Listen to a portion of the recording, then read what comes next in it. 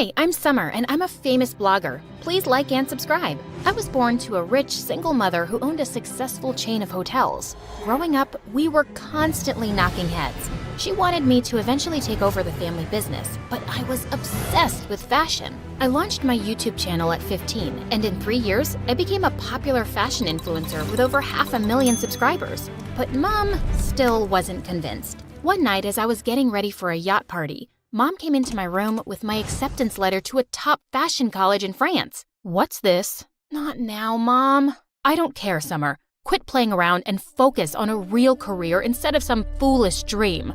I'm not paying for this. I don't need your money. I need you to start taking me seriously and understand that I want to do this. Why couldn't she just support my dreams? I was so relieved to see my boyfriend Charlie at the party. But 5 minutes into the event, he dragged me into a corner. Listen, babe, I don't think it's working out between us anymore.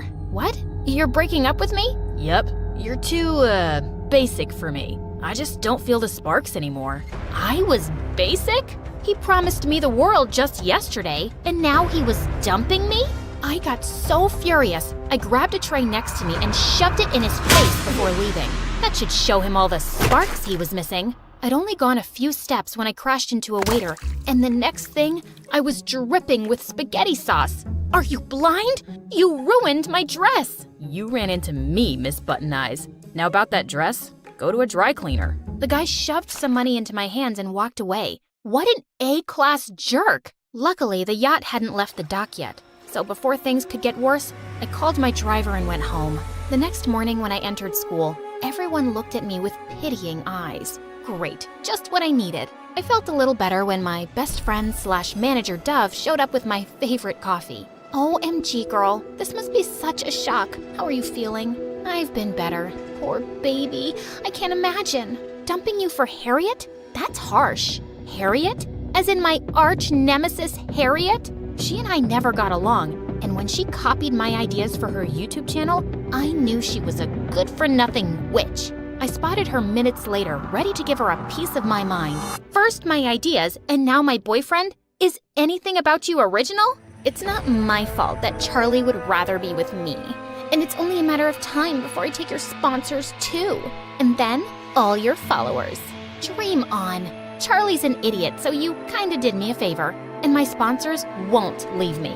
I have them wrapped around my fingers, and my followers practically kiss the ground I walk on. Of course, I didn't mean a word I'd said. It was only to piss off Harriet. Besides, I was focused on building my college fund since Mom refused to pay for it. I had my savings, and soon I'd have enough to put me through with my new sponsorship. But the very next morning, my world exploded. Someone had hacked into my account and posted my conversation with Harriet. I quickly deleted it, but the damage was done.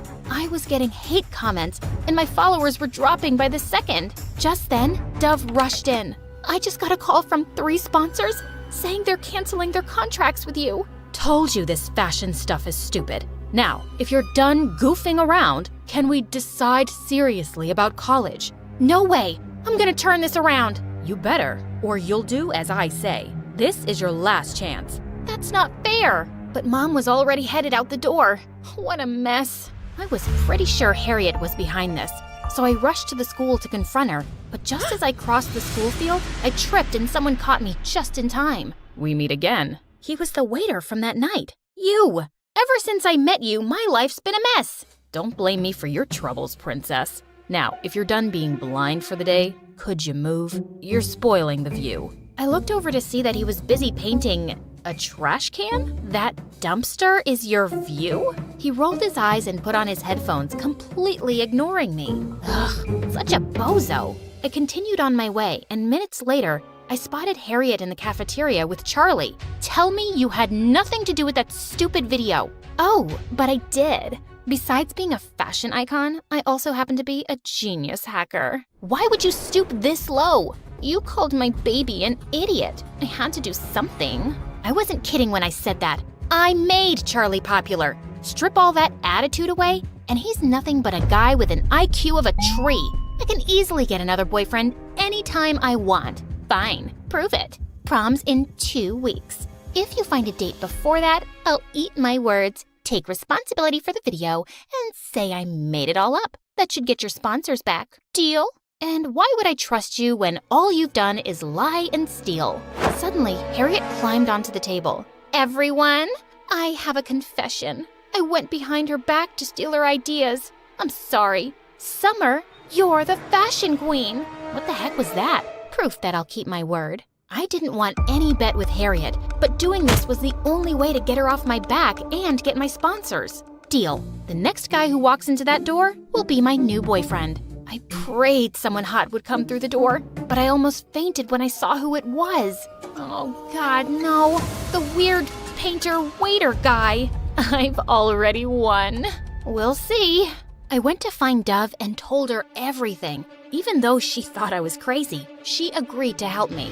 Dove was the student body president, so she could get me all the information I needed on him. His name is Martin. He transferred to our school last year and runs the school's art club.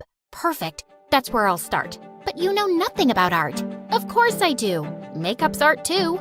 I decided to put my plan into motion by visiting Martin's art club. It was just him and 2 other guys staring at me like I was a piece of cake. Lost your way, princess? Call me Summer, and I'm here for my art class. Wow, did you paint that? It's amazing. It's a dot. It's the prettiest dot I've ever seen. Why are you really here? Fine. I was looking for you. Why? I want you to go out on a date with me. The boys in the room fell silent. I know you think we're all pathetic, so please go and bug someone else with your jokes. I'm not interested. Before I could say anything, he just packed his stuff and stormed off. So rude. I'm available. Ugh, as if. Later that day, Dove and I spent hours planning my next move. Just follow him around. You'll find something that you could use. I took her advice, and later when I saw him leaving the school, I followed him. I saw him park his bike near a cafe. I got down and peeked from the window to see him hugging a girl my age.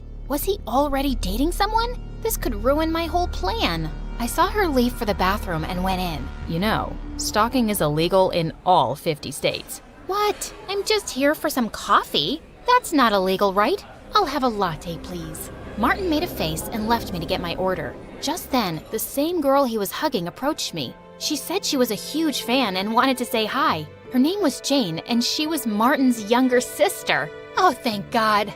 As we chatted, I realized how different the 2 siblings were. She was so sweet and nothing like her sour brother. Their father was a sailor and was often away, so they lived with their grandmother and helped her run the coffee shop. Don't you have work to do, Jane? And you, here's your order. Take it and go, won't you? Slow down, tough guy. We're having a conversation. I'll pay for her time. Unlike you, some of us have to work to get money. I work hard too, you know. It's not easy to follow your dreams when… Ugh, forget it. I just turned and left. I wasn't going to allow him to talk down to me. I'd only taken a few steps when I remembered I had to make him date me to win that stupid bet. Ugh. Just then, Martin caught up with me. Hey, I'm sorry. That was uncalled for. So does that mean you'll go out with me? Why? You haven't noticed me in a year, so why now? Because I find you interesting. Think of this as an apology for not noticing you. Since you won't leave me alone, fine, but I'll pick the place. Deal. We exchanged numbers, and I left feeling proud of myself. Soon after, Martin texted me the address and asked me to come there at 6 a.m. sharp. Who wakes up that early on the weekend? But I had no choice, so I arrived 5 minutes early at some random dock. Suddenly, I spotted him working on one of the boats, shirtless, with the abs of a Greek god. Yummy crackerjackers. You're early. Yeah. So what's the plan? He reached his arm out to help me into the boat. As soon as I took one step, I stumbled, and Martin pulled me close to keep me from falling. You wanted a date, right? So let's take you on one. On a boat? They're kinda unlucky for me. So you're backing out, scaredy cat? Scaredy cat my butt. Let's do this, sailor boy. Martin smirked at me as we untied the boat and set out onto the water. So you're a painter, sailor, waiter, anything else I should know? You ask too many questions. You never ask any. What do you want to know? You paint all the time, but no one has ever seen any of your finished stuff. Why's that? I paint to escape the world, but I don't think I'm ready for people to see it. It's my passion, not my career. Why not? If you're good at it, it should be your career too. Not everyone has your confidence, fashion queen. So, you've seen my videos, huh? I have a sister, remember? We laughed and talked more before he dropped me back. That entire night, I couldn't wait to go to school and see him again. He was nothing like I'd imagined. Soon after, Martin and I were always together. We would talk for hours, and once, he even agreed to paint me for one of my videos. My followers couldn't get enough of him. Is he your new boyfriend? He's so much cuter than Charlie. I didn't confirm the rumors, but my numbers were rising, and Harriet was not looking happy. A few days later, we had an art exhibition in our hotel, and I invited Martin. I was over the moon when he agreed, but when I saw him, I was blown away. Wow, you clean up well? Even nerds can look good. And you? I know. I showed him around, and we were having a great time, till Mom interrupted. The Dean of Yale is here. Go meet him and be nice. Can't, Mom. I'm in the middle of a conversation. Mom gave me a stern look, but I took Martin's hand and walked into the garden. What was that about? Nothing. Just Mom being Mom. She wants me to take over the family business, but I have no interest in it. My YouTube channel means everything to me. It's what I'm good at. I'm not giving up. I think you're brave. Suddenly, I felt Martin's hand in mine, and my heart started racing. Let's get out of here. Where are we going? You'll see. In a couple of minutes, we were parked outside his cafe. He closed my eyes and led me inside. Are you planning on kidnapping me? Another side passion? Just wait for it. You're the first person who's ever come down here. After my mom. I opened my eyes to a room full of phenomenal paintings. You did these? They're amazing. People should know how talented you are. You should do an exhibition. I'll talk to my mom. Right now, all I wanted was for you to see them. I never thought I'd say this, but Summer, I like you. I felt my stomach doing wild spins as Martin bent down to kiss me. But just then, I snapped out of it and pulled away. I gotta go. Wait, did I say something wrong? No, you didn't. It's just late. I'll see you in school. Bye. I ran as fast as I could to get away from him. I was head over heels in love with this guy, and he was perfect. But I was lying to him, and that was wrong. I told Dove about what had happened the next day. You have to talk to him and explain the situation. I'm sure he'll understand that you made a bet to save your channel. What if he doesn't? It'll break his heart. He needs to know the truth, Summer. Dove was right, and I had to do it right away. As I walked into the cafeteria later looking for him, I found Martin on his knees with a banner, asking me out to prom. Martin, there's something I need to... Oh my God, Summer, that's so cute. I turned around to see Harriet walking in our direction. Go away, Harriet. What's your name? Sharton? No. Farton? Oh, I remember. Martin, right? Congratulations, dude. Your girlfriend just won a bet. Shut up, moron. Am I missing something? You don't know. Your girlfriend here just placed a bet that she could make anyone her boyfriend. And well, you just ended up being the random dude she picked. Don't you feel special? Don't listen to her. She's just an idiot. Oh, but I'm smarter than you think. Harriet pulled out her phone and played an audio clip of me and Dove talking about how I'd made a bet to save the channel. So, I was a bet? I thought you actually liked me. I should have known. This was too good to be true. Wait, I can explain. I felt my heart crush as he stormed off furiously. I tried to call out to him, but he ignored me completely. Well, that was embarrassing. But a bet's a bet, and I'm a lady of my word. I'll tell everyone I'm a genius hacker and I was behind the video. I felt like I didn't even care. All I cared about was losing Martin. Harriet actually kept her side of the bet, and I got almost all of my sponsors back, but nothing made me happy anymore. I even planned on skipping prom, but Dove forced me to get dressed. Just then, Mom walked in. So, guess you got your sponsors back, but not the right time, Mom. I just came here to tell you, I'll pay for your fashion school. You've worked hard, and you deserve a shot. Let's see how good you are. I couldn't believe my ears, and I realized that if I could change her mind, I could do the same for Martin. All I needed was a chance to make him hear my side of the story. I hugged Mom tight and rushed to his cafe, but it was closed. I called his house, and his grandmother told me that his father had shown up and they were leaving for a sailing trip for a year. It'd be too late by then. I rushed to the docks and was just in time. Wait, you can't take that. That's my portrait. I made it, so it's mine. What are you even doing here? Don't you have a prom to get to? Not without my date. Too bad. You should have thought about that before lying to me. I know, but I was afraid to lose you. I thought it mattered what people said, but after meeting you, I only cared about how you felt. I'm sorry, I was stupid, but I love you, Martin. You really mean it? Of course, I love you, you weird waiter painter guy. Then I guess I'll stay. He pulled me in for a kiss, and it was worth the wait. I'd been avoiding this all night, but it was time to face the truth. I was standing in the middle of the dance floor at the winter formal, surrounded by two of the most popular boys in school, Nicholas and Isaac. Nicholas gave me flowers. Isaac jumped in front of Nicholas and started singing me a love song. Nicholas threw a glass of punch in Isaac's face, then gave me a diamond necklace. Both of you, get away from me! How many times do I have to tell you I don't love you? But we shared a chicken sandwich. I gave you half my fries. What about me? We walked on the beach under the moonlight and kissed under the stars.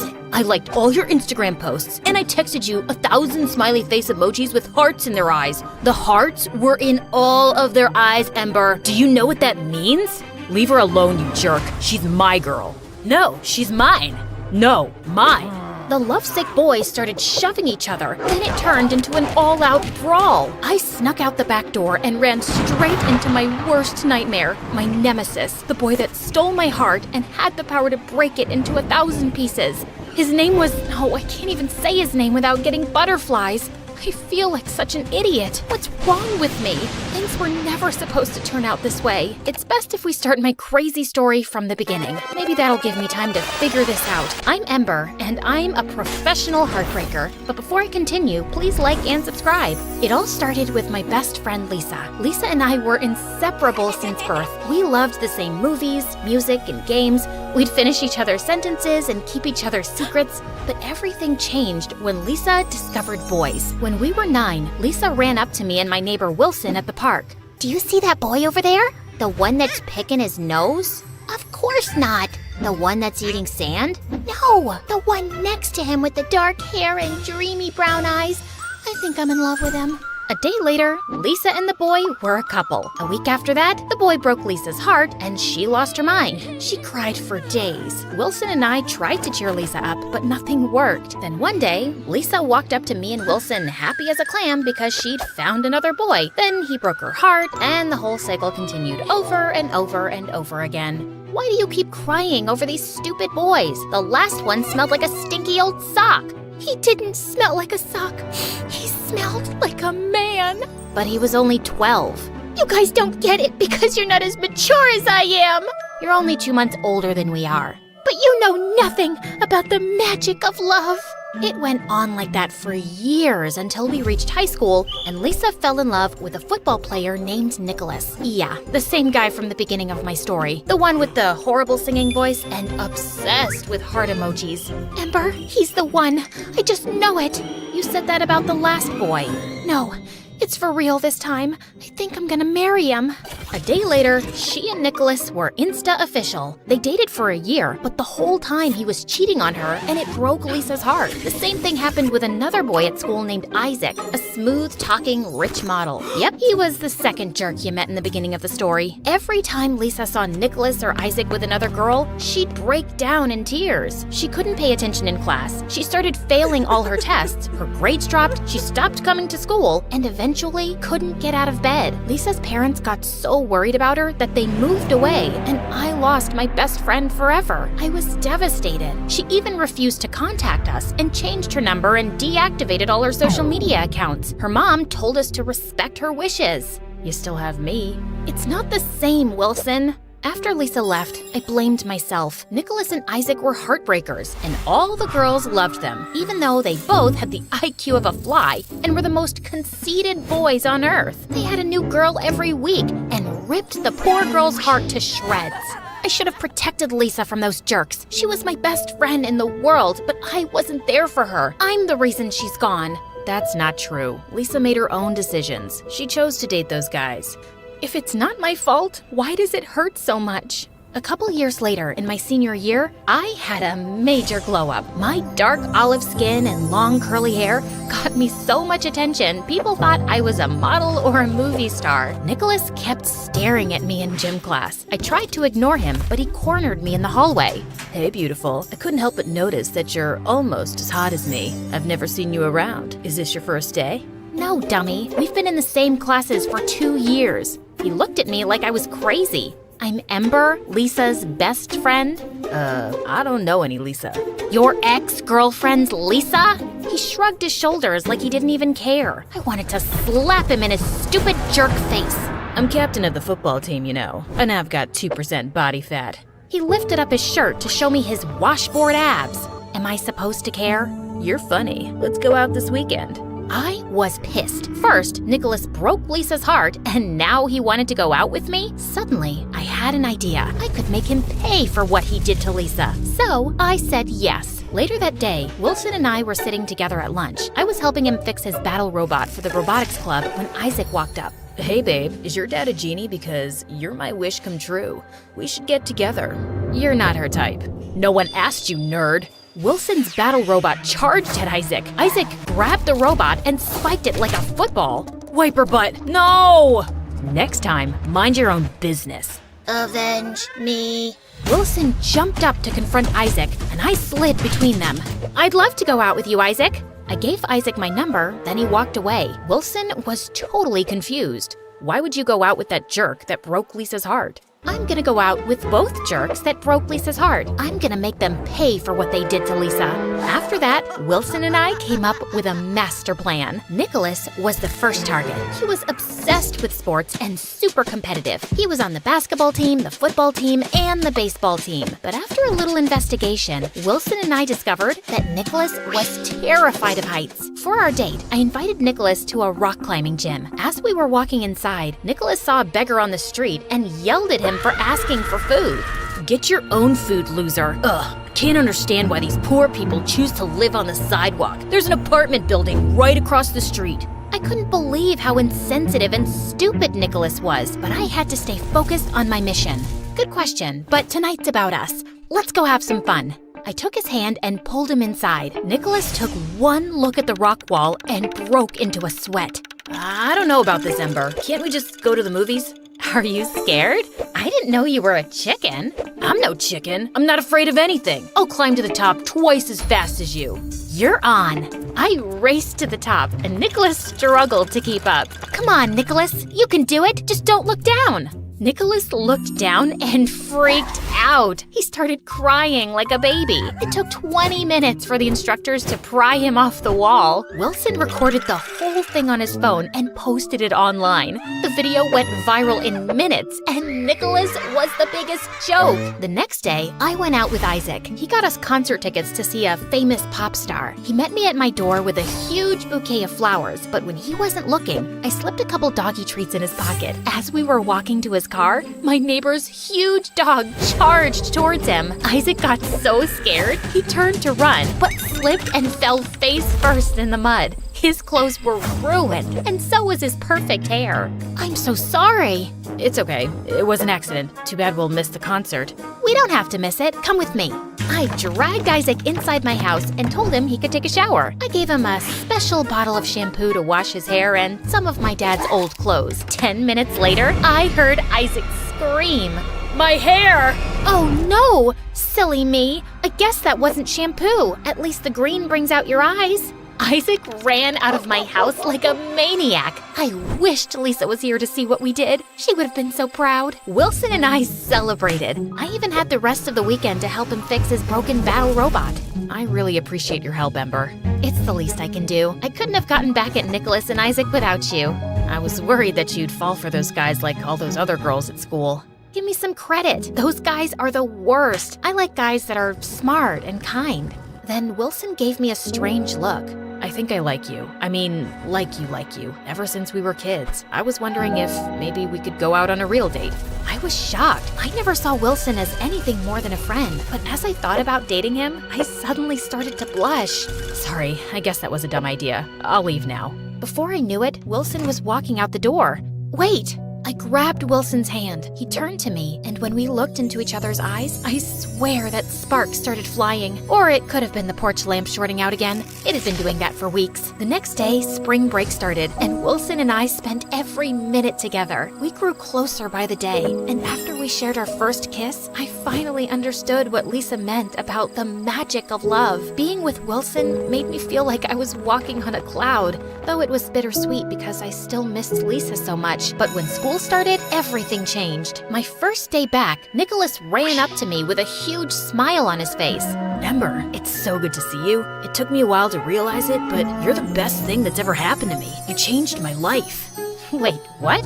I was totally shocked. I thought Nicholas hated me. You gave me the courage to face my fear of heights, clowns, and strawberries. You're afraid of strawberries? It's the seeds and their pointy ends. They could take an eye out, but that doesn't matter anymore. I've conquered all my fears, and now I'm unstoppable. I'm a new man, and I think I like you. Then Nicholas kissed me on the cheek and waltzed down the hall. After school, Isaac ran up to me in the parking lot with his bright green hair. He hugged me and spun me around. Babe, you're amazing. My hair is a hit. I booked 10 modeling jobs over the break. I wanted to call and tell you, but I was so busy. You're my good luck charm. Before I could say anything, Isaac kissed me. Then, out of nowhere, Wilson and Nicholas appeared. Wilson stared at me and Isaac in total disbelief. Nicholas got so mad, he grabbed Isaac and punched him in the nose. Get your hands off my girl. She's not your girl. She's the love of my life. Then I saw an amazing opportunity. My mission wasn't complete. That night, I told Wilson about my new plan. Our mission isn't over. I'll go on a few more dates with Nicholas and Isaac. I'll make them compete for my love. And when I know I've got them hooked, I'll rip their hearts to shreds. I'll just need you to... What about us? We'll keep our relationship a secret until after I break Nicholas and Isaac's hearts. You're not making any sense. I'm your boyfriend. I can't just sit back and watch you date other guys. We have to complete the mission. I don't care about the stupid mission. What are you saying? It's me or them. I chose the mission. I couldn't back off now. It was too important. I owed it to Lisa. After that, Wilson and I broke up. I kept dating Nicholas and Isaac and made them compete for my affection. It was funny seeing them try to one-up each other to win my heart, but every time Wilson saw me with them, he gave me the saddest looks. What are you staring at, nerd?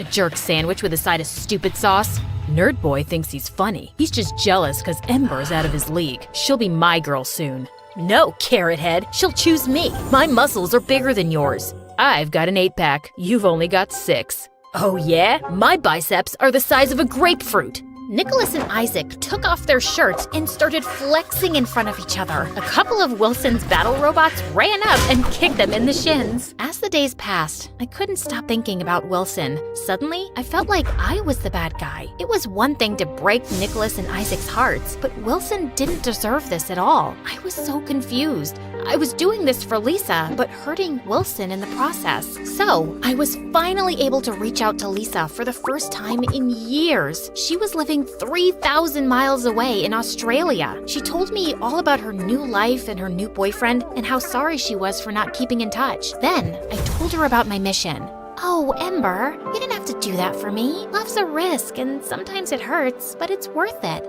I was trying to break those heartbreakers' hearts and broke Wilson's along the way. I feel like a hypocrite trying to teach those guys not to play with a person's emotions while I was doing the same thing. You made a mistake, and that's okay. We all do. Now you just have to fix it.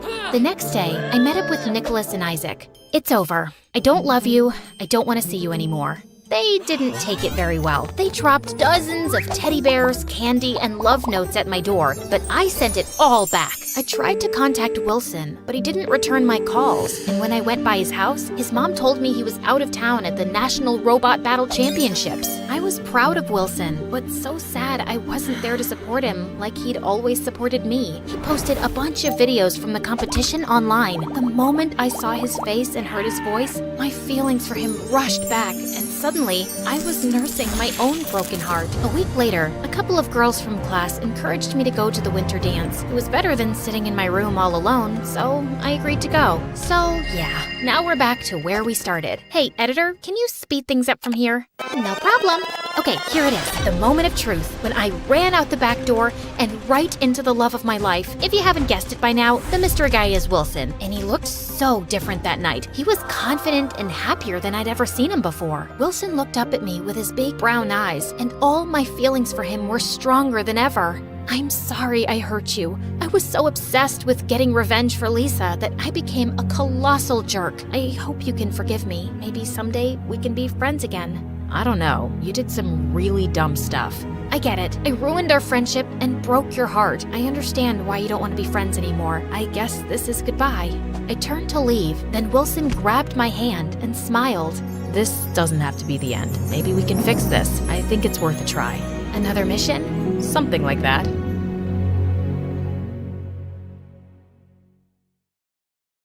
Hi, my name is May, and I live in Florida. My parents were both lawyers, so they were mostly away for work, and that left me alone with my little sister June. June was a little different from other kids because she didn't have an arm below her left elbow, but I never let her feel any less about herself because of that. Growing up, I made sure she was loved to bits, especially with my parents being away often. I took care of everything, from feeding her, bathing her, to taking her out for rides. But then once when she was 4, Mom took us to the shopping mall. While Mom was in the changing room, another woman with a little kid came there, and the kid started screaming when he saw June. Freak! She's a freak! She's so scary, Mommy. She's gonna eat me just like she ate her arm. OMG, this kid was frickin' crazy. I immediately tried to hush him so June wasn't scared, but then his mom went all bonkers on me. How dare you lay a hand on him, you crazy girl! My baby is all scared. That made me so mad. That's enough, you ugly lady. There's nothing wrong with my sister, and you people should be the ones to leave because you're morons. Mom rushed us out of there before I made a bigger scene, but June always looked sad after that incident, and that's when I had an idea. I asked Mom and Dad to get a prosthetic arm for June, and they agreed. Oh, wow! This is so cool. Now I look just like you, May. She hugged me tight, and I was the happiest to see her smile. Soon after, she joined her new school, but on the very first day, she came out crying when we went to pick her up. June, what's wrong? What happened? The other kids, they laughed at my arm and made fun of me. I don't want to go back,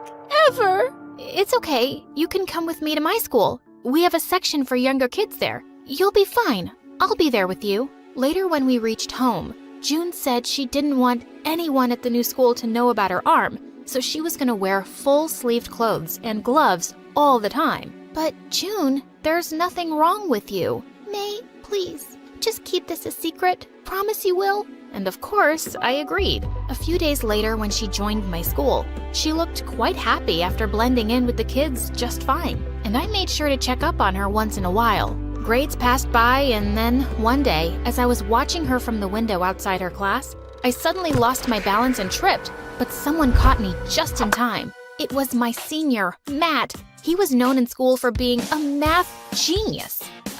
Thanks. I would have fallen so hard if it wasn't for you.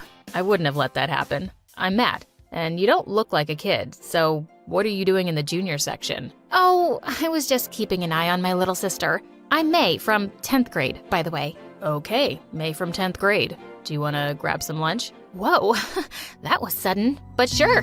We had lunch together, and I had a really great time talking with him. I was looking forward to it again. But the next day, a senior girl showed up instead of Matt and splashed a full cup of coffee in my face. You witch. This is your last warning. Stay away from my boyfriend or else. Are you crazy? And who's your boyfriend anyway? Oh, don't act so innocent now. I know you're trying to steal Matt away, but I won't let that happen on my watch. Well, you're crazy to think that. We just had lunch once. I don't even know him that well. Oh, and you had lunch with him without knowing him, you witchy gold digger. Oh my God, she was a psycho. Before I could even reply, she jumped onto me. We both broke into a wild fight and ended up in a pile of food on the food counter. And we ended up in detention. But the very next day, I found June crying in the playground as Jessie and her friends were dumping all the things from her bag into the garbage bin.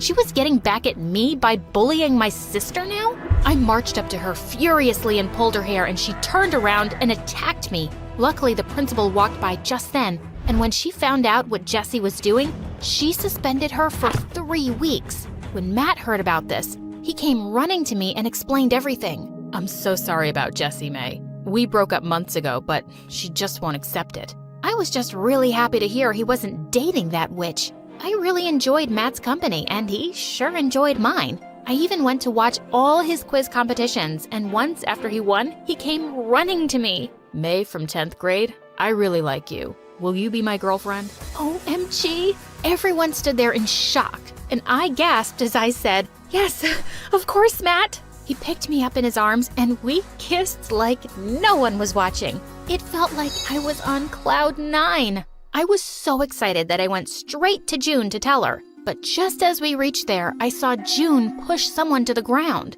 "June, what are you doing?" As soon as she saw me, she came running to me. "Oh, May, those mean girls were pushing me around, so I just pushed them back. You told me to be strong, right? Did I do something wrong?" "Oh, no, June. You stood up for yourself. I'm proud of you. But they're saying they'll report me to the principal. Am I in trouble?" "Oh, no, you're not. You just wait right here." I went straight to the kids and screamed, "If any of you says anything to my sister, I'm gonna toss you like juggling balls in the air. Got it?" The kids nodded in horror, and June and I high-fived as we left. And then I told her about Matt, and she had the best reaction. After that, Matt and I started hanging out together all the time. On my 15th birthday, Matt decided to throw me a huge party at his house, and I had so much fun there. We danced till our feet hurt, but by the time I reached home, it was pretty late. I saw June sleeping on the couch, and there was a cake on the table and balloons all over the walls. Then I gently woke her up. "Hey, sweetie, I'm so sorry it got so late." "May, you're back." And then she looked at the clock, all sad. "It's 12:45. Your birthday is over. Where were you? We always celebrated together." And she furiously walked away from me. I felt so terrible. I totally forgot she must be waiting to surprise me. So I decided to make it up to her. I planned a theme park trip for the 3 of us, and June was super excited about it. When we reached there, the first thing she wanted was ice cream, but the stall was really crowded. "Matt, just stay with her for a while I go get us some ice cream, okay?"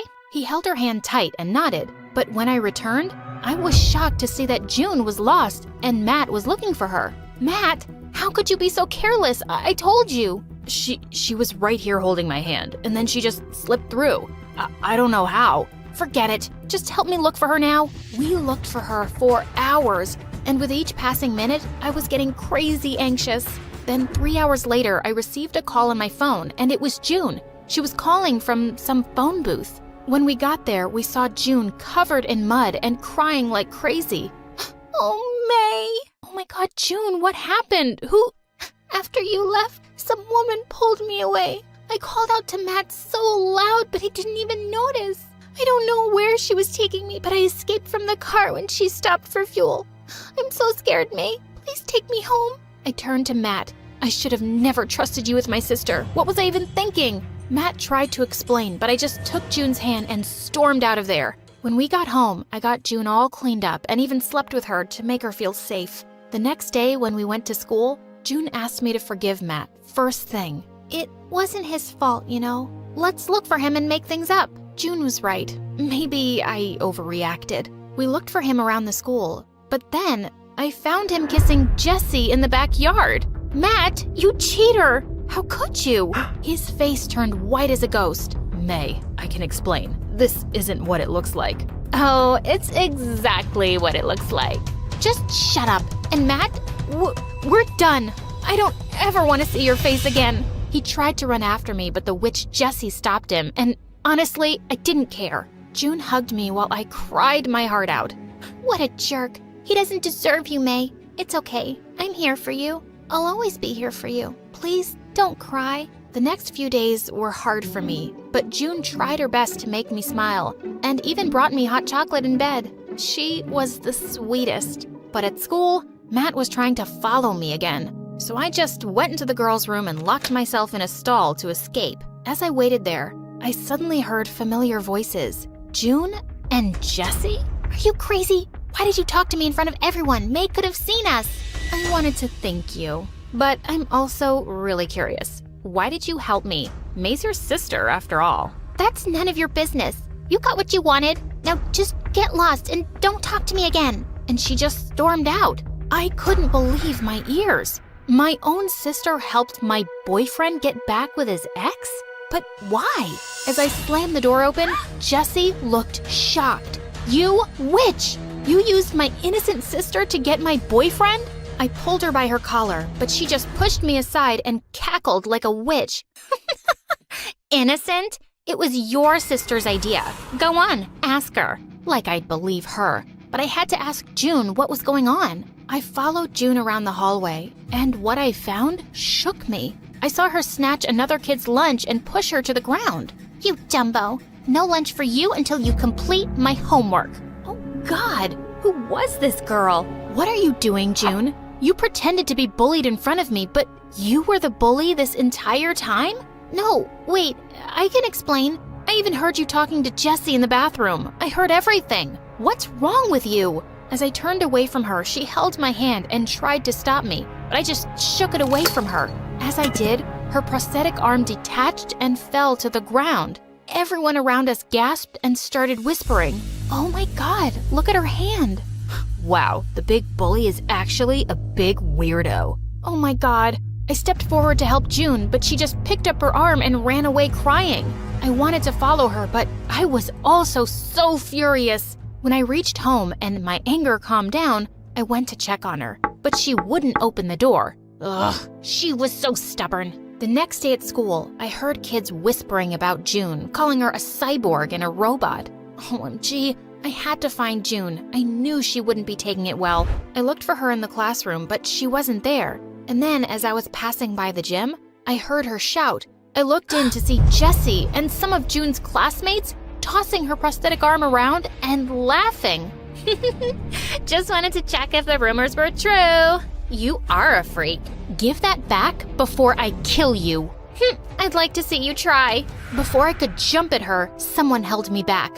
It was Matt, and standing next to him was the gym teacher looking furious. He screamed at Jessie and the kids that he'd get them expelled and marched them straight to the principal's office. June, are you okay? Oh, May, Matt, thank you for saving me. And I'm sorry, you guys, For everything. I'm sorry too. It was because of me that the kids knew about your arm. But June, why did you bully them in the first place? Because I was scared. After I was bullied at my previous school, I didn't want to be hurt again. So I had to be the bully, like the cool kids. But June, that's wrong. These kids aren't even cool. They're evil. Look what they did to you. Also, you turned against me and Matt too. Why? Because you were replacing me with Matt, so I just wanted to get rid of him. At the theme park, he didn't let go of me. I ran away, and I asked Jessie to kiss him. I just wanted you to break up with him and love me.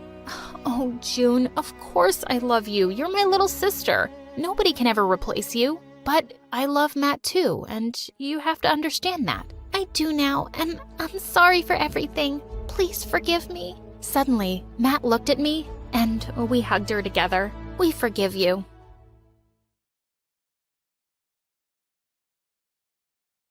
Hello, I'm Lily from Estonia. I grew up in an orphanage with my brother Joe. He's 2 years older than me, and we're total opposites. But before I continue, please like and subscribe, and you might get a kiss from your true love. My big brother Joe had shiny blonde hair and blue eyes, and he always got all the attention. Look at this gorgeous kid. He's so beautiful. But I was the opposite. I had dark hair and dark brown eyes, and my skin wasn't as fair, and no one ever said I was pretty. They hardly noticed me at all. Joe was tall and outgoing, and everybody liked him. I was short for my age, and the mean girls loved to tease me. Aw, poor Lily. She's just so ugly. How does it feel to be a loser with a perfect brother? But Joe always had my back. Maybe you should learn to respect others.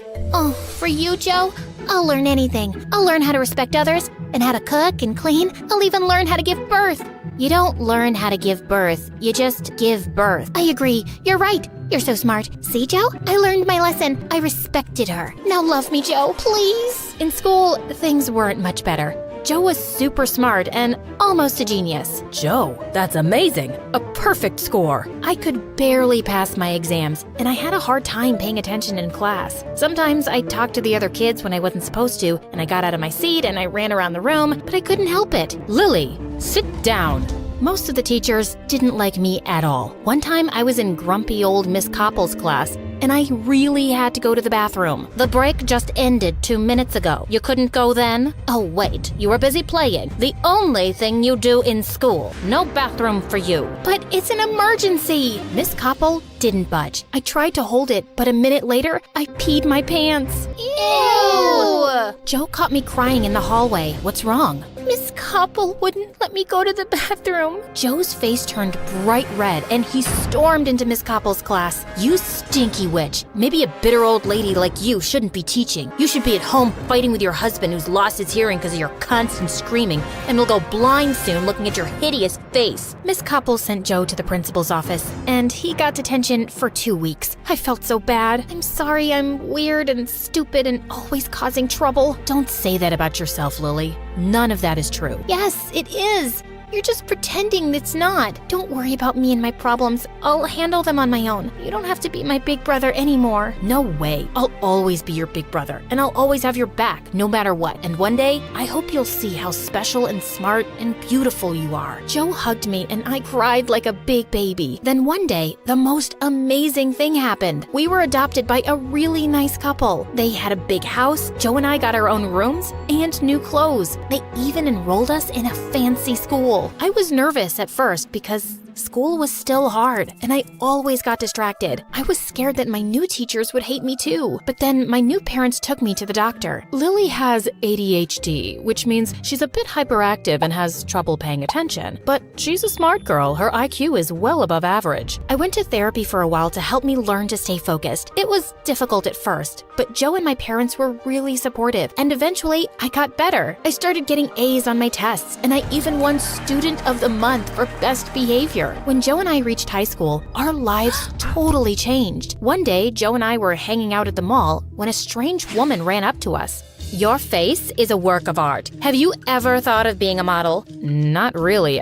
Stick with me, darling. I'm gonna make you a star. The woman was a modeling agent. Joe signed a contract with her, and soon, every other weekend, he was doing photo shoots all over the city. My life was much better too. My grades were at the top of my class, I had a bunch of new friends, and when I looked in the mirror for the first time, I liked what I saw, especially since my mom always told me how pretty I was and that I should love myself just as I am. I had a newfound confidence, and everyone noticed. Even though Joe and I weren't together all the time, we were still close. We had our own lives, and that was okay. We were always there for each other. Then one day, our dad got a new job and we moved across town. Another family, twice as rich as my parents, lived next door, and they had a daughter my age. The moment Joe saw her, he started acting strange. He was really dying to meet her. Oh, love at first sight? Something only beautiful people do. Why don't you just go over there and say hello? Just say hello? It's not that easy. It has to be just right. She's my destiny. She's my true love. We're meant to be. We started thinking of ways to make them meet. What made it harder was that she was homeschooled. We saw a lot of sophisticated teachers coming and leaving the house. Joe took one of my shirts and went to her house, pretending he found it in the yard and it belonged to the girl. But a maid opened the door and took it, then slammed the door in Joe's face. One time, I saw the mystery girl leaving her house, and I started calling out random names. Emily, Sarah, Anna, Amber. But she still didn't look up. A couple of weeks passed, and I thought Joe would have moved on, but he was still determined to meet this girl. He hatched a new plan every day, but none of them worked. I needed a break, so I snuck off to the park to sketch. As I was sketching an oak tree, I heard someone walk up behind me. I turned to see a cute boy smiling at me. Those are pretty good. Your shading and detail are amazing. I froze. I'd never shown anyone my drawings before. I'll show you mine if you show me yours. The boy's name was Ryan. He was a couple of years older than me, and he was a talented artist. We talked for hours. Every time he looked into my eyes, my heart skipped a beat. Geez, I'm sorry. I didn't realize it was so late. I have to go. Maybe we could meet up tomorrow and, talk about art? Sorry, I can't. I was such a dork. What was I thinking? Asking a cute boy like Ryan out. He must already have a girlfriend. I wanted to crawl into a hole. It's okay. Sorry I asked. No, it's not like that. I'd love to see you again, but I'm leaving for New York tomorrow for art school. My heart sank. This doesn't have to be goodbye. Ryan pulled out one of his sketches from his notebook. He wrote his phone number on the back and gave it to me. I want you to have it. I can't take this. You can give it back when I see you again. On my walk home, every time I thought about Ryan, I couldn't help but smile. I turned the corner onto my street, and then I saw something insane. The mystery girl was scaling the side of her house like a cat burglar. I hid behind a tree and texted Joe, but then the girl came charging at me like a maniac. She tried to grab my phone. Give it to me. Let go, you crazy girl. My phone slipped out of my hand, fell to the ground, and broke. I was so mad. I turned to yell at her, but then she started bawling like a big baby. I'm sorry about your phone. I just didn't know what to do. Her name was Sophia, and her parents made her break up with her boyfriend because he was poor. They won't let me see him or talk to him. My heart's been ripped to pieces. It hurts so bad. Please, make it stop. Don't cry. Things will be okay. How? Thankfully, Joe walked up just then. Sophia took one look at him and got all googly-eyed. Then she got confused. I can't do this. Sophia pushed Joe and ran away crying. The next day, Sophia showed up at her door. What I did to you wasn't cool. I was having a hard time. If you don't mind me asking, what's wrong? Well, I'm broken. Excuse me. If I could just squeeze past you. Each time life smiles at me, bad things happen shortly after. I fell in love with our gardener's son. It was a secret because I knew my parents would never approve. I don't know how, but they found out and things got really bad. I'm so sorry. If you could just step to the side a bit, I could get out of your way, and they fired him and his father and forced me to break up with him. Then they took my phone and homeschooled me for a while. My dad is an important politician, and he can't risk his reputation. And now, every morning, I wake up in a puddle of tears. That's so sad. Yes, very sad. I've got an idea. Why don't you two be friends? It might make you both feel better. Over the next few months, Joe and Sophia started getting closer, and so did our parents. Joe started dressing in expensive clothes, buying Sophia fancy gifts, and he'd brag to Sophia and her parents about how much money he made modeling. Once, Sophia's parents invited us for dinner. Oh, neighbors, you have such a strong, confident, independent young man. I bet girls are fighting over him all the time. Yes, but I have eyes only for one girl. As Joe looked at Sophia and she blushed, everyone noticed the two and smiled. Oh, this is wonderful. We've been so worried about Sophia. I'm so happy she's found someone like you. We had to protect her, you know. She was tricked and manipulated by a dirty, poor boy that stole her heart. Ugh, poor people. You can't trust any of them. They're all liars and cheats. That's not true. Oh, you sweet, naive girl. You'll learn soon enough. Then Sophia's parents laughed at me, like what I said was some big joke. I'm not naive. You're just wrong. Joe and I used to be poor. We're not liars and cheats. We're not dirty, and we're not bad people. Joe's an exception, of course. Who knew an adopted orphan could be so perfect? You guys hit the jackpot with your son. Your daughter, well, she's now Sophia. Oh, you're right about that, honey. Joe lowered his head. My parents looked away, and I was about to explode. What's that supposed to mean? Thank you for the meal. We must get going. When we got home, my parents sat me and Joe down for a talk. Joe, we don't want you seeing Sophia anymore. No, that's not happening. I love her. You can't tell me what to do. Stop yelling at Dad. Son, what her parents said about your sister is unacceptable. They were just joking. They're really nice once you get to know them. Are you blind? Sophia's parents are jerks, and ever since you've been hanging out with them, you've changed. If I have to impress Sophia's parents to get their blessing, then I'll do it. True love is worth it. But you wouldn't know anything about love. You've never had a boyfriend and you look like you sleep in a trash can. Don't talk to your sister like that. That's enough. No more Sophia, and that's final. Then Joe got mad and shoved Dad. Dad fell and hit his head hard on the table. Dad! I rushed to Dad's side. He was really hurt. Mom called the ambulance. Then I looked up and saw Joe. I'm sorry. Joe ran out of the house. Dad had a minor concussion, and we spent the night in the emergency room. By the time we got back home, all of Joe's things were gone. We heard from the neighbors that he and Sophia moved into her parents' villa in Paris. Dad was weak after the injury, so I helped him out at the office. Staying on top of my schoolwork and helping Dad was tough, but I enjoyed spending more time with him. My parents and I tried calling Joe, but he never answered, which made me really sad. My new friend Ryan always found ways to cheer me up. He sent me funny sketches and MSA videos. One summer, he came back to town and we sat under the oak tree. We saw a boy and a girl playing on the swings, and I started to cry. What's wrong? I miss my brother. He was my best friend and always had my back. I'm scared I'll never see him again. He's your brother, and he could never stop loving you. I'm sure he'll come back to you one day. Then Ryan handed me a sketchbook and I drew a picture of me and Joe. Ryan encouraged me to study art, and eventually I started selling my drawings. 5 years later, we got married in a small ceremony in our backyard, and soon after, we had a baby. But there were complications. I felt this horrible pain and the machine started to beep. As the doctors raced to save me, I cried out, "Joe, my brother, Joe, come to me." Then I fainted. I woke up from a coma 2 days later, and when I opened my eyes, I saw Joe and Sophia sitting beside me with tears in their eyes. "Joe?" Yes, Lily. "Is that you?" Yes, I'm here. I'm sorry, Lily. I'm so sorry for everything.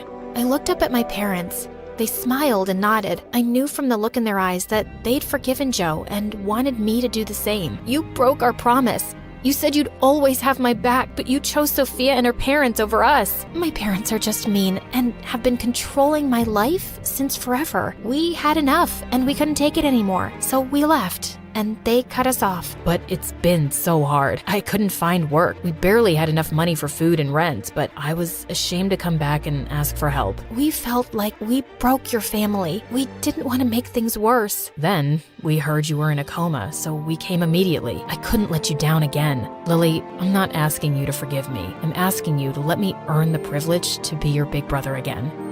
"You'll always be my big brother. I just wanted to see you. I would have helped you no matter what." Then Joe hugged me and I hugged him back.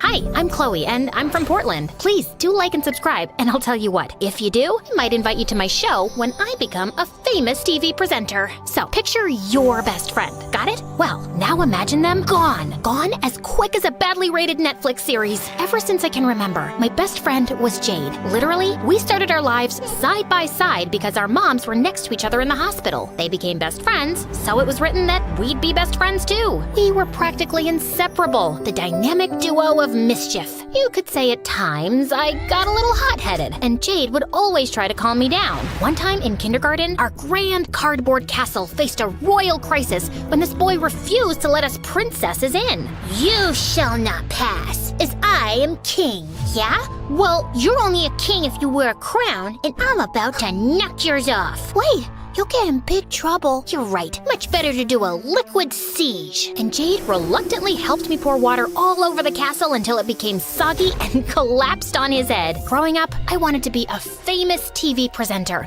Think Jimmy Fallon or Ellen DeGeneres, but funnier and cooler. Although Jade hated doing it, she always listened to me no matter what. "You're the K-pop star of the moment. Everybody wants to know your deepest and most personal secret. Please, say it looking straight at the camera. If you can cry, that would be great too. Don't you want to interview the president instead? Does he have a new double padlocked Balenciaga bag? I think not." One time, when we came home from school, our moms were arguing loudly. They stopped when we walked in. Oh, hi kids. Good day at school? Jade, we're going. But Now. And just like that, they stopped talking or going around each other's houses. "Mom, come on. Whatever it is, it'll blow over, right?" She's just not the person I thought she was. Jade and I didn't pay much attention to them. We had to deal with the usual high school stuff. There were heartbreaks. He asked Bailey to the dance. Bailey! You can do better. I heard he doesn't bathe. Paranoia. What if I freeze and no words come out? Then I pee myself and everyone laughs at me? You're just getting a soda. Complete meltdowns. How am I supposed to remember all this stuff? This is just torture. You could be the first person to sue the school. Nah, who cares? I'm gonna be rich and famous anyway. Jade was always there for me, and I figured we'd be besties forever. But as it turns out, I was wrong. One day, I raced to school because I wanted to show Jade my updated show reel, but she wasn't in. So I texted, and I could see she read it, but didn't reply. It's cool. She's probably ill. Or maybe her mom took her out of school again. Oh yeah, she does that sometimes. For yoga or something. And Jade hates it. Anyway, by the evening, still no reply. Not even a quick, "Hey, I'm alive" text. The next day, she wasn't in school either, or the next, and nothing was on her socials. Not that she posted stuff anyway. Did aliens abduct her? Is she going through a phone detox? Did I do something wrong? I have to find out. By the time I got to her house, I was angry and preparing what to say. See this friendship bracelet? Given that you don't care about our friendship, I'm gonna rip it off and burn it. But when I went to knock on the door, I realized it was already open. To my shock, the place was empty. I mean, furniture gone, belongings gone, even wallpaper gone. It was as if nobody had ever lived there. I ran up to Jade's room, completely empty too. Then I heard the door downstairs open and bang shut. Someone else is in the house. I sneaked a look over the banisters and saw this scary-looking man with a shaved head and a daisy tattoo on his hand. He was stuffing some paperwork in his pocket and knelt by a section of an open floorboard. I got it, boss. But just then, I stubbed my toe, and I couldn't help but make a noise because of the, oh yeah, excruciating pain. I heard the man start to come upstairs, and luckily, I knew that there was a way out of Jade's bedroom window via an oak tree. My heart was pounding as I climbed down, and when I looked back to the house, I saw the scary man scowling at me from Jade's window. I ran home so fast and told Mom everything. Jade and her mom have gone. What did you and her mom fall out about? It was nothing. People change and grow apart. It's how it is. I thought that was really weird, as they'd been as close as Jade and I could never imagine falling out with Jade like that. Soon after that, I was taking out the trash, and there I discovered a scrunched up lyre with daisies on it, just like the tattoo the scary man had. I didn't say anything to Mom because I knew she'd make me stay away from it. But hey, a good presenter is always ready for action. The website on the flyer was a place called Harmony Farm. It looked like one of Jade's mom's yoga trips, but weirdly, there was no phone number or address. A place called Harmony Farm can't be that bad, can it? I figured Jade was okay and would be back in contact soon. After all, we are best friends. But weeks went by and still no contact. I was angry, but when this bully tried to trip me in the canteen, I didn't unleash my inner Hulk with the help of an image of Jade scolding me. No, you'll get in trouble. Then Mr. Triple-Lot turned lunch into a chaotic circus with flying milkshakes and frosted donuts in all directions. Enough is enough. Hey, knock it off. People just want to have lunch. What's it got to do with you, weirdo? You're such a weirdo. Always talking alone and interviewing a mirror. No wonder your friend bailed on you. Oh, that was it. I grabbed his tray and sent it on a gravity-defying journey to the other side of the canteen. Cue the applause.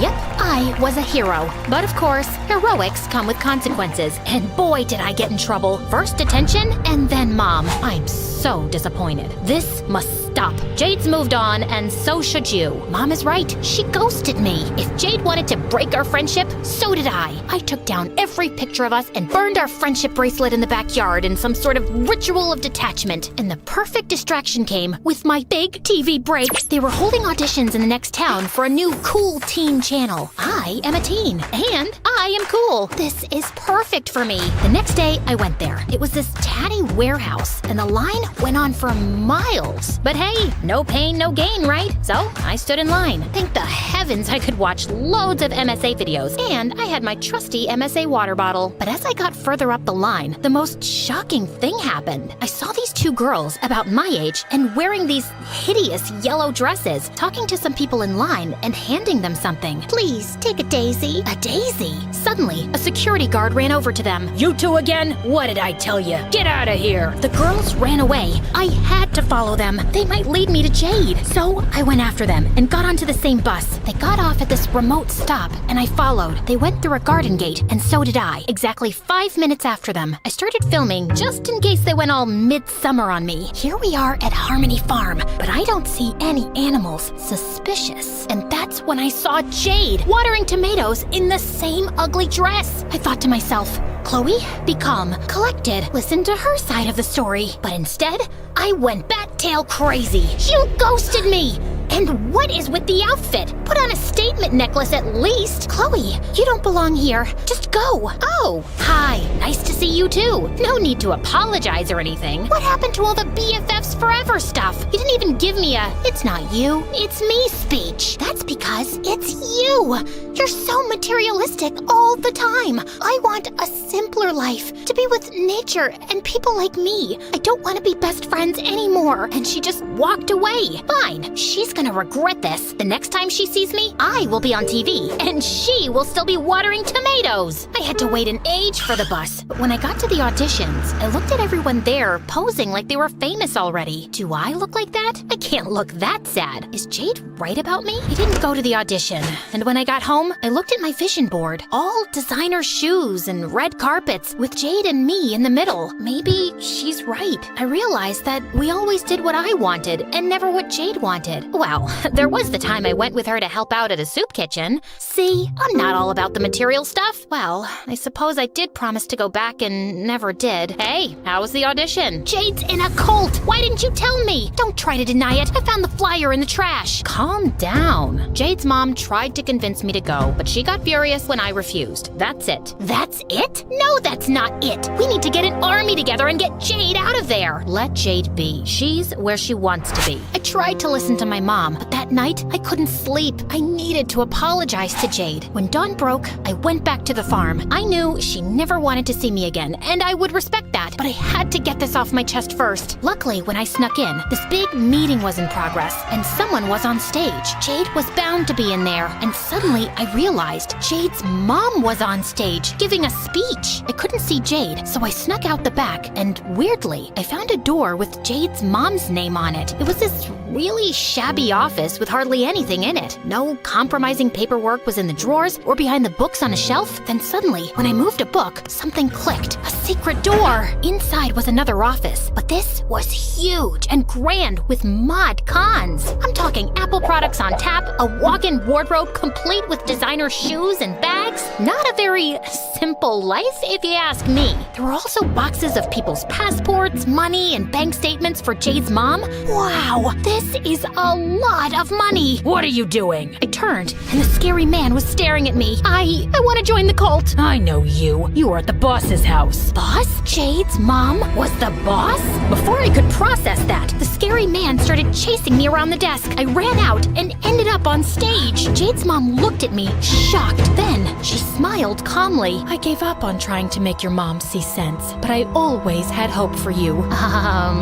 That's a no from me to the weirdy-beardy cult. Sorry. The audience gasped. You were always so angry, Chloe. You still don't understand that materialism is the only distraction from true bliss. Oh, is that so? What about your secret office? It's like the Kardashian-Jenner clan threw up in there. And don't get me started on the passports and the small fortune I found. Well, it's small only by Bill Gates standards. Everyone looked confused at Jade's mom, and she looked panicked. Suddenly, Jade came on stage. She had a face that looked like she wanted to do a TED Talk on the benefits of rage. I'd never seen her so angry. There is no secret office. Chloe is lying to get back at me. No, Jade, I promise. I'd never lie to you. We're besties. No, we are not. Why can't you just leave me alone? You know what? Fine, I'll just go. At least I fought for our friendship. I was more than ready to leave that place and never come back. But it wasn't that simple. Jade's mom caught up with me and closed my path. Behind her were loads of Daisy-loving worshipers and the scary man who looked like he was about to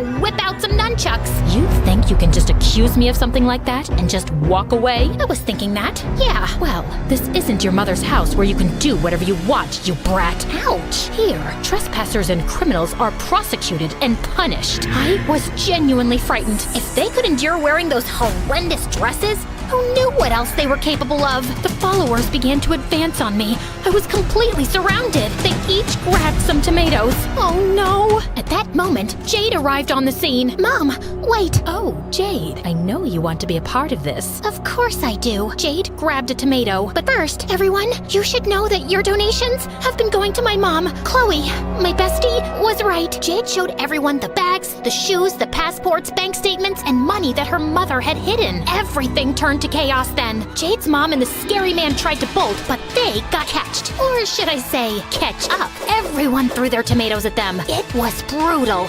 Blood flowed on the farm. Well, maybe it was just tomato sauce. But Okay, too many tomato jokes. Got it. I'll stop now. I walked towards Jade. Jade, listen, I'm really sorry. I didn't mean to cause all this chaos. No, I'm sorry. Mom convinced me that leaving everything behind was for the best, that our old life was too materialistic. It's all because of you, Chloe. If you hadn't shown up and questioned everything, I wouldn't know the truth. I missed you. I couldn't give up on our friendship either. Then Jade held up her friendship bracelet. BFF, where's yours? Oh, it's in the laundry. I think after Mom gets arrested, I'm gonna come live with you for a while. And you, my friend, need to take an anger management course. Yeah, and to stop obsessing over celebrities and materialistic things.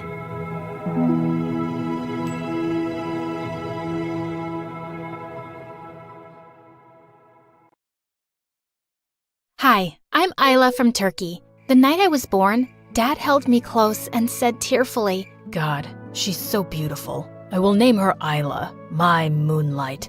Just then, the doctor came in with a grim face and told my parents that they couldn't have any more children. Dad immediately dumped me in Mom's arms.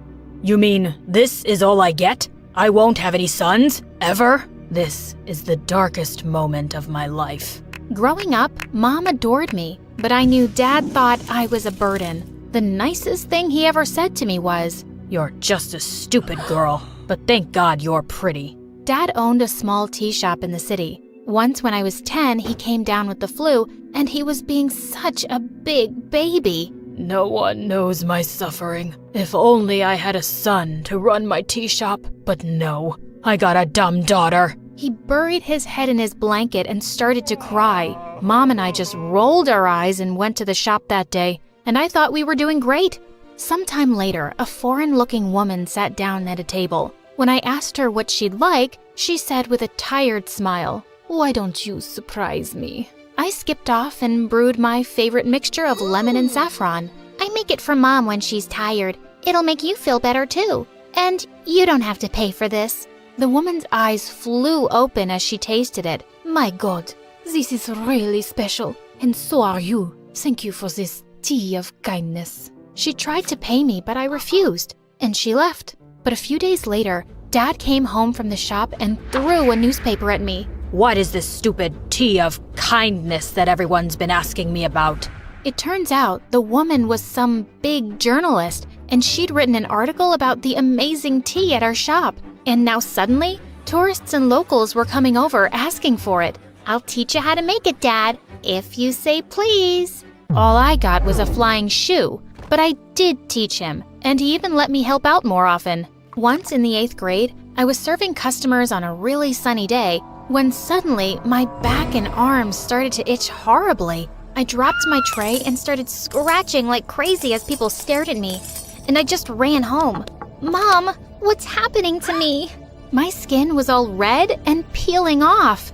Mom quickly took me to the doctor, and he said I had a condition called desquamation. My skin started flaking when it was too irritated by something. There wasn't a cure, but he gave us some expensive cream to soothe my skin. Don't tell your dad about this, okay? I'll get the money for the cream somehow.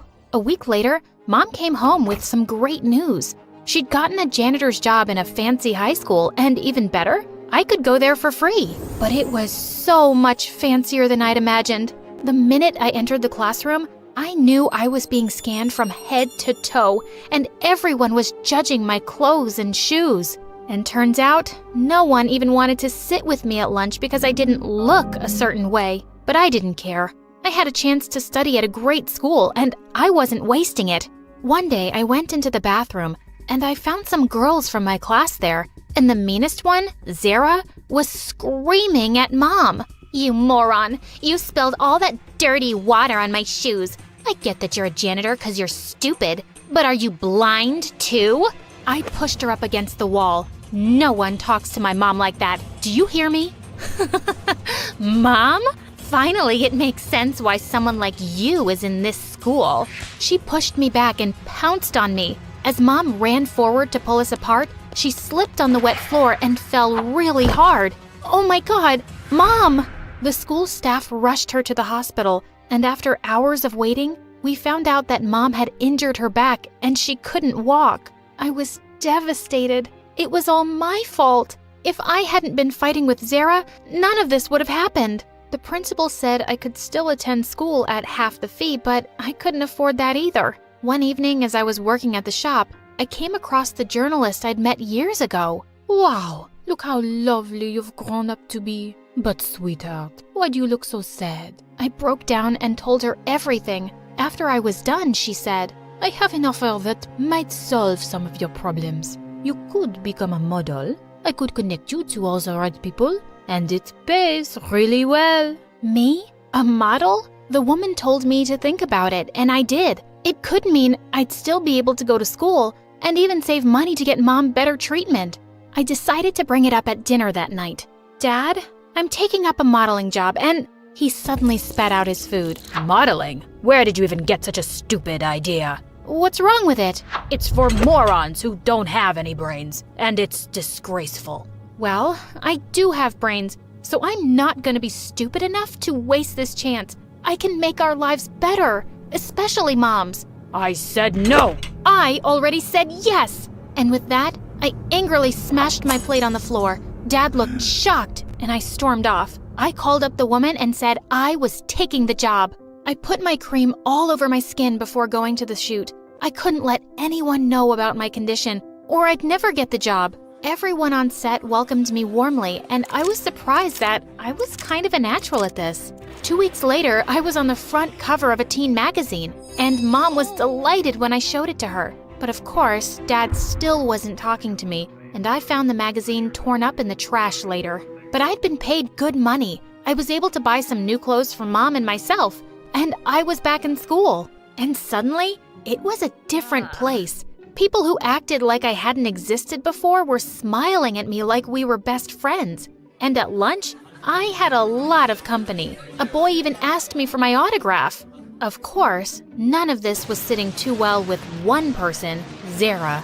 I could see smoke coming out of her ears from a mile away. Soon after, we had a fundraiser modeling contest in school, and I was excited to participate. But as I was getting ready, I suddenly saw Zara come and sit in the chair next to me. "What are you looking at? One magazine cover and you think you're the princess of this school? How hard can modeling be anyway, if you can do it?" Turns out, pretty hard for her. Zara was so bad at it. She walked like a monkey and kept waving her arms like a freaking robot. And then suddenly she tripped on her dress and landed flat on her face. I ran forward to help her, but she just pushed me away. "Get away, you witch! You'll pay for this!" How was it even my fault? She was crazy. But a few days later, I was shocked to find her at a shoot, and I was told we'd be working together. "Why are you even here, Zara? You're really bad at this." "Oh, I know. But when you're really rich, you don't have to be good at anything. You just throw money at stuff and get what you want. And let me tell you, it's amazing." This girl. Also, she was so awkward, the shoot took us 6 hours. Later, as the makeup artist was removing foundation from my arms, I suddenly felt my skin sting terribly. "OMG, your skin's coming off. What did I do?" "Oh, it's just allergies. It'll be okay." I quickly took the cream out of my bag and put it on, and then left as fast as I could. Thank God no one else was around. A few days later in the library, I was reading when someone pushed a note towards me. I looked up to see a cute, nerdy guy everyone knew as a math genius care to be my date at the spring dance. I didn't even know him, but just then I spotted Zara frowning at me like a creep. So I wrote yes and gave it back with a smile. I'd go out with a monkey if it annoyed her. But luckily, it turned out Omar was a sweet guy, and I was having a good time with him. Once he was over to help me with a math assignment, and suddenly he lifted my chin and looked into my eyes. Was he gonna kiss me? Just then my door flew open, and it was Dad. He leaped at Omar, who shrieked, and jumped out of the window faster than lightning. "Dad, we were just studying." Do you think I'm a fool? I knew you'd be out of control once you became a model. You're grounded for a month. No school, no modeling. I slammed the door behind him. I had a really important show the next day, and he knew it. I had no choice but to sneak out with Omar's help. Backstage, he kissed me on the cheek and wished me luck. As I peeked out at the runway, I saw that the lights looked really intense.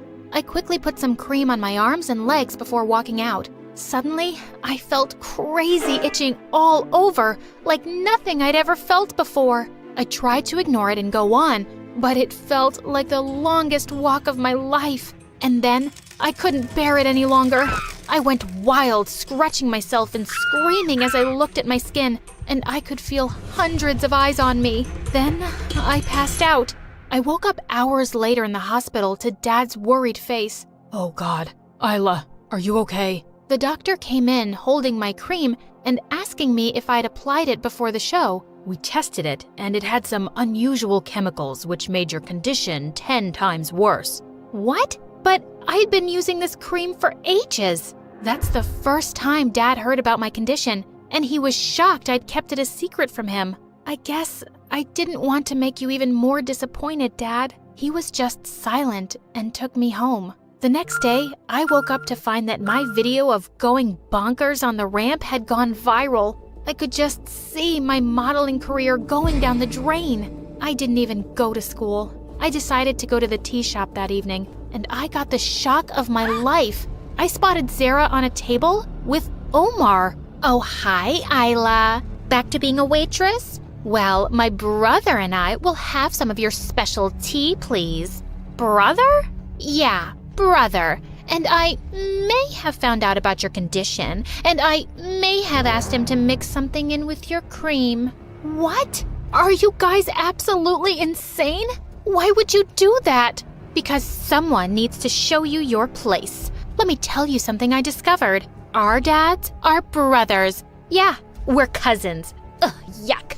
Cousins? You're making that up. I wish. But there's a big difference between us. I'm the daughter of a millionaire businessman, and you need to remember that you're the daughter of a loser tea seller and a crippled janitor. I was about to leap forward and attack her, but suddenly some of our customers jumped in. Hey, we love this place and the owners. You can't treat them like trash. They all started shouting and booing, and Zara and Omar fled from there. Dad had witnessed the whole scene, and I asked him about these secret cousins. I've never seen them before myself. My brother and I haven't spoken in 20 years. He cheated me out of all my wealth and left me penniless. I had to start from scratch with this tea shop. That's family for you. For the first time, I felt really sorry for him. I took his hand. But that's not your family anymore. Mom is, and I am. And for the first time, Dad actually smiled at me. I thought my modeling days were numbered, but none of my agents cared about what had happened at the show. They said I was one of the best models they'd worked with, and I'd never let my condition hold me back before. So why should it matter now?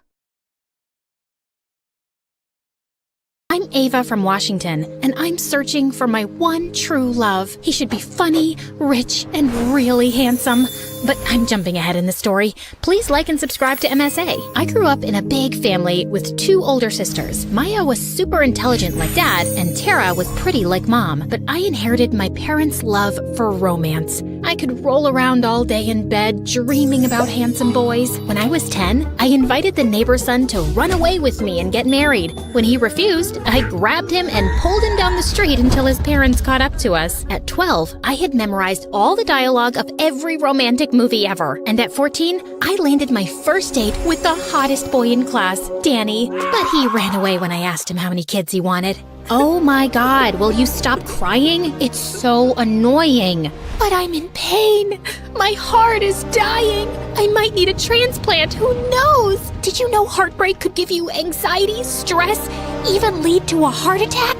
Do you want me to die, Maya? Stop overreacting. And where did you even learn all that? I know you're not that smart. Ask Brain 2, of course. It's my only friend in pain. The only thing that understands me. She answers all my questions, unlike you, who judges me all the freaking time.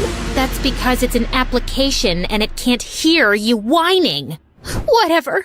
Just leave me alone. I was heartbroken for days, and Danny told everyone what a freak I was, so no one ever asked me out again. I didn't lose hope though, and continued to work on my romance skills. But this time, I went a level up and started reading old romantic novels. Slowly, I fell in love with these books, and after I graduated school, I joined a literature course at a reputed college and picked up a job at a nearby library. One time, I was lost in reading when this guy tapped me on my shoulder. Hi, I'm sorry. Can you help me? I'm Alex, and I'm looking for a rare book and... Alex was saying something, but my attention was fixed on his friend Sam. He was so handsome. It was like he'd walked straight out of the pages of my book.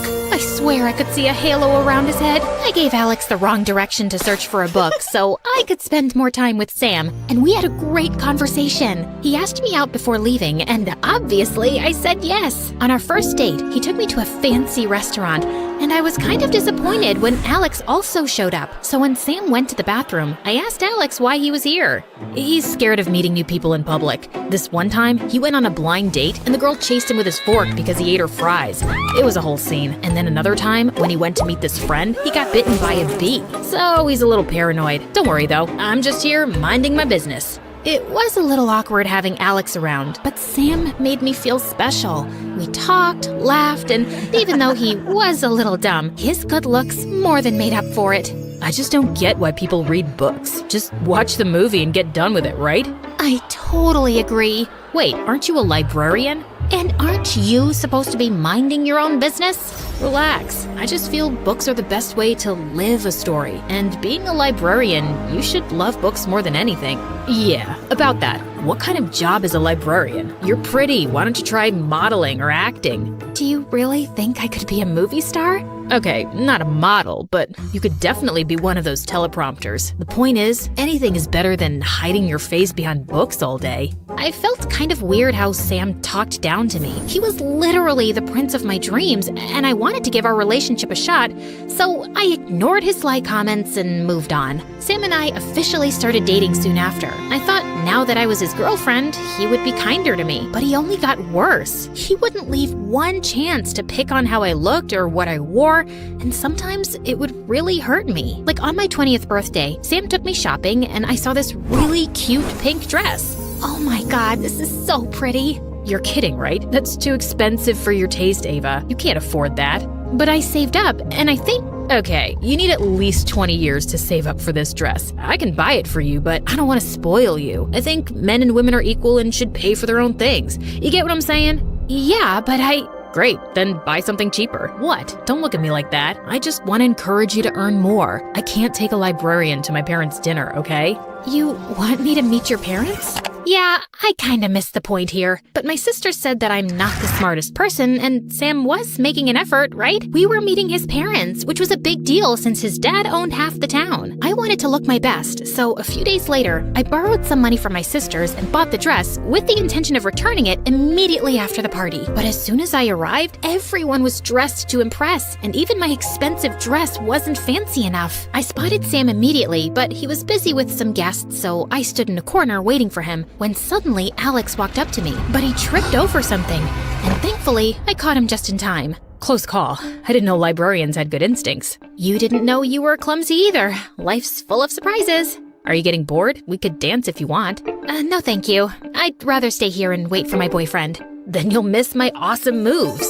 With that, Alex started jumping up and down like a monkey, and I couldn't help laughing. It was sweet of him to keep me company while my own boyfriend didn't even look my way. Despite Alex's efforts, I saw only Sam. He laughed and hugged other girls, and I felt a mix of jealousy, sadness, and anger. I finally couldn't take it anymore and walked up to him. Hi, babe. I've been waiting for you in case you didn't notice. Won't you introduce me to your friends? Oh my god, Sam, weren't you dating that librarian?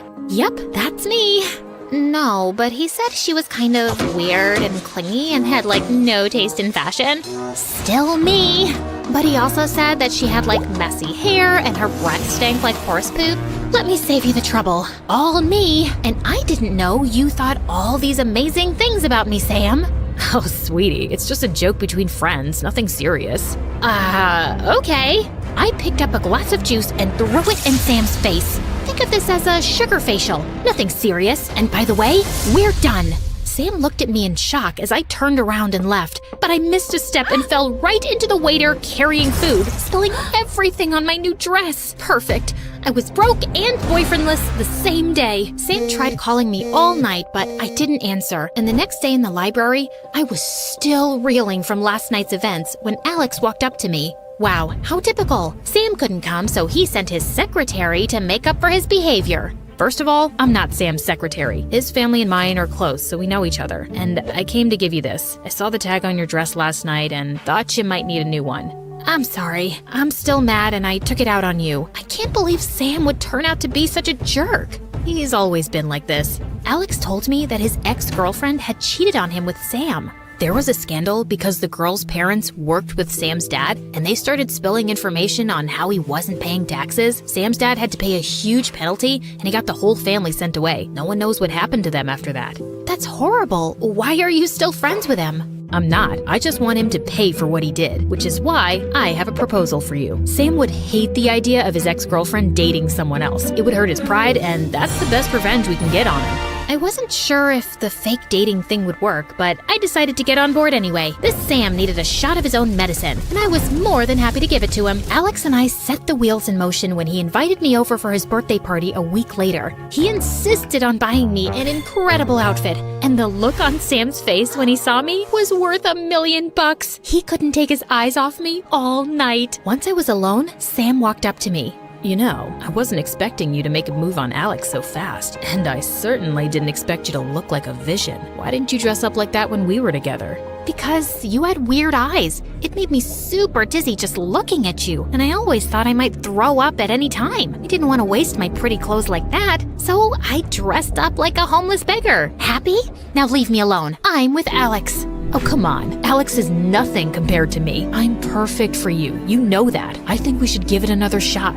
Thanks for the offer, but I'll pass. Also, your fly's open. Sam flushed red as I walked away giggling. The next few weeks, Sam followed me around like a puppy. He would go to the library and stare at me for hours till I got the security guards to kick him out. At college, he would wait around with flowers. The plan was working. Sam was anxious and jealous, and I couldn't be happier. Meanwhile, Alex and I hung out every night plotting our next moves. Unlike Sam, Alex was always sweet to me, and I learned that he loved traveling. I went to Italy one time and they gave me a lobster to eat. I ended up breaking my front teeth. And if you look closely, you can see. Look. Alex came closer and my heart skipped a beat. He smelled like sand on a rainy day. The more time I spent with him, the more I fell for him. He was kind and we shared our love for romance novels. And the best part was that he always treated me with respect. I can get that. You shouldn't spend so much money on me. You are my girlfriend, fake or not. Anyway, I was thinking if you want to go to this concert with me, it's my favorite band, and I'd love if you could come too. Is Sam coming? I guess. Is it important that he comes? Yeah, of course. He needs to be there if we want to make him jealous, duh. Yeah, didn't think of that. Alex smiled and went on his way, and picked me up later that night. As expected, Sam was around too, and he'd picked front row seats to keep a watch on Alex and me. At the end of the concert, the singer called my name and announced that the next song would be dedicated to me by Alex. I was overwhelmed with emotion and cried. Alex hugged me tightly, and we stood like that, listening to this beautiful song. I totally forgot about Sam. This is perfect, right? He's totally falling for it. Huh? What? Who? Sam. He's looking right in our direction. And suddenly, I saw Sam walking up on stage, and then he took the mic and started singing in the worst voice ever. People gathered around watching, and he just enjoyed the attention. Oh, baby, baby, check out my style. I'm rich and I'm handsome, it's all worthwhile. My moves are smooth, my smile's so bright. Oh, baby, baby, I'm a side.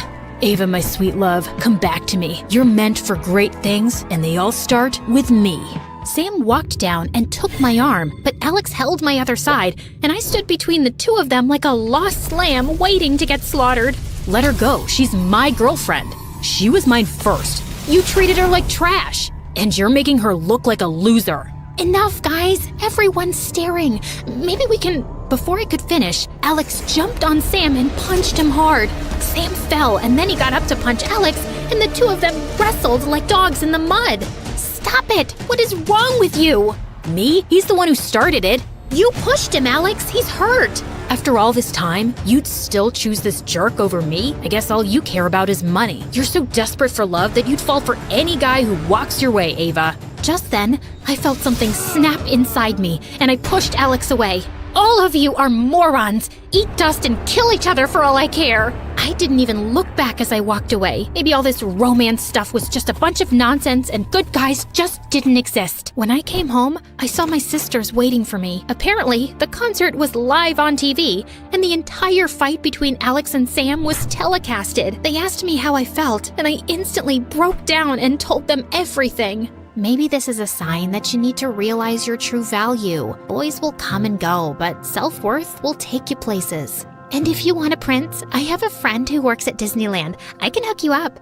I think I'm done with guys for a while.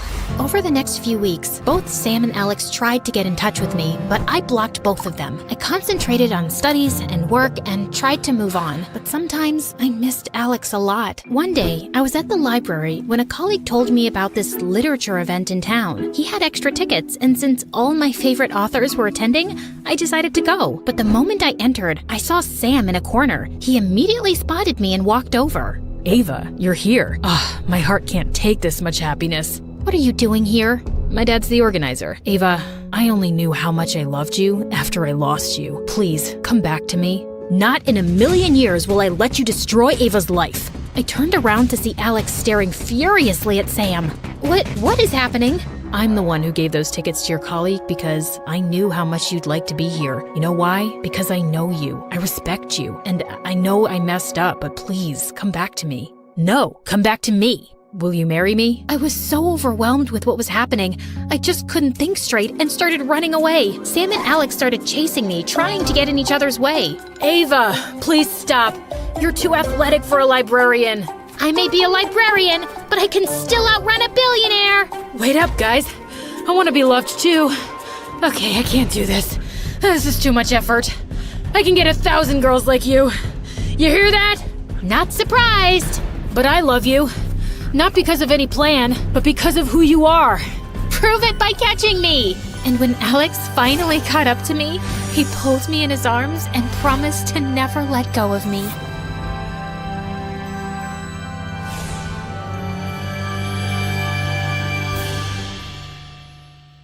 True friends are those who care without hesitation, who remember without limitation, who forgive without explanation, and who trust without communication. The woman had a baby in her arms and ran as fast as she could, never looking back. At last, we are safe, my love. We are going to America, the land of opportunities. Our future will be different now. That's what Robin's mom had hoped for when she ran away from her husband in Brazil and moved to the USA. But making a living in the USA wasn't as easy as she thought it would be. At age 4, Robin and her mom were living in a shelter home and had trouble making ends meet. On the day of Robin's 5th birthday, her mom saved enough money to take her to a playland, a place Robin had wanted to go to for a long time. Well, the playland rides were super fun until the card was exhausted. Just when Robin's mom was about to take her off the ride, the woman came and swiped her card. No, you didn't have to. We were done. Please, let me. Hey, kid, take as many rides as you want. I need to finish this card today, or else my daughter, Summer, will have me stay here for the rest of my life. Seeing the lady's daughter jump up and down like a kangaroo on a sugar high, Robin knew what she meant. Soon the girl went running towards the jungle gym, and her mom got Robin in there too. As Robin was having fun, she heard a scream and instantly ran towards the sound to find the other girl stuck in one of the tunnels. Are you all right? Please help! Oh, thank God you're here. I was so scared. It was so dark, but also colorful. Oddly like the witch's house from Hansel and Gretel. Robin pushed, and in no time the girl was able to get out of the tunnel. Both became good friends, and seeing how much both girls liked each other, Summer's mom soon offered Robin's mom a job at her home. She had to work as the cleaning lady, but she also got to have a room in the big mansion. As time passed, both girls became inseparable. Soon they started going to the same school, and were like two peas in a pod. But the kids there always had something to say about how different Robin and Summer looked, especially Anya, who was mean as a snake. Together, you both make the number 10. Does Summer eat all of your food, Robin? Jerk, her weight is a temporary caloric imbalance, but your stupidity is a permanent genetic malfunction. If you say something to my friend again, I'll... Let it go, Robin. It's not worth it. Such mean comments didn't affect their friendship until they joined ballet classes together in the 8th grade. Come on, Summer. There are just 5 ballet positions we did this year, and you can't even get one of them right. Look at Robin. Her posture is like a delicate swan. But no buts. Come on, you can do it. Let's try it again. Seeing how hard Summer was pushing herself, Robin couldn't just sit by, so she started doing ballet and ended up landing straight into her teacher on purpose. Oops, I am so sorry. I guess lesson's over now, right? Come on, Summer. But Summer wouldn't budge. She remained standing in that awful position until there were tears in her eyes, and that's when Robin had had enough. I swear, if you don't stop, I'll never talk to you again. Then don't. I guess it would be better that way. Saying that, Summer kept on repeating the ballet steps till she was out of breath. That was the day something between the girls changed, and Summer started to spend less and less time with Robin. Worse, she got into all kinds of diets and started to hang out with Anya, the same girl who used to make fun of her. Once during lunchtime, as Robin started to enjoy her chocolate muffin, she could see how badly Summer wanted it, so she offered it to her. Oh no, don't tell me you're gonna eat that. And why can't she eat that? She doesn't have to starve herself. How can she eat that? You touched it. Aren't you her maid or something? Or her mom, like they clean your toilets? Summer, that's so unhygienic. Yeah, gross. Her mom does scrub our toilets. What was I even thinking? Thanks for rescuing me, girl. Come on, let's go have some detox water. As Summer left with her new friends, Robin was left in shock. That was the day Robin promised herself to turn her life around, so she focused hard on her studies and soon started acing her exams. By the time the girls reached high school, Summer was the official queen bee of the school. She had it all: a hot body, designer clothes, designer bags. She even had followers carrying her bag for her. But there was one thing Summer didn't have: Calix. Summer had a huge crush on the school's heartthrob. The guy was the perfect combination of beauty and brains, a jock and a straight-A student, and Robin had a crush on him too. Even though Calix might have smiled at her once or twice, Robin never spoke to him, knowing how much Summer liked him. One time, Robin was running late for school and was rushing when suddenly a car zoomed by and someone threw juice on Robin. Hey jerk, watch where you're going. Oh, it's you, of course. Ugh. I didn't do it on purpose. Hey, come on, we're running late. And Robin, don't worry. You look the same, trashy as usual. Robin hoped that Summer would say something in her defense, but she just avoided her gaze and drove off. When Robin reached the school, she caught her reflection in a window and saw her hair was a mess. As she fixed herself, she spotted a smiling face. It was Calix behind her. Hey, what happened to you? Nothing. Just started the day on the wrong foot, I guess. Well, you still look amazing. Never mind. Saying that, Calix walked away, leaving Robin stunned. Whoa, did the Greek god-looking hunk tell her she looked amazing? He sure did. After that day, Calix and Robin's paths started to cross almost every day. One time, Robin ended up accidentally stepping on Calix's heels in the crowded lunchroom. Another time, they were paired together in the science lab. And once in the cafe, Robin was buying a donut when she realized she'd forgotten her wallet, and Calix came to the rescue. Oh, you didn't need to. This is so embarrassing. I forgot my wallet. Come on, it's 50 cents. You need to loosen up a bit. So I'm throwing this party, and I would love if you could come, please. She isn't gonna come. She's always too busy studying, but I'll come. Would you like that, Calix? Of course. Robin, do try to come, and I'll see you guys later. Just as Calix left, Summer's sweet smile faded and she glared at Robin. You know I like him. That's why you're running after him. You are pathetic, Robin. Robin felt like slapping Summer, but controlled herself. Later that night, she was all dressed for Calix's party. She wasn't doing it to make Summer jealous, but because for the first time, someone from school had invited her over. Just as Robin reached Calix's place, she spotted him and was swept away when the boy came running and took her hand. Whoa, and I thought you looked pretty in glasses. You look mesmerizing in this dress. Thank you. Calix then took Robin to the dance floor, and as she was having the time of her life, Robin spotted the look of hatred on Summer's face. But once the song ended and Calix leaned in and kissed her on the cheek, it looked like Summer would explode. Oh no, Robin needed to explain to Summer that she wasn't after her crush. Calix, I need to go. Wait, Robin, I wanted to tell you how much I like you. But Robin was more worried about Summer. As she ran after Summer, she bumped into Anya. Well, what do we have here? A little birdie told me that this dress you're showing off is courtesy of Summer's mom. So I guess you wouldn't mind perhaps taking it off? Saying that, Anya ripped Robin's dress, and in seconds both girls were tangled in a fight, but Summer came and pushed Anya away.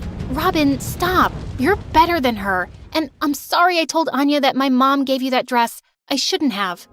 Wanna go home? Yes, I would like that. Summer and Robin sat in the car and talked after such a long time. And for a while, Robin thought everything between them would be all right. But just then, it started raining like crazy, and Robin realized that they were going towards a cliff. That particular cliff had a bad reputation among the townfolk for being haunted by ghosts. Why are we going there? Summer, you're so scared of horror stuff. Why do you want to see it?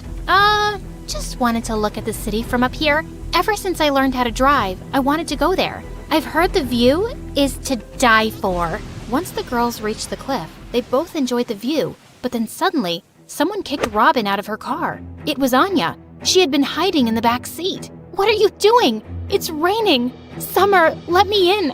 I'm scared. This place, it's creepy. Oh no, you witch. You thought you could just steal my guy?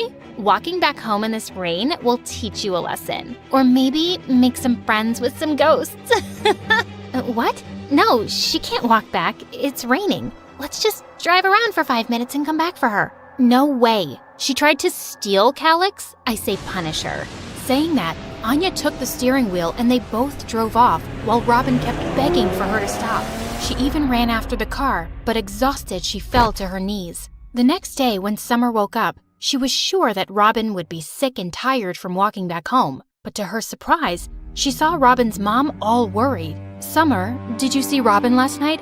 I've been waiting for her all night, but she didn't come home. What in the world? As her mom and Robin's mom called all their friends and then the cops, Summer felt her world shake.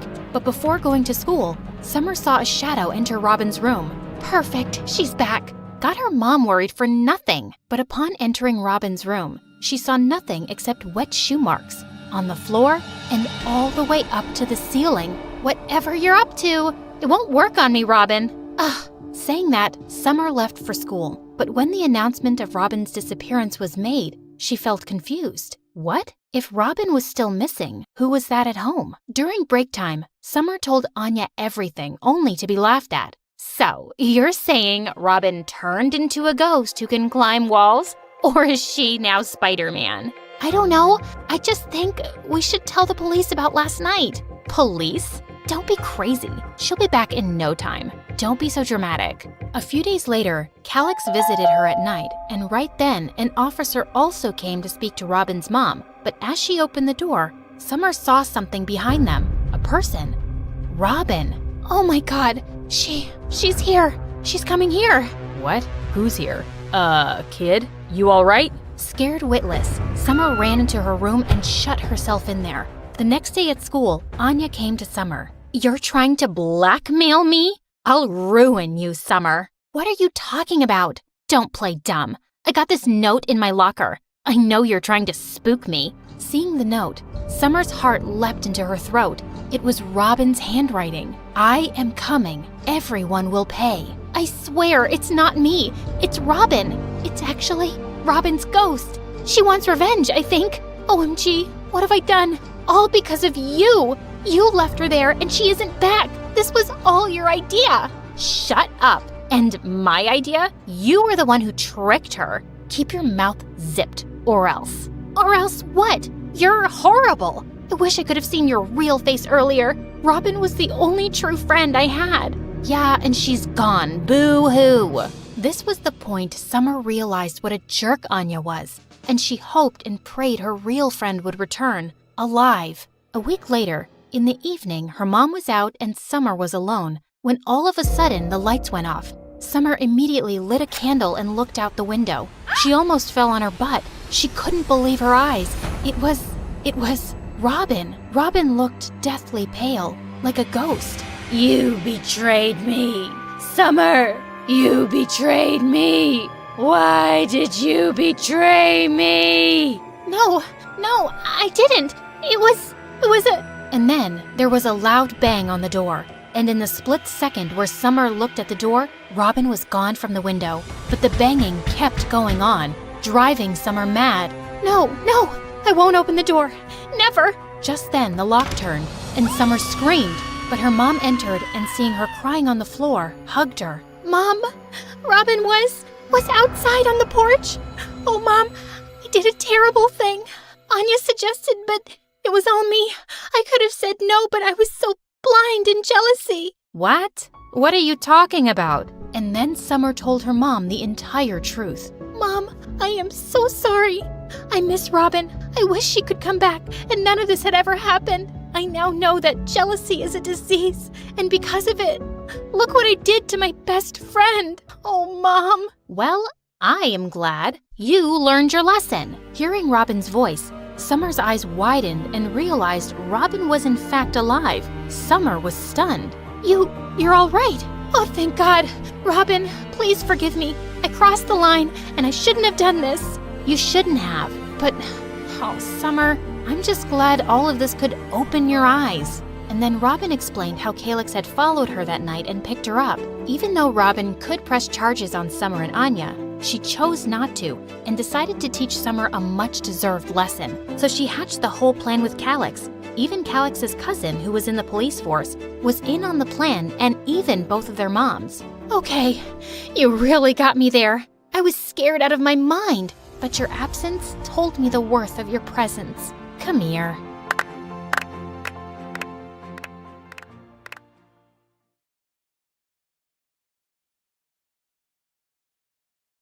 Hi, I'm Olivia from Ohio, and my crazy story will make you rethink your circle of friends. But before we get started, don't forget to like and subscribe. My mom screamed perfection, and I know what you're thinking. Every kid thinks their mom's perfect, but mine actually was. She was a successful lawyer, had won multiple awards, and everywhere she went, people would trip over their shoelaces to get a glimpse of her. Next to her, I looked like an ogre that no one noticed. People didn't even believe I was her daughter. When I was 10, Mom and I were taking a stroll in the park when this man walked up to us.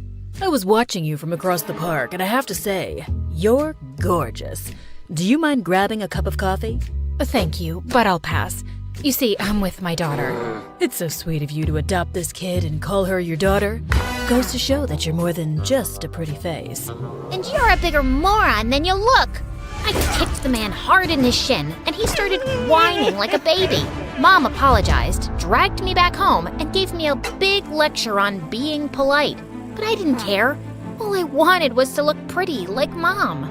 So the next morning, I woke up early, took a pair of scissors, and gave myself a haircut. I thought I looked pretty amazing, until Mom saw me and screamed like a banshee. What have you done, Olivia? It's cool, right? Now I look just like you. You look like a shaved raccoon. Mom rushed me to a hairdresser who tried his best, but there was hardly anything left for him to do. The next day at school, everyone pointed and laughed at me. It was so humiliating. Things didn't change much even as I grew up.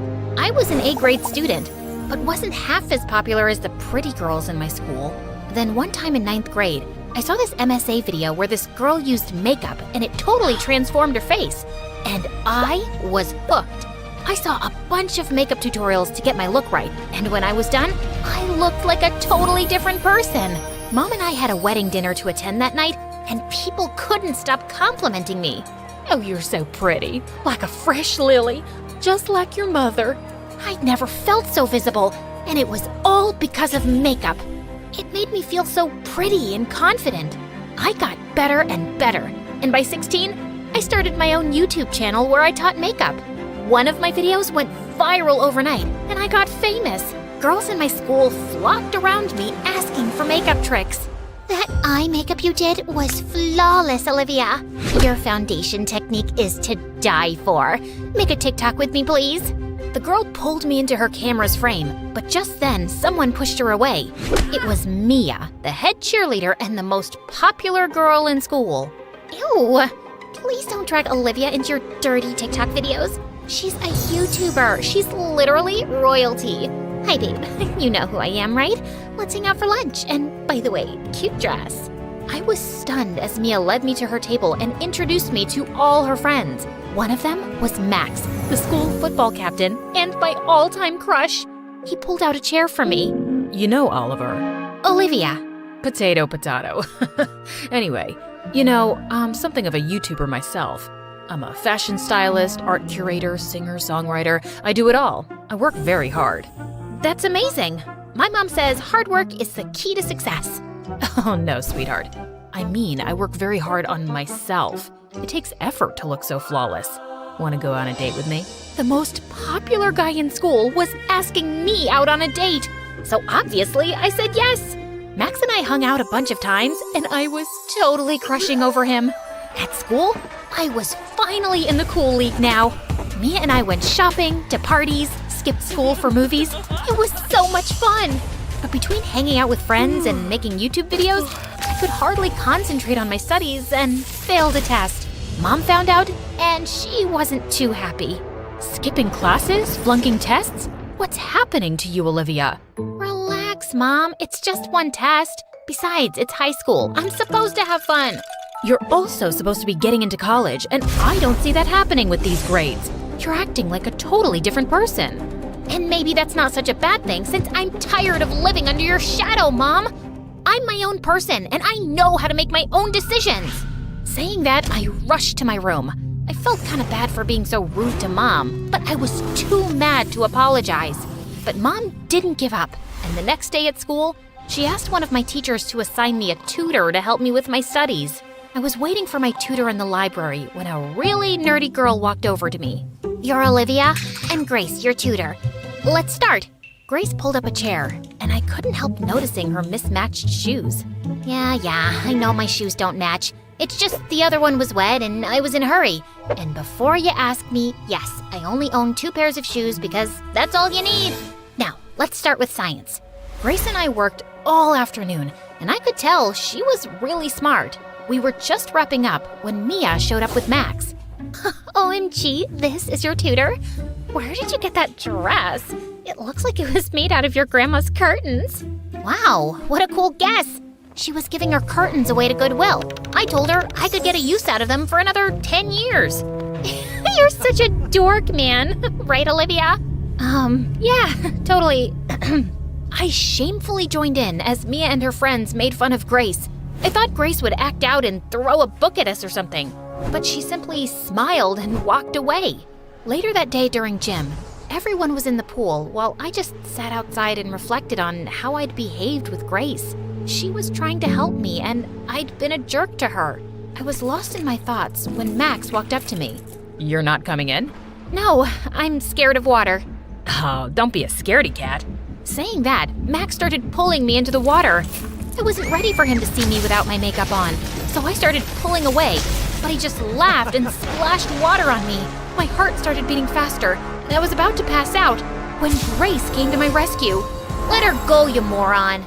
Grace took me to the bathroom as I tried catching my breath and shoved a paper bag into my hands.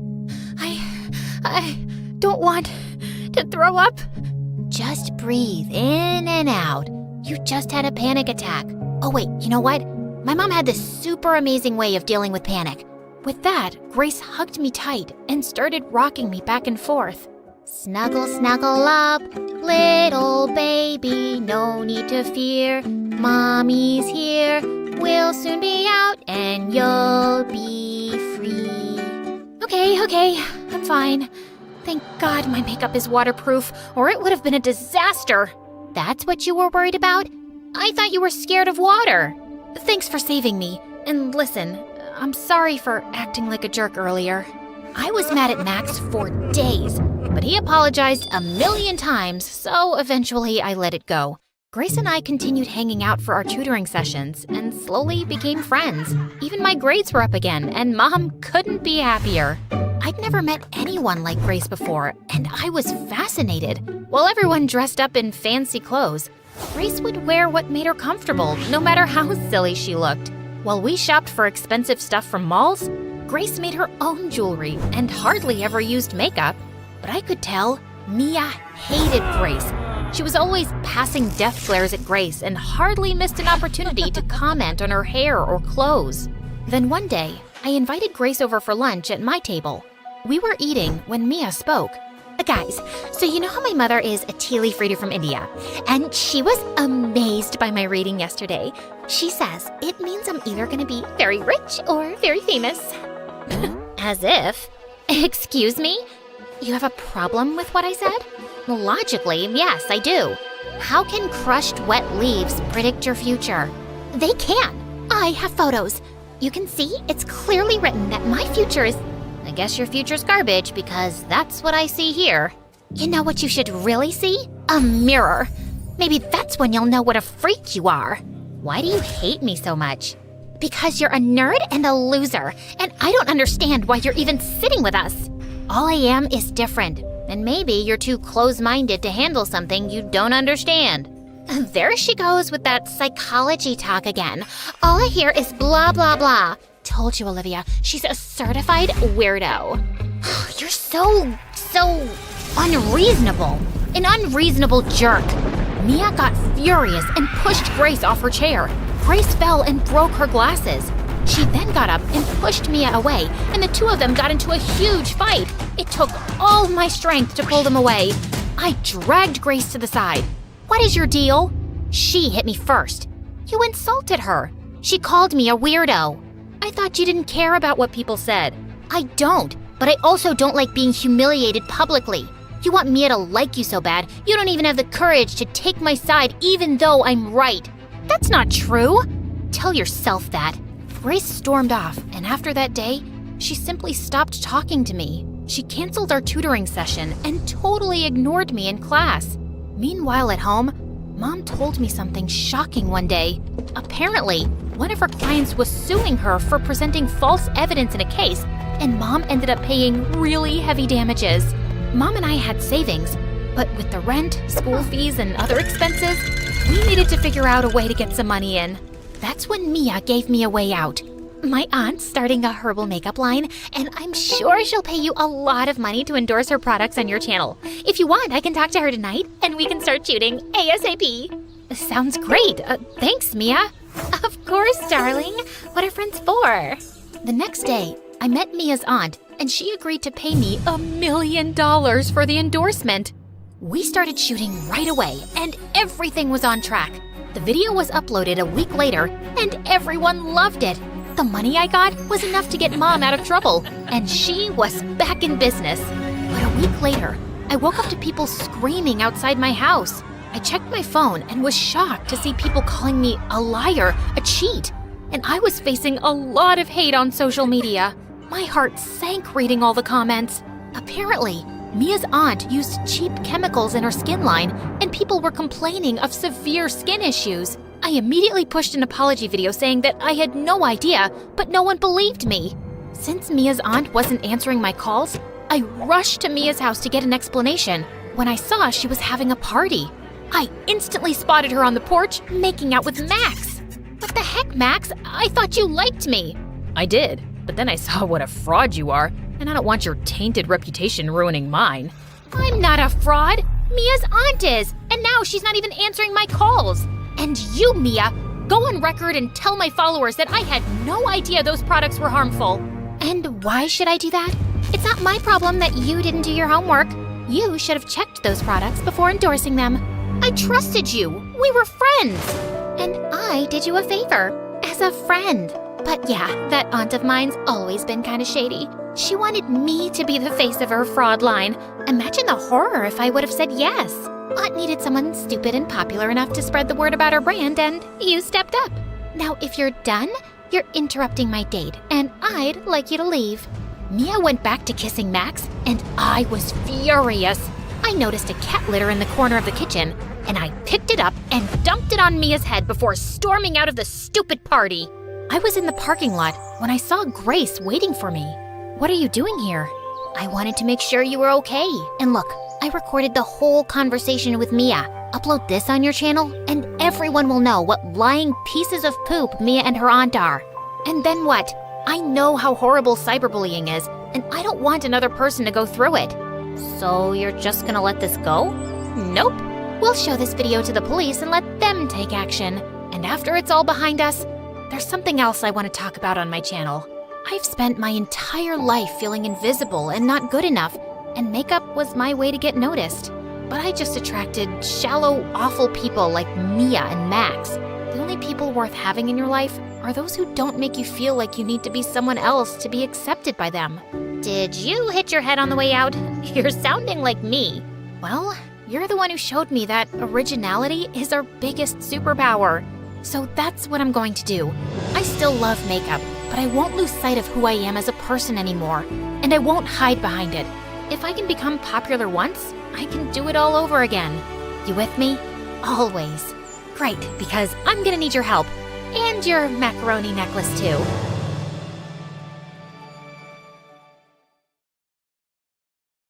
Hey, I'm Marianne. Please like and subscribe to MSA. I'm about to share a story about the challenges life has thrown at me. My parents, especially my dad, weren't what some would call expressive and loving. They constantly fought and seemed to spend more time hating each other than anything else. Dad always had the TV blaring. The noise kept me up at night, so I often resorted to sleeping with headphones on. I knew he wasn't a bad person.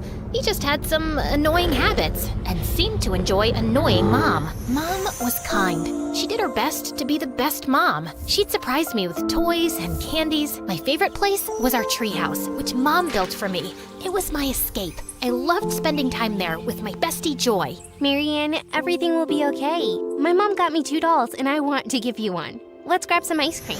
Joy was my best friend since kindergarten. She always knew how to cheer me up, sharing her toys with me. We were inseparable, so much so that some people at school mistook us for twins. Plus, Joy had an amazing voice. Sometimes she sang to me until I fell asleep in the treehouse. Joy's family seemed perfect. Her mom was a successful fashion designer, and her dad was a police officer. Sometimes I found myself wishing I was part of her family, but I'd immediately feel guilty knowing my mom loved me. When I was 16, my gymnastics coach said I should compete in another state. Excited, I asked my parents for money to go. Dad, busy with his motorbike, brushed me off. Wish I could, honey, but I gotta paint the bike. It's my pride and joy. I could tell Mom wanted to help by the way she looked at me, giving me the "I wish I could help you, dear" look. And that day, I made up my mind to do something. I grabbed my dad's motorbike keys, thinking I could ride to the competition myself. But since I didn't really know how to drive, I ended up crashing into a fire hydrant. Dad was furious about his damaged bike, but before he could say anything, Mom intervened. "Don't you dare yell at her." Mom then hugged me and handed me some money. "Here, take this money. I've been saving it for quite a while now. I love you, babe." I hugged Mom tightly. I participated in the gymnastics competition and took second place. On the way back, my coach had some really bad news. "Your mom got into an accident while buying ingredients for your favorite apple pie. She's in the hospital now, in a coma." I couldn't say a word. I just stayed quiet all the way home. When I got back, Dad hugged me and told me not to worry, saying Mom would be okay. Later at dinner, I asked Dad something tough. "Dad, can I stay with Joy's family for a bit? It's not that I don't like being with you, but I feel happier there. They really care about me." Sure, if that makes you happy. I'll talk to Joy's parents. And Joy's family was really welcoming. Joy's mom used to say, "We're glad to have you, dear. You're like my second daughter from now on." That's how I ended up living with my best friend's family. They even gave me my own room. Joy's parents were wonderful. They looked after me and made me feel like I was their daughter.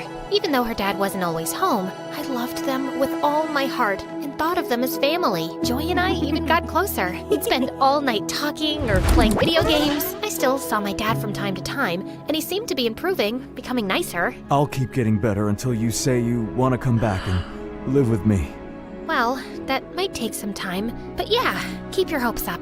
I smiled and gave him a hug. One day, as I was walking around the house, I found a room full of beautiful clothes. Curious, I started trying them on. Joy's mom walked in on me.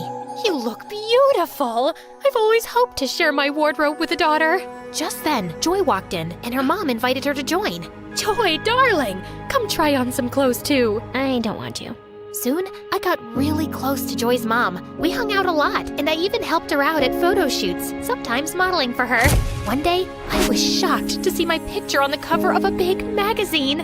I wish Joy liked fashion like you do. Thank you for always being here for me. I smiled and thanked her for making me feel like part of her family. But something was off with Joy. She started keeping to herself, staying in her room, and didn't want to hang out or do anything with me. When I tried talking to her, she just said, I want to be left alone. I was really worried about Joy's sudden change and couldn't figure out what I did wrong. I kept trying to fix things, even apologizing, but nothing worked. She sometimes even yelled at me. I had to give her space, even though it hurt a lot. One evening at dinner, Joy's mom shared some exciting news. Marianne, your teacher called. Your college aptitude test scores were amazing. I'm so proud of you.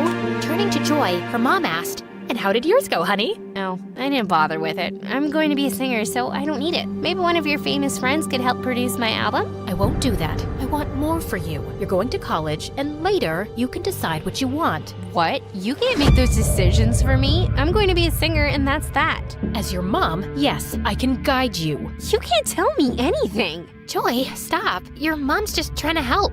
You shut up. My life was better before you showed up. Go back to your miserable family and leave us alone.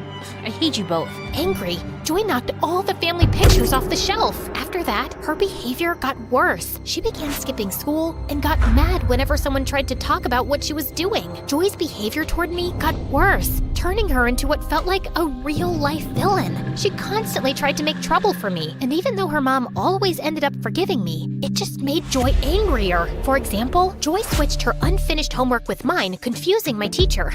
Luckily, the teacher sorted it out. Joy made a fake social media account with my name, posting embarrassing stuff. It took a while, but I showed it wasn't me and shut it down. Joy hid a library book I borrowed, causing me to get late fees. Her mom found it later and figured out Joy's trick. Joy messed with my bike's brakes. I felt something was wrong before I rode it and stopped myself from getting hurt. This escalated one afternoon when Joy's mom was away on a business trip and her dad was away at work.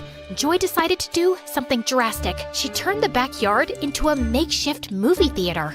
I'm not sure showing a movie here is a good idea. Well, it's better than having you around all the time. The backyard quickly filled with people, the projector buzzing to life. I stayed inside, trying to avoid the chaos, and was flipping through a magazine when suddenly, someone stumbled into my room. Oops, my bad.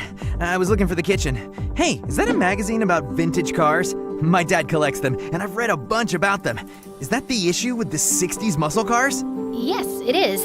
His name was Brian. We discovered we shared a lot of interests and spent the evening chatting in the kitchen. Just as we were really connecting, the screen outside fell over with a crash. Suddenly, Joy and her mom came in. Look, Mom, I knew it. Marianne set up this whole movie thing just to hang out with her boyfriend. Boyfriend? That's not true. Why would I organize this party? Joy, you're my only friend here. Then explain him being in your room. This must be your party. Enough, Joy. I don't think Marianne would do this. But young man, it's time for you to go home, please. Joy looked so angry and stormed off. She stopped talking to me and just ignored my existence. I kept talking to Brian. Having him in my life was great. He was nice-looking and well-mannered. His family had money, and he shared his dream of becoming a doctor with me. A few days later, Joy's mom called me into the living room, where I found my dad sitting. I really care about you and loved having you here, but things with Joy are getting tough. She's feeling left out. Plus, your dad's been talking to us.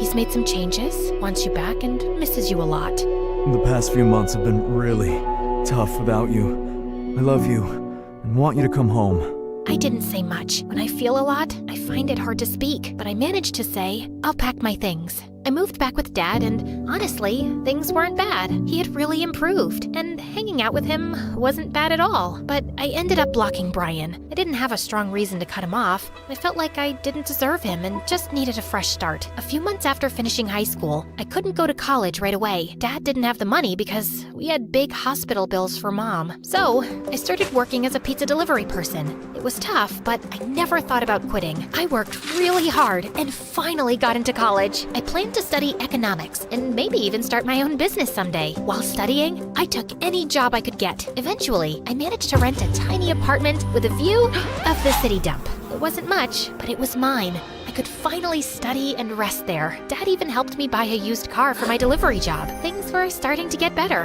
I kept working hard, aiming for success. I often thought about Joy and her parents, and my mom too. I missed them a lot. With exams coming up, I studied all night and worked all day. I felt unstoppable, like nothing could slow me down. But one day, while out on a delivery, I suddenly felt very dizzy, and the next thing I knew, I crashed into a tree. I was rushed to the hospital.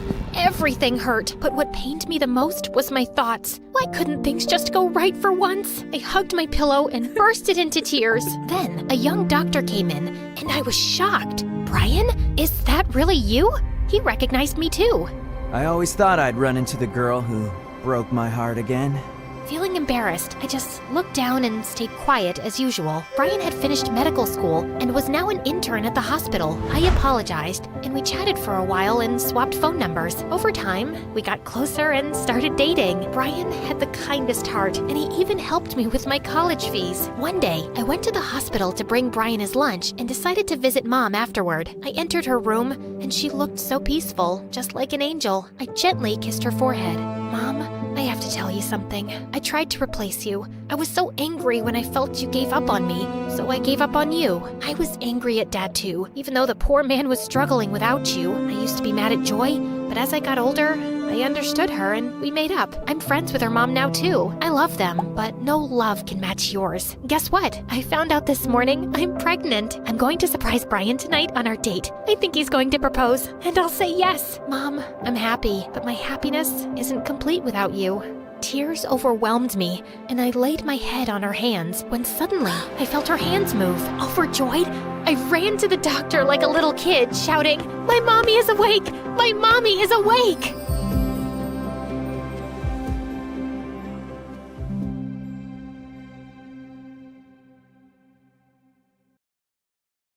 Hi everyone, my name is Ria and I'm from India. Please like and subscribe. I was born on the night of a red moon. In my village, that's considered really bad luck. So growing up, everyone was terrified of me, including my family. Mom was always making me necklaces to ward off evil spirits, and Dad never looked me directly in the eye. But the worst was my older sister, Uma. Once she tried to give me away to a sailor. Take Ria far off into the river. Mommy says she was born on a cursed night, and she scares me. Mom pulled us away and gave Uma a scolding, but Uma just couldn't stop acting like I was some monster. She even refused to sleep in the same room as me and shifted to my parents' room. I tried to be friends with Uma and made her a mud pies to show her I wasn't evil. 2 dessert pies for royal princesses like us. I don't eat mud. That's food for a devil girl. With that, Uma rubbed a mud pie in my face. Well, this devil girl likes to share her meals. We broke out into a full-on mud fight, and after that, I stopped trying to win Uma over. Instead, we totally avoided each other. One day, I was in the woods picking berries for Mom when I heard a scream. I looked behind me and saw a lady lying on the ground. There was a big snake wrapped around her leg. I grabbed it by the tail, flinging it as far as I could. The woman and I ran away, and when we were out of the forest, she hugged me. My angel, you saved me. Let me give you something in return. The lady pulled out a book from her pocket. This is a wonderful book about how to grow your own crops. I found out the lady's name was Pavitra, who spent her time researching the best ways to grow food. I read the book she gave me and tried not to feel lonely whenever I heard Uma playing with her friends at our house. Then one day, things took a turn. Our village was having a celebration to pray for rain. Everyone prayed for days, but nothing happened. Then one evening, Uma came running to me crying. "Ria, My favorite dress fell from the balcony and into the place where they're doing the raid ceremony. What if someone steals it or it gets caught in the fire? Or it was the first time Uma had really spoken to me in years, and I jumped at the opportunity to help her. I climbed down the balcony to get the dress, but suddenly I slipped and knocked over a holy candle, which the villagers were praying to. It lay on the ground in shattered pieces. You've doomed us all. You've upset the heavens. This girl's a curse to her own family, and now she's corrupting the entire village. Just then, my parents and Uma came running. I'm so sorry. I was just trying to help my sister. Uma, please tell them it wasn't my fault. I should have never asked you of all people to help me. You probably cursed all of us just by stepping inside here. I wish you'd just leave the village. I'm sick of living with a sister like you. Suddenly, all the villagers started agreeing with Uma. They wanted me gone. My parents took me home quickly, but for the next week, all these villagers protested outside of our house. Then one day, a woman knocked on our door, and I realized it was Pavitra, the lady who I'd saved from the snake, and she had a crazy offer. I'll take care of your daughter. She can come live with me in the city. I was certain my parents would never agree to a stranger adopting me. But that night, Mom called me into her bedroom and told me she was sending me away with Pavitra. I don't understand. You want to get rid of me? Just like that? Of course not. But I'm worried about your safety, Ria. Trust me, it's for the best. We'll see each other again soon. I left the next day with Pavitra. I knew I'd be safe with her, but I was so angry at my family. Most of all, I was angry at Uma, who cheered when I packed my bags. But with time, I started to forget about all my problems back home, because living in the big city was amazing. Pavitra lived with her husband in a much bigger house, and they both spoiled me rotten. We'll paint your bedroom walls any color you want. We'll even get you your own kitten. Are you serious? You guys are the best! My school life was even better than my new home life. It turned out all the kids had heard about what happened to me at my old village, and they were really sympathetic. I could never live in a place that superstitious. And you're way too pretty to be treated like that. You don't think I'm a devil child? I'm flattered. Everyone laughed, and I instantly became the most popular girl at school. Pavitra was overjoyed to see me so happy. On my 15th birthday, she threw me a huge party and invited all my classmates. Then suddenly, I heard people behind us, and when I turned around, I saw Pavitra with Mom and Uma. Ria, I have a surprise for you. Sweetheart, we've talked it over and decided that Uma will finish her senior year here with you. You girls shouldn't be kept apart anymore, and Dad and I aren't able to move right now. My heart started racing. I hadn't seen Mom and Uma in months, and after everything that had happened, I didn't want Uma living with me. But apparently, I didn't have a choice. Pavitra agreed to adopt Uma too, and just like that, Mom dropped her off. I locked myself in my room after the party ended. I didn't feel like talking to anyone. Then suddenly, I heard a knock at my door, and it was Uma. What do you want? I thought you didn't like being in the same room as the devil girl. Ria, I want to apologize, okay? I realized when you left that I really missed you, and I'd always been awful to you. I swear, as long as I'm here, I won't be mean. Uma sounded really sincere, even though I couldn't trust her yet, but we'd be living together again, and I decided to give her a second chance. And surprisingly, my sister and I got along really well. I introduced her to all my friends at school, and she was super impressed by how popular I was. Hang out with me more, and maybe my popularity will rub off on you. Uma laughed, and from that day on, we started going to parties and checking out cute boys together. Then one day, Uma came into my room with a surprise. I saved up my allowance to buy us tickets to a water park. We can even stay in a hotel for a night. What? How did you save up the money for that? Don't ask questions. Just be happy, sis. Also, pack an overnight bag. Uma hugged me then, and I felt myself tear up.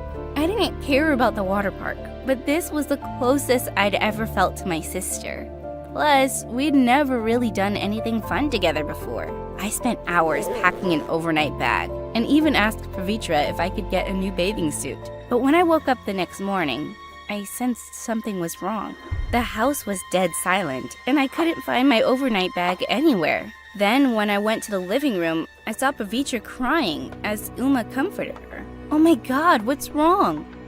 How could you, Ria?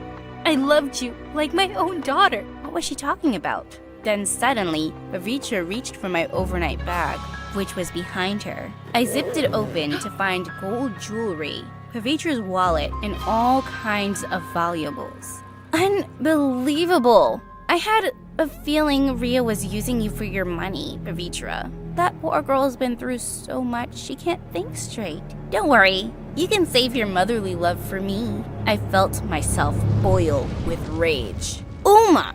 It was you who did this! Could you be any more obvious? I thought we were finally friends now. Pavitra, you know I'd never do something like this. I don't know what to believe right now. I need a moment to myself. Pavitra walked out of the living room, leaving me and Uma alone. I don't understand why you would do this. What, do you want this house all to yourself? You keep forgetting the fact that you're a cursed, wicked girl. You're not supposed to have this fancy life and perfect adopted mom. Girls like you are supposed to be miserable. You're not normal, and I have a duty to protect people from you. You've known me my whole life, and I've never tried to hurt you. I am normal, and I finally thought we could have a normal relationship. Listen to me, Ria. You and I will never have a relationship. Not as long as I live. Uma stormed out of the room, and I started to cry. Later on, Pavitra did find out that Uma tried to frame me, since the maid had overheard my conversation with Uma.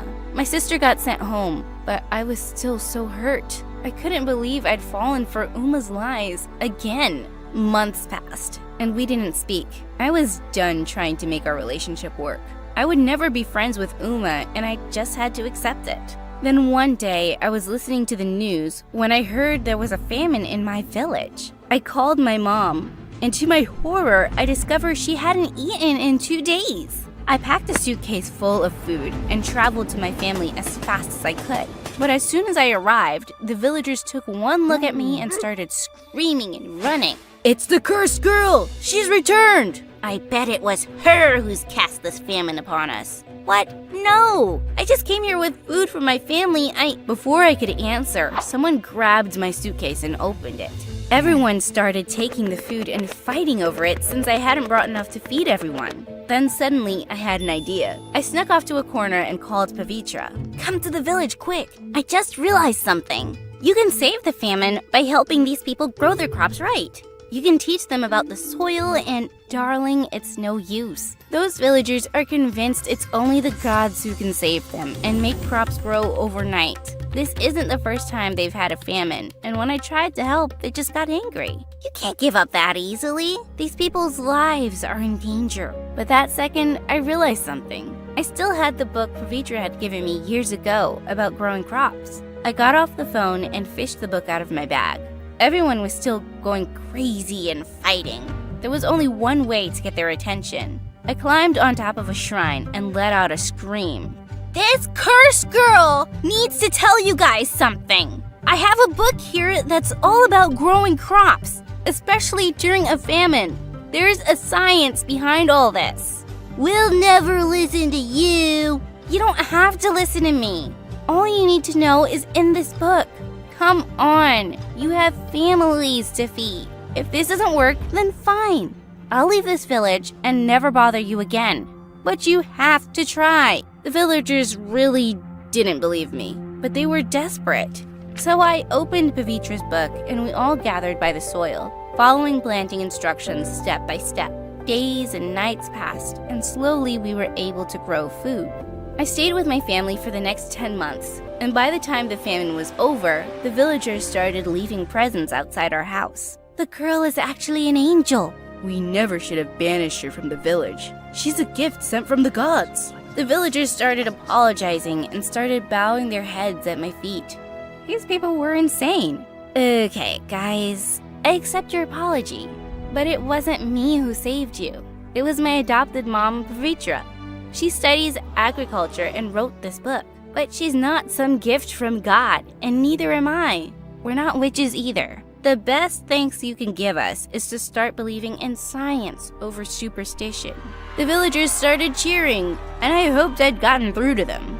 Then suddenly I turned around to see Uma behind me. I hadn't spoken to her since she'd left Pavitra's house. I'd been so busy helping the villagers, and I'd never really forgiven her.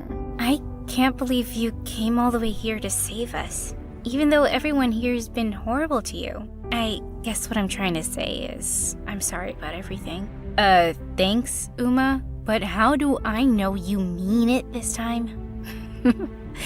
I guess because I'm 20 years old now, and I'm not just some silly kid anymore who thought you were cursed. The worst part about this superstition stuff is it made me shut out my own sister. We're not gonna let any of that nonsense ruin our relationship. I love you, Uma, and it's not too late to start over. I'm so glad to hear that, Ria. I love you too.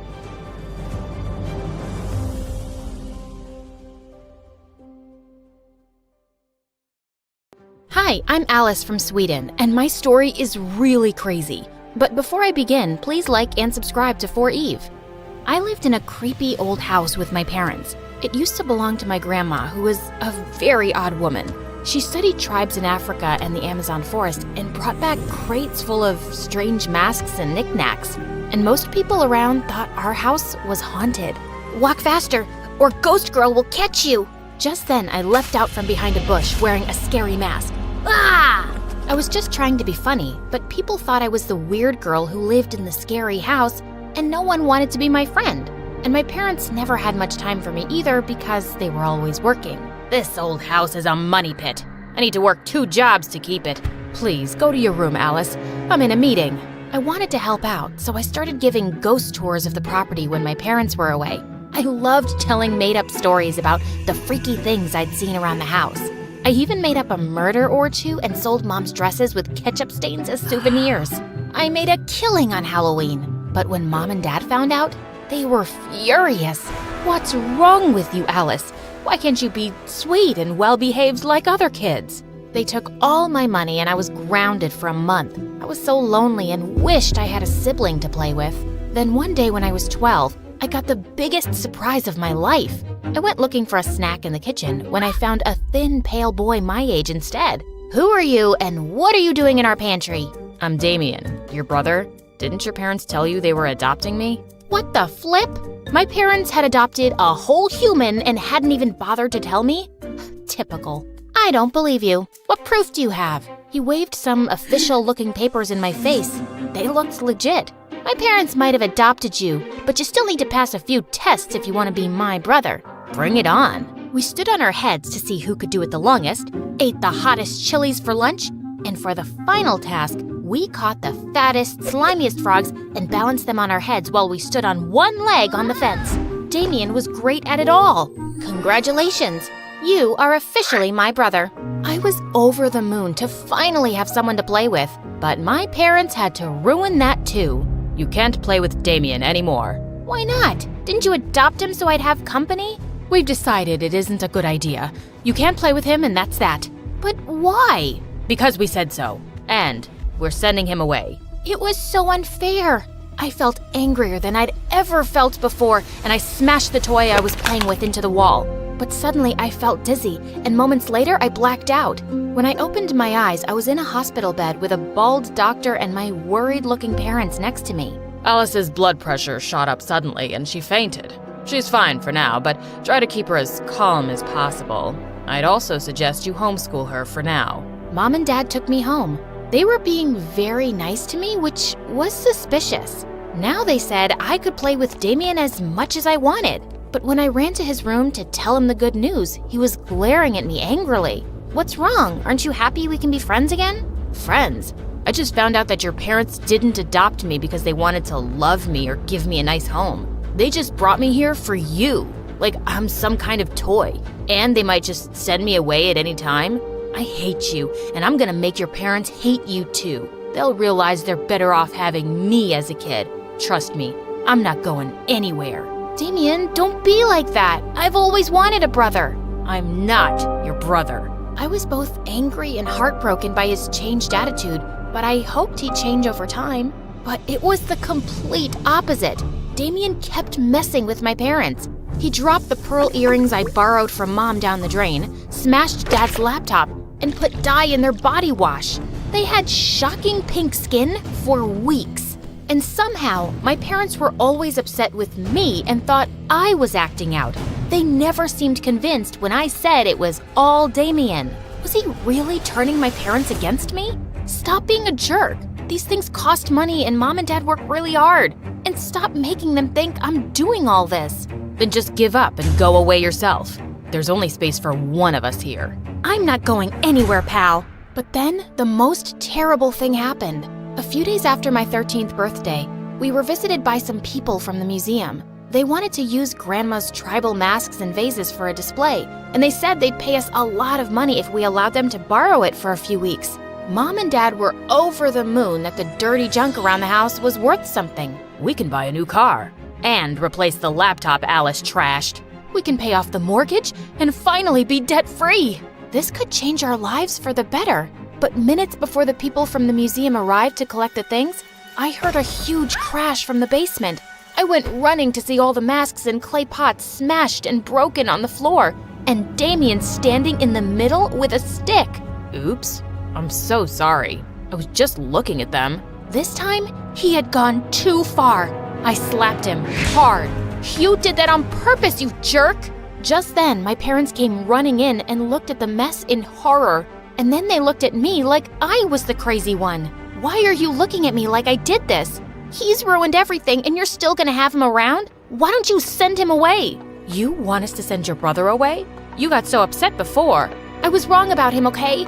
He's not my brother. He's crazy and he's dangerous. Mom and Dad exchanged a weird, long glance and nodded. Fine. We'll send him to a special facility so he can get better. That night, I locked my door, but I could still hear Damien screaming and crying in his room. The next day, he was gone. Mom and Dad looked sad and broken. They tried to be nice to me, but I saw right through them. They were sad because Damien had left, and I could never make them happy. In the fall, the doctor said it would be good for me to restart regular high school. Things were going really well on my first day until... Hey, watch out, it's Ghost Girl. I'm so scared. Dude, grow up. That wasn't all. In my very first class, I met the most bonkers girl. I heard you were the ghost girl. What's it to you? I'm Tara. I just moved here from Ireland. Is it true your house is haunted? I'd love to meet a real-life ghost. I've dreamed of it my whole life. Are you nuts? Who has creepy dreams like that? You haven't read Dead Love Doesn't Die? It's the most romantic book ever. Are there handsome ghosts in your house? Are they single? Girl, you need help. No, I need a ghostly boyfriend with ice-cold lips and dreamy eyes who can transport me to his time and give me a million ghostly kisses, and he'll take me away to... Was there something wrong with me? First Damien and now Tara? Was I a weirdo magnet? For the next few weeks, she stuck to me like glue. At first, I acted indifferent because I wasn't sure she'd even stick around for too long. But she did, and I slowly started to enjoy having a friend. Look, there's Ghost Girl and her vampire girlfriend. What in the twilight? Tara hissed and bit the jerk on his arm. You're absolutely crazy. Hey, no one messes with my friend. Yuck, he tasted disgusting. Let's go get candy. How about I make you a sandwich at my place? You mean it? Tara instantly fell in love with the place. This place is fantastic. Can you imagine the paranormal romances that could take place here? I just laughed and went to the kitchen to get the sandwiches. But there was already someone in there. Damien, what are you doing here? I'm back. Of course, Mom and Dad didn't tell you. You would have forced them to keep me away. It would be for their own good after the mess you made last time. What kind of facility allows home visits? Ha! I'm not at a facility. They sent me on vacation to Bali to prove how much they loved me and wanted me in the family. I'm back now, and I'll make sure you end up in the facility soon. I couldn't believe this was happening. I made some excuse and sent Tara home before Damien did something to her. When my parents got home, I confronted them. You lied to me. He's dangerous and out to get me, but you still allowed him in our home? Mom started to cry and Dad glared at me. You're upsetting your mother, Alice. How long will this go on? You don't even care that I'm upset too? You guys are the most selfish parents ever. I'm going to stay at my friend's house because I don't feel safe here. You can't leave. We should call the doctor. I told you we shouldn't have sent her back to school. Dad locked me in my room. I could hear Damien laughing under my door. He was evil. I had to get out of here. I called Tara and told her what was up. Within minutes, she was outside my window. Come on, ghost girl. Let's get you to safety. Tara's house was so normal. It was awesome. She pulled out a mattress for me to sleep in her room, then brushed my hair to calm me down as I told her everything. Wow, your parents sound like a piece of work. And I finally get why you're so weird about being friends. I can't trust anyone. My parents ignored me for so long and thought things would be different for me once Damien came, but he's the worst. And ever since he came, my parents treat me like I'm some lunatic when he's the crazy one. He really scares me, Tara. Don't worry, you're safe here. I'll punch his lights out if he tries to mess with you. Suddenly, I heard a loud tap on the window, and he was standing outside. I screamed and jumped up. It's him! Damien's here! He was holding rocks in his hand and wore the evilest grin. Where? I don't see anything. Damien threw the first rock. It slammed against the window hard, leaving a deep crack. Are you blind? He's right there. Alice? Are you sure you don't, see ghosts or something? Because I can't see anyone. Didn't you hear the rock hit the window? Look, it's left a crack. What are you talking about?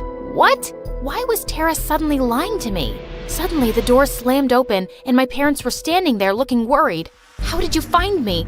Did you tell them I was here, Tara? I thought you were my friend. No, Alice. Tara didn't tell us. We saw you sneaking out of the house and followed you. Let's go home. No, you're just gonna lock me up in my room again. What's going on? Tara says she can't see Damien. Is she lying? Or am I crazy? The saddest look crossed my mom's face, and she broke down crying and hugged me. No, Alice, you're not crazy. That's when they told me how they'd never adopted a boy named Damien. We thought he was just a harmless imaginary friend, but when you started seeing him all the time, we tried to stop it by saying we'd send him away. The doctor said you had created Damien to help with your feelings of being alone and we should play along, so we agreed. But then you started acting out and blaming it on Damien. We were so glad when you finally sent him away yourself.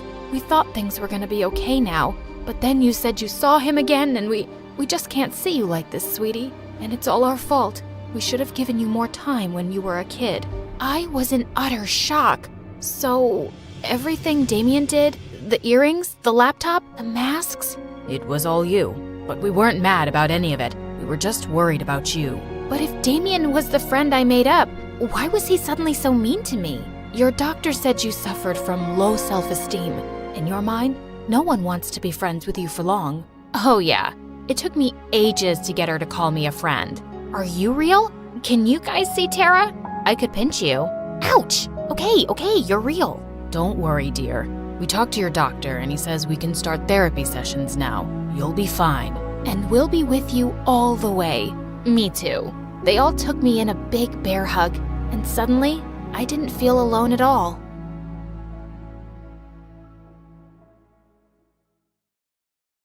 Hi, I'm Hazel from Wisconsin. Please like and subscribe. My older sister Maggie and I lived with our uncle who ran a small ice cream parlor. Ever since I was a kid, I was obsessed with being a superhero. I ran around saving cats from trees or giving free ice cream to poor kids, and I even wore a mask and a cape to look the part. Wow, you're so cool, Hazel. Do you have any superpowers? Oh, yeah. I can just sense it when people need my help. Did she tell you that she can fart like a chimpanzee, too? No, I don't. Maybe like a rabbit. Whatever. Stop embarrassing yourself. You look like a moron. Maggie was 2 years older, and besides being really pretty, she was also the smartest girl in school.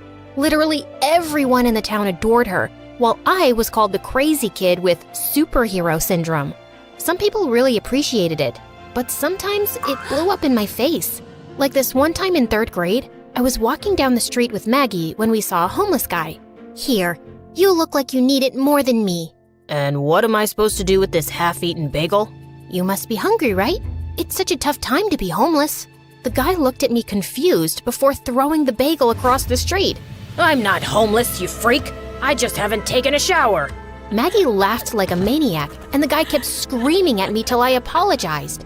And the next day, Everyone at school was making fun of me for it. Thanks to Maggie, I sometimes thought it was time to stop helping people out, but Uncle always encouraged me to keep going. You have a heart of gold, Hazy. Never lose that. Once when I was in 7th grade, Maggie became the youngest girl ever to win the National Math Olympiad. It was a big deal, and loads of people had gathered at the town center where the mayor was giving her an award. I was almost there when I saw an old truck driver struggling to change a tire. "Sir, I can help you with that." Oh, thank you, but I can handle this. I insisted, and he asked me to go get some more tools from the back of his truck. But just as I was getting out, my cape got caught in something, and I tripped, pushing bottles of something on the street, and it smelled like friggin' fish sauce. And it was a lot of fish sauce. The smell was unbearable. Within minutes, everyone started running away, and the ceremony was over. And boy, was Maggie pissed. "Why are you so annoying? You just had to steal my moment, didn't you?" "I'm sorry, I didn't mean to." "I'm sorry, nya nya nya." Every freaking time. Maggie didn't talk to me for days. The fishy smell stuck around for a long time, and I became the butt of more jokes. "You know, I have the perfect name for you. Super Stinky." Give it up already, fish sauce. I didn't show it, but those words crushed me. I really thought being heroic was my thing. But I guess at some point it stopped being cute and people thought I was just weird. It was time to be regular, just like everyone else. Years passed and Maggie got busy with her college applications while Uncle tried to save his business. With so many ice cream parlors opening around town, he was facing stiff competition, which seemed to be stressing him out a lot. One time, my uncle got a huge order for a wedding reception, and he looked happy after such a long time. Maggie and I volunteered to help set up the table, and everything was going fine till suddenly the fridge stopped working. It'll take the technician an hour to get here. Everything'll melt by then. "Don't worry, Uncle. I got this." "Do you even know how to do this? How tough can it be? Besides, Uncle needs my help. Now let me work my magic." I repaired the plug within minutes, but just as I put it back in the socket, there was a slight crackle sound before the whole place blacked out. I'd accidentally caused a short circuit, and the technician told us it'll take at least 10 hours to get the system up and running. Kids howling, bride crying, and people yelling. Everything was a mess. We were thrown out immediately, and my uncle didn't even get paid. On our way back, I could feel him fuming in anger. I'd never seen him like this. "I'm sorry, Uncle. I just wanted to help." No one needs your help, Hazel. You're 15. Stop ruining things and start putting your energy into something useful. You could take out the mask and cape again and work as a superhero impersonator. I hear little nerds hire those at birthday parties now. Shut up. I was super bummed at how my uncle scolded me. So after we got home, I slipped outside to walk around the neighborhood. But soon after, I noticed a tall guy fidgeting with a car. It was dark, so I couldn't see his face. And then the alarms went off. Oh my God, he was a thief. "Hey, you! Stop!" Suddenly, he started running, and before I knew it, I was chasing a thief through the city. We finally stopped in front of a restaurant. That's when I noticed that it was Max, my school senior and a star football player. Oh my God. You! Why are you chasing me? Because you were running away. That's because I thought you were some crazy criminal. What? I'm half your size. Why would you think I'm a criminal? Then why were you running after me? Maybe because I thought you were stealing that car. Stealing? That's my car, idiot. And I locked the keys in. Yeah, right. That's what every thief says. Ugh. My mom works at this restaurant, and she has my spare keys. You want to follow me in and verify that, spy girl? I did follow him in, and got super embarrassed to find out he was telling the truth. I ran off feeling like a moron. I had to avoid Max forever now. But the next day at school, he pulled up a chair next to me. What happened to your mask and cape? Excuse me? Oh, that. Yeah, I stopped wearing it a while ago. People thought I looked crazy. Really? I thought it was cool. Apparently, Max was a big fan of comic books. After that day, he started talking to me a lot more, sitting next to me during lunch and walking home from school with me. He was a popular guy and got invited to tons of parties, but he never cared for any of that. He was just a regular guy doing his thing, and I liked that about him. Maybe a little more than I thought. I want to be a comic book illustrator someday, but I don't know if it'll make me any money. I'm so confused. I get it. I just want to help people, but I don't know how yet either. I'll figure it out. Things were good, and finally, I had a friend who didn't think I was weird. And even my uncle looked happier recently. He'd found a rich investor who promised to take his ice cream brand international. He'd even come up with this amazing new ice cream recipe and was excited for us to try it. I was lactose intolerant, but Maggie gobbled up an entire tub. This is amazing, Uncle. You're my first customer. I'll be supplying it at your school for the winter dance, too.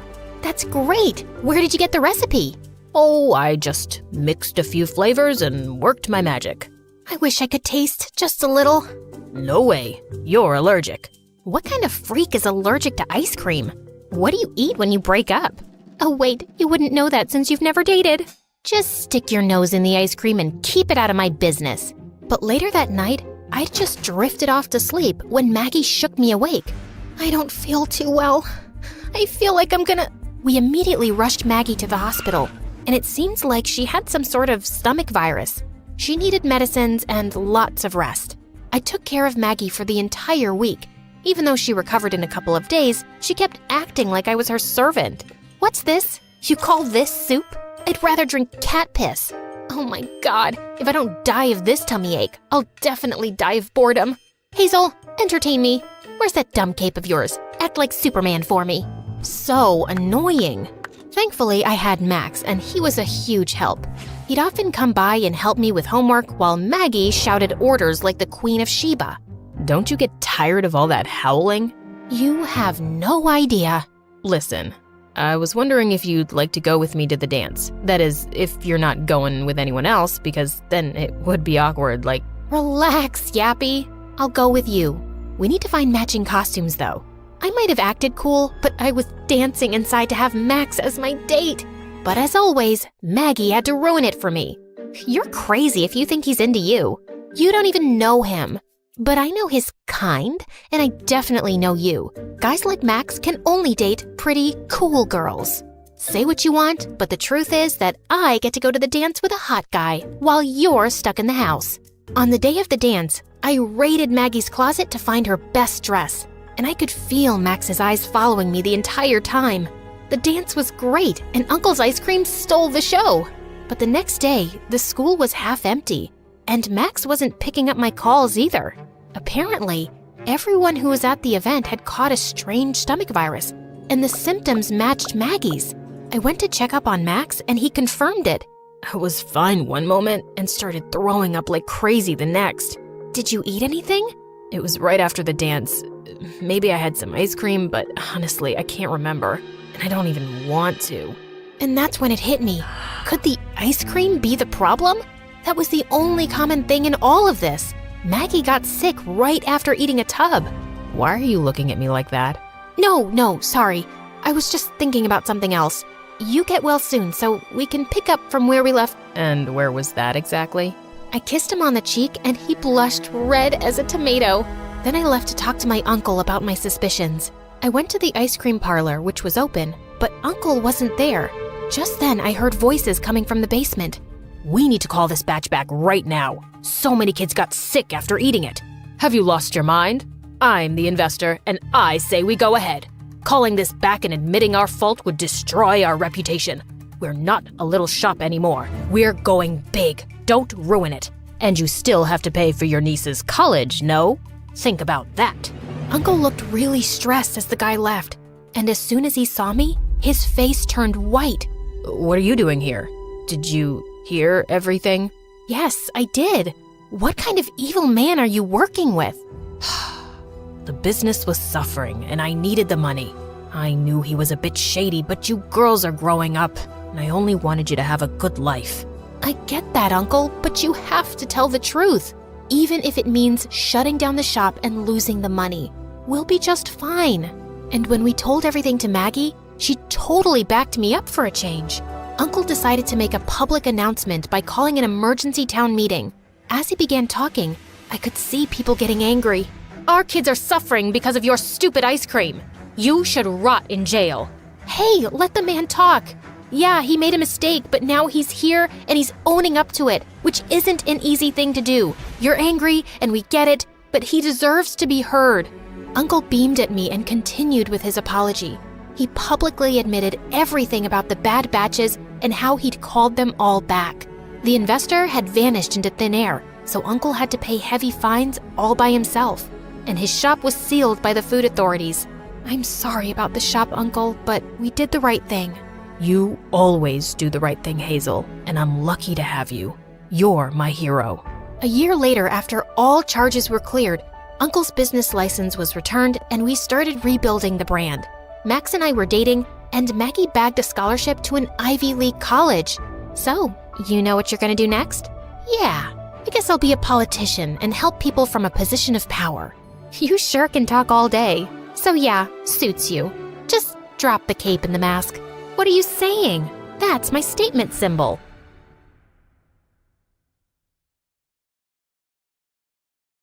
Hi, I'm Chris, and I live in Los Angeles with my celebrity mom. Before I continue, please like and subscribe to MSA. I never knew my dad, but I totally worshipped my mom. She was a famous singer, and with her sparkly clothes and gorgeous voice, she was perfect in my eyes, except mom never seemed to love me the way I loved her. In fact, growing up, she was always so busy, she barely had time for me. Mom, could you help me with my hair? I'm late for school, and this knot is just the worst. Oh, sweetie, I'm late for a recording, but I've got an idea. And with that, mom took a pair of scissors and cut a huge chunk of my hair. I walked around the school looking like a shaved lizard for days. When I was 10, I got selected to play the lead in the play. Mom promised that she would come, but I kept waiting and she never showed up. When I got home, I saw her having a spa session in the middle of our living room. Everything is calm. You're in your happy place, in the middle of the meadows, beneath the sparkling skies. Mom? Shh! She's in her happy place. I don't care. I need to talk to her. But mom just lay there, face down, completely zoned out. I felt so mad. I walked up to the massage lady and smashed the bowl of oil on the floor. What's the matter with you, Chris?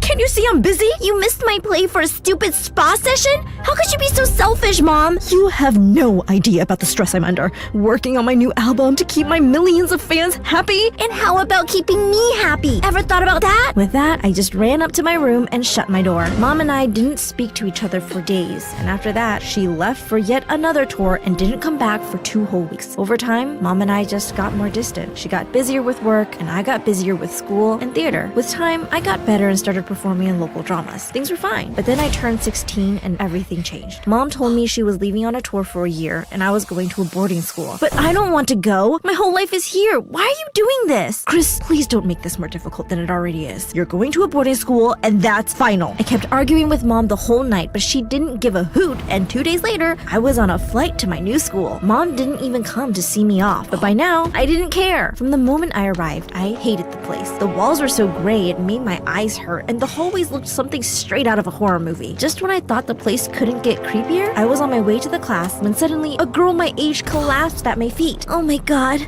my head is so heavy. I feel like I'm gonna throw up. Take me to the nurse, please. The girl started shivering like crazy, and I panicked and took her to the nurse. But she was so busy with someone else and just told me to take the girl to one of the treatment beds. I'm here a lot since I suffer from fainting spells. But you didn't faint. You just dropped at my feet. Right. I mean, normally I faint a lot. But today, I just have a broken sock bone. Okay, fine. I'm just trying to get out of class. Please don't tell anyone. You can stay with me in Miss Class too. I'll cover for you. I'm Melody. Chris. Melody and I got talking and instantly connected over our hatred for the boarding school. Incidentally, she was also my roommate and the biggest troublemaker around. She was always sneaking out, bunking classes, misbehaving with teachers. Her dad was one of the trustees, so the teachers didn't really say anything. This one time, Melody dropped fart bombs in the class and everyone went into a frenzy. Obviously, she got busted and threw a tantrum. I was trying to hide my fart smell with that bomb. I have a very weak stomach and I fart a lot. You know how kids can get really mean about these things. You want me to get bullied? What if I start taking drugs? What if I die? And then Melody dropped like a fly to the ground and the teacher ended up apologizing to her instead. Being with Melody was fun and slowly I started liking my life in school. Until one day, I was on stage reciting a Shakespeare sonnet for a school play when I saw Mom walking in. I was so shocked to see her. I forgot all my lines and ran backstage in panic. But I tripped on the stairs and the next thing I knew, I was in the hospital with Mom and Melody sitting next to me. I'm a horrible mother. I shouldn't have come and upset Chris like that. It's my fault. I called you here so we could finally tell Chris the truth. But I guess we messed up big time, Mom. What? Ah! When did you wake up? Around the same time you called my mom your mom. I didn't say mom. I said bomb, because your mom's the bomb. Shut up. I might have hit my head, but I'm not stupid. Now tell me, why did you call her mom? It's okay, Mel. I think it's time. Chris, sweetie, Melody is your twin sister. Mom told me how years ago she was in a horrible marriage with my biological father, and she had no choice but to run away from home. But after a week, she found out she was pregnant with twins. She couldn't afford to raise 2 kids, so she gave Melody up for adoption. I ran away to LA and met this music producer who helped me out. When I got successful, I tried looking for Melody, but I couldn't track her down. My adoptive dad's witchy girlfriend wanted me out of the house, so he enrolled me in this boarding school. But last week, Dad finally told me about my biological mom. I got in touch with Mom and asked her if she'd want to meet me. And you chose to meet her here, Mom? You didn't think what would happen if I found out? I thought it would be nice to introduce you to your twin sister. Mom, you paid 0 attention to me all my life, and then you show up here unannounced and tell me I have a twin sister? What part of this is nice? And Melody, you knew I was your sister and didn't say a word to me? Why? Mom asked me not to. And you listened to her? The woman who abandoned you. This is crazy. My head's spinning. Just leave, both of you. Mom and Melody left, and I just sat in my bed feeling totally betrayed. Doctors discharged me that evening, and soon after, Mom left for home. Back in school, I just avoided Melody like the plague, even though she tried talking to me a million times. Soon, it was time for spring break, and I was packing my stuff when Melody walked in. Are you done? The driver's here to pick us up. What do you mean? I'm going home. My dad is traveling for business, so Mom invited me to stay at your place. I know you hate the idea, but I've waited all my life to have a family. Please,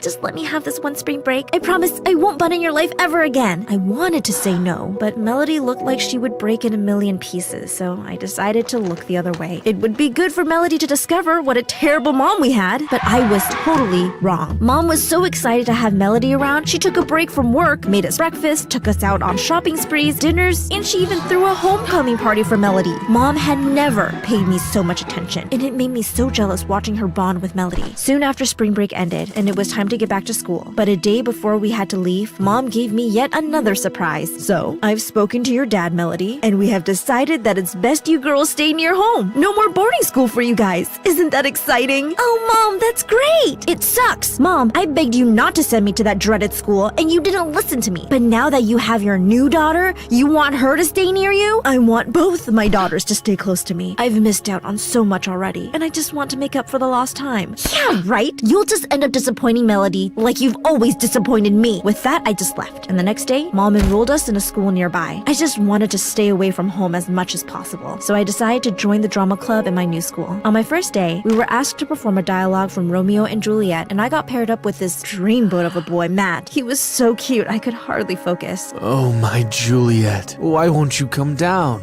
I want to see your pretty face and your beautiful sparkling eyes. Go on. It's your line? Sure. Oh, Matt, I mean Romeo. You are the light of my life. Your face is so perfect, like a sculpted statue. And those arms, so strong. Do you work out a lot? I do, but I don't think that's what we were talking about. Then what are you talking about? The play? Are you okay? You're not blinking. I'm fine. I'm just getting into character. You know, Juliet and all. I'm weird. Sorry. Bye-bye. Nice to meet you. I ran in the other direction, feeling totally embarrassed. And minutes later, Matt came behind me. The two of us started talking, and by the end of the day, Matt asked me out on a date. I had the best time with Matt that evening. He was fun, cute, and a really good listener. Pretty soon, I found myself pouring my heart out to him, telling him everything about my family and Melody. It sounds tough. I grew up without a family too. I mean, I had my dad, but he was hardly around, so I get where you're coming from. Thanks for listening. I've ruined the date, haven't I? Maybe there's still time to turn things around. And with that, Matt leaned in and kissed me, and I kissed him back. We went on a few more dates, and I was over the moon when Matt asked me out officially. Every night, he'd come over, and I'd sneak out with him. We'd go for drives, parties, walks, and it helped me keep my mind off things at home. One evening, Matt invited me to this party at his cousin's place. It was a little out of town, so he told me we'd be staying the night. I was just climbing out my window when Melody walked in. Where are you going? To hang out with your hippie boyfriend? I know you've been sneaking out to spend time with Matt. Matt. But Chris, I just don't think he's right for you. I heard he's always skipping school and his grades are trash. And just last week, he almost got arrested for stealing cars. Those are baseless rumors. And you're one to talk. Have you completely forgotten what a mess you were in school? Besides, you should be happy I'm out of your hair so you can spend more time with Mom. I'm just trying to reconnect with my family. And look how great that's going. Now I'm getting late, so go back to your room and stay out of my life. And I just picked up my bag and left. I took a cab and went straight to the location Matt had sent. But when I reached the place, it was totally dark and there was no one around. I walked up to the cabin and knocked, but no one answered. And seconds later, someone tapped on my shoulder. I turned around and saw two big men staring at me, and Matt was right behind them. What's happening? And who are you? Oh, don't worry, sugar. We'll only keep you here till your mom comes and rescues you. Rescue me from what? Matt, what is this? I'm so sorry, Chris. I owe these people a lot of money, and since my dad won't give me any, I had no choice but to kidnap you. Just do what they're saying and we'll all be safe. I promise you. Are you out of your mind? I trusted you. You're my boyfriend. Oh my god, this is such a mess. Help! Don't bother.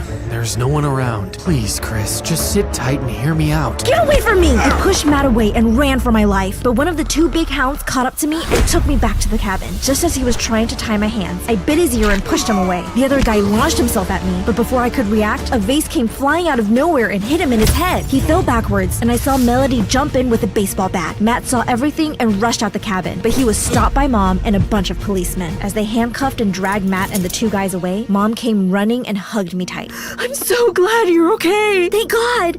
I saw you getting into that cab and noted down its number. He's the one who told me about this place. Don't you dare do something like this again, Chris. I'm so sorry, Mel. I was so mad watching you and Mom together.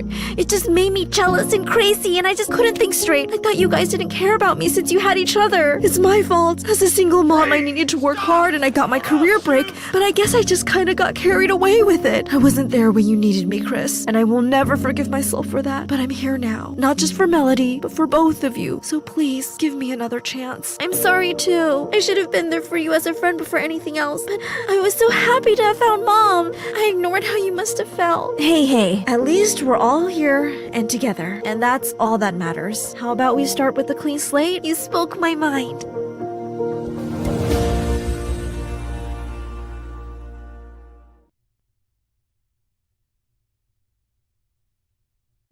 I never knew my father, but Mom and I were really close. We didn't need anyone else. We both loved to talk over a cup of hot chocolate in the morning and tell each other the most interesting things we read on the internet. Fact-checked, of course. See? This male model is walking on the ramp with heels. Guess what? Apparently high heels were originally for men. After that, we biked to school most mornings on Mom's way to work. One day, when we were in a little bit of a rush, Mom and I raced through a light just as it turned. I didn't pay attention to a car making left turn, crossing the intersection and nicking Mom's back tire, sending her flying off her bike while it sped away. Rage rushed through me and I threw rocks at the car before it sped away without looking back. Oh no! Mom! I'll call 911. We need to get you to the hospital. Did you see who did this? No. Well, let's not wait for the ambulance. I can take you to the hospital right now. Here I am, getting into the story without even introducing myself. Hi, I'm Aurora. I used to live in Pennsylvania, and now in Australia. Before I tell you the rest of the story, please like and subscribe. The man introduced himself to us as Carrie, and he was so kind that he checked on us every day for the week Mom was in the hospital. Once Mom came home on crutches, she tried to go back to work at the chocolate factory. But instead, they let her go. No job meant we were about to lose our tiny one-bedroom apartment too. We were struggling when, like a guardian angel, Carrie showed up at the door. He came to meet us as it was his last day in Pennsylvania, and when he heard about everything, he had an idea. I have plenty of room, and I'd really like to help you and Aurora. The next thing I knew, we packed and left everything I liked and moved with Carrie to Australia. He had an enormous mansion. I had my own bedroom and my very own study with an art corner. Carrie even hired Mom to be his office assistant, and we never had to cook or clean anything. The upstairs housekeeper made our beds, and the driver took me to school along with Carrie's twin nieces, Julie and Jackie. You'll have to sit in the boot, like the dog we never had. There's plenty of room in the back seat. It's a big SUV. We're not sitting next to you. Just because our uncle took you in does not mean we have to change our lives to make room for you either. So yeah, I sat in the back. Didn't try to make friends with their friends, and I kept to my passion, which is art. When I wasn't finding art to look at, I was drawing.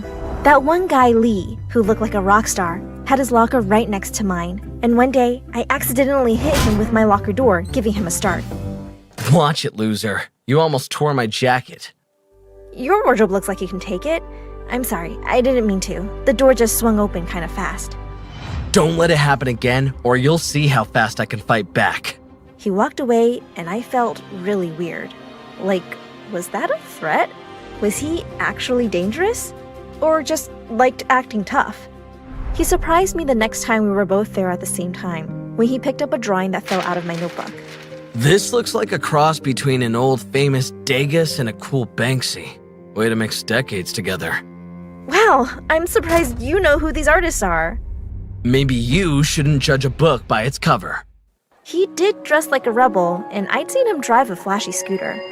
Lee was one of the most popular boys in school and super handsome. But that didn't mean he wasn't smart. Well, when the book speaks in cliches, you don't expect much. Touché, mademoiselle. I'll try to be more original. Maybe you should crack this book open to see more of the story. Are you asking me out in a very roundabout way? It sounds like you want me to, new girl. I could oblige, but I don't want to be late for class. He walked backwards, keeping his eyes on me for a moment, and then turned and went ahead. That afternoon, our English literature teacher separated the class into two halves. My half of the room wrote our names on tiny slips of paper and dropped them in a hat. The other half of the room each picked one of our names. Julie and Jackie got each other, which seemed fitting. I got Aurora. What do you know? You can put it back and pick again. I don't mind. The class laughed, but the teacher said there were no swaps, and we found out that we had to act out a scene from a Shakespeare play. Oh, this should be fun. I bet you want to do Romeo and Juliet. No, why would I pick that when I could play someone who hates you? I thought you didn't like cliches. Obviously we should do. And then we both said it at the exact same time. Much ado about nothing. A play where the world could be blowing up. And people are more concerned with the petty, stupid stuff.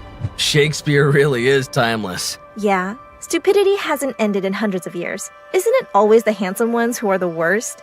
All the way home, I had to bear Julie and Jackie taunting me about Lee while I sat behind them in the car. Is that play where you get killed by the boy you're paired with? That's definitely the one you should do with Lee. You two are thinking of fairy tales. Maybe you should do Cinderella and see how that goes. I ignored the rest of their jabs. The next day, I was studying in the library when Lee came over, plopped his smelly shoes on my table, and gave me a weird look. I snapped. I picked up the heaviest book I could find and threw it right at his feet. Oh, sorry. Ouch! Ouch! I laughed as I walked away. He still followed me, then blocked my path with his arm. Come to my place after school? What? Are you nuts? Don't we need to practice the play? My house is perfect for it.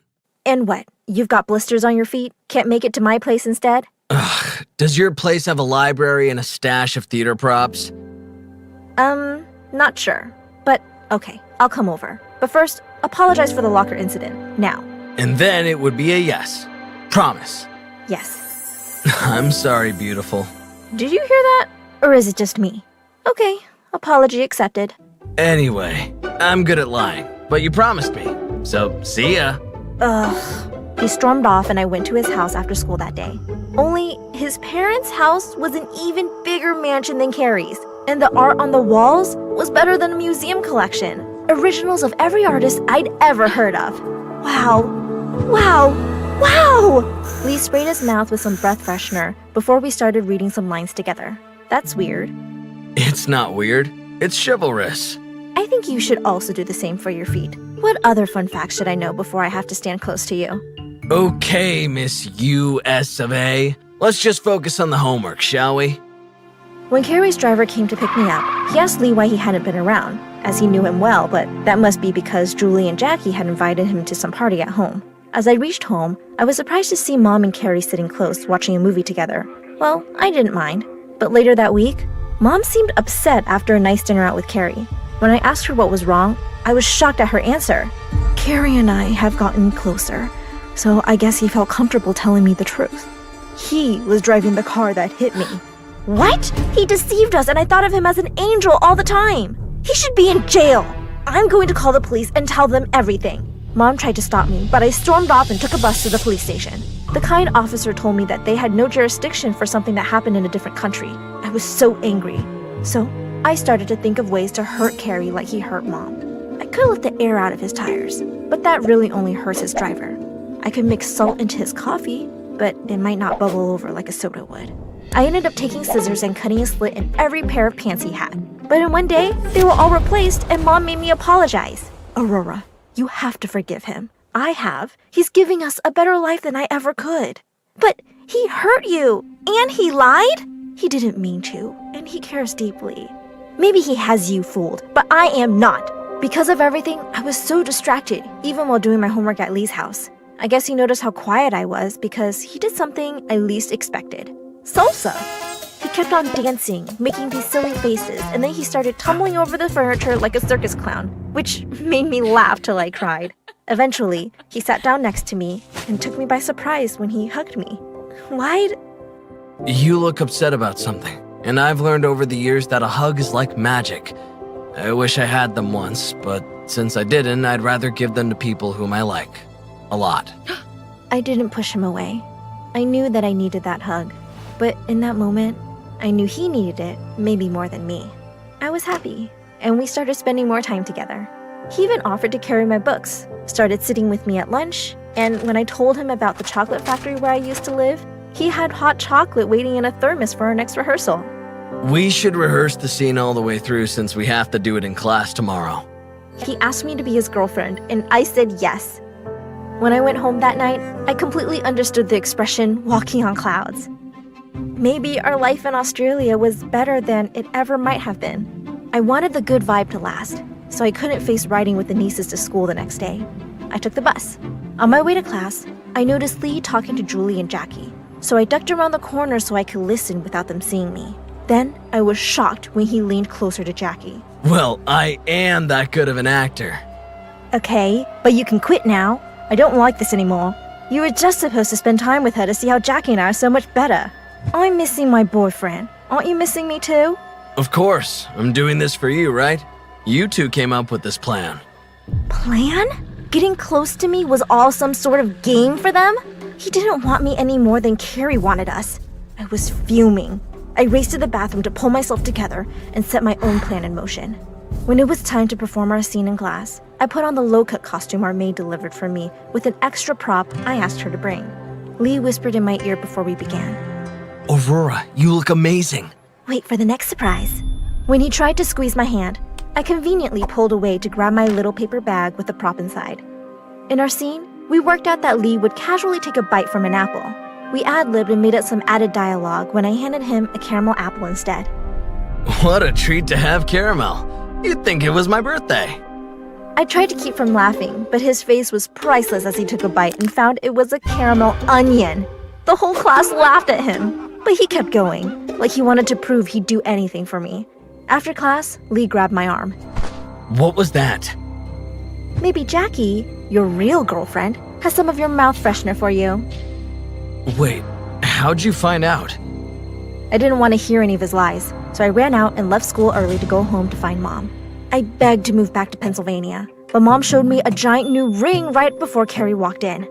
Aurora, I know it's fast, but Carrie and I feel it was fate that brought us together. I didn't know that my trip to America will help me find the two people I care about more than anything in the world. I'm very sorry that it had to be through an accident. It was an honest mistake, and I don't want to lose both of you. I was beginning to soften toward Carrie. He was really showing he cared. I guess that look in his eyes was the dad moment I'd been missing. I'd been overthinking it, but he'd done so much for us. Clearly, my anger took the best of me. And if you still don't agree, I'm not going to press your mom to stay. And, you know, I've had enough punishment as I had those piles you wished for me. At least take it back. I'm sorry. But I never want to go back to that school, though. They're hateful. As I told them what happened, I didn't see that Lee had been let into the room. You only think that because you don't have all of the information. Didn't you say you liked to fact check?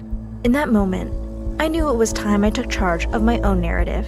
Lee looked like he'd been crying, but even his explanation didn't change my mind. I never meant to hurt you. I was trying to find the right time to tell Jackie that she and I were through and how much I really do like you. That getting to know you was absolutely the best thing ever. Wow, that's sweet. And I know what I'm doing. Lee, you're exactly the kind of guy I want to be dating. And Carrie, You've done so much for Mom and me. Only, I just realized that I don't want to be an extra in anyone's story or a prize in some twisted game. I don't need any grand gestures to know my worth or dictate my happiness either. Lee's eyes held a mixture of admiration and surprise. Carrie and Mom both looked like they respected what I was saying. I'm going back to Pennsylvania, not because I'm running away from what happened here, but because I've got dreams to chase. I want to go to art school and build my life on my own terms. Lee remained silent, but I could tell he liked what I was saying. But what about us? You will always be a part of my story, but it's time for me to write the next chapter in my own way. Carrie, you and Mom have a chance at happiness. I won't stand in the way of that. Lee, if what we have is real, it'll survive the distance and the test of time. The room was filled with a sense of understanding as Carrie told a maid to pack my things. When I hugged my mom goodbye, I whispered, I'm doing this for us, Mom, so we can both be strong independently. I left the mansion with my head held high, not as a girl swept up in a whirlwind of events, but as a young woman taking her first steps into a future she was crafting for herself. On the plane back to Pennsylvania, I sketched a collage of lessons learned over the past few months, friendships formed, and a path leading to a bold, unapologetic future of my own design. Of course, I included a kiss with Lee in that future. Stay tuned for the story when he visits me.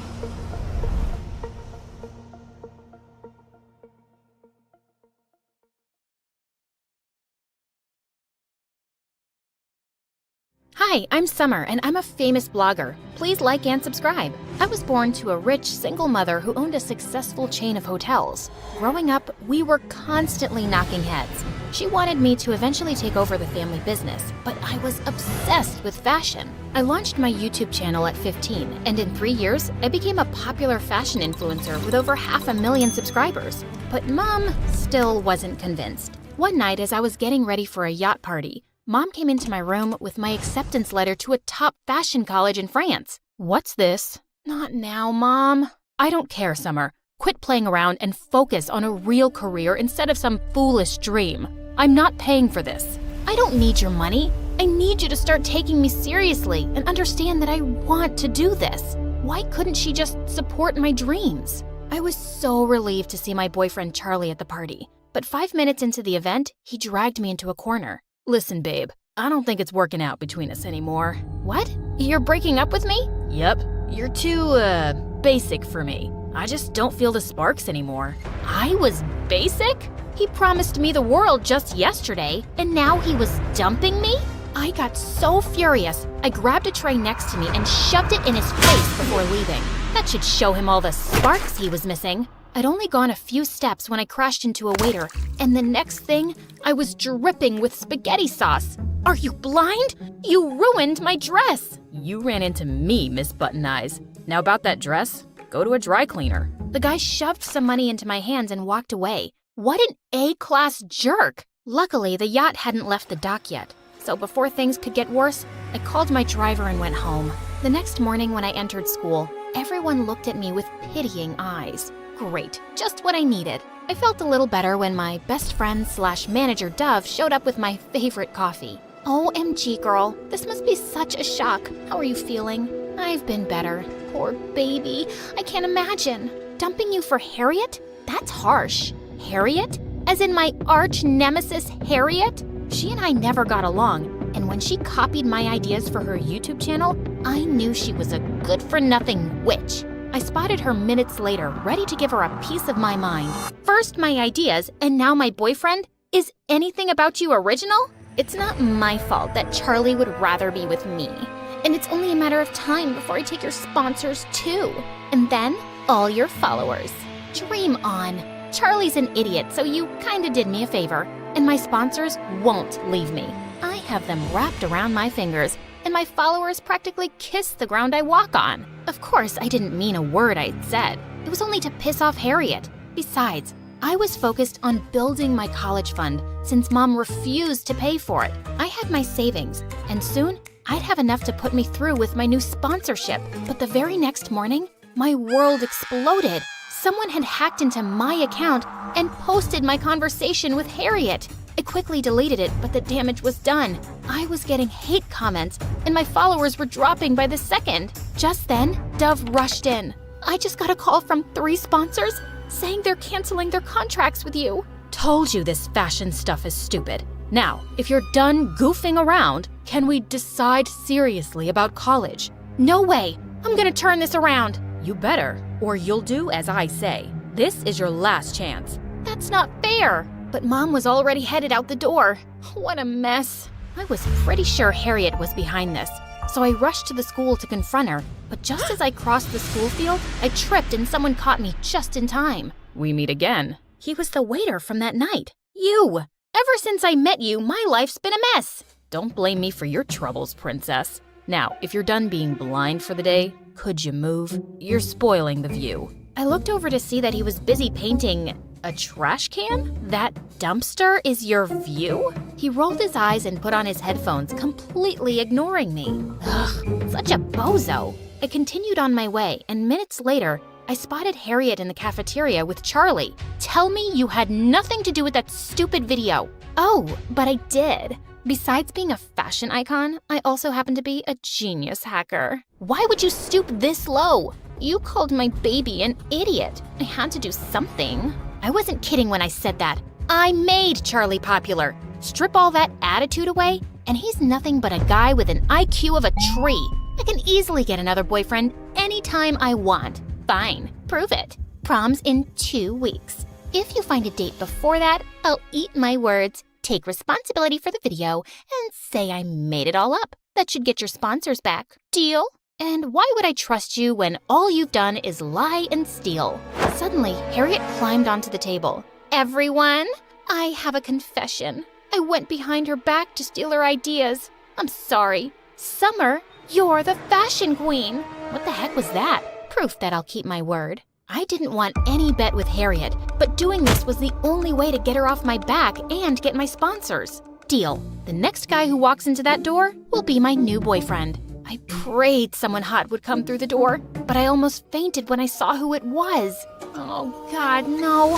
The weird painter waiter guy. I've already won. We'll see. I went to find Dove and told her everything. Even though she thought I was crazy, she agreed to help me. Dove was the student body president, so she could get me all the information I needed on him. His name is Martin. He transferred to our school last year and runs the school's art club. Perfect. That's where I'll start. But you know nothing about art. Of course I do. Makeup's art too.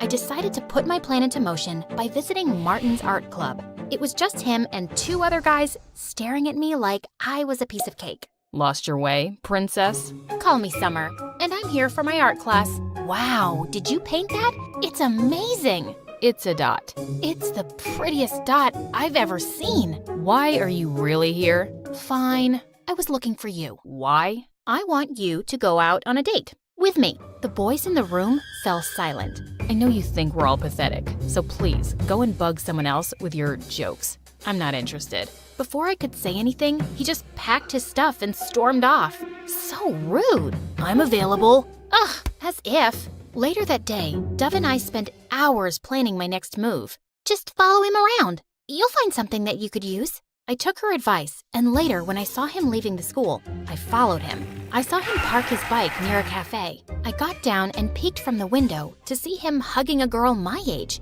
Was he already dating someone? This could ruin my whole plan. I saw her leave for the bathroom and went in. You know, stalking is illegal in all 50 states. What? I'm just here for some coffee. That's not illegal, right? I'll have a latte, please. Martin made a face and left me to get my order. Just then, the same girl he was hugging approached me. She said she was a huge fan and wanted to say hi. Her name was Jane, and she was Martin's younger sister. Oh, thank God. As we chatted, I realized how different the 2 siblings were. She was so sweet and nothing like her sour brother. Their father was a sailor and was often away, so they lived with their grandmother and helped her run the coffee shop. Don't you have work to do, Jane? And you, here's your order. Take it and go, won't you? Slow down, tough guy. We're having a conversation. I'll pay for her time. Unlike you, some of us have to work to get money. I work hard too, you know. It's not easy to follow your dreams when… Ugh, forget it. I just turned and left. I wasn't going to allow him to talk down to me. I'd only taken a few steps when I remembered I had to make him date me to win that stupid bet. Ugh. Just then, Martin caught up with me. Hey, I'm sorry. That was uncalled for. So does that mean you'll go out with me? Why? You haven't noticed me in a year, so why now? Because I find you interesting. Think of this as an apology for not noticing you. Since you won't leave me alone, fine, but I'll pick the place. Deal. We exchanged numbers, and I left feeling proud of myself. Soon after, Martin texted me the address and asked me to come there at 6 a.m. sharp. Who wakes up that early on the weekend? But I had no choice, so I arrived 5 minutes early at some random dock. Suddenly, I spotted him working on one of the boats, shirtless, with the abs of a Greek god. Yummy crackerjackers. You're early. Yeah. So what's the plan? He reached his arm out to help me into the boat. As soon as I took one step, I stumbled, and Martin pulled me close to keep me from falling. You wanted a date, right? So let's take you on one. On a boat? They're kinda unlucky for me. So you're backing out, scaredy cat? Scaredy cat my butt. Let's do this, sailor boy. Martin smirked at me as we untied the boat and set out onto the water. So you're a painter, sailor, waiter, anything else I should know? You ask too many questions. You never ask any. What do you want to know? You paint all the time, but no one has ever seen any of your finished stuff. Why's that? I paint to escape the world, but I don't think I'm ready for people to see it. It's my passion, not my career. Why not? If you're good at it, it should be your career too. Not everyone has your confidence, fashion queen. So, you've seen my videos, huh? I have a sister, remember? We laughed and talked more before he dropped me back. That entire night, I couldn't wait to go to school and see him again. He was nothing like I'd imagined. Soon after, Martin and I were always together. We would talk for hours, and once, he even agreed to paint me for one of my videos. My followers couldn't get enough of him. Is he your new boyfriend? He's so much cuter than Charlie. I didn't confirm the rumors, but my numbers were rising, and Harriet was not looking happy. A few days later, we had an art exhibition in our hotel, and I invited Martin. I was over the moon when he agreed, but when I saw him, I was blown away. Wow, you clean up well? Even nerds can look good, and you. I know. I showed him around, and we were having a great time, till Mom interrupted. The Dean of Yale is here. Go meet him and be nice. Can't, Mom. I'm in the middle of a conversation. Mom gave me a stern look, but I took Martin's hand and walked into the garden. What was that about? Nothing. Just Mom being Mom. She wants me to take over the family business, but I have no interest in it. My YouTube channel means everything to me. It's what I'm good at. I'm not giving up. I think you're brave. Suddenly, I felt Martin's hand in mine, and my heart started racing. Let's get out of here. Where are we going? You'll see. In a couple of minutes, we were parked outside his cafe. He closed my eyes and led me inside. Are you planning on kidnapping me? Another side passion? Just wait for it. You're the first person who's ever come down here. After my mom.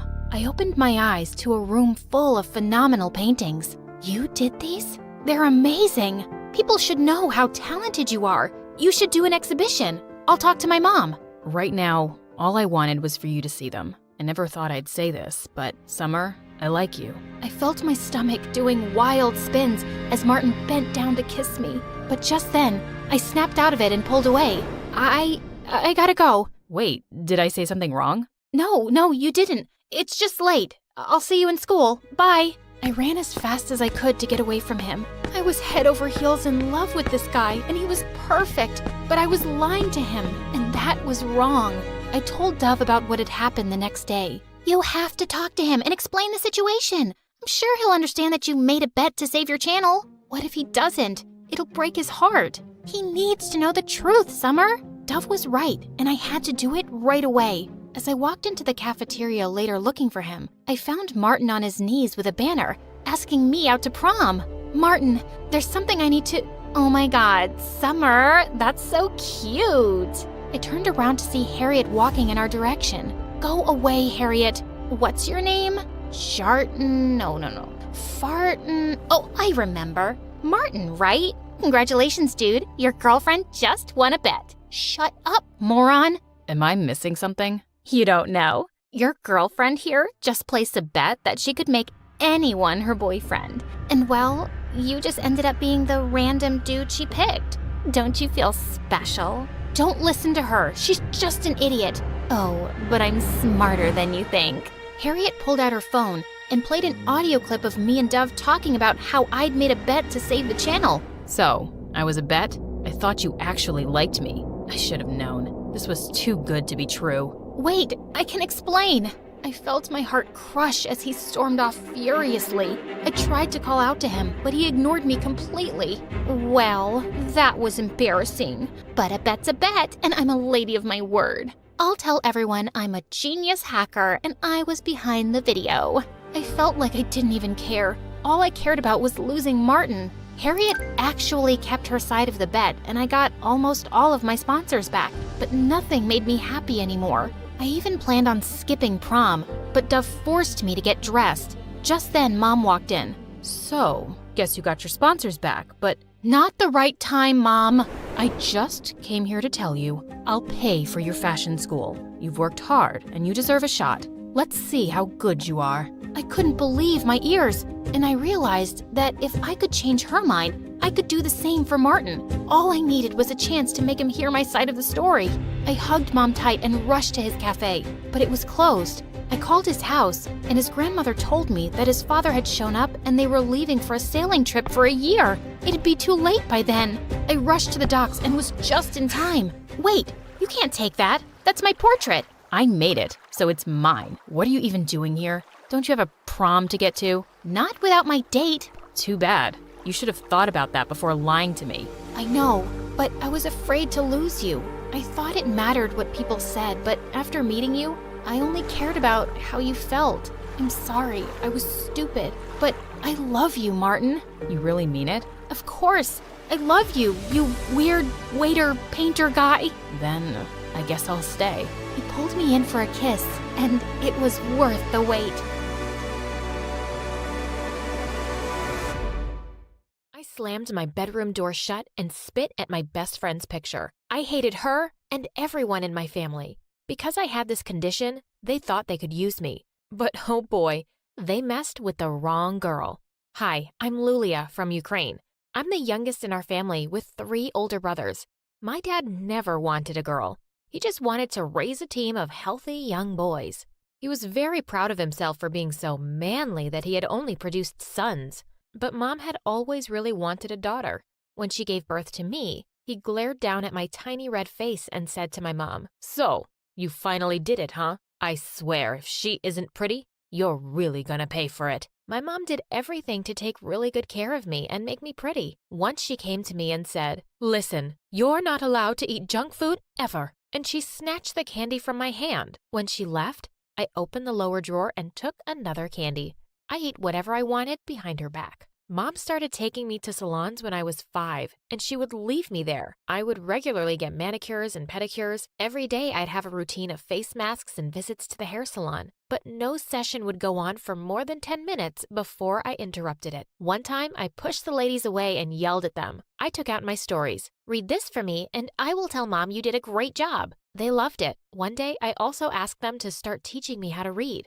They said I was too young, but I said, "Try me." I never knew I was going to learn how to read and write in a hair salon. Dad was delighted that I turned out to be so pretty. He used to carry me around on his shoulders all over the neighborhood to show me off. One day, when I was in the 5th grade, my teacher gave me the role of the princess's dad. When Dad heard about it, he came to the school the next day and yelled at the teacher and insulted her. He made her make me the princess or else. When he left, I told the teacher, "I apologize for Dad's stupidity. I'm going to play the role of the princess's dad because I love it." And I hugged her. There was nothing Dad wouldn't do for his favorite child. But suddenly, all that changed. When I was in the 7th grade, I came back home one day feeling really itchy all over. I looked at the mirror and saw my skin was as red as a rotten tomato. Dad came in, of course without knocking, and saw me. He freaked out and quickly took me to the best skin doctor in the city. After examining me, the doctor said I had a rare condition called dermographism, which means skin writing. That's because I could etch my name into my skin using only the pressure of a fingernail. He said there was no reason for why it might flare up at times, and there was really no cure for it. When we left the clinic, I told Dad, "Don't worry, Dad. I will read about this disease and find ways to fix this." Dad looked at me with disgust and said he didn't want a daughter like me. I wished Mom would just slap him, or one of my brothers would tell him he's being a complete jerk. But nothing happened. Dad just turned away and left the house.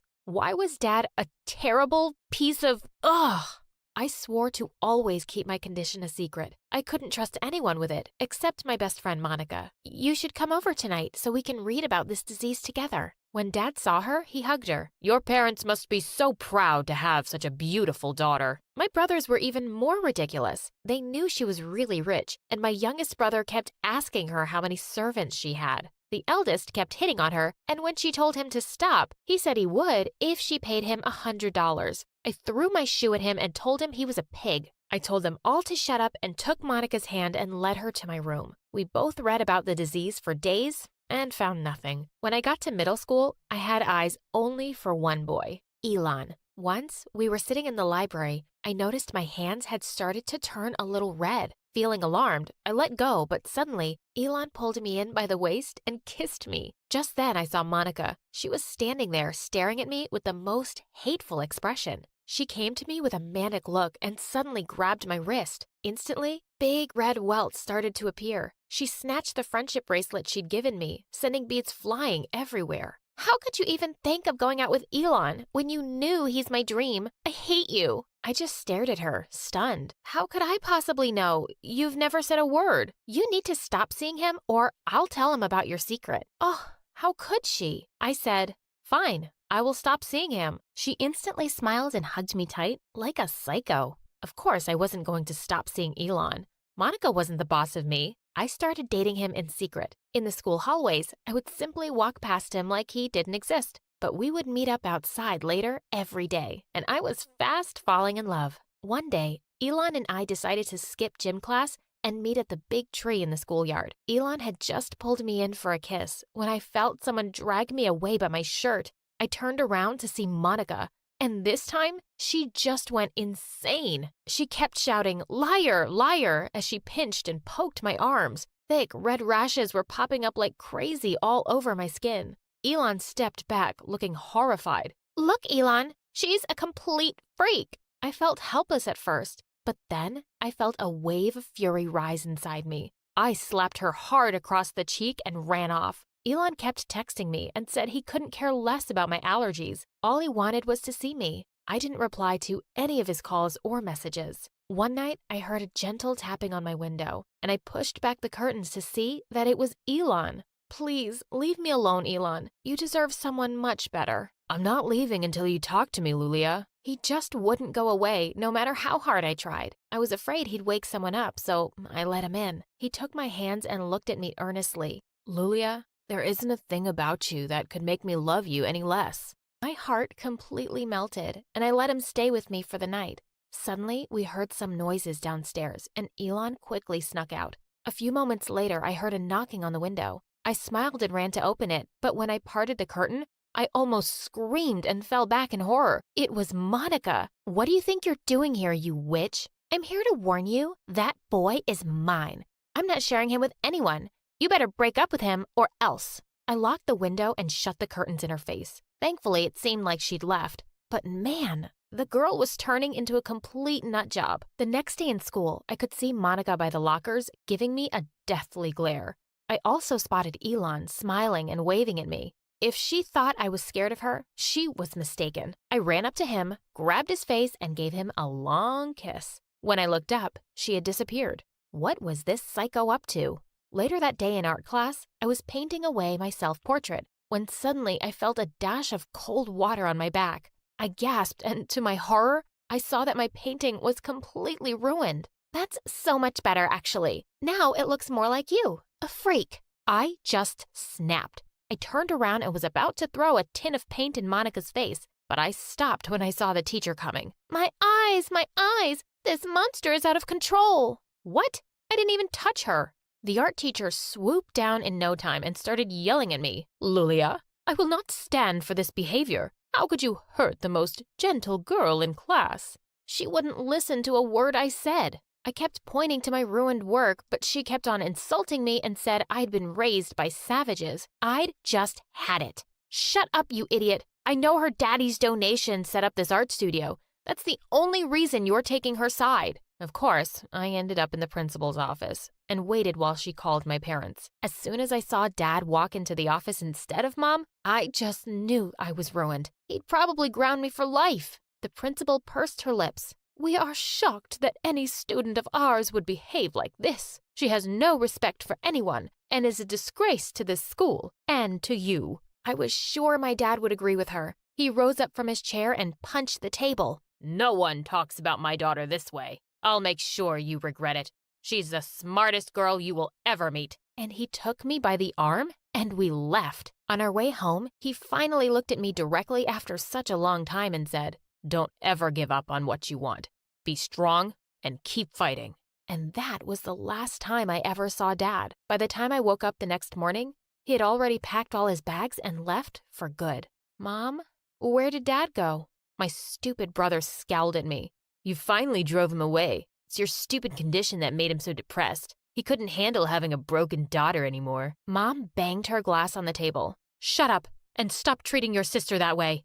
All you men are jerks. He left because he's in love with a rich woman who's 15 years older than him." I was stunned. Dad was so confusing. I never really understood him at all. Mom started dating a new man and looked happier than I'd ever seen her. She was making an effort to look good, and I was happy for her. But my brothers weren't happy about it. 2 of them left the house, and the youngest stayed because he was still in school. I didn't miss Dad all that much, really. But his last words were stuck in my head. I kept going out with Elon openly, and Monica stayed out of my way since that day. When I got to high school, though, my condition got much worse. My allergy would flare up at any time. People started to notice and would point or whisper, so I started wearing long-sleeve shirts and pants to hide my skin. One day, Elon came up to me beaming. "Hey, babe, you're coming over to dinner tonight. My place. I can't wait for my parents to meet you." I told him I wasn't sure if I was ready, but eventually I agreed.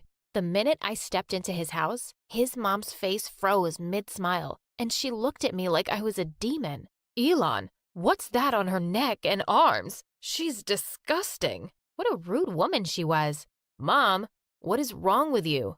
You want to keep seeing her? Fine, but you can have another girlfriend, can't you? How about that beautiful rich one who comes here often? What's her name? Yeah, that Monica." I couldn't believe my ears. What a cheater. Elon turned to me and said he could explain, but I just slapped him and left. I was so heartbroken and angry at this betrayal. I never spoke to Elon again. He tried approaching me at school a couple of times, but I always rejected him. One day, I was sitting alone on the bleachers when a handsome jock came and sat next to me. "Hey, I need some help with math. Will you be my tutor?"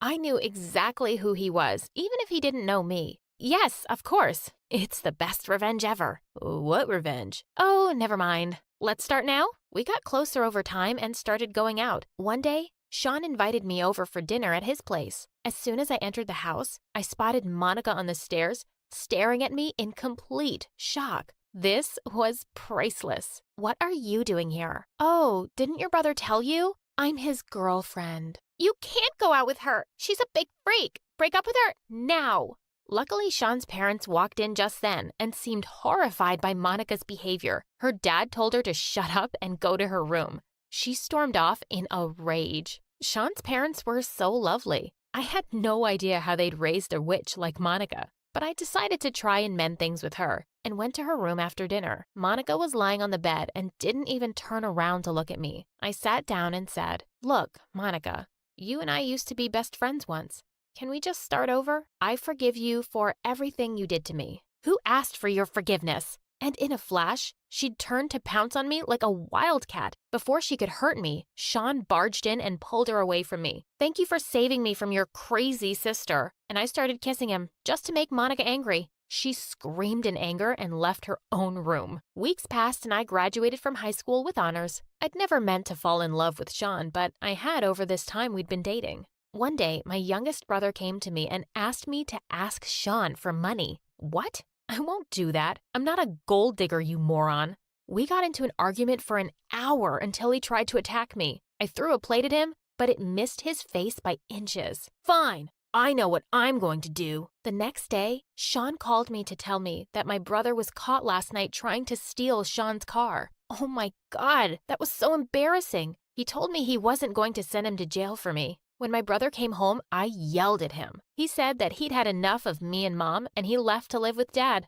Whatever. At least I had Sean. We were headed to different colleges, and we promised that we would make a long-distance relationship work. But almost as soon as I left, It got really difficult to get a hold of him. He'd mostly reject my calls and say he was busy, but I could see from his Instagram account that he was partying hard. Then he wouldn't even reply to my messages for weeks. When he finally did, it was to say that he wanted to break up with me because long distance was too hard. Plus, he thought that me and my family were weird and crazy. What a jerk. I was pretty sure he'd found some bimbo. I stopped dating for a whole year and would turn down any offers by guys to go out. I wanted to do well at university so I could make something of myself. One day, I walked into a lecture hall and I couldn't believe my eyes. I never thought I'd ever see him again. It was Elon. He came and sat beside me and said he deserved one chance to explain himself. He said that he never loved Monica, and she kept stalking him and showing up at his place, but he'd always rejected her. He'd wanted to try talking to me again, but by then I was seeing Sean. We started dating once more, and Elon decided to tell his parents. He called his mom, and she went berserk over the phone. I could hear her shouting, "There is no way you can ever bring that girl to my home." "Fine, Mom, then I guess I won't ever be coming home too." And with that, he hung up. After a year of dating, we got married. There was no one at the ceremony except the two of us, and we didn't care. We didn't need anyone ruining our happiness. 4 months after the wedding, I called up Mom to tell her I was married and was pregnant. She seemed delighted for me, but said she was too busy with her new husband to come see me. Elon and I were blessed with a lovely baby girl, Anastasia, and we are making sure that we teach her to always love herself.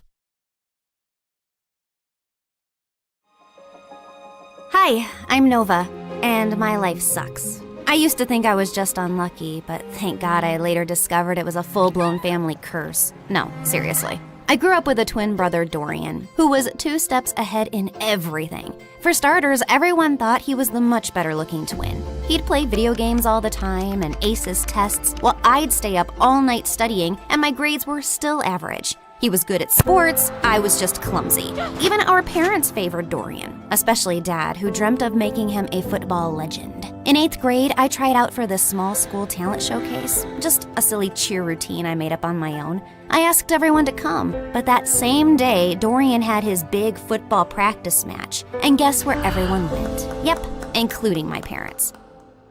What's going on? Your brother scored the winning goal at his big match, so we called all his friends over to celebrate. So you missed my talent show for a dumb match? You participated in a talent show? Why? You're so uncoordinated. Just last week you tripped over a sock and hurt your head. Thanks, but I don't need your judgment. I'm just saying, maybe next time choose something you're good at. Oh wait, you can't. You're bad at everything. Shut up or I'll kick your face. Ugh, so annoying. I ran upstairs fighting tears when I heard a soft voice calling from a bedroom down the hall. Nova, is that you? That's Ella. She's my younger sister, and she's been sick since forever. Doctors didn't even have a proper diagnosis, just a fancy name that meant they were still trying to figure out what was wrong with her. And since our parents were too busy making Dorian a star, it was usually left to me to look after Ella, which I didn't mind at all. Hey, how was your talent show? What did Mom and Dad say? They never came because Mighty Dorian had a match. So what? Did you have fun? I almost did a backflip and only tripped twice, so yeah, it was fun. Then that's all that matters. Talking to Ella always made me feel better, but I could never tell her how I really felt. My problems just seemed so pathetic compared to everything she was going through. Even at school, I mostly kept to myself while Dorian hogged the spotlight. The only time people spoke to me was to ask for Dorian's number, so I barely had friends, until I met Maya in high school. She was new and asked me if I could show her around, and we hit it off right away. We liked the same music, same shows, and I finally had someone I could pour my heart out to. She was the only person I felt free and happy with, but that changed on her 18th birthday. Maya decided to throw a costume party. I was gonna be French fries, and she was gonna be ketchup. It was gonna be epic. But when I got to her place, I was the only one in a costume. I checked my phone wondering if I'd missed a text from Maya, but nothing. And worse, I found her standing near the pool talking to Dorian. Oh, wow. Looks like someone didn't get the memo. What is he doing here? And wasn't this supposed to be a costume party? Oh shoot, I thought I texted you. I wanted to have a costume party, but Dorian thought it was stupid for an 18th birthday. And since when did you start taking advice from Dorian? Since we started dating. What? He asked me out last week, and I said yes. Why? Of all the men on the planet, why him? And you couldn't stand that there was finally someone who liked me more than you, could you? Would you stop overreacting? You look like angry McDonald's French fries, and I can't take you seriously. Also, my feelings for Maya are totally genuine. Genuine my butt. Everyone at school knows you change girlfriends faster than you change underwear. Maya, listen to me. Whatever garbage this guy's been feeding you, it's not worth it. But I love him. No, you're infatuated. Like every normal girl your age is with some butthead like him. Come back to your senses. Fine, I can see this is a total waste of time. So before I embarrass myself any further, I'm leaving, and we're done. I stormed off dramatically, only to walk straight into the birthday banner. I tried to fight it, but stumbled and knocked over an entire balloon arch. Maya ran to help me, but I spun around mid-fight and accidentally slapped her in the face. Did you just hit my girlfriend? I grabbed a paper cup and hurled it at Dorian's head. Ow. Wow, that really hurt me, Nova. How will I ever recover from this concussion? Everyone laughed as I ripped the last streamer off my leg and stormed out, and went straight to Ella. She was the only person who'd understand me. Oh, wow. You look tasty. I don't know about tasty, but I am definitely tragic. Mom never let me have fries. Said they're too oily. Here, take a bite. It might cheer you up. You're weird. And you're stuck with me. And I put my head down, and we dozed off. The next morning, I woke up to a bunch of missed calls from Maya, but I ignored them. So she sent me a bouquet with my favorite ice cream scoops, flew drones past my window with "I'm sorry" banners. At one point, she actually climbed up to my window to talk to me, but I just drew the curtains and ran into the attic so she wouldn't find me. I was looking for some boxes to hide behind when I accidentally knocked one over and a diary fell out. It had my grandmother's name on it, with a photograph of her standing next to someone who looked exactly like her. And there was a note. Lumiere se dara kinsol veher dul ambrax? What? That's what it said, written in this bizarre language I've never seen before. Luckily, someone had scribbled a translation underneath. To break the curse, balance must be found. One light shall rise, one shadow bound. I read more and found out that my grandma had been overshadowed by her own twin too. So she teamed with a psychic named Margot and crafted spells to break the twin curse, a generational cycle where one twin always thrived while the other faded into the background. I knew it sounded ridiculous, but this just couldn't be a coincidence. I was constantly lagging behind Dorian, not because there was something wrong with me, but because I was cursed. The note also said that to unlock the curse, like and subscribe to this video and leave a comment. Gotcha, she didn't write that. But seriously, like and subscribe. Things are about to get weird. I had to find out more, so the next day I skipped school and tracked down the psychic Margot. It wasn't too difficult since Grandma had her address in the diary, and by afternoon I was already knocking at the door of a rundown apartment. I waited for some old witchy lady to open the door, but instead it was a girl not much older than me. Sorry, I think I must have gotten the wrong address. No, you're in the right place. We've been expecting you. Like me and the spirits. They told me you were coming. You're Nova, right? Hilda's granddaughter. You know me? I know a lot of things. Like it's gonna rain in about 5 seconds and you should come in. And right on cue, it actually started raining. Freaky. Anyway, I walked in and the girl told me she was Margot's granddaughter and her name was Coco Lin. My dad's Chinese and my mom's American. They couldn't decide whether to give me a Chinese name or an English one, so they mashed them together. Kinda has a ring to it if you say it on repeat. Coco Lin, Coco Lin, Coco Lin. Cool, right? I think it's very cool. Like, it's also pretty cool that I'm my grandma's reincarnation. I've retained some of her memories and her power to see the future, talk to ghosts, and read your star chart, yada yada. In fact, before I was my grandma, I was this super rich woman who went on a ship, met this cute artist. He was poor. I was loaded. We fell in love, but then the ship crashed and he died. Like the movie Titanic? What? Never mind. Can we just get to work, please? I gave her the diary, and she invited me into this small room. As I settled into a beanbag, Coco Lynn took the diary in her hands. Then suddenly, she threw her head back dramatically. Before I could ask if she was okay, she snapped her head forward like a possessed owl, then started spinning in slow circles. Then she dropped to her knees, flapped forward, and after a full minute of silence, popped back up. All done. The curse is now reversed. Whatever once belonged to your brother is now yours. Wait, what do you mean by reversed? I wanted you to end the curse. Yeah, well, unfortunately for that, you'd have to find the original witch who cast the curse on your family. And she's probably dead. So unless you have a shovel and a time machine, this is the best I could do. Now remember, every spell has its repercussions, so just be aware of potential side effects. What kind of side effects? Mild nausea, headaches, nosebleeds, and in rare cases, hallucinations. It depends. On what? On how badly cursed you are. Just kidding. I fixed the curse, remember? You'll be fine. Would you like some tea? But I just thanked her, paid her fee, and got out of there as fast as I could. The whole way home, I kept thinking if what I'd done was wrong. But was it really that bad if Dorian suffered a little? Also, Coco Lynn was kind of a weirdo, so I wasn't too sure if her chaotic head Roomba fixed anything. But boy, was I wrong. I looked around and I froze. This wasn't my room. It was bigger, with velvet curtains, a chandelier, and a full-length mirror. I jumped out of my bed and pulled the curtains, only to see a massive, perfectly manicured garden with fountains and a freaking swan. Why am I in this place? How did I get here? I checked my phone. It showed the same date as yesterday. Okay, this is clearly a dream. Ow! Ow! I pinched myself hard, and seconds later, Mom burst into the room. Oh my God, Nova! Why did you scream like that? I thought some stalker tried to jump into your room again. Again? When was the first time it happened? Oh, my poor baby. You've been so traumatized lately, you've probably blocked out everything. It's fine, we can talk about it later. For now, drink your kale. You're already late for gym, and Coach gets cranky when you're not warmed up before cheer practice. Mom, I don't do cheer practice. I barely passed PE. This isn't real.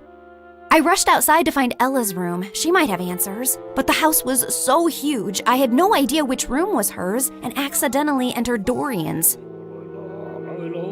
What are you doing in my room? Shut up and tell me what's happening. Are you trying to pull some elaborate joke on me? Who even owns this house? One of your weird rich friends? What are you rambling on about? I'm just living my perfectly miserable life in silence, and you won't let me have that? If your life is miserable, I might as well be an earthworm. You know, I saw this documentary about teen celebrities and how they all went bonkers at age 18. You should watch it. I think you'll fit right in. You think this is funny? God, just tell me where Ella is and I'll leave. Same place she's always been. Why? Suddenly remembered you have a sick sister who needs your attention? I've always cared about Ella. You don't care about anyone else but yourself, Nova. Now get out and go sign some stupid autographs. I was shocked. The way Dorian was talking and everything Mom said could only mean one of two things. Either everyone in my family had lost their minds, or the spell actually worked and transported me to my new reality where I was the golden child. I ran back to my room and opened my closet to find shoes and clothes that I could never afford. Downstairs, Mom was smiling like I was the best thing that ever happened to her, while Dorian sat quietly on the side scowling. Then I went to school, and the moment I got out of the car, people flocked around me. Hi, Nova. Love your outfit. Can we get a selfie? Are you coming to my birthday next week? You can cut the cake if you want to.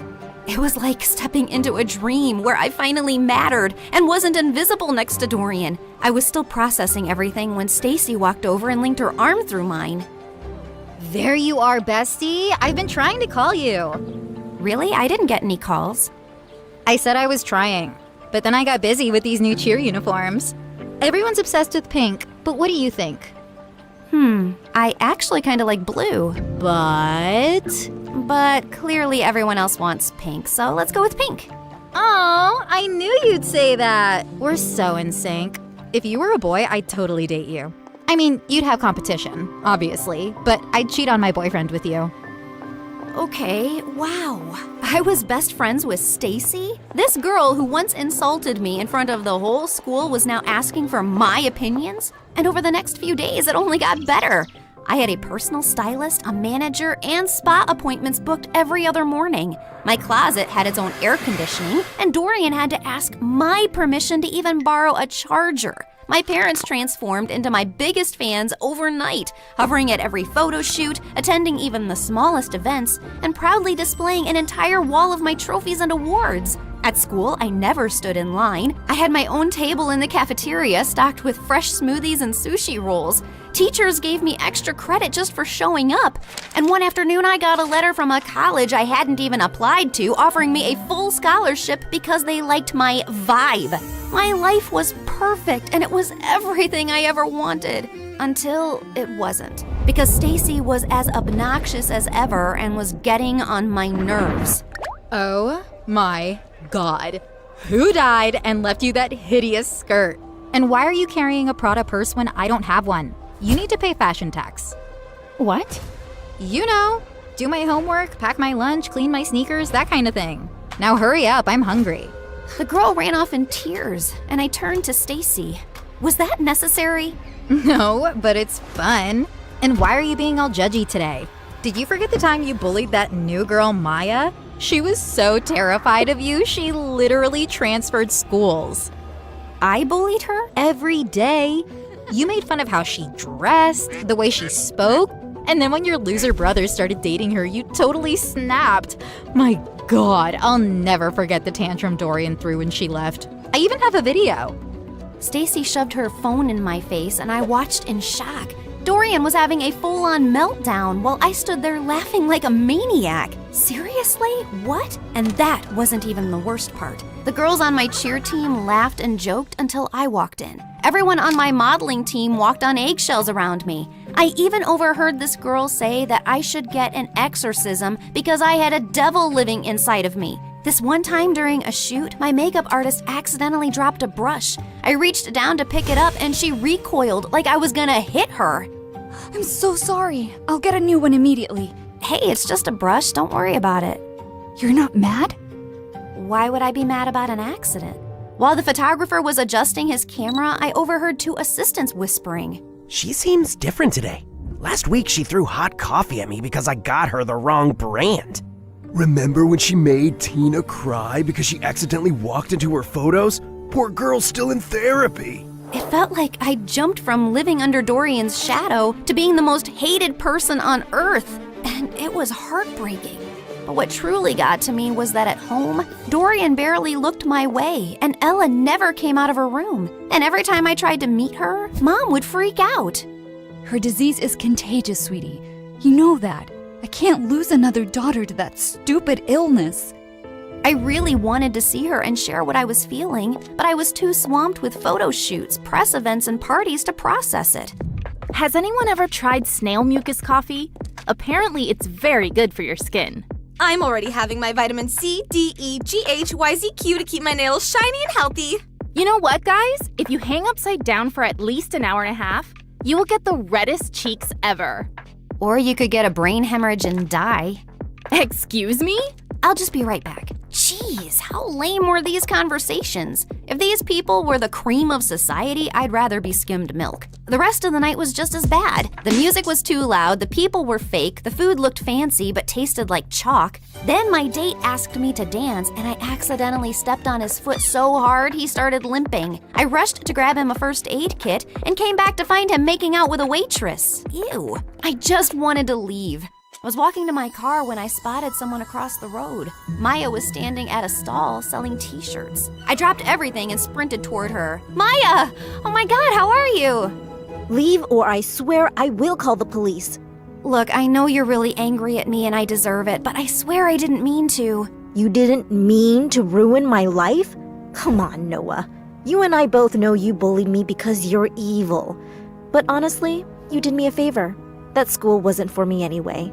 The only good thing that happened there was meeting Dorian, and I'll always be grateful for that. But you, I never ever want to see again. Please, Maya, I said I'm sorry. I'll do anything to make up to you. I'll buy all your t-shirts. I don't need your charity, Nova. But if you really want to help me, then help me sell these. You're a professional model, right?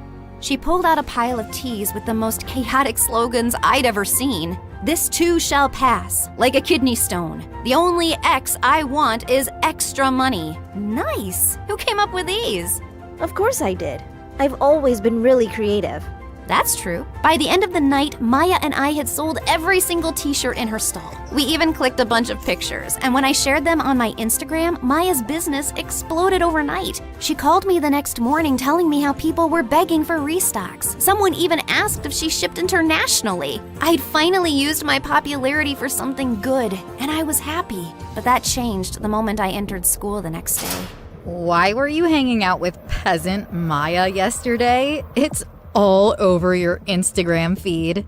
I was just trying to help her sell her stuff and apologized for being completely moronic. You did not! It's against every rule book ever written for mean girls. Once you bully someone, you never apologize to them. Especially not if they're as ugly as peasant Maya.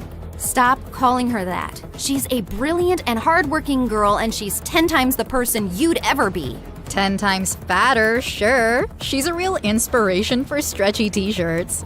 Say one more word about her and I swear.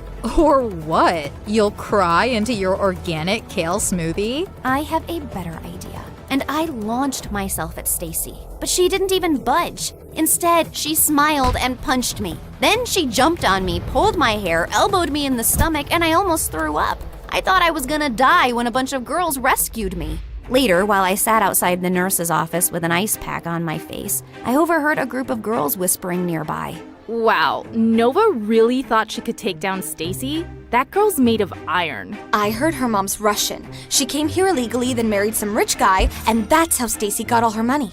My maid's cousin works at their house. She says Stacy lives like a trash gremlin. Her room smells like stale yogurt and wet socks. Ugh, gross. Imagine strutting around like a queen bee while your closet is a health hazard. If I were Nova, I'd wash my hands with bleach just to get the smell off. They kept going, but I tuned out. Not because I was offended. Honestly, it all made sense. Stacy didn't rule the school out of confidence. She did it to distract people from the disaster she actually was. Anyway, I was feeling better, so I decided to take the day off and go home, when suddenly Dorian came running down the hallway. Nova, it's Ella. They're moving her to a hospital. Her condition is getting worse. The world blurred for a second, and I pushed Stacy out of the way and ran through the gates. We reached the hospital and saw Mom and Dad were sitting in the waiting room. Where is she? What happened? She took a turn for the worse. The doctors are doing everything they can. I sat down slowly. Ella, my baby sister, my sunshine. She was the only person who ever believed in me, and she was suffering. I buried my face in my hands, and that's when Dorian snapped. Is this all your fault? Dorian, please. No, Mom, she needs to know. I've been trying for months to act normal, but no more. What are you talking about? You were supposed to babysit Ella, but instead, you chose to sneak out and go to your dumb party with her in the back seat. You'd barely gotten the car out of the driveway when you crashed into another car. You blacked out and Ella took the hit. She's been in a coma ever since. But Mom told me her condition was contagious. That's why I couldn't see her. Well, she lied. Because you hurt your head too and forgot all about the accident. And Mom didn't tell you so you could live your perfect little life like the golden child you are.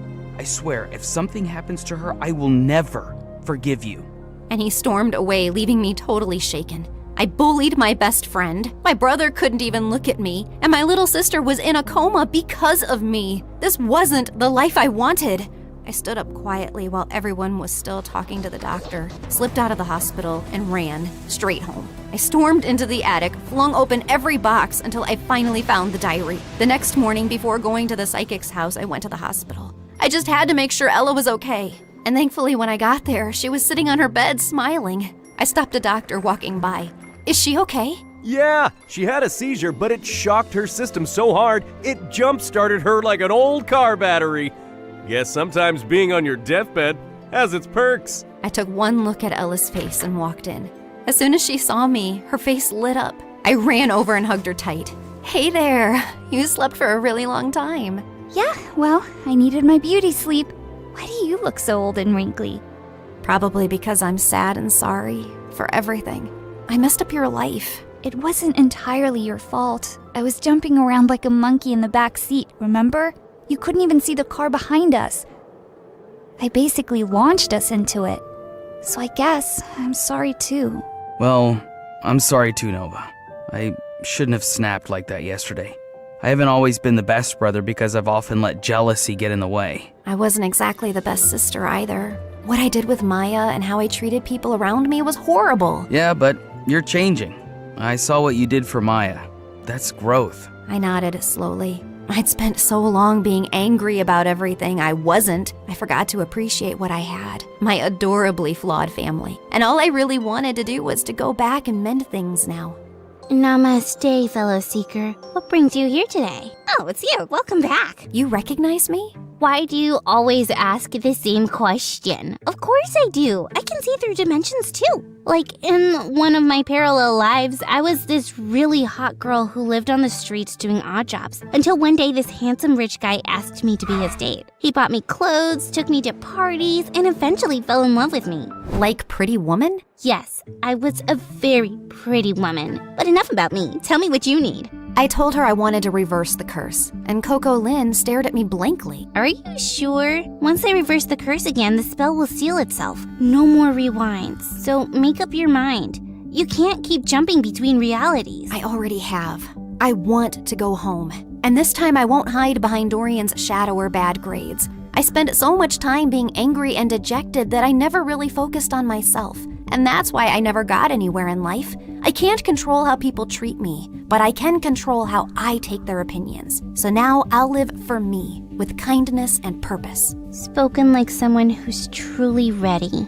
She stood, cracked her knuckles, and started chanting. The candles flickered, the walls shimmered, and then everything went blank. I woke up to the smell of burnt toast and the sound of birds. I sat up slowly and looked around. My old room. My old posters, my old creaky fan spinning above me. I rushed to Ella's room and found her sleeping peacefully. Then I went downstairs and saw Dorian kicking the ball like a dork. I ran and tackled him in a giant hug. Oh my God, I missed you. Get off me. You broke my streak. Now I have to start all over again. Well, so do I. That morning I got dressed and walked into school. And for the first time, people noticed. Not because I was a model or because I had 1 million followers, but because I held the door open. Because I helped a kid who dropped books. Because I smiled at people. For real. And that's when I realized that life isn't about being the favorite. It's about being someone you can be proud of, even when no one's clapping.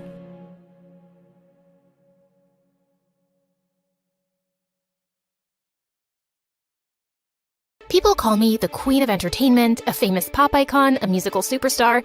You can take your pick. As for me, I like to be called the Queen of Hearts. Hi, I'm Ariana Grande. I was born in 1993 in Florida to overachiever parents who were super successful in their careers. Right since I was a toddler, I loved to sing. Mom would sing me lullabies and I'd sing along with her. You have a beautiful voice, my baby. Just like an angel. I'm not so sure. I didn't get selected for the school choir. Don't let that dishearten you, sweetheart, and have confidence in your talent. I'm sure you're meant for greater things. Although I loved singing, I was also fascinated by theater and acting. I performed on stage for the first time when I was 8 in a musical named Annie. Are you nervous, Ari? No, not at all. In fact, I can't wait to set the stage on fire. And I did just that. That musical was a great success, and it marked the beginning of my musical theater journey. After that, I performed in so many other local productions like Beauty and the Beast and The Wizard of Oz. Life was going smoothly, but then my parents got separated. I felt devastated for a while. But thank God I had my pet dogs to keep me going through that tough phase. Just so you know, I have 10 rescue pups. One of them is named Sirius Black. Yeah, I'm quite obsessed with Harry Potter. But then, aren't we all? So by the time I turned 14, I decided I'd acted enough and now wanted to make a career in singing. I packed my bags and moved to Los Angeles to meet my managers. Guys, I think I want to make an R&B album. That's a hell of a goal, but who do you think's gonna buy a 14-year-old's R&B album? Well, that kinda made sense. So I went back to Florida and decided to focus on theater for the time being. Then when I was 15, I got chosen from among thousands of girls to play one of the main characters in a Broadway musical called 13, for which I later bagged a prestigious award. By this time, I had moved to New York, so I was missing school a lot. Mom, I want to continue performing, but what about studies? I want to finish high school at least. Don't worry, sweetheart. Your school has agreed to send study materials so you don't miss out on your studies. That was pretty cool. I was studying and focusing on my career, even though I was miles away from home. Then in 2009, I bagged the role of an adorable goofball named Cat Valentine in the famous Nickelodeon TV show named Victorious. Since the show was set in a performance performing arts school, it gave me an opportunity to showcase my acting as well as my singing abilities on a national platform. Thanks to the show, I was suddenly a teen idol. So, Ariana, what's next? Are you looking at a career in Hollywood? To be honest, acting is fun, but music has always been first and foremost with me. I was determined to give singing a shot, so I kept uploading my videos on YouTube where I sang covers of songs by Adele, Mariah Carey, and Whitney Houston. Meanwhile, the second season of Victorious premiered in 2011 to 6.2 million viewers, becoming the highest rated episode of the show. Victorious ran for 3 seasons until it was finally wrapped up in 2013. Then one day, I got the most unexpected call. Hello, Ariana. I'm Monte Lipman, CEO of Republic Records. I saw your YouTube videos and I want to sign you up for the label. Are you interested?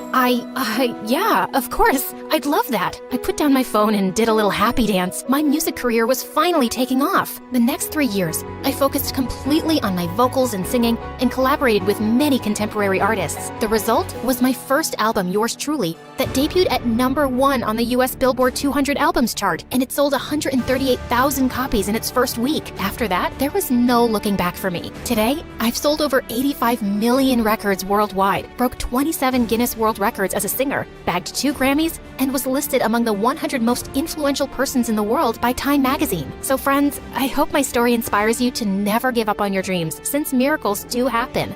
Just believe in yourself, cause if you don't, who else will?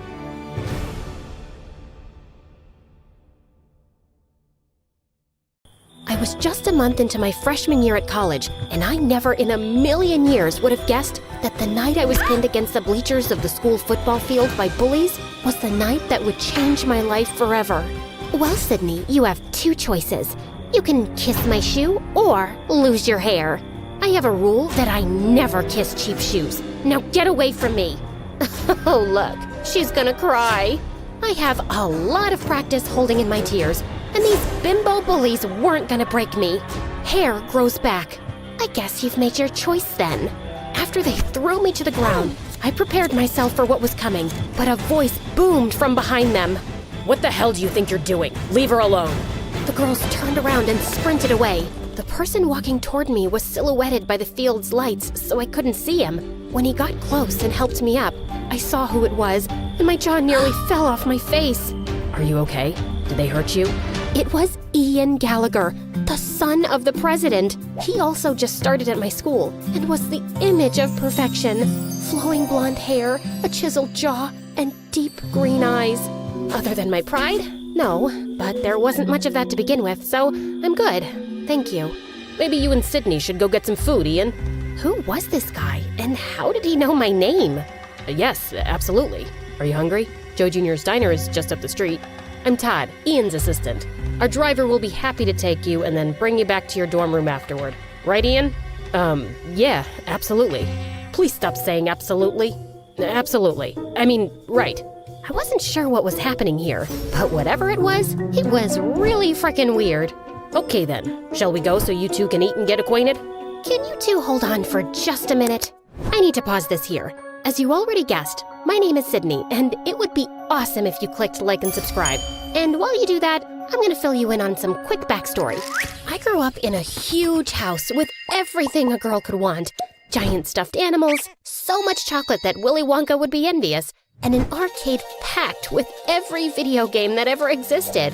There was only one thing missing: my parents. Sure, I had an amazing nanny who hated children and would lock me in my room when she wanted to be left alone. But all I wanted was to spend time with my mom and dad. They ran an international hotel business and traveled the world visiting their properties. Even when they were home, all they would do was criticize me and compare me to others, like my spoiled brat of a cousin who screamed whenever she didn't get what she wanted, or their friend's daughter who was forced to perform at the most ridiculous beauty pageants, or even the little girl on the cereal commercial who ate the cereal, acting like it was the best thing ever. That little girl appreciates her life. I've never seen you enjoy your cereal that much, Sydney. I felt so bad about myself that I developed this nervous facial tic where I would squeeze my eyes shut and then open them really wide. Yeah, weird facial tics are like catnip for bullies at school, and when you're the smartest kid in class, it just adds to their joy when they stuff you in the garbage can. So I kept to myself and didn't care about my appearance because there was no point. No makeup, big glasses, and my hair in a bun. I looked like a mini version of the school librarian. Okay, I did have one friend, Monty. We were friends since kindergarten because he was as awkward as me. He was also really smart and had asthma, so he was always walking around sucking on his inhaler. Also catnip for bullies. Okay, that's enough backstory. I think you get it. I thought college would be better, but clearly I was mistaken. Once an outcast, always an outcast, it seems. Now, back to the night I met Ian, because it just gets weirder from here. He took me to the diner, but our table was guarded by his two big, serious-looking Secret Service agents. His tiny assistant, Todd, sat in the booth across from us, just staring. Sorry about all this. It must be really weird for you, Sydney. This? Weird? Nah, I'm used to it. Happens every time I meet a president's son. He laughed. Someone actually thought I was funny besides me. And then he leaned in. Just imagine that your whole life is like this. It was manageable when I was a minor because the media left me alone. But now that I'm 18 and my father is running for re-election, it's like every move I make is under a microscope. Sometimes I just want to disappear. In a weird way, I completely understood. I felt the same way, except I always wanted to disappear. Just then, reporters swarmed into the diner and started taking photos of us. Todd signaled for us to smile, so I did, but I had absolutely no idea what was happening. Okay, that's enough. Everybody out. Why do they want pictures of me with the president's son? My own parents didn't want pictures of me. I think it's time you head back to your apartment, Ian. If it's okay with Sydney, I'd like to stay and chat some more. Considering all the insanity of the last couple of hours, the one thing that didn't feel completely nuts was the connection I had with Ian. It's like we instantly got along. I'd like that. Yeah, no. Sorry, we're leaving. Car's waiting outside to take Sydney home, so it's time to say goodnight. I couldn't believe how Ian's assistant was treating him like a child. And then I felt something touch my hand underneath the table. Ian slipped me a piece of paper with his cell number. But then, Tiny Todd stuck his face in mine. Listen to me carefully, Sydney. Under no circumstances are you to try and make any contact with Ian unless you check with me first. Is that clear? Sure. Good girl. And if he or the press tries to talk to you, you call me. Wow, this little man just good-girled me. Yeah, no. Maybe I won't feel like it. Well then, I'll make a single phone call and have you expelled, which I will also do if Ian learns about this conversation. So we're gonna keep this between you and me, right? I was frozen. If I got expelled, my parents would disown me. All I wanted to do at that moment was to wrap my fingers around Todd's throat and choke him. But instead, I just nodded. When I got back to my dorm room, the first thing I did was call Monty. Yeah, we both applied to and got into the exact same colleges. And then, like the weirdos that we are, we chose to go together. That's crazy. So you hit it off with Ian Gallagher, like for real? I wouldn't say we hit it off, but I feel like we kind of get each other. You mean like you and me? Yeah, but the difference is, he's the president's son. But why me? Because you're amazing, Sydney. You're like the smartest person I know. You're funny, you're not deserving of Ian's attention, that's for sure. That's not true. You're deserving of anyone's attention. You're just saying that because you're my best friend. I want to call him, but I'm scared his tiny jerk assistant will find out and get me expelled. So, don't let him find out. I stared at the number on the piece of paper for like an hour before I got the courage to call Ian. And then, late that night, he snuck out of his apartment and picked me up. I am so glad you called. Now hold on to me. They let you have a motorcycle? Nope, they have no idea. And then we sped down the road, and it was thrilling. I actually had to pinch myself to believe that I wasn't dreaming. We raced up to a narrow, twisting road to a spot that looked out over the city below. Wow, this view! I found this spot when I first got to school. I needed a secret place to get away from everything. My dad, his re-election campaign, Todd. He was so sincere. When he looked into my eyes, I thought I would melt into a big puddle. He's such a jerk. He really is. Why do you let him treat you like that? Why don't you just fire him? I wish I could. My dad hired him to manage me, and now you're in it too. I'm so sorry. What do you mean I'm in it too? He then handed me a copy of the morning newspaper. On the front page was a photo of Ian and me at the diner with the headline, Ian Gallagher's new college girlfriend? I couldn't believe what I was seeing. If you never want to see me again, I totally understand. This is my life, but it doesn't have to be yours. I had spent my whole life avoiding attention, and here I was, about to be on the front page. My instinct was to run away as fast as I could, but Ian needed someone, and for some reason, that someone was me. We just sat on a rock and talked and laughed for hours, but as the sun came up, Ian looked at his watch and panicked. Oh no, they're gonna be looking for me. We have to go, now. We sped down the road, but suddenly there were flashing lights behind us.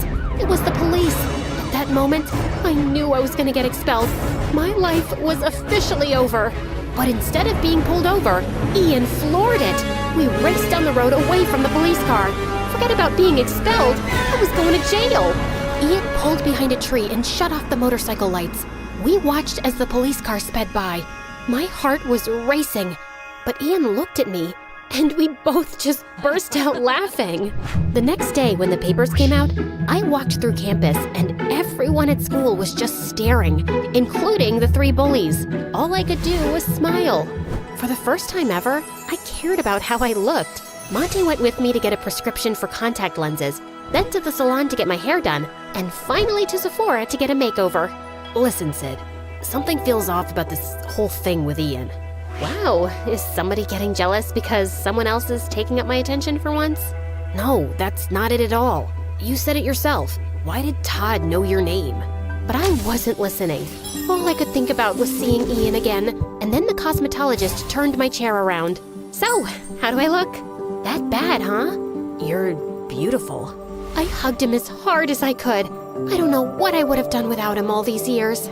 For the next few months, Ian and I snuck out nearly every night and went on crazy adventures. We went to a closed amusement park and turned on one of the rides, did a Ouija board in an abandoned house, and went for a midnight swim in the park fountain. During the day, I struggled to stay awake in class, and my grades went down, but I didn't care. I was falling in love. I was so caught up in Ian that I barely ever saw Monty anymore. I didn't even care that Todd kept posing us for the press. Until one day, when things took a dark turn, Todd had Ian and I meet. Well, look at you 2 lovebirds. It just warms my heart. I didn't know you had one of those, Todd. Every day there's a new surprise. Ian tried to contain his laughter, but Todd was not amused. When the press gets here, Ian, I want you to kiss Sydney. Ian and I hadn't kissed yet, which I thought was strange, but I felt like he was just taking it slow. Then, out of the corner of my eye, I saw Monty sitting alone on a bench eating his lunch. Is that necessary, Todd? Of course it's necessary, Ian. And I want you to kiss her like you mean it. Understand? What the heck was that supposed to mean? Why wouldn't he mean it? And like clockwork, Ian's bodyguards ushered a dozen reporters over to us. But Ian looked so uncomfortable. He gave me the most awkward, quick kiss. Now, I'm no kissing expert, but I would have to say it was pretty terrible. I looked over and Monty was gone. Ian and I got to the back seat of his limo. Todd got into the front and just exploded. What the hell was that? I'm sorry, Todd. I'll do better. For your father's sake, you better.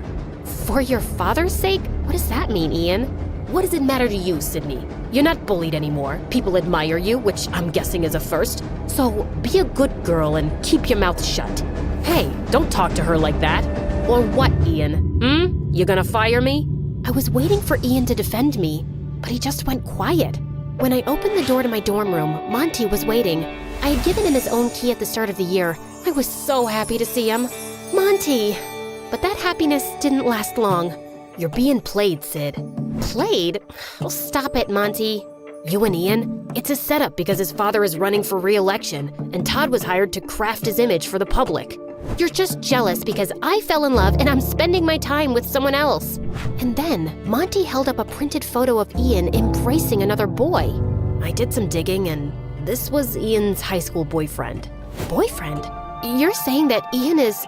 Yes, I'm so sorry, Sid. And they're using you to give off the image that he's straight, so it doesn't affect his father's re-election campaign. Wow, Monty, you are pathetic. I was a loser until I met Ian, and you're just upset that you're still one. I can't believe I was ever friends with you. Now get out. Monty looked like I just slapped him as I slammed the door in his face. That night, when Ian picked me up, I told him I wanted to go to our spot on the cliff overlooking the city. I'm so sorry about today, Sydney. The pressure to perform in front of the camera just... Before he could finish, I held up the photo. Have you been lying to me, Ian? Where did you get that? Who cares where I got it? This is the reason why you've never kissed me, isn't it? Todd says if the world finds out about this, my father will lose. I was furious at myself. Monty tried to warn me, but I didn't listen. And now I've probably lost him forever. But it all suddenly made sense. Right. Choose a girl with low self-esteem who wouldn't question what was happening, who would be so thrilled with the attention that she would just go with it. And these adventures at night, were they part of it? Not at first, but the police officer that first night ID'd me, and Todd thought it was a great idea to keep them going. He threatened to tell my dad if I told you. I am so sorry, Sydney. I never wanted to hurt you. Your dad doesn't know about you? No. That was the only photo ever taken of my boyfriend and me in high school, and Todd found it too. Goodbye, Ian. Sydney, you need to see this through until the election. My dad is coming to campus tomorrow, and if you're not there, Todd will have you expelled. Doesn't matter. I'm dropping out anyway. I'm done. Ian dropped me off in front of my dorm, and I turned to him one last time. If you want to live your life trying to be someone you're not just to prove yourself, it will crush you. Trust me. The next morning, my face was puffy from crying. I loaded up my car with all my stuff and was preparing to head home, back to a life where I wasn't worth anything, back to face the judgment of my parents who already thought so little of me. I got into the car and tried to close the door, but it didn't budge. Monty was standing there holding it. What are you doing here? Stopping you from making a huge mistake? Didn't you already try that? Yeah, well, that's what best friends do, right? And then I just lost it. I am so sorry. I was such a huge jerk. Why do you even want to talk to me after those horrible things I said? I don't deserve you. Because I love you, Sid. I always have. Why do you think I chose this school? It was to be with you. And then he kissed me with a passion that I had never experienced before. My body felt like it was plugged into an electrical outlet. The president's about to speak. Shall we go watch? Why would I want to watch? And so we went to the football stadium, where Ian was standing on the stage next to his father. Todd was standing behind them. And as I stand on the cusp of the next presidential election, I want to hand the mic over to my son Ian, who means more to me than anything in the world. During my dad's first election, nobody paid attention to me because I was only 14 years old. But now that the world is paying attention, I want them to meet my true love. And suddenly, the boy from the photo walked onto the stage. The whole stadium burst out into applause. It was incredible. And then Ian turned and hugged his father. Todd looked horrified. After the speech ended, the Secret Service let Monty and me backstage, just in time for Todd to walk out. I hope you enjoyed your time here, Sydney, because you're as good as expelled. Nah, but you're as good as fired, Todd. Ian walked over, and for the first time, Todd looked terrified. You can't fire me, but I can. Mr. President, I was only doing this for you. Who told you to do that? You harassed my son for years and misused the power I gave you. Get him out of here. And the Secret Service dragged him away, kicking and screaming. It was glorious. I forgave Ian, and 4 years later, he and his boyfriend became the best men at Monty's and my wedding, at the White House. My parents were there, glowing with pride, but winning their approval didn't matter to me anymore. I was happy that at least they were there. And finally, I was just happy being me.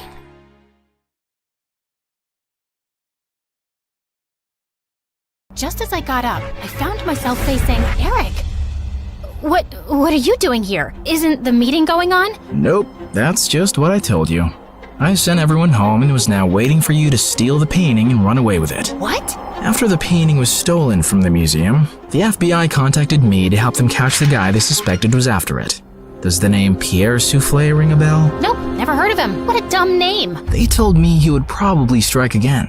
I really didn't suspect you until one of my brothers said something about you looking like a girl we once met in Connecticut, who had a twin. I just couldn't shake that off and wondered if you were hiding something. I had the FBI look into you, and most of your information checked out, but then they told me that they'd seen a suspected art thief and a girl your age leave your apartment a few times. Okay, so let me get this straight. Tonight was a trap? How could you trick me? Hello? Should I get a mirror for you? You've been tricking me from the very start. That's different. Only if different means exactly the same. You'd really send me to jail? You'd really walk away with that painting? Eric, I have to do this. I don't have a choice. It's to protect everyone I love from Pierre. And I'm guessing that list doesn't include me, does it? As we stared breathlessly at each other, suddenly Pierre's van stopped beside us. Good Lord, get a room! And before I knew it, his men had grabbed both me and Eric and put some rags on our faces, and I instantly drifted into unconsciousness. When we came about, Eric and I found ourselves tied to chairs on some boat. Ah, the sleeping beauties are awake just in time for me to say goodbye. You're not getting away with this. Oh, yes, I am. It's not like you were smart enough to call the police to your house when you caught Claire. Yeah, that's her real name. You didn't call the police? What was your plan then? My guess is he was just going to take the painting from you and give you a chance to run away. I think he even gave his own security men the night off. Why would you do that, Eric?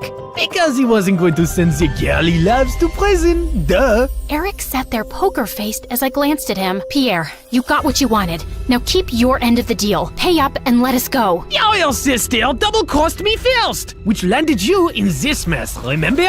I think I'll do the same. Why is there water coming in the boat? Oh, that's because it's got oils everywhere. It's going to sink soon. You two should make up and forgive each other, because life's too short to be angry. I mean, literally, your life is really short. I'd say about another 30 minutes.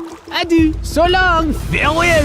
And with that, Pierre and his goons left. There has to be some way out. Don't you know how to get out of such situations after all your years as a criminal? I'm a con woman. I don't know how to trick my way out of these ropes. Great! Then I'll just die here with you of all people. Who would you rather die with? Maybe that really pretty, extra smiley waitress at the restaurant you love so much? You know what? Let's just not talk. Fine by me. We sat silently for a few minutes as the water kept seeping in. I've never had boba tea. What? You know, a few years ago when everyone really got into boba tea, and I never had boba tea. I always thought I had time to drink boba tea, and now I'll never drink boba tea. It's nothing special. You didn't miss much. You really mean it? Nah, it's amazing. Who is stopping you from trying boba tea? No one? Oh, you're the worst. Let's go back to not talking. As we sat there in silence again, I slipped my fingers through Eric's. Eric, I'm so sorry for getting you into this. I really wish I'd never crossed your path. He pushed my hand away. For the first time today, I agree with you. Just then, the door burst open, and Meredith came running in. Thank God, Em. I knew you'd come for me. You could have told me too. I would have panicked less. Hi, Eric. Remember me? We kissed once. We'll talk more later. Gotta go now. Meredith cut through our ropes quickly, and we splashed through the water, climbed onto the paddle boat outside, and rowed back to shore. I had a feeling Pierre was up to no good. I followed his van to Eric's house and saw him take you two and bring you here. I had to wait for him to leave before I could rescue you, and that jerk left without giving us a dime. We have to get that painting back. He can't get away with it. What is so special about that stupid painting? Why is it for $10 million? Apparently, it's worth much more. My grandmother bought it at some auction a few years ago, but I don't think she ever knew its real worth. The FBI told me that painting has hidden codes all over it. Sensitive government secrets and coordinates of underground facilities, and Pierre wants to sell those secrets to the highest bidder. Jeez. Trust stupid men to make everything so complicated. Who put codes in a painting? Who wants them now? What is wrong with everybody? All I ever wanted from life was to go to Bora Bora, and now we have no money! If you girls know anything about where he's going, help me catch him. I'll tell the FBI you were helping me all along, and you'll go scot-free. Free but poor? Should I offer you a reward for helping me get back a painting you stole from me? That would be polite, yeah. Meredith, do you have any idea where Pierre's going? Yeah. I've bugged everything that man owns. His phone, his coat, his shoes, that painting. I know where he's going. Oh, by the way, Mom wants us to come home. She says she has something important to tell us. And yeah, her memory is back, and she's very angry we made her marry Arthur. What? More about that later. Eric immediately got in touch with his FBI contacts, who picked us up from our spot and followed Meredith's trackers on Pierre. He was headed for a train at the Grand Central Station, and seconds before he was about to get onto his ride, he was surrounded by officers. Don't manhandle me, you orangutans! My outfit costs more than your yearly salary! I lose the day I ever laid eyes on you two! I'll make sure I take you down with me! I'm taking all your coats, Pierre. They fit me perfectly, you tiny mafia boss. Get used to an orange jumpsuit, cause you'll be wearing that for a long time. As the FBI officers took him away, I turned to Eric with a worried face. He'll give them information against us. You've helped recover a really important painting and capture a criminal the FBI has been trying to nail for ages. I promise, I won't let you get into any trouble. Thank you. We stood there in awkward silence. Okay, this is super uncomfortable. Do you guys need privacy to talk or something? I'll grab us some hot dogs. Do you want relish or mustard or... No, actually, I think we're done here. I have to go. Good luck and goodbye, Claire. Goodbye, Eric. Meredith and I took the next flight to Connecticut to see Mom back at her old house, and I was really happy to see her with her memory back. And then, Mom shocked us with her whole story. Many years ago, I was a government scientist in Russia, working on top secret technology. And our team leader wanted to sell it to an enemy country. I refused to do that, and destroyed the technology. And after that, I had to go on the run, because I knew those traitors would come after me. I had a boyfriend, and he recently found out I was pregnant. So I never told him about you girls and just escaped. I settled in America and took on the identity of a helpless mom living in the suburbs. Before I left Russia, I set up this laptop as a way to communicate with my father, who sent me a little money every few months to get by. I was even afraid of working in any place for too long, as being part of any system by which I could be tracked down. Whoa! Mom, that's insane! And so cool! I'm sorry we never had much, but I was glad you grew up independent and resourceful. Then I finally recovered my memory a week ago. I was able to access the laptop and get in touch with my father. He hadn't heard from me in so long, he thought I wasn't even alive anymore. He told me that the traitors working on the project are all behind bars now. It's safe for me to go home. So we're going to Russia? Man, it's so cold there. I always wanted to go to... Bora Bora, I know. That's all you said growing up. We'll visit Russia to see my family, and then we'll go anywhere you girls want. Mom, we're kinda poor, especially since you've left Arthur too. Oh, but my family isn't poor at all. I come from old money. We've been rich forever. There is a God out there. Thank you. Thank you. Claire, we're finally going to Bora Bora. Yeah, it's everything we ever wanted. I tried to be as excited about the trip as Mom and Meredith, but my heart felt heavy. I wish things had ended with Eric on a better note. On the bright side, I got to meet Freddie, and I was so pleased when he introduced me to his lovely girlfriend. I'm so happy for you, Freddie, and I don't know if I can ever thank you for everything. You're amazing. I know. Just don't forget about me and come to visit, okay?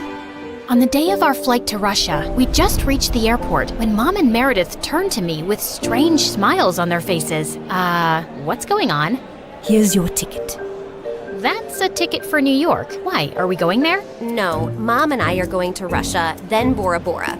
You're going to New York. What? Why would I do that? Come on, Claire. You've been so mopey lately. I can't stand your face anymore. Just go talk to Eric, okay? You're in love with him. And even though he's way out of your league, he loves you too. And that's something you shouldn't give up on so easily.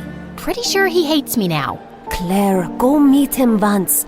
You'll regret not trying. And in case it doesn't work out, you know where to find us, love.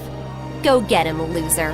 Mom and Meredith hugged me, and I felt tears flowing down my face fast as I turned away. Suddenly, I got the wind knocked out of me as Meredith gave me a bear hug. I can't say this with you looking at me directly, so don't turn around, okay? I love you more than anyone in the world, sis. You're my BFF and my soulmate and my better half, so you better not stay away too long because of some stupid boy. No one's ever coming between us, Em. I love you too, and I'll see you soon. As I walked out onto the New York airport, I was feeling so nervous about visiting Eric that I accidentally bumped into a man's luggage cart and went down with the suitcases. Are you blind? You blind idiot? It was an accident, sir. You don't have to be so rude. You don't have to be so blind, you blind idiot. You're so obnoxious. I grabbed the bagel the man was holding, threw it on the floor, and started jumping on it. As I continued jumping and he kept yelling, I suddenly found Eric by my side. I'm sorry, sir. She hasn't taken her meds today. So sorry. Jeez, what's with your temper? He started it, and what are you doing here? You texted me that you were coming and wanted me to pick you up. You said it was an emergency? Oh, I'm guessing that was Meredith. Yep, but I did come to New York just to see you, Eric. So I might as well say my piece now, which I've been rehearsing on the plane, and I've forgotten every single word.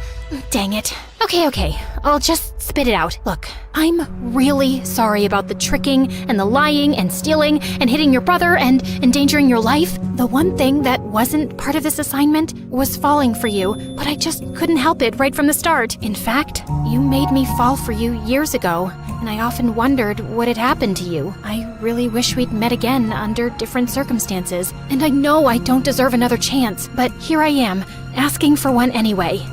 Well, they say third time's the charm. They do say that, whoever they are. Just as Eric pulled me closer, we suddenly found ourselves surrounded by federal agents. Did you set me up? I swear I didn't. Ma'am, there's no need to panic. We got notified about your arrival in New York when you checked in for your flight. We've also apprehended your sister before she could leave for Russia. We've been looking for you girls for a long time, actually, but you always managed to get away. Now we have a deal for you. Come work for us and help us nail some con artists, and you'll have a clean slate. Are you offering me a job? Yes, and a really well-paying one. The only catch is that you two will have to serve 6 months jail time first. We have to do that as a formality. No, officer, there has to be another way. Eric, wait, it's okay. I think I need to do this actually. Maybe we got away for too long without any consequences. If this gives me a chance to start over fresh, I'm willing to do it. What about Meredith? Oh, she's gonna be pissed, but she'll do it for me. So, will you come see me in prison? It's a date.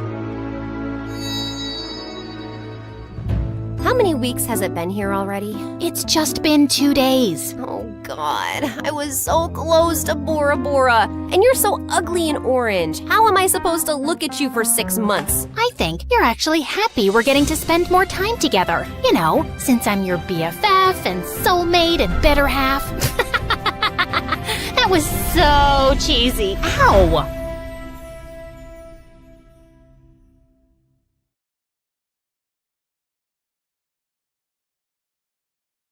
Hi, I'm Mishi, and I live with my dad and brother Biku, who's 2 years older. Before I continue, please like and subscribe to MSA. My dad was a mountain climber, and our house was filled with trophies and awards he'd won. It was his dream that both his kids follow in his footsteps, so he started training me and Biku pretty young. I was a natural. Biku struggled a lot. Stop climbing like an old lady, Biku! Care to pace up? We don't have all day! Dad kept screaming. Biku got nervous and slipped. Meanwhile, I absolutely nailed my first day of training. Dad was so happy, he praised me all day long. I'm gonna make you the best mountaineer the world has ever seen! What about me? What about you? A snail can climb faster than you, Biku. Being a mountaineer is not in your blood. But it was my first time climbing, and the guy in front of me kept farting in my face. I got distracted. Don't be a sour loser, big bro. Just accept it. I'm better than you. Or maybe it was just dumb luck. Relax, Snappy. I was just kidding. Don't worry. When I become a famous mountaineer, I will definitely train you to be my assistant. I was joking, but Biku took it seriously and flung his shoe at my head. I ducked, and it hit Dad's trophy shelf, and everything fell to the ground. Have you gone completely crazy, Biku? It's bad enough that you're an absolute embarrassment, and now you're disrespecting my achievements? You're grounded for a week! Biku ran to his room crying, and since then, he just hated me for being Dad's favorite. Every time Dad would praise me, Biku would get angry and do crazy things. This one time, he filled my bed with sand, and another time, I opened my bag and saw a huge spider on my books. I was so scared I almost passed out. Not so tough now, are we? What's the matter with you? You know I hate spiders! And I hate you, but I'm dealing with it. That makes no sense! But Biku just grinned and left. Soon after, Dad started training me, and by 13, I was winning competitions all over town. But one day during training, Dad slipped and injured his knee. He was put on bed rest, and while I stayed up all night looking after him, Biku hardly came to see him. Instead, he skipped school, failed his classes, and started dating this girl in our school, Leela. She was my dad's colleague's daughter, a national-level climber and my biggest competitor. At first, I thought Biku was dating her to get back at me, but one night while I was getting some water, I saw Biku enter Dad's room. I peeked in and saw him stealing from Dad's wallet. What are you doing? What does it look like? I need money for my date with Leela, and since Dad won't give any, I decided to take it myself. All his money belongs to me anyway. I'm his rightful heir, and you're just an extra. I'm not letting you steal. Bite me. I tried snatching the wallet, but Biku held on to it tight. We fell into a fight and went crashing into Dad's desk. He woke up, and I had no choice but to tell him the truth. Just when I think you can't embarrass me further, you go ahead and break your own record. I swear I will send you to a military school if you don't mend your ways. Biku left quietly, and we didn't talk much after that. Dad got better, and we started training for a huge national competition. And every climber in the country, including Leela, was participating. One day at practice, I was slowly making my way up the climbing wall when I heard Leela behind me. Can you move faster? I don't want to stare at your butt all day. I'm sure you can find your way around. I can, but I don't want to. Try the wall for amateurs the next time. You're clearly too slow for this one. What's your problem? It's simple. I hate slowpokes. Leela nudged at me, and I lost my balance. I would have fallen to the ground, but my harness saved me. I was so mad at her, but I decided to get even at the competition and worked twice as hard. On the day of the competition, I felt confident, but just as I started climbing, I slipped and landed on my butt. I lost the competition, and Leela ended up winning the first prize. But that wasn't the worst part, because the next day, I was in the girls' changing room and heard Leela talking to her friends. Why are you dating that loser Biku? He looks like a frog. Well, that frog pays for all my shopping, and he's so charmed by me. In fact, he is so blind in love that he sabotaged his own sister. Totally worked in my favor. Leela went on to say that Biku was the one who scratched the sole of my boots so I would slip and lose the competition. I quickly took out my phone, recorded the conversation, and went outside. Leela looked startled to see me. What are you doing here, loser? It's bad manners to hear other people's conversations. You're one to talk about manners, you lying witch. You've got to come clean to the authorities about the competition or what? You're gonna hurt me, chicken legs? You're definitely asking for it. I wasn't. But I am now. Leela tugged at my hair and pushed me hard. I tried to push her away, but I slipped on something and my head hit the lockers. And the next thing I knew, I was in the hospital with a cast around my hand and Biku standing in a corner. Hot tears filled my eyes as I got up and slapped Biku across his face. I know you ruined my boots to help your sick girlfriend, and don't you dare deny it. I have her confession on my phone. You know, Biku, I always thought that even though we fought a lot, one day you would turn around and tell me how much you love me or that you're proud of me, but all you've ever done is hate me. Why? Because you spoiled everything. I'm the boy. I'm supposed to get all the love and affection, but I just feel invisible in my own house. That's not my fault. If you try to be better, Dad would love you too, but you keep messing everything up. That Leela doesn't even like you. She says you look like a frog, and she used you to get even with me. You're just saying that to hurt me. Leela loves me. No, she doesn't. She's a lying witch, but you're so dumb and blind that you fell for her tricks and ended up hurting your own sister.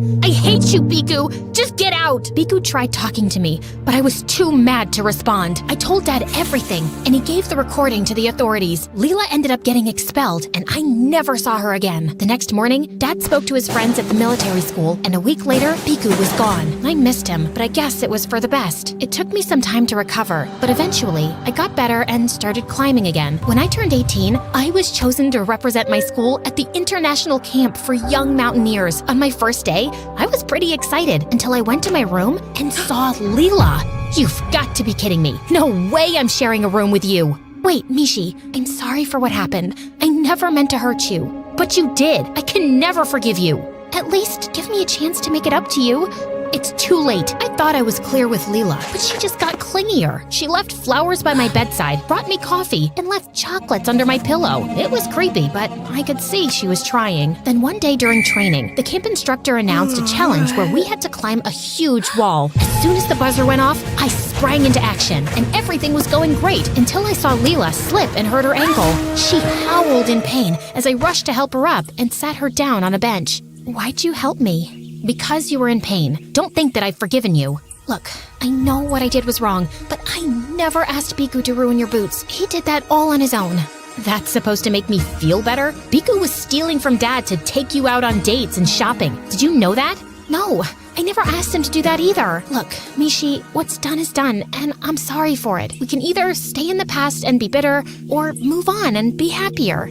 I guess, but it can't happen overnight. I'll wait. Leela and I slowly became friends. After the camp ended, we went to training together and joined our dads on expeditions. Leela was still competitive, but it was fun having her around. But then, Leela found a boyfriend and she was always distracted. She was bunking training sessions and hardly showed up for work. This one time, we were leading a team to one of the toughest treks, and while I explained the procedure, Leela was busy texting.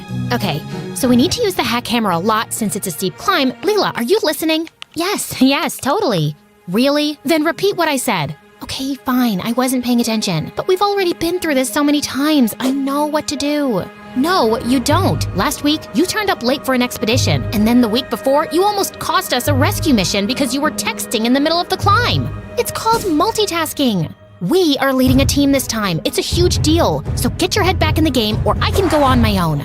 Fine, count me out then. Leela didn't show up for the trek the next day, and I was too busy to care. After hours of climbing, my team and I stopped at a small cafe. I was waiting for my coffee when the most gorgeous boy walked up to me. Care for some hot chocolate? It's my specialty. I love chocolate boys. I love boys who make chocolate. I love chocolate. Whatever you say. I'm Danish, by the way. Mishi, Danish and I ended up talking all evening. He was a few years older and had migrated with his family from India. He was running a cafe, but mountaineering was his real passion. And eventually, he joined us on the trek. After the trek ended, Danish and I asked me out for dinner, and we were sitting by the mountains when he leaned in for a kiss. But when we pulled away, he looked worried. Was that not good? It's everything I imagined, but Mishi, my parents are really orthodox and would only like me to date someone they choose. So until I talk to them first, you can't tell anyone that we're together. Promise me. I found it a little weird, but Danish was already looking stressed, so I agreed. We started dating officially, and things were going smoothly, but it killed me that I couldn't share this amazing news with Leela, who was still mad at me. So I decided to be the bigger person and get her dessert from Danish's cafe, where I found Leela making out with Danish. What the heck? Get away from my boyfriend! Did you hit your head somewhere? Danish is with me. No, he's not. We both turned to Danish, who looked like a deer in headlights, and then ran for his life. I don't believe this, Mishi. How could you stab me in the back after everything we've been through? I stabbed you in the back? You're the one who never told me about your secret boyfriend, and it's not the first time I've caught you lying anyways. Seriously? In that case, Danish asked me out first, so if anyone's at fault here, it's you. He wouldn't have had to come to me if he liked you enough. Okay, that was harsh. I take that back. Don't bother. Lena flung her bag and walked away. I followed her, apologizing, but she simply ignored me and left. I even tried calling her 1,000,000 times, but she didn't answer. I felt so lost. My best friend thought I'd betrayed her, and the first boy I kissed turned out to be a snake. Just when I thought I'd hit rock bottom, I came home to Biku waiting for me in the living room. What are you doing here? It's Dad!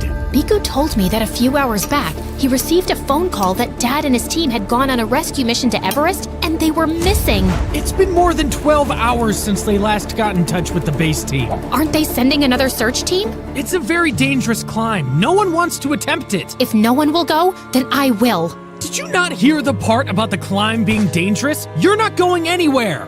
Stop acting like you have any control over me. You lost that right a long time back. Saying that, I grabbed my gear and left. I took a bus to the mountain rescue headquarters. I was packing up a few things when Leela walked in with Biku behind her.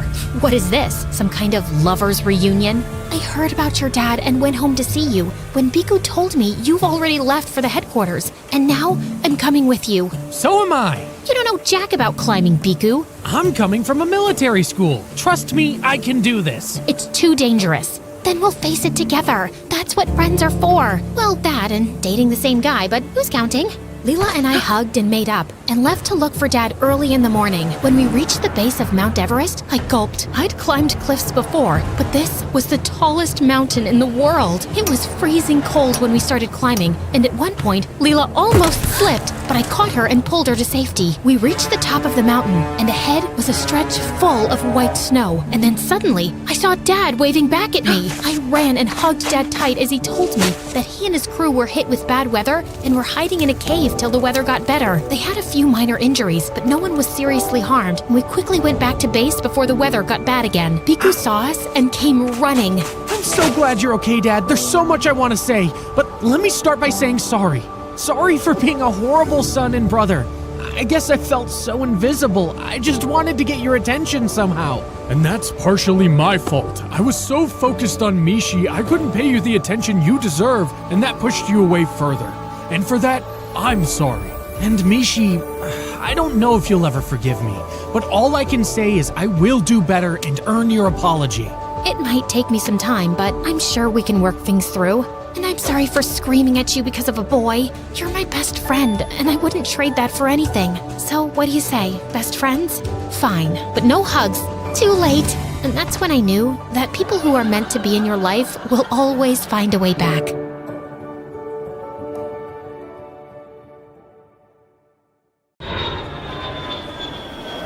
Hey guys, I'm Eva from Canada. Please like and subscribe, and you might just get that new present you've been wanting. As you can see, I was born with a birthmark on my face that covered my right eye. Though it sometimes caused others to stop and stare, which made me feel insecure, the one person who always made sure those feelings didn't stay around too long was my cousin Anna. My dad brought her home to live with us on my 8th birthday. Don't worry, I got you, Anna. You can stay in my room and share all my toys. Oh, please don't be sad. Oh, Eva, you're the kindest. Thank you so much. And thank you so much, Uncle. I was happy to have Anna with me. Soon, we started going to school. She was shy, but I introduced her to everyone, and my friends were a little too thrilled to see her. Whoa, is she really your cousin? She is way too pretty. If she were my cousin, I would feel jealous. I know, right? Anna's the best. I did put on a smile, but I'm not gonna lie. It did sting a bit when my friends were going all gaga for Anna. But it was true. She looked like a movie star. That day when I got home from school, I decided to put on some makeup to cover up my birthmark, and even tried to dress and style my hair like Anna's. But Anna saw me. She told me that my birthmark was cool. It made me unique and special, and that it was like a little star shining on my face. Anna was the sister I'd always wanted. We truly loved each other and had so much fun together. She was smart and helped me with my studies, while I showed her how to make social media accounts. Can you believe she didn't even have Instagram or TikTok? What do I do with this? Which rock are you under? Jeez, you upload your cute pics. But why? Well, that's what Instagram's for, to share the moments of your life with others. Everyone has it. Seems like allowing people to invade my privacy. But I'll try it out, just for you. Of course, I would grow to regret ever having done that, but I couldn't have known it at the time. When I was in 8th grade, Dad's friend's son Parker came to live with us from Paris for a couple of weeks for his mom's treatment. The moment I saw him, I may have developed a teeny tiny crush. Oh my god, he was too cute with his glasses, just like Harry Potter. Parker seemed kinda uptight, no doubt due to all the stress he was under. His mom was in the hospital and all. As I sat near him one day, he scooted further away. I thought it was funny and was trying to make him laugh, so I did it again. He fell off the couch. I am so sorry. Please, don't mind me. Still silent? Cat got your tongue? Look, I lost. 'Cause of you. Oh, sorry. Late at night, I got up to get some water, and I bumped into Parker, who was still playing some game on his phone. Dude, it's like 12 a.m. No wonder you have glasses. I just couldn't sleep. I have a cure for that. Come on, follow me. I took Parker to the kitchen to make him some hot chocolate. Slowly, he opened up to me. I was surprised by how chatty he was. I could feel this connection between us, and I found myself really liking him. One day, Anna, Parker, and I were in the garden, and Parker was looking kinda down, obviously missing his mom. I could see that he was getting a bit emotional, so I tried to think of something to lighten the mood. Hey, let's play a game. And let's see who hangs upside down from the tree and for how long. Oh, no. Okay, how about a bubble making competition? Right then, I tripped over a rock, and thank God Parker caught me before I fell. My heart was fluttering. Then the gum popped and splattered all over his face and glasses. I wanted to help him clean it up, but before I had the chance, here, let me help you. Anna took off Parker's glasses and started wiping them down, and he just stood there and stared at her. I just couldn't help but feel a bit jealous. Parker stayed with us for 2 weeks while his mom recovered, and I got pretty attached to him. I was glad his mom was okay, but it was kind of sad to see him go. I missed our talks. One day when I was studying with Anna, I saw unread messages from Parker on Anna's Instagram account, the one I had made for her and she never used. Well, I knew Anna was obviously not interested in replying to him, so I decided to chat with him from her account. And then I made an account like hers to talk to him. I mean, it wasn't like we would be seeing Parker anytime soon anyway, right? I just thought it would be fun to get to know him more. And I was right. We talked about everything under the sun. But the more we talked, the more I realized we had a lot in common. We both loved Chinese food and taking pictures of nature. He even told me the story about his first breakup in kindergarten. And I told him my secret, how I was afraid of heights. I think I was falling in love, but I couldn't even tell him because he thought I was Anna. One day, as Anna and I were hanging out, I got a message from Parker that absolutely rocked me. He was coming to town and would be staying at our place. OMG, this was gonna be mad. I was up all night and decided that I'd tell him the truth when I met him. But once he arrived, he had his eyes only on Anna. Someone got handsome. Whoa, was he always this huggy? Why is he talking to me like he's known me forever? How would I know? I just got a fist bump. I had managed to make the guy I loved fall in love with the one person I was always jealous of. Parker was totally head over heels for Anna, and she seemed to be liking the attention. But still, I held on to a tiny bit of hope that maybe, if I told him the truth, he'd feel something for me too. I tried so many times to tell him, but every time I was about to, I'd chicken out and my heart would sink. Just a week later, I was displaying my photography in an art gallery, and Parker, Anna, and Dad were also there. Wow, the angles, the lighting, everything's perfect. Eva, you're a pro. And I thought Anna loved photography. Ah, she does. I learned everything from her. Oh, okay. Eva, I need to ask you something. I need to tell you something. Oh, go ahead. No, it's okay. You go ahead. I chickened out again. I want to buy one of these photos from you. Really? I never sold my photography before. Yeah, I want this one of Anna. I'll give it to her when I ask her out. Do you think she'd like it? And right at that moment, I felt like I was hit by a train. You want to ask her out? Really? Don't you want to get to know her more first? I know her better than anyone else. She's my soulmate. I've known that all these years, and she's the one. I was too shocked and just smiled. Yeah, I think she'd love it. Parker bought it right then and there and gave it to Anna. I couldn't hear them, but I knew what he was asking. And then he kissed her. Once we were home, I asked Anna why she agreed to date Parker, and her answer broke my heart into a million pieces. Eva, I really like him. Boys have always chased me, but Parker, he's different. It's like we've known each other forever. He's so confident with me. That's nice. I walked away with a heavy heart. Parker and Anna both liked each other and were happy. I couldn't take that away from Anna. A couple of days later, Anna was out shopping and called Parker to join her. He asked me to accompany them. I tried to refuse, but he practically begged me, saying how much he hated shopping and would need someone to talk to while Anna shopped her heart out. The ride started off a bit awkward, at least for me. Parker broke the ice by playing some songs and asked about what music I liked, which made me feel a lot more relaxed when we started talking. It was so much fun. It feels like I've known you forever. Like you felt like you knew your kindergarten girlfriend forever? Wait, how did you know about that? What? Oh, Anna told me. After we picked up Anna, Parker asked to take us both out for lunch. How about Chinese? Oh, I love it. Chinese? No way. I don't like it at all. I'd rather just get a burger.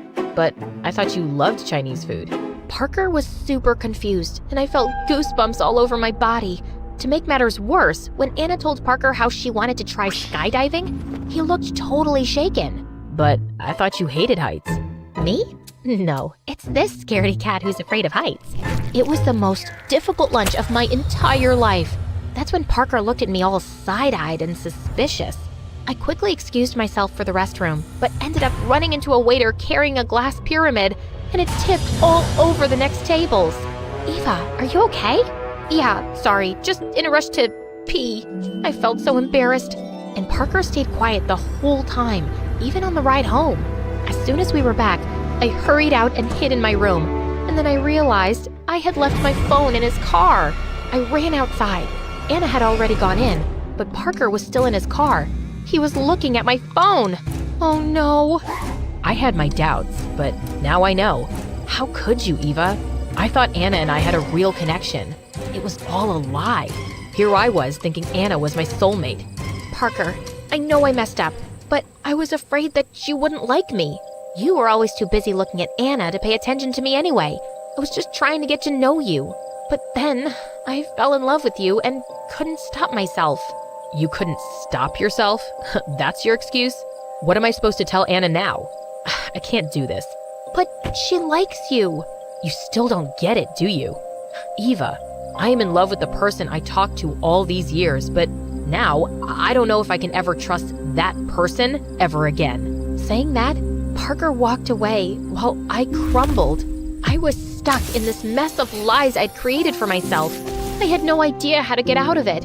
I went for a walk, trying to clear my head and think of how I would explain it to Anna, when I heard her crying at the top of her lungs. I rushed to her and saw that she'd smashed her phone. No one ever did this to me. That jerk. He said he wanted to date me, and now he called and said he wants to break up because I'm not the one. I can't believe this. Like, who even breaks up on the phone? Oh no. I hugged her tight and told her there must be a misunderstanding. I needed to talk to him and make him get back with Anna. I couldn't see her cry like this, and it was my fault. But when I called him, he never replied. And a few days later, I learned he had gone back to Paris. Anna was devastated, and I knew the right thing would have been for me to tell her the truth, but I didn't have the courage, and the guilt was eating me up inside. Over the next few weeks, I did everything I could to help her get over the breakup. I took her out for laser tag, bowling, mini golf, and even on a short trip to Hawaii. We had the most amazing time ever. And on our last day in Hawaii, as I was looking at the setting sun, Anna came and sat next to me. You are the best sister ever. I'm so lucky to have you. No, I'm not, Anna. There's something I need to tell you. I told her the truth. I'd expected her to be upset, but I hadn't expected her to be so silent. I felt like my heart was going to burst out of my chest on our flight back home. When we got back home, Anna didn't talk to me at all. I was desperate to make things right, so I started doing little things for her. I made her favorite chocolate chip cookies, gave her notes telling her how sorry I was, even made her a scrapbook of all our childhood memories, but nothing seemed to work. I was starting to feel hopeless. One day, I was in my room when Anna suddenly barged in. If you want me to forgive you, you have to go skydiving with me. Skydiving? You know I'm terrified of heights. I need proof that you're actually sorry. Anyone can make cookies, Eva. This would show me you really care. Wait. Okay, I'll go. When we got on the plane, I felt like I would black out, but I was willing to push myself to make up for my betrayal. When it was time, Anna grabbed my hand. I closed my eyes, and we both jumped, together. The feeling was peace. At first I was scared, but then I felt calm, and once we landed, I looked over at Anna and she smiled back at me. Without a word, I ran over and hugged her tightly. I am so sorry, Anna. Eva, I know how insecure you are when it comes to boys, and since I was always being chased by them, I realized I don't know how you must have felt, even though you are beautiful. I can't believe I ruined what you and Parker had. Maybe you can forgive me, but I can't forgive myself. But it wasn't real, our relationship. I only thought it was. I'm not mad at you for that anymore, but I will be mad at you if you keep doubting yourself. I talked to Parker and decided he's right. I'm not the one. He's back in town today, but he's leaving in an hour. Go, tell him how you really feel. Really? I got an Uber and rushed to the airport. I couldn't get past security without a ticket, so I bought one. there goes all my savings. After looking for him everywhere, I saw him sitting on a bench looking at his phone. I went and sat next to him, and he scooted over without looking at me, just like the first time we met. Hey, excuse me. Oh, Eva, it's you. Yep, it's me, Eva, the girl who just jumped out of a plane to prove how sorry she really was, and the girl who really, really likes you, but was too insecure to be herself. Anna actually made you skydive? And you did it? Of course I did. She's basically my sister. And for you, I would go anywhere.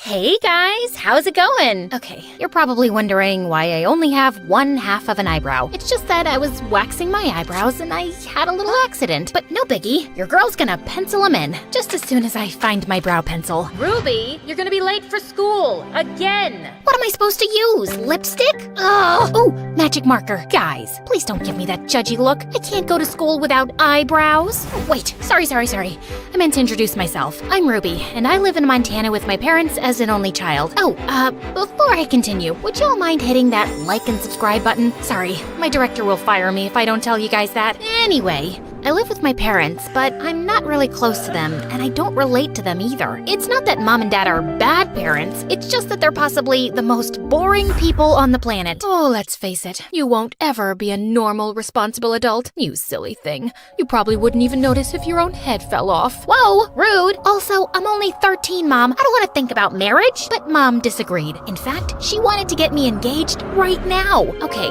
maybe I'm exaggerating. She just wanted me to meet my potential fiancé, hoping he'd fall in love with me and propose after high school. So in 8th grade, she introduced me to her friend's son Grayson, who was a couple of years older than me, and a triple package. Handsome, smart, and planning on starting his own company one day. So, Gremlin. Grayson.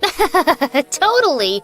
So, your biceps, they're huge. I've never seen biceps that big before. And not that they look bad. They look very, very fine. Sorry, did that sound creepy? I swear, I'm not a creep. Please kill me. Oh, I can't kill you. Sorry, I really can't go to jail for murder right now. At least not until the new Wednesday series gets canceled. Anyway, this has been a lovely meeting, Mr. Healthy-looking biceps. Keep up the good work. Boy, that was awkward. I guess Grayson won't be my future husband after all. But secretly, I did really want a boyfriend. So, that summer before 9th grade, I decided to give myself a makeover. A new skincare routine, a healthier diet, and a better wardrobe. Though, when I was shopping at the mall for my wardrobe, things got a little crazy. While I was picking out dresses, I also decided to get some new bras. But just as I was walking into the changing room, I ran into my crush. His name was Colin, and I hadn't seen him all summer. He looked a million times more handsome. Hey, dude. Fancy seeing you here. These aren't mine. They're for my mom. Your mom likes bras with unicorns on them? No. I mean, what's wrong with unicorns? Do you have a problem with them? Because that's just racist. I ran off before Colin could answer. That didn't exactly go well. And when I got home, things just got worse. I found out Mom's friend's son Grayson was gonna start volunteering for her company. Remember that handsome snob with the enormous biceps? He wasn't exactly thrilled that we'd be seeing each other all the time at the house and at social gatherings. Pfft, as if I was excited about it. Ignore stupid handsome Grayson. Back to my glow-up makeover. Not to brag, but I looked like a knockout the first week of 9th grade, and everyone showered me with compliments, including Mom and Dad. Finally, you cleaned yourself up a little. Look, sweetie, our ugly duckling has turned into a swan. Mom! She looked beautiful before, and she looks beautiful now. I don't get what the big deal is. She just caked on 10 layers of makeup to make herself look like a Barbie doll and put on flashy clothes. I just rolled my eyes hearing that. Of course the jerk had nothing nice to say about me. Well, his opinion didn't matter, because the following week at school, guess who finally noticed me? My longtime crush, Colin. Even after our embarrassing unicorn bra encounter, he asked me out to a movie, and a couple weeks later, we started dating. Talk about the perfect start to a girl's teenagehood and high school career. Colin writes me good morning texts and takes Instagram selfies with me. I remember the olden days when I was a sad, lonely girl, but now my life is perfect. On the night before winter break, Colin took me to an exclusive cool kids party. But just as I was getting ready to leave, I saw Grayson waiting for me outside. What the frick was he doing here? And how did he even know where I was? Your parents asked me to come check on you and then drive you home. You're at a midnight party with your boyfriend, Ruby. Someone needs to supervise you. Who do you think you are? My dad? You can do whatever you want, but I don't need any supervision. I meant to do that. Anyway, I'm gonna go kiss my boyfriend now, so bye! I just hope he's available to kiss you. I saw him looking pretty happy talking to some other girl a few minutes ago. Yeah, because it's a crime to talk to other girls when you have a girlfriend. Grayson, get a life. He was really starting to get on my nerves, so to stick it to him, I took the bus home, and he had to drive all the way back to his house for nothing. It served him right for being such a control freak. Unfortunately, though, I couldn't see Colin after the party because he was going on vacation. I knew he'd be busy, but a week went by, and he didn't call or text at all. Okay, no reason to panic. Couples need space. I totally get it. I had other stuff going on in my life. I went to a yoga class, read books, painted my nails. Finally, when we got back to school, I searched everywhere for Colin. I didn't have much luck until I wandered into the school garden to find him kissing another girl. Ahem! Oh, Ruby. Sorry, I meant to tell you. I'm getting back with my ex-girlfriend. We've sort of been on a break, which is why I asked you out, because I was still getting over this precious girl. So I was just your rebound? You are such a jerk! How could you use someone like that? I'm sorry. You're really great and all, but I just wasn't feeling those magical sparks between us, you know? I just smacked him across the face and told him we were done. And then to really stick it to him, I texted Colin, "We're done," 3 more times over text message. The truth was, though, I felt really depressed about my breakup. I mean, yeah, I was mad at Colin for what he did, but I was more mad at myself for believing he'd actually cared about me. I distracted myself the next few days by hanging out at the pet shelter and keeping the kittens company. It was exactly the heartbreak therapy I needed. I was even starting to feel better until Dad called me, begging me to come home and help him prepare for a fancy work dinner. But when I arrived at the house, Grayson was already in the kitchen with his sleeves rolled up. Ugh, I just knew my parents had told him about my breakup, and he was waiting to rub it in my face. I asked Grayson over to help us cook since your mom isn't home yet. Yeah, and also, because your dad told me you don't know how to cook. Did you seriously start a fire trying to deep fry ice cream? First of all, the fried ice cream disaster wasn't my fault. I just happened to forget to watch the tutorial first. And second, I've had a really hard couple of days, and I don't have the energy to handle you right now. So just go away and don't talk to me for the rest of the night. But you can hang out in my room if you want and use my computer if you're bored. May I recommend MSA videos? Watch them on YouTube though, not TikTok, because TikTok's bad for your attention span. But anyway, see ya! Unfortunately, Dad didn't let me get rid of the idiot that easily. And as expected, Grayson took full advantage of getting to boss me around and talk to me like I was an idiot. Go salt the water. Don't put sugar, put salt. You're not allowed to touch the knife. I don't trust you around a knife. I felt just about ready to punch him until Grayson came up behind me and guided my hands in rolling the dough with his big,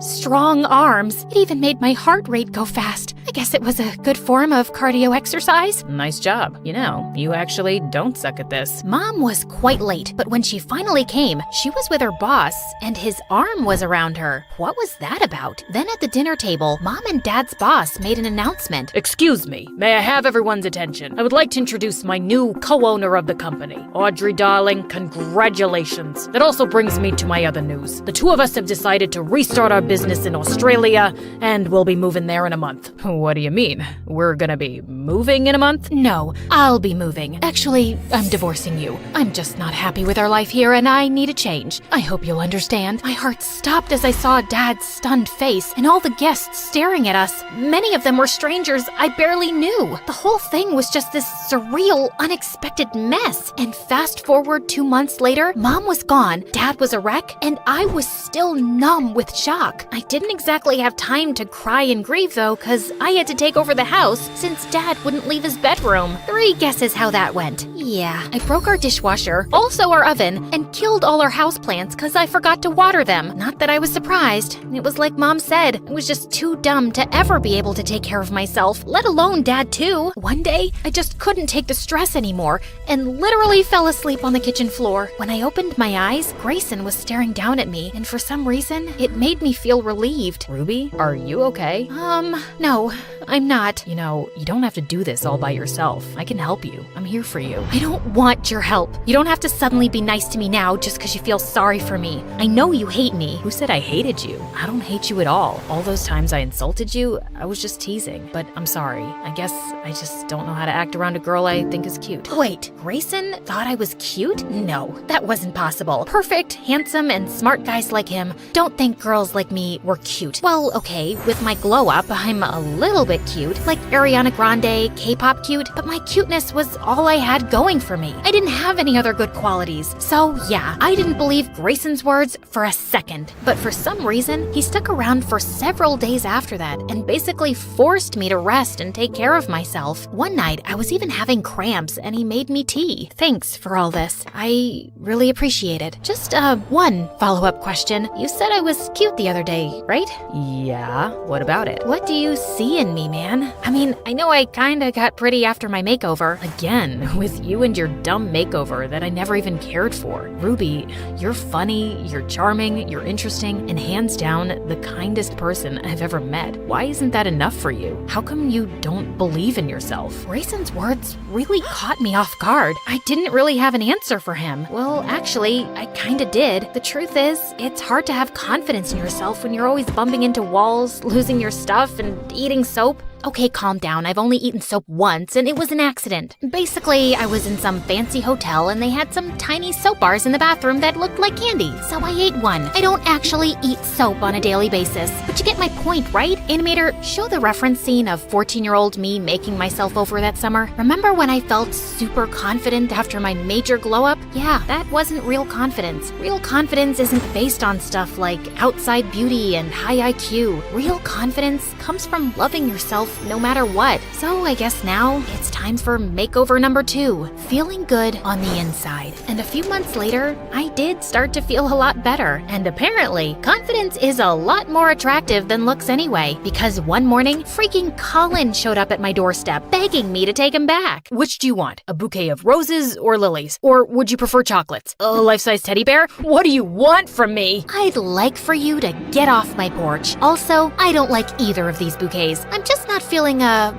magical spark. I was about to throw the flowers in the loser's face when suddenly Grayson showed up behind me because he was already over at my house. We'd gotten super close over the last few months, and between you and me, I've developed major feelings for him. I guess that explains why I was happy when he sprung onto Colin and tackled him to the ground. The boys were like animals, full on rolling into the bushes, and I certainly didn't mind watching the spectacle. Come on, ladies, admit it. Who doesn't love it when boys fight over you? Finally, though, Colin ended up leaving, and Grayson pulled me into a very pleasant hug. So, when do we get to have our first kiss? Maybe we can have a beach date tonight? Because I really don't want to kiss you next to loud traffic. Animator! Hey, me again. Can Grayson and I maybe have a nicer setting for our first kiss? Yeah, keep going. This is supposed to be my romantic moment, dude. Oh, yeah, I like the sunset. Perfect. Thanks. Anyway, I hope y'all enjoyed hearing my insane drama. If you want more stories in this style, make sure to comment below. Ruby, our craziest MSA character. Hi, my name is Alice, and I'm from Rochester, New York. Please like and subscribe. You know how people say that when you meet the love of your life, time stands still and your heart skips a beat? Well, my dad had his own version of it. Love feels like a bunch of fireworks exploding inside your heart. That sounds dangerous. Oh, honey, it's the most beautiful feeling in the world. Dad always tells me about when he met Mom. He was playing on the subway, and when she stepped in, he felt fireworks go off inside of him, and that was it. My life changed forever. Our life changed forever. My mom was a big shot lawyer, and my dad worked as a music teacher at my own school. I inherited my dad's love for music, but wasn't into singing, so I used mom's lawyer skills on them and convinced them to buy me a drum kit. My life was simply wonderful, but everything changed when I was 12. Mom got stuck on one big case and was working crazy hours, so there was no time for anything else, not even for me. For months, I kept bugging her to notice me, but the answer was always the same. Not now. I can't, Alice. Of course, this also led to fights between my parents. They used to argue in the kitchen at night when they thought I was asleep. Finally, one night, she just left. There were no explanations, no clues, no goodbye letter, nothing. It was a rough time, but my dad and I always stayed together. As time went by, we both started feeling a little bit better. Despite everything, I never stopped believing in true love, and I eagerly awaited the sensation my father had described so many times. When I turned 16, I witnessed the fireworks of love up close. I was at home cooking an egg when these bratty kids kept ringing our doorbell and running away. My blood was boiling, so I decided to teach them a lesson at the next bell. I flung open the door and spattered the egg right onto them. To my surprise, it was Luke, one of my dad's guitar students. He was one of the most popular, truly dreamy, funny, and kind guy in our school. Oh no. This egg. Lucky you. You just won a tuition discount from Dad. I quickly made this up, but he kept staring at me in complete awe. Then it happened. It struck him like lightning, just like my dad described. The whole fireworks and electricity package. Hi, Alice. I love you. But here's the twist. I didn't feel the same way. However, from that moment on, Luke embarked on a mission to win my heart, while I tried to refuse his advances without hurting him. Flowers for you, Beaut. Bees. It has bees. I baked brownies for you. Thanks, but I prefer vegetables. He invited me to the amusement park, but I pretended to be dizzy when he was gonna kiss me on the Ferris wheel. And then he also asked my father for my hand. So, what do you think? Tell him that he has to provide 4 sheep, 5 cows, and 1 unicorn in exchange. Yet Luke never gave up, and finally, he went all in. He performed for me on my balcony, singing the very same song my dad used to woo my mom back in the day. And I swear I could see Dad helping him the whole time. Then he asked the big question. Do you want to be my girlfriend? Luke, I like you, but I'll take that.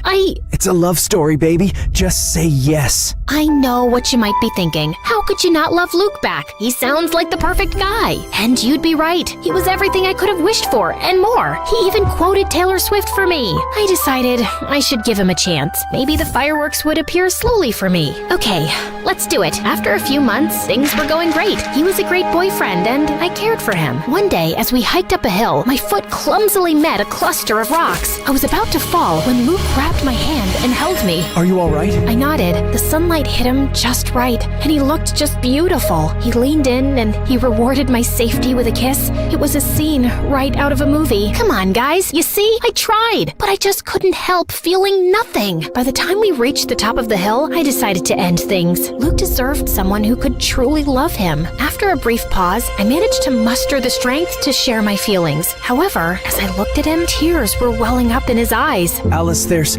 something I have to tell you. Yes, Luke? I'm thrilled that we're together. I've been looking for the perfect partner for what feels like forever. Tears began to fall down his cheeks, and I hugged Luke tightly. How could I break his heart after that? I just couldn't. I needed a new plan, a way to end things without hurting him. Just then, I got an idea. I needed to find my boyfriend a new girlfriend. Yet, it was easier said than done. Finding the perfect girl for Luke was certainly a tough mission. I introduced him to Sarah in a bowling alley, but it turned out she was only interested in using Luke to make her ex-boyfriend jealous. On trivia night, Claire and Luke had a heated argument about the best pizza toppings. They didn't get along after that. Lastly, how can I forget about Julie? When I introduced her to Luke at a party, it was pretty clear that she was more interested in me than in him, much to Luke's amusement. Of course, he knew nothing of my plan. I introduced so many girls to him, pretending they were my friends, but none of them sparked even the slightest explosion. Luke only seemed to have eyes for me. Darn him!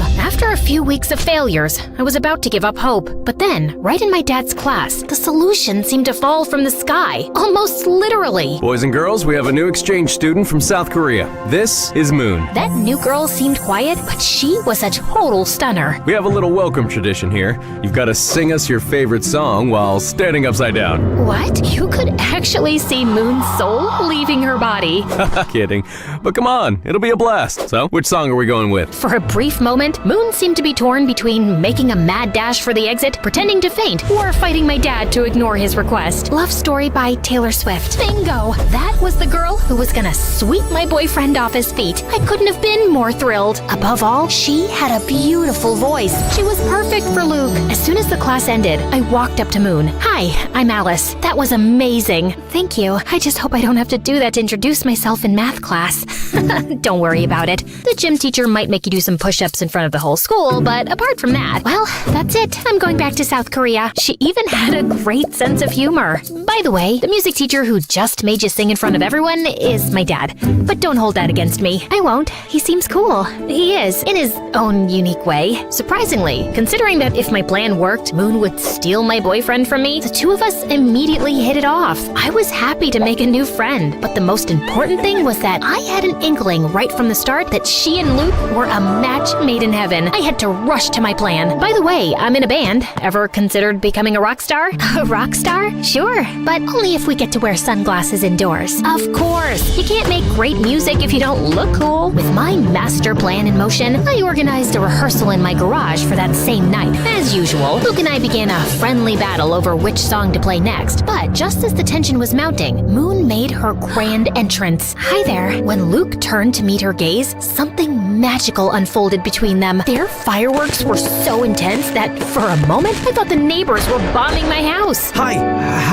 I'm Alice's Luke. Nice to meet you, Alice Luke. I'm Moon. That's a beautiful name. Moon turned red as a tomato. I mean, it's cute. I mean, it's not a horrible name. They were so awkward and cute that they looked like two penguins trying to dance. The first part of my plan was complete. Over the next few weeks, I did everything to bring my new friend and boyfriend even closer. I planned this adorable picnic for the three of us, but then I faked a stomach pain, so they both got time together. Alice, are you okay? Oh no, not again. What's wrong, Alice? It's my, pigmatitis. Okay, let's go see the doctor. Clearly, my plan failed. Next time, I took them to the movies to watch an old, sappy romantic film. Where's Alice? She told me she wasn't coming because she hates Sandra Bullock. She hates Sandy B? Is that even possible? Right? I said exactly the same thing. They watched the movie together. All the while, I was lurking secretly in the background. In a particularly romantic scene, their shoulders leaned against each other. They locked eyes, and their lips came closer. It seemed that it was the moment, but... Want some more popcorn? Yeah, sure. So close. By the way, I, of course, don't hate Sandra Bullock. Slowly, I was running out of ideas and excuses. I even signed us up for a romantic bread baking class, only to remember right beforehand that I was gluten intolerant. Silly me. Since when? It's very recent. I don't want to talk about it. We can make gluten-free bread.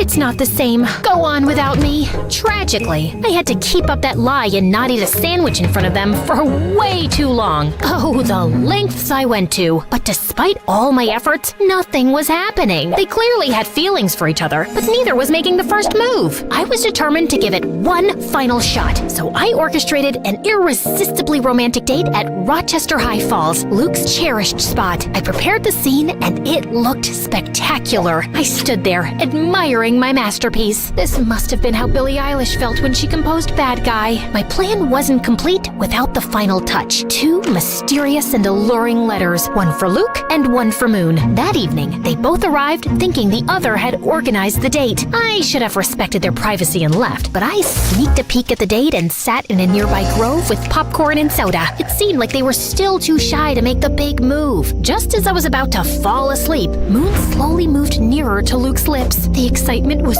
so intense that I could feel it moving through my body, particularly in my ankle. In my ankle? I looked at my leg and saw a raccoon clinging to my ankle. Freaked out, I totally lost it. I sprang from the bushes just in time to disrupt their big moment. Alice, what are you doing here? Oh, Oh, hi! Just taking a walk. Around the falls? Alone? At night? Well, you know what they say, when nature calls. Don't judge me. That's the best I could come up with. Alice, this isn't what it seems. We were just... Their embarrassment and guilt were clear. I'm sorry. They clearly felt terrible, and I felt even worse. It was entirely my fault. It was time to tell the truth. You don't have to feel guilty. I orchestrated the entire thing. What? You? Yeah. I couldn't help but notice the magic connection between you two.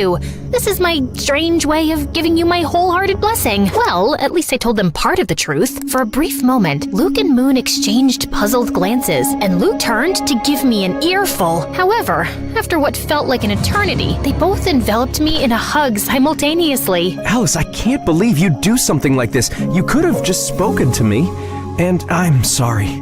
I tried to fight these feelings. No need to apologize. The heart wants what the heart wants. Are you sure you're okay with this? Absolutely. You two are meant for each other. I'll step aside and let you enjoy the rest of your date. I walked away swiftly, but before I got too far, I turned back to see them finally sharing their first kiss. Well, you could have at least waited for me to leave. Just kidding. Carry on. This may appear like the happily ever after ending, doesn't it? But believe me, there are still some more fireworks to discover. My grand plan had succeeded. Moon was perfect for Luke, and they were really happy. However, sometime later, I started to feel increasingly sad. While I was genuinely thrilled for them, a feeling of loneliness began to take over me. Eventually, I decided to share with my dad my deepest fear. Dad, what if I never experienced those fireworks? Alice, just like music, love has its own tempo. It won't come if you're expecting it. But trust me, sooner or later, your moment will come. But what if I end up with a broken heart, like you when Mom left us? That can happen. Love is not perfect,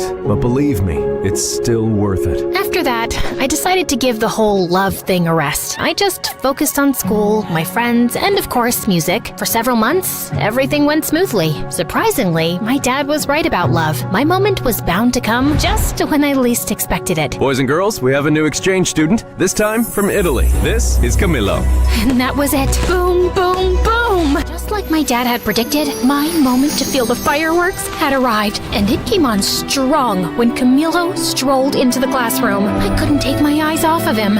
And to be fair, no one else in the class could either. He was so irresistible, incredibly handsome, cool, stylishly dressed, and smart. My dad tried to get him to sing a song to introduce himself, but Camilo instead recited a poem in Italian. I didn't understand anything. I was too captivated by him. Ah, right. It's a very lovely and romantic poem. Not really. It's about what hell is like. Marry me. I knew I had to beat out tons of other girls to win his heart, but if there was one thing I was truly confident about, it was my matchmaking skills. Game on. During lunch, I went up to him. He was sitting by himself, with all the girls gazing at him from afar, too mesmerized to strike up a conversation. But I wasn't like the other girls. Hi there. What's cooking, good looking? Not my best pickup line, I know. Hi, you. Alice. Oh, right, Alicia. Already? My name, or a variation of it, coming out of his mouth made me shiver.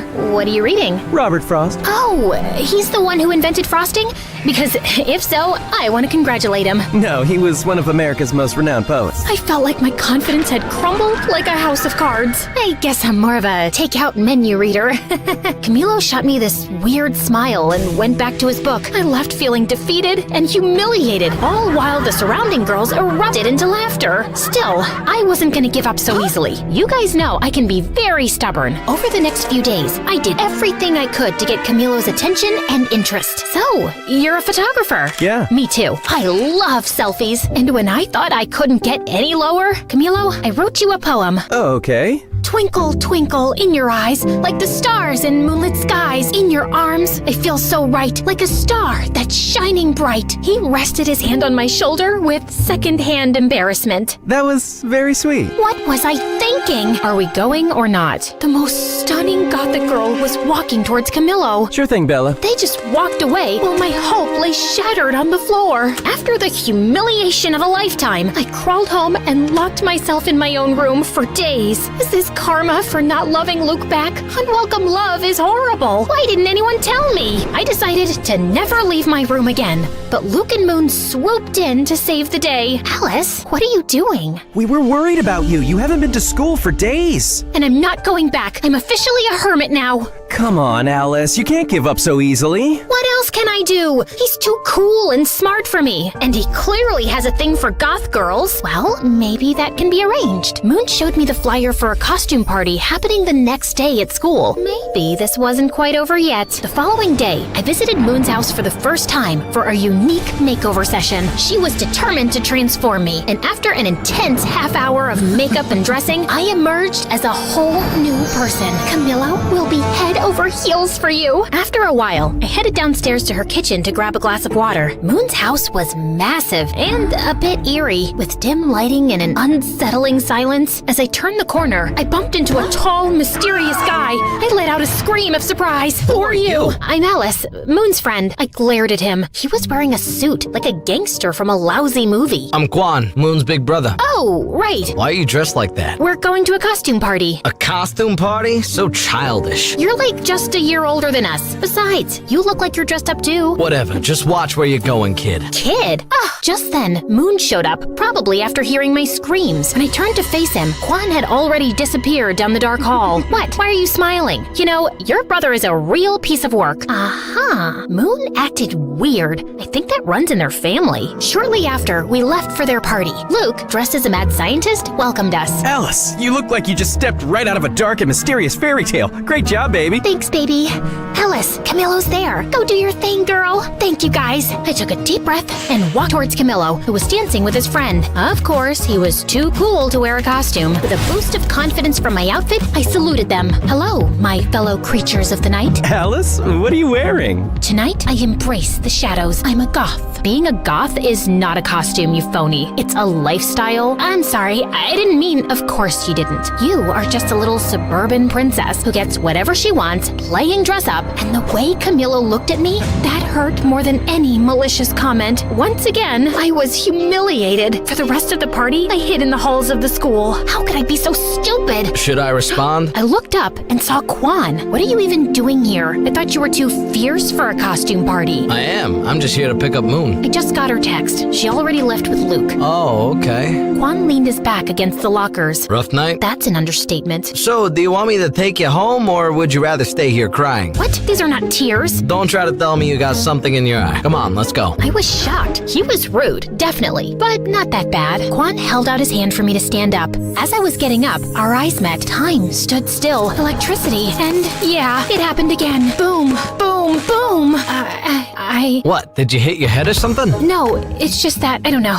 Forget about it. I'm fine. If you say so. As Quan drove me home, I kept looking at him out of the corner of my eye the whole trip. I was spellbound. I tried to strike up a conversation with Quan, but he didn't pay much attention to me. So, tell me about yourself. Pass. Come on, what do you like? Silence. Clearly, Quan was not very interested in getting to know me. Soon after, he dropped me home. I couldn't believe it. After years of dreaming about those fireworks feelings, I finally got them. Twice in 1 week. Plot twist, both guys are just not that into me. This was obviously karma. It was Cupid's way of getting back at me. Destiny laughing in my face. Or maybe it was just my teenage hormones. I hate my life. But what I didn't know was that Moon hadn't left the party when Quan arrived. In fact, she was in the bathroom and saw and heard my entire conversation with her brother. Although Quan didn't notice my fireworks explosion, Moon did, and decided it was her turn to play Cupid. Moon started finding excuses and forcing situations for Quan and me to spend time together. She would invite me to her house, but when I arrived, she wasn't there. Is Moon home? For the 4th time this week, she's not. Despite how Quan acted like he didn't care, Moon was determined to make it happen. She even locked us in an escape room. I guess we're gonna have to solve this to get out. This could take a while. The key is under that armchair. Oh, right. Then, Moon planned a movie date with Quan and me, and then left us. Yeah, she used my own little scheme against me. We got into the wrong screening room and ended up watching a children's movie. This is so boring. Wait, are you crying? No, I'm not. You're crying. OMG, you are! Shut up. It's just a beautiful tale of friendship between a duck and a shark. After that, he started talking to me, and slowly, I understood that his whole bad boy facade was simply a shield Quan put up when he moved here to cope with this unknown and new place. He actually could be really kind and sweet. One day, Moon set up a sort of double date with me and Luke and dragged Quan quite literally into a bowling alley. The evening turned out to be an absolute blast. We enjoyed some good food, sent those bowling pins flying, and shared laughs like there was no tomorrow. Quan even dropped his tough guy persona and had an amazing time. I I felt that slowly we two were growing closer. Great strike, Alice! Thanks, I learned from the best. I didn't know I was the best. Who says I was talking about you? The only problem was that Luke found out what Moon was doing and he wasn't too happy about it and cornered me. Alice, Quan's not right for you. He once told me, if you hurt my sister, I'll turn your hair pink. And he walks around in sunglasses indoors too. And don't even get me started on his weird spoons collection. Did you see the massive plastic to fancy spoons display in his room? I'm just worried you'll end up hurt. But I wasn't very convinced. And then the next day, as we were preparing for our band rehearsal, Luke arrived with a surprise visitor. Camilo came to rehearsal, if you girls don't mind. If looks could kill, Luke would be dead now. Oh, that's why you said not to bring Quan. We'll talk later, baby. I tell you, man, we have the best drummer in town. So, he has decided to play matchmaker too. Go on then. During our practice, I was super nervous, way more than usual. But then Camilo did some really nice things that made me feel a lot better. I think I did pretty good in the end. That was great, Alice. I didn't know you were so talented. Thanks. That made me melt, literally, right there on the spot. For the next few weeks, I was caught in a love triangle with Quan and Camilo, and tangled in a dispute between friends. I felt bad, but chose to go with the flow, hoping to solve the puzzle of my heart. But things turned into some kind of competition between them, and in order to win, they went big. Luke orchestrated a fantastic carnival date for Camilo and me. Amidst the chaos, we laughed, won games, and feasted on cotton candy. I even won him a huge stuffed animal. Thanks! Elephants are my favorite animal. I'm more of a grizzly bear girl, but elephants are pretty cool. Then, Camilo and I rode on an intense roller coaster in an odd moment of calm. Before the car sped off again, Camilo pulled out his camera and took a picture of me. What are you doing? I want to capture this moment forever. That was one of the most magical and romantic nights of my life.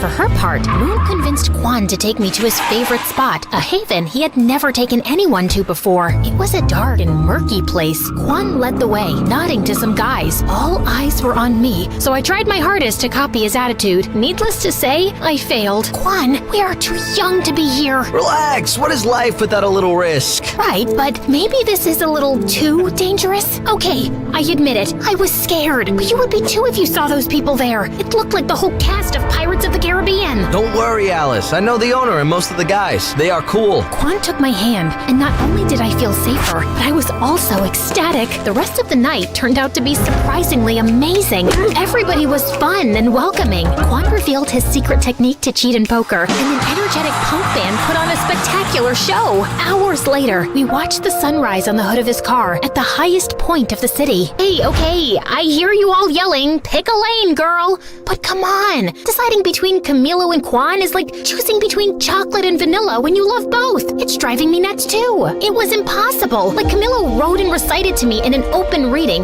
the most beautiful poem I had ever heard. But then Quan got us the chance to play our first gig in the same place he took me. Clueless of what to do, I turned to the greatest source of wisdom I knew, my dad. Okay, yes, I was truly desperate. Dad, is it possible to be in love with two people at the same time? My dad took a deep breath before answering. Alice, time has taught me not to put any limits on love. Love can be many different things. It constantly mutates, so maybe it is possible. And what should I do? I can't date two people at the same time. No, you have to be mature and thoughtful. Take care of your feelings, but also those of others. But I don't know how to decide this. If you are stuck in this situation, you might not be ready for love. Maybe the best thing to do now is to focus on yourself. And it wasn't very helpful. Maybe my dad wasn't the fountain of wisdom I thought he was. Before you guys go off in the comments, I know this is like the best kind of problem any girl my age could have. For days, I ignored both Camilo and Quan, but finally, the day of the concert arrived. Surprisingly, I was pretty calm. Well,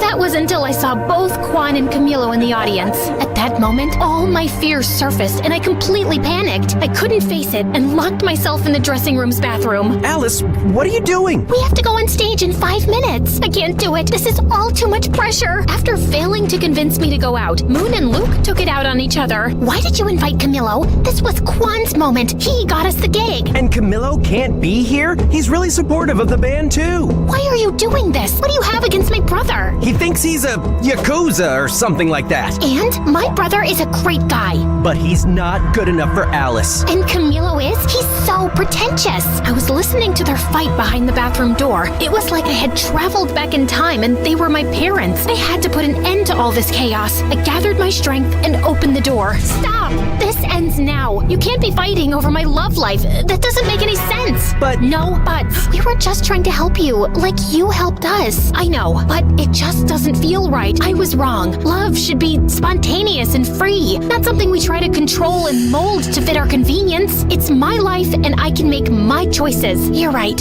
We're sorry. I'm sorry, Moony Toony. I am too, Lukey Doofy. That's really sweet. But for now, enough with the cheesy stuff. We've got a show to give. The room was silent and expectant when we got on stage. The air was tense, but we were ready. Hello, we are Cupid and his broken arrows. Are you ready to rock? Let's do this! 1, 2, 3, 4. The show was incredible. To be up on stage playing our music was a life-changing moment. There, I felt everything. Electricity, adrenaline, nervousness, and fireworks. And I can proudly say that it was the first of many shows. As for the guys, I decided to follow the advice of my father, who, as always, was right. I wasn't ready for love, and I didn't want to risk hurting them. I took them aside individually and told them the truth. Luckily, they both understood, or at least I think they did. I decided that I should focus on my first love, music, and that would pay off big time.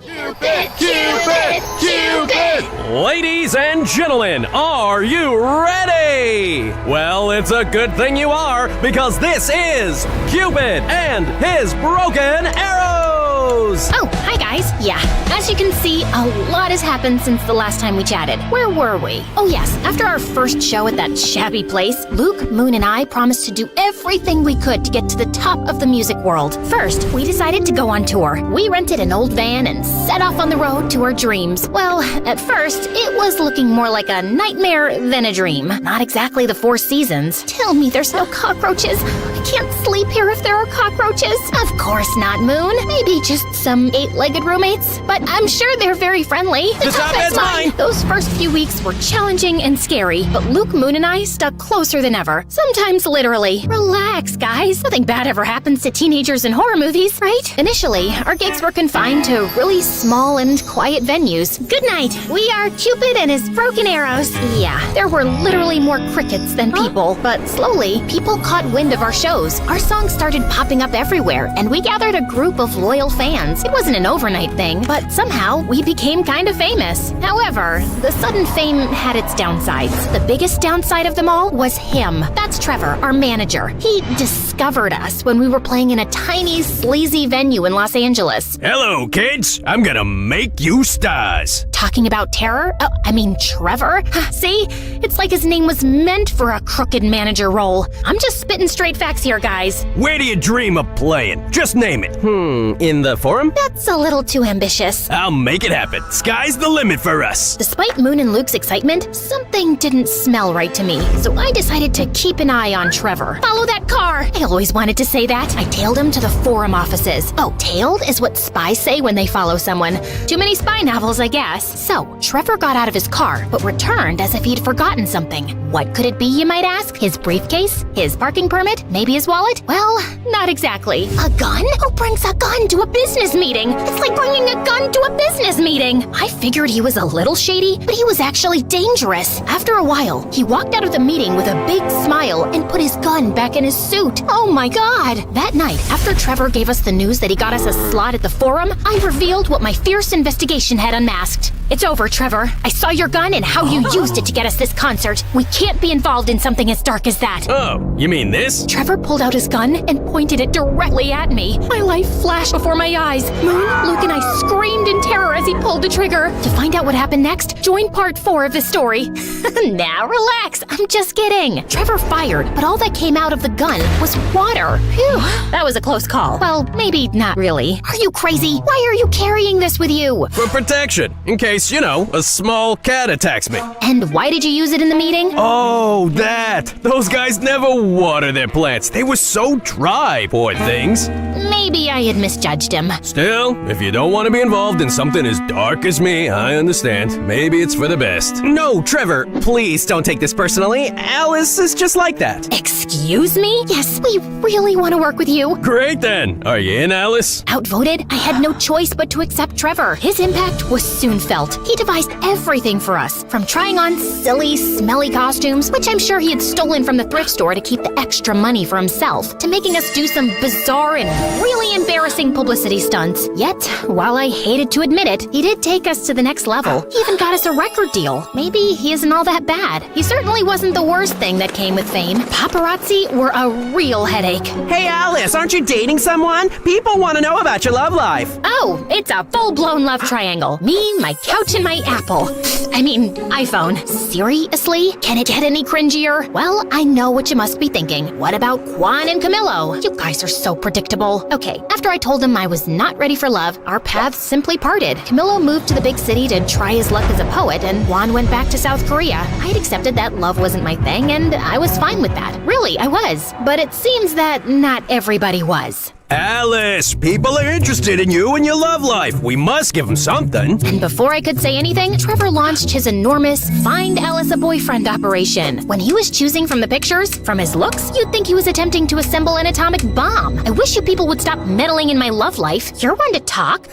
Fair point. Must I suffer all my life for that one time I played Cupid? Besides, you two are practically soulmates. I only intervened in the name of true love. Maybe Trevor will find you your soulmate. If he does, he deserves a Nobel Prize in matchmaking. Haha, very funny. Bingo! We found our man. Get ready, Alice. Trevor orchestrated a date with one of the buzziest actors in town. Naturally, he gave the paparazzi a heads up, turning the dinner into a spectacle that rivaled the Super Bowl coverage. I won't deny that he was good looking. The man could make any Greek god jealous, but he seemed to be already in a committed and very toxic relationship with his phone. It was like they were stuck in a never-ending staring contest. If a UFO landed on the table, he'd probably just assume it was dessert. So, tell me something about yourself. I have 5 million followers. Wow, I'd be concerned if that many people were following me. That's next level stalking. Huh? Alice, when's the wedding? This was beyond ridiculous. I needed a bulletproof escape plan. Something as sophisticated and brilliant as my mastermind can scheme. Hey, isn't that one of the Kardashians? A Kardashian? Where? I took advantage of the commotion to sneak out, but just as I was about to fulfill my genius escape, I bumped into a waiter sending his tray flying in the air. It landed on the head of my date. Oh my god, I'm so... Camilo? Is that you? Alicia, hi. What are you doing here? I was super surprised to see Camilo, but I had to move fast. I'm actually in the midst of an escape. Care to help me? Absolutely. Camilo wheeled over a waiter's cart covered with a tablecloth. Your chariot awaits, Your Majesty. I hopped in the cart, and Camilo carried me unnoticed out of the restaurant. After we were in the clear, we two went for a walk. By the way, I must confess, I'm a massive fan. Oh, thank you so much. People don't believe me when I tell them we used to date. Do you tell people that? Well, I know we didn't exactly date, but I don't know. Maybe I'm just expressing my wishes out loud. Are you flirting with me right now? I am. Who knows when I'll cross paths again with another star, especially with one as strikingly beautiful as you. He was going all in. I tried to play it cool. That's smooth, but I'm not gonna fall for it that easily. I did. I'm not the same girl I was a couple of years ago. I was. Besides, I know you have a way with words. He did. You know what they say, nothing worthy is ever easy. Of course. My inner fireworks were about to start a pyrotechnic show that could rival New Year's Eve. I know, guys, I'm too weak. The rest of the night, we walked around the city just talking. It was pretty magical. The next day, Trevor woke me up. Alice, who the hell is this? Trevor pointed out a couple of pictures of Camilo and me walking through the city last night. Damn paparazzi. They got me again. Just an old friend. TV and social media are going nuts over these photos. Just read these headlines. Drummer ditches movie star for poet waiter. This is genius. I am a genius. I was about to remind him that it wasn't his idea when he went off on a long rant about how Camilo and I needed to start dating for the sake of the band. Well, I hated Trevor butting into my life like that. Dating Camilo didn't seem like a bad idea at all. For the sake of the band, of course. Over the next few weeks, Camilo and I became a thing, and Trevor's scheme worked like a charm. Strangely, every little thing we did became big news that the whole country should know. Look where we are now. Camilo's really turned things around for us. Yeah, but Camilo's writing is taking off too. It's a whole thing, though it felt strange to me. But we were too caught up in enjoying all the attention to bother about it. Guys, you guys are breaking the internet right now. Any advice for your followers? Just be great. Be as incredible as we are. We know that's a pretty high bar. Yeah, I know. I wanted to pinch myself too. But dealing with fame was hard. Everyone wanted a piece of you. And soon, all this glitz and glamour also got between Moon, Luke, and me. You're late again. Sorry, loves. We play in Rochester in a few days. We need to rehearse. I'm here, aren't I? Try to relax a little bit, kid. Kid? We've done hundreds of shows. It's a walk in the park. It isn't just another show. It's our first home show since we left. Kwon is even coming back from Korea with his new girlfriend for this. It has to be perfect. The mention of Kwon and a girlfriend struck a chord with me. He had a girlfriend now? Or was she? Why didn't Moon tell me this earlier? Why wasn't he thinking of me? I was beyond angry. What the hell, Moon? Why are you throwing Kwon and his girlfriend in my face? She was not throwing... This is clearly not about the show. Of course it is. What else would it be about? This is about you two being jealous of me and Camilo. This is about you not bearing to be under my shadow. Oh my god, you're completely delusional. Oh yeah? You two are completely... I couldn't think of a good enough adjective, so I simply stormed out. What I didn't realize was that Trevor was standing on the side, just watching the drama unfold. Don't stress. You don't need anyone. I think you could even go solo. What? I mean, everybody knows you're the heart of the band. You're gonna do great things by yourself. I just know it. Oh, shut up. I knew Trevor was trying to manipulate me, but he wasn't all wrong. The band thing was not working. We were always fighting, and I had Camilo. What was the point of continuing? Okay, let's do it. We decided it was best to keep it a secret until after the show in Rochester, which would be our last. I had fears, doubts, and a lot of anxiety, but Camilo managed to calm me down. I'll be right there at your side. Finally, the day of the show had arrived. My relationship with Luke and Moon was more strained than ever. To avoid them, I went to the side of the stage. The arena was packed. Everybody we knew was there. Luke's family, Moon's dad, even the goth girl was present. Wait, where's Dad? I tried to locate my father in the VIP and the crowd, but it was like finding Waldo. When even Camilo, who was supposed to bring Dad, didn't answer my calls, I started freaking out. Something felt really off. Soon after, Camilo called me from the hospital and told me there had been an accident. What? How? I was late. Then I saw your dad's accident on the way, so I followed him to the hospital. But your dad is fine. He's resting now. Why did nobody call me? They said they called his emergency contact. I'm on my way.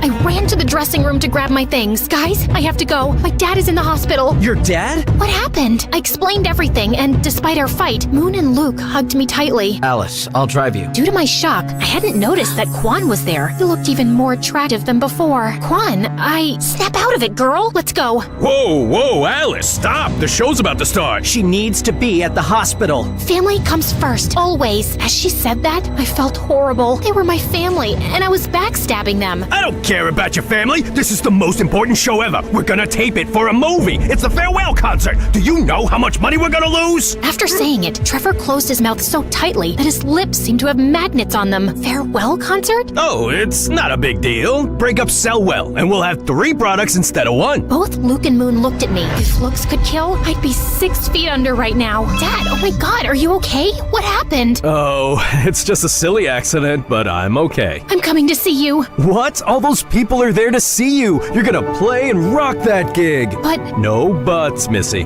Afterward, you can come see me. Not like I'm going anywhere. Rock it for your old man. Okay, Dad. I love you. You heard Dad, kids. Let's do it. It's showtime. We went on stage, and the tension was crazy. I could feel Luke and Moon's hateful glares. It was as if Cyclops from the X-Men was looking at me without his glasses. The show was about to start, but I refused to be like those old dinosaur rock bands where everyone hated each other. So I did something I never did. I stepped up to the microphone. No, don't freak out. I'm not gonna sing. Hi, Rochester. I want to dedicate this show to my family, to my dad, who needs to stop riding his bike at night, and to my siblings, Luke and Moon. No one has taught me as much about love and friendship as you two have. I love you, and I'm sorry, guys. Luke and Moon smiled at me. Now that we got that out of the way, it's time to rock. Then the show finally started, and it was simply incredible. Luke, Moon, and I played like it was the first time in my garage. The show was, without a shadow of a doubt, our best. After that, we 3 reconciled in a big embrace. While they were still angry, at least now it didn't look like they were going to scheme to murder me. Shortly after, Trevor joined us. Oh, Trevor, just the man we were looking for. What? Should we share the honors, guys? At the count of 3. 3, 2, 1. You are fired, kid. Trevor tried to manipulate and scare us with threats, but when we were together, that didn't work. That's why he wanted to split the band. He knew he could control us if we were divided. You're making a huge mistake. This is not over. Can you close the door on your way out? Thanks. Thanks. We went to see my dad, and apart from a few scratches and a large cast on his leg, he was fine. You'd think I now had everything, and you'd be right. I had my band and friends back, my dad was okay, and I had my boyfriend. It was finally time for my lived happily ever after moment. Well, that lasted for about 2 seconds. Literally, someone suddenly burst into the hospital room. Babe, are you all right? Mom? Babe, what are you doing? Alice. Well, I guess now I know who his emergency contact was. My mom looked at me smiling, but when she saw Camillo, her face completely transformed. Alice, get away from him. I was beyond confused. I looked at Camillo. His face revealed that he had something to confess. I imagine your faces right now are exactly like mine at that moment. Once again, fate had a curveball for me. But this is running too long. I know no one likes cliffhangers, but you know what they say, nothing worthy is ever easy.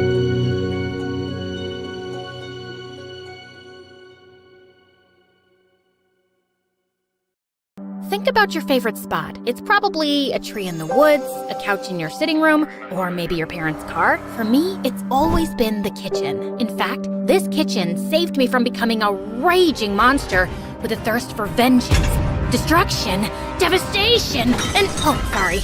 I didn't mean to scare you. I'm Lily, and before I continue, please like and subscribe. You see, my parents were amazing chefs who owned a popular restaurant in town. My grandmother was a baker extraordinaire. Dad's bread literally made grown men cry, and Mom's pasta won a dozen awards. I'd clearly inherited their love for cooking, and they started teaching me when I was really young. But the cooking gene entirely skipped my twin sister Mia. The poor thing couldn't even boil an egg right. She burned everything she baked, and once she got so frustrated that she threw a pot out the window. Cooking sucks. After that, she was banned from the kitchen for life. In middle school, Mia was the absolute worst. On my parents' anniversary, I baked a fancy cake. Then Mia burst into the kitchen on her skateboard. She banged into me and I fell face first into the cake. Oops, sorry, didn't see you there. That night, I stormed up to Mia's room, grabbed her precious laptop, and smashed it to pieces. Mia went ballistic. We fought like a pack of hyenas. Mom and Dad grounded us for a month. The summer before our freshman year, our parents sat us down and told us they wanted us to help out at the restaurant. I was so excited. I can't wait. This is gonna be awesome. Meh. But on our first day, my parents gave me the worst news. They said Mia would work in the office while I'd be a waitress. What? I can't be a waitress. I'm a chef. I've been training for this for years. My parents gave me a dozen reasons why they needed me to be a waitress, but I can't remember one. As I looked out onto the busy restaurant floor, I felt sick to my stomach. I forgot to mention, I'm terrified of crowds. I mean, it's bad. Like, one time I was in a school play. I only had one line. The moment I saw all those beady eyes staring at me, I got so nervous, I fainted, fell backward, bumped into a backdrop that smashed into a light, and then the whole stage came tumbling down. Lily, are you listening? I don't think this is a good idea. You'll do just fine. My first shift was the worst. I screwed up 2 orders, I spilled a drink on the floor, and then one of our biggest customers, Mr. Spinster, yelled at me. My order isn't right. Did you leave your brain in the sink? Just as I was about to burst into tears, this gorgeous boy named Wyatt came to the rescue. He was a waiter at the restaurant, and everyone loved him. Wyatt calmed the customer down, fixed their order, and had them smiling in seconds. They even gave him a big tip when they left. Ignore Mr. Spinster. He's a jerk. This is for you. Wyatt handed me a $100 bill. I can't take this. You did all the work. We were a team. Then Wyatt smiled at me and put his hand on my shoulder, and my heart raced like it had just entered the Indy 500. Wyatt was my parents' best employee, and he took me under his wing. He taught me how to be a great waiter and helped me overcome my fear of crowds. There's nothing to be afraid of. Picture them as silly clowns with big red noses and floppy shoes. Soon we started dating. One time, Mia caught us kissing in the kitchen after hours. Gross, get a room. Wyatt and I had so much in common. We loved the same foods and MSA videos. He even wanted to own a restaurant someday. Wyatt was my first love, and even my parents adored him. It took some time, but Mia eventually warmed up to Wyatt after he fixed her laptop. But when school started, everything changed. Wyatt was my senior and one of the most popular boys in school. All the girls had a crush on him, but he only had eyes for me, which didn't sit well with his ex-girlfriend, Sophie. One day, Wyatt and I were talking sitting near my locker when Sophie marched up to us. She was the most popular girl in school. Her father owned a dozen hotels around the world, and she was a social media star with millions of followers subscribing to hear about her ultra-rich life. And then Sophie shoved me to the side.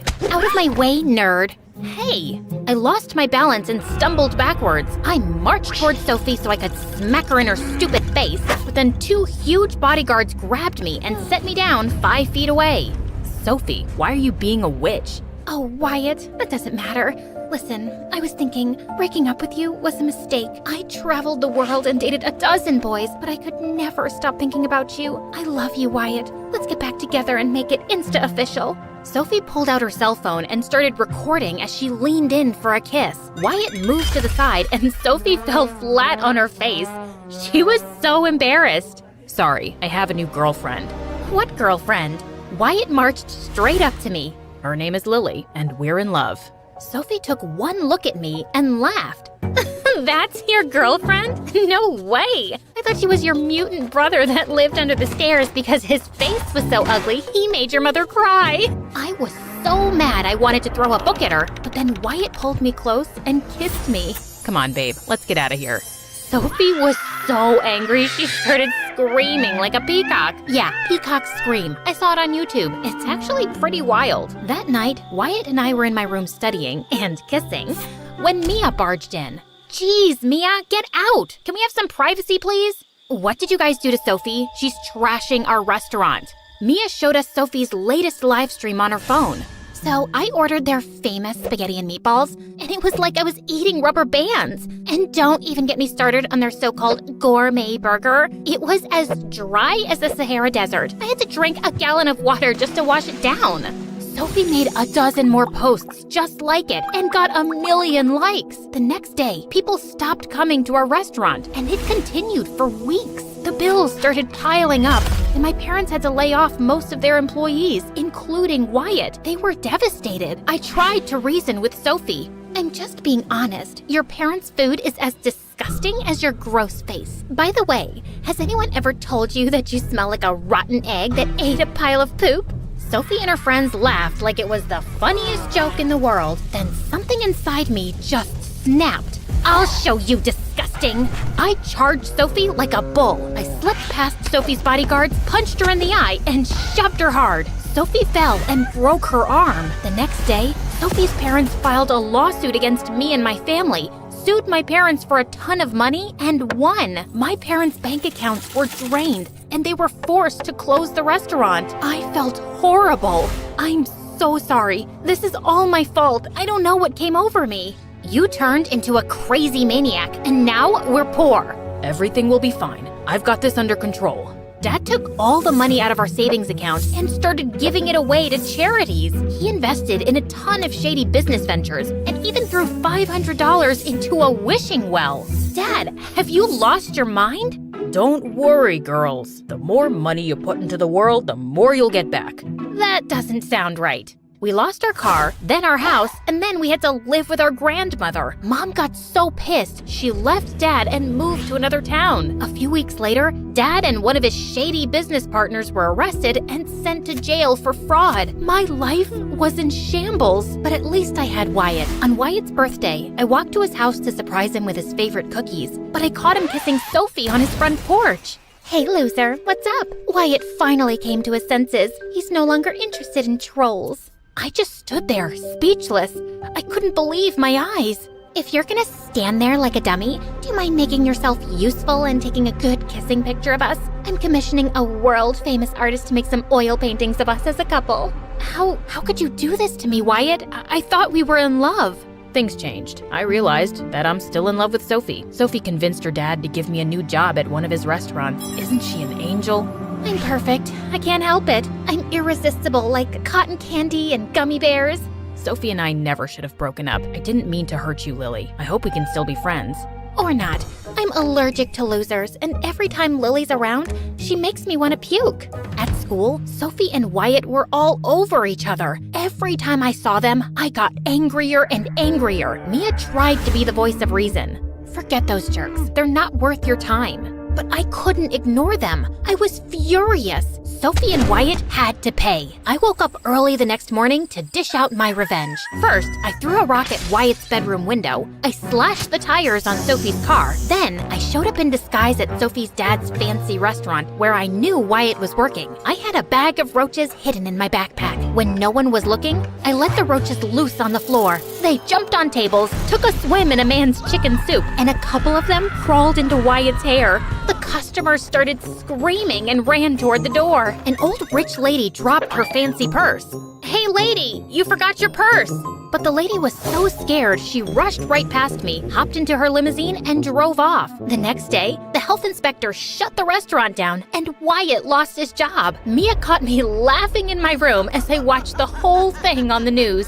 I know you're behind what happened to Wyatt. You've got no proof. And even if I was behind it, why do you care? He's a jerk. You said so yourself. Who are you? And what have you done with my sister? I shoved Mia out of my room and slammed the door shut. I didn't have time for any distractions. I had one thing on my mind, getting back at Sophie. I kept following her around, ready to attack her with a paintball gun or rotten eggs. But ever since I'd hurt her earlier, the bodyguards stayed even closer to her. But Sophie was such a witch, she fired at least one of them daily and had a replacement by the next morning. Like one time, one of her new bodyguards named Simon accidentally photobombed Sophia's selfie, and she lost her mind.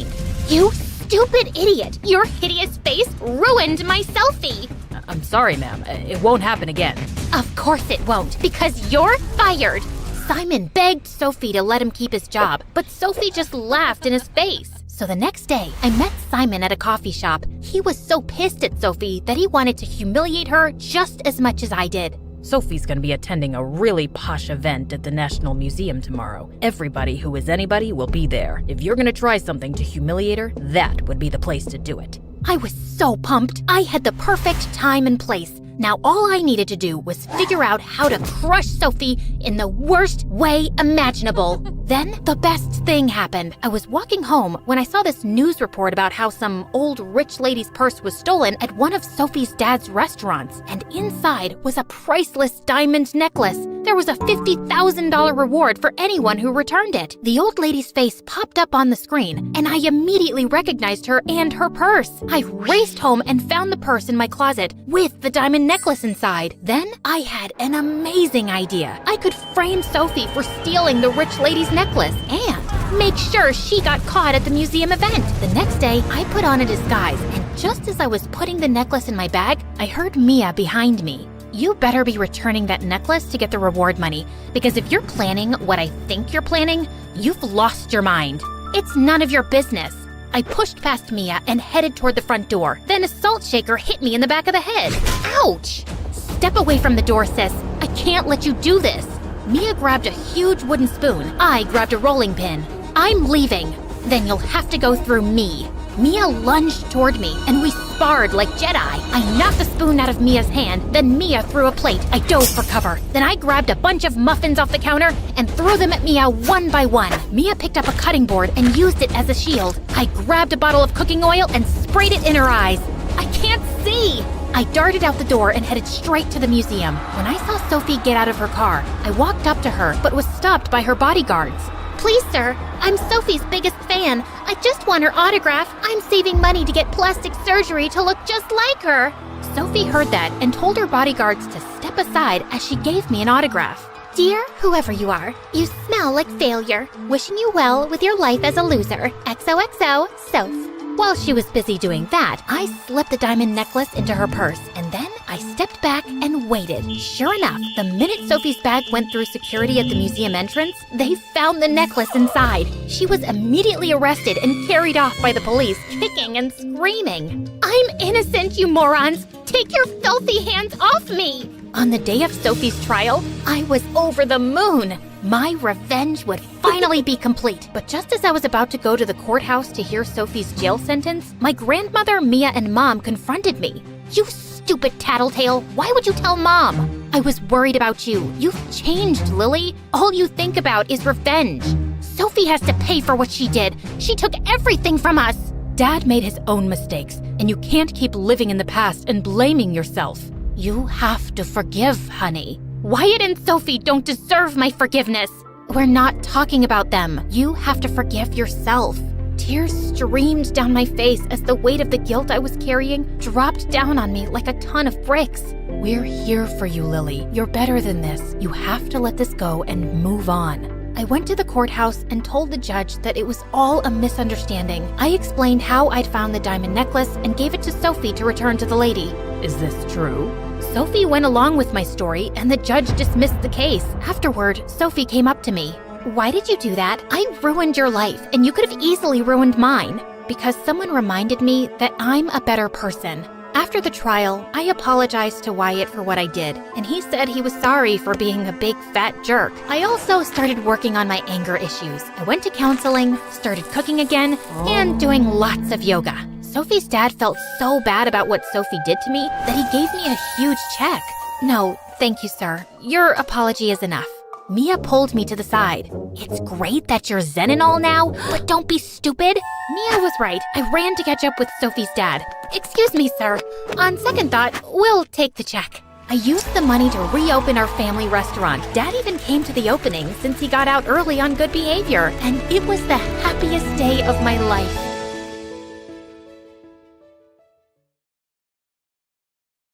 Hi, my name is Owena, which means sunrise in Native American. And this is... You thought this was my sister? She's actually my mom, Sachin. To know more about our story, please like and subscribe. My mom had me when she was in her final year of drama school. Growing up, Dad wasn't around much and eventually left when I was just 4. For me, my mom was everything and I absolutely adored her. Since my mom was the most gorgeous woman, people used to think we were sisters. She was gorgeous, and I guess I got my good looks from her. One time when I was 7, Mom and I went to the mall and were having lunch in the food court, and a waiter asked for her number. You look like you're in high school. Beat it, kid, or else I'll tell your manager. A mom and a daughter can't have lunch in peace.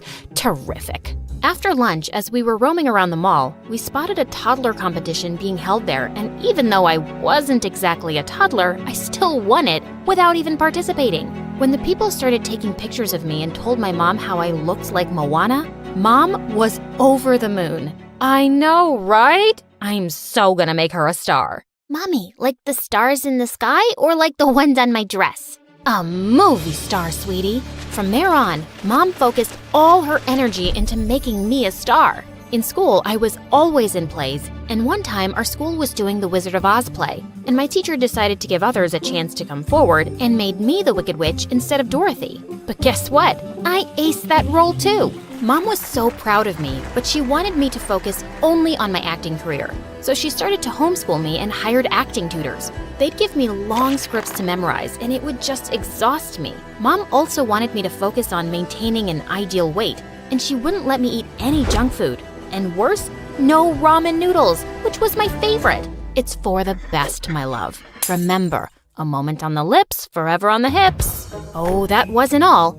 Mom also had the knack of embarrassment and stressing me out. No, it's not ghiaccio. It's pronounced ghiacciu. What am I paying you for? Mom, please. He is Italian, you know. I think you should let the professional do his job. But he's not doing it right. The audition is tomorrow, and we have so little time left to perfect your Italian accent. Well, the teachers stormed out, and I was left to practice with Mom. The next day, I was pretty nervous because I had a lot of trouble remembering my Italian lines. Right when I decided to have another look at the script, I realized it was gone. Just then, I spotted a girl looking really sneaky. It was Chloe. She used to be my friend when I started out my career, but the more roles I got, the more she hated me, and she didn't even try to hide it. We were always up against each other for every advertisement. I followed her, and what I saw made me scream. Chloe ripped my script and flushed it. What are you doing?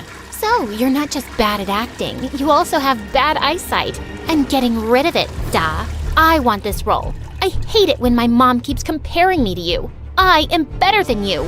Oh, this witch. I wanted to slap her. Of course she compares me to you. I'm good at what I do. Unlike you, you jealous, two-faced witch. I then chased after her and crashed into a man, almost dropping his camera. He noticed I was in tears, and then I told him what happened. Whoa, didn't know she was a nasty player, huh? You know what? Just then, he pulled out the script and gave it to me. He was the camera person for the advertisement and had the script with him. As I was practicing, I noticed him setting up the camera and couldn't stop staring. He then showed me how to set it up and even shot a video as I watched in awe. That was the day I knew I love being behind the camera more than in front of it. Oh, and I got the ad. Time flew by, and on my 18th birthday, I received the best news ever. After the party while cleaning up, I heard the sound of glass breaking and my mom screaming in the kitchen. "Mom, what's wrong? Are you hurt?" "You got it." "Oh my God, you got it." "Mom, slow down. You got the audition for Elijah's film."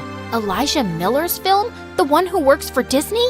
What? You see, Elijah Miller was the biggest award-winning director. I was a big fan. Not only was he handsome, but he was extremely talented too.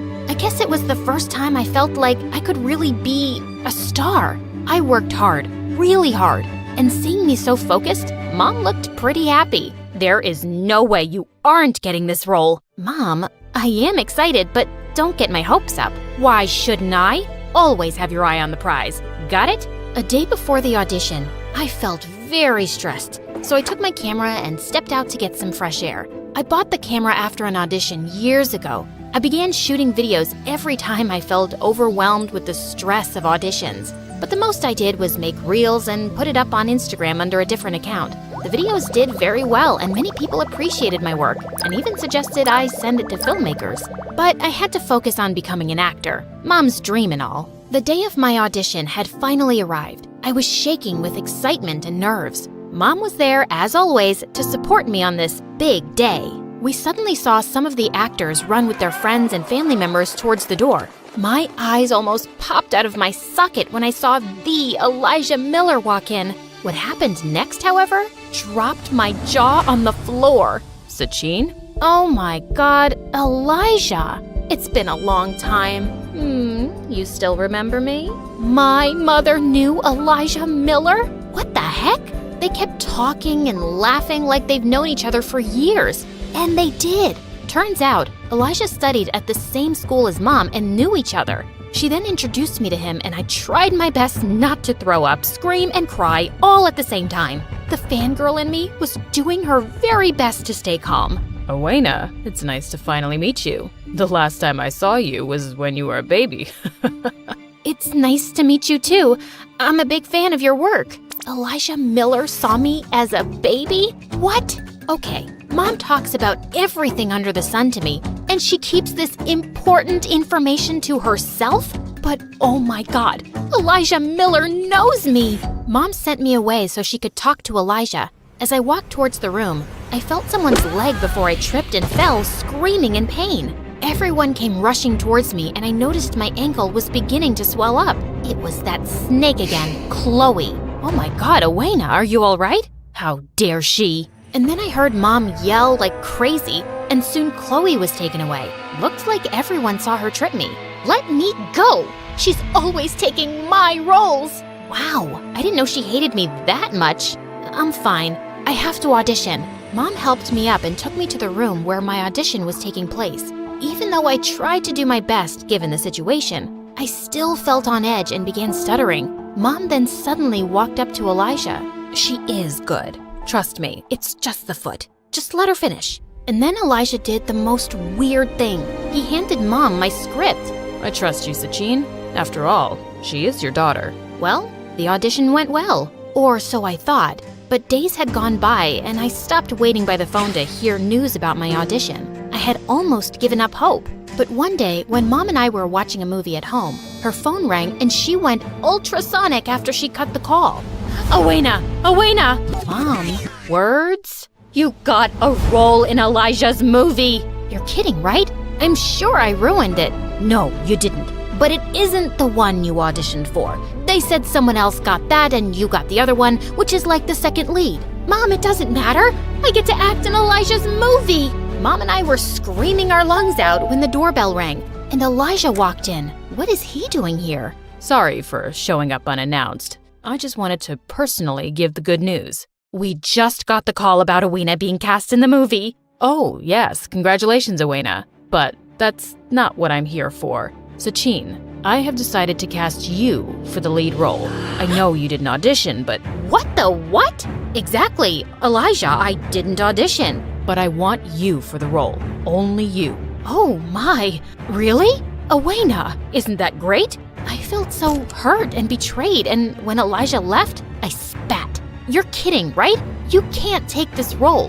Why not? I can't believe this. I walked away from Mom and ignored her for days. My anger towards this whole situation was just increasing. One day when I stepped out to clear my mind with my camera, I passed by some cute kittens near a restaurant window. I immediately started recording a video of them, and as I was zooming out, I saw Elijah in the frame. He was sitting in the restaurant with my mother. Here I was, struggling with my sprained ankle, feeling guilty, betrayed, and used because of her, and she's having lunch dates with him. I cannot believe her. The minute she reached home after her date with Elijah, I exploded. How could you? This is why you came along with me to the audition.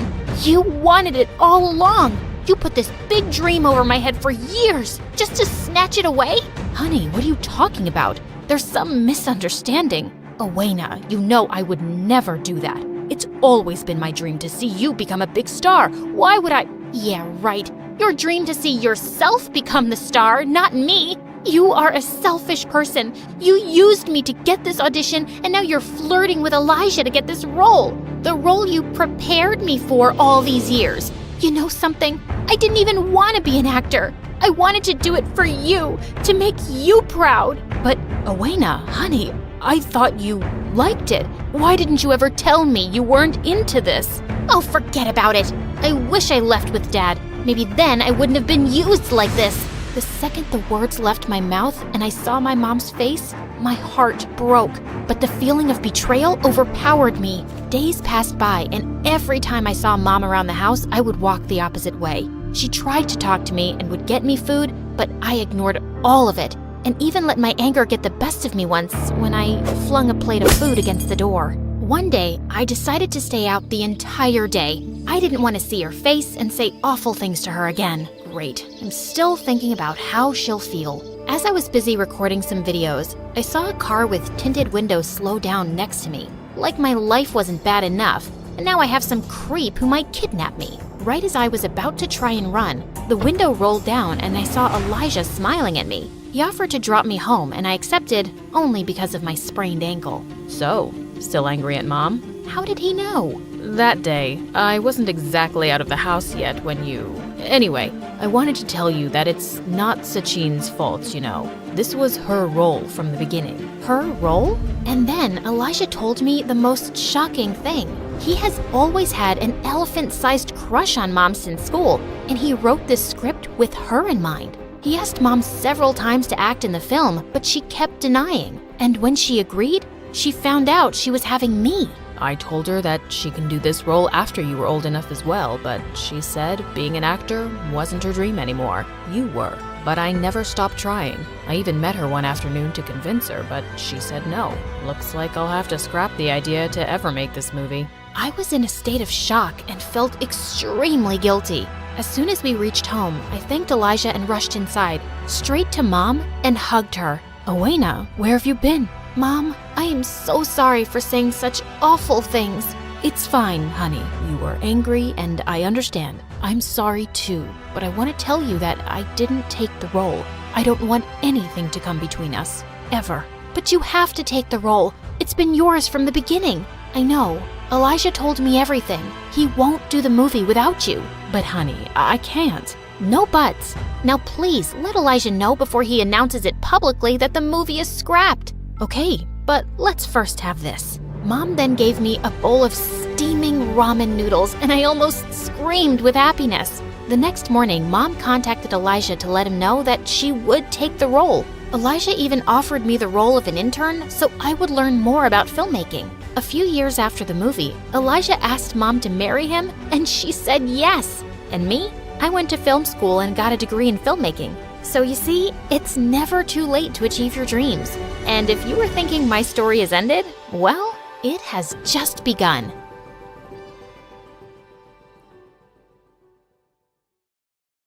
Hi, I'm Grace from Vermont. Before I continue, hit the like and subscribe button. If you do, you'll meet the love of your life while on vacation near a pool. My parents were billionaires, so I got whatever I wanted growing up. Dad was the head of a huge fashion company that my mom helped him run. Dad was ruthless in the boardroom, like an ancient warrior. But when it came to me and my mom, he was a total pushover. He gave us everything we could ever want. Just one island? Anything for my girls. I'd give you the moon if you asked for it. Even though my life was practically perfect, I had a bad stutter, which made me a laughing stock at school. Wow, that's a pretty skirt. Where did you get it from? Shouldn't it? It's cool. I'll just check some stores. It was awkward, and my parents took me to the best doctors, tried speech therapy, medication, and even hypnotism, but nothing helped. I started to lose confidence, but my parents were always supportive and inspired me to accept myself, just as I am. It doesn't matter if it takes you 1 try or 100. Never stop speaking your mind. Your voice is just as important as anyone else's. As I grew older, I became more comfortable with my condition and even made friends at school. But my favorite thing in the world was being the princess of my house. Life was good, till I turned 13 and everything changed. My parents told me they were adopting from the orphanage, but it wasn't just 1 girl, but 5.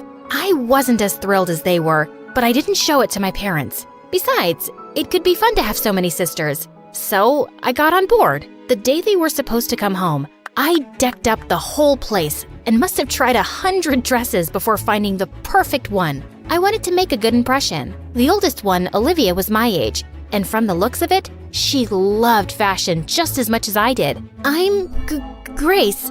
Pleased to meet you. Olivia was so busy sizing up my outfit, I don't think she even heard me. I like your dress, but the ribbons are so tacky. And what's with those shoes? You know what? You look so cute with braids in this outfit, even though it's a little, weird. I think she looks nice. Ignore Olivia. She's just jealous. It was clear from the beginning that Olivia had an issue with me for some odd reason, but at least the other 4 were gentle. Margot and Beatrice didn't care about fashion, but they were easy to talk to. We became friends in no time, gossiping about boys and school and fighting over the best spot by the pool. Harper and Quinn were younger and stuck to themselves. Harper was obsessed with insects and was always collecting ladybugs and other creepy crawlies. Quinn was like her sister's shadow, silently following her everywhere. A week after my sister's arrival, my parents took us on a shopping spree so they wouldn't have to wear the same clothes from the orphanage. And Olivia bought everything I did. At first, she just wore the same belt or hat, but soon she was copying my whole outfit. Why are you copying me? I think you're copying me. But it's cool. I know I have a great eye for fashion, so it's a compliment. Oh my god, the new Gucci bag! I didn't care if Olivia wanted to dress like me. It just bugged me that she was lying about it. So one day, I pretended I was gonna wear the ugliest outfit, but then I changed at the last second. Olivia showed up to breakfast looking like a clown. Wow, Olivia, you look so good. Yeah, right? I saw Gummy Hadid wearing this. You mean Gigi? And I don't think that she would ever wear something this funny. The only thing funny here is the way you talk. Olivia, apologize this minute. Why? It's just harmless jokes between sisters, Dad. Whatever. Sorry, Grace. Please don't cry now. After that day, Olivia stopped copying my outfits, but we just couldn't see eye to eye. I tried to be friendly, but she was just a mean witch. So after a while, I stopped being nice and just ignored her. While Olivia was a pain in my butt at home, in school, I had Pearl. She was the head cheerleader and a total bully. One day, my sisters and I were eating in the food court at the mall when Pearl swooped in like a vulture. How are you doing, Grace? Just leave me alone. What? I didn't quite catch that. Were you trying to say something? Zip it, moron. Don't you have something else to do? Like bore people with your dumb cheerleading moves? Oh, but I'm getting bored. And you're so entertaining. Did I do that right? That was perfect. Before I could say anything, Harper pulled out a jar of ladybugs from her backpack and dumped them on Pearl's hair. What have you done, you moron?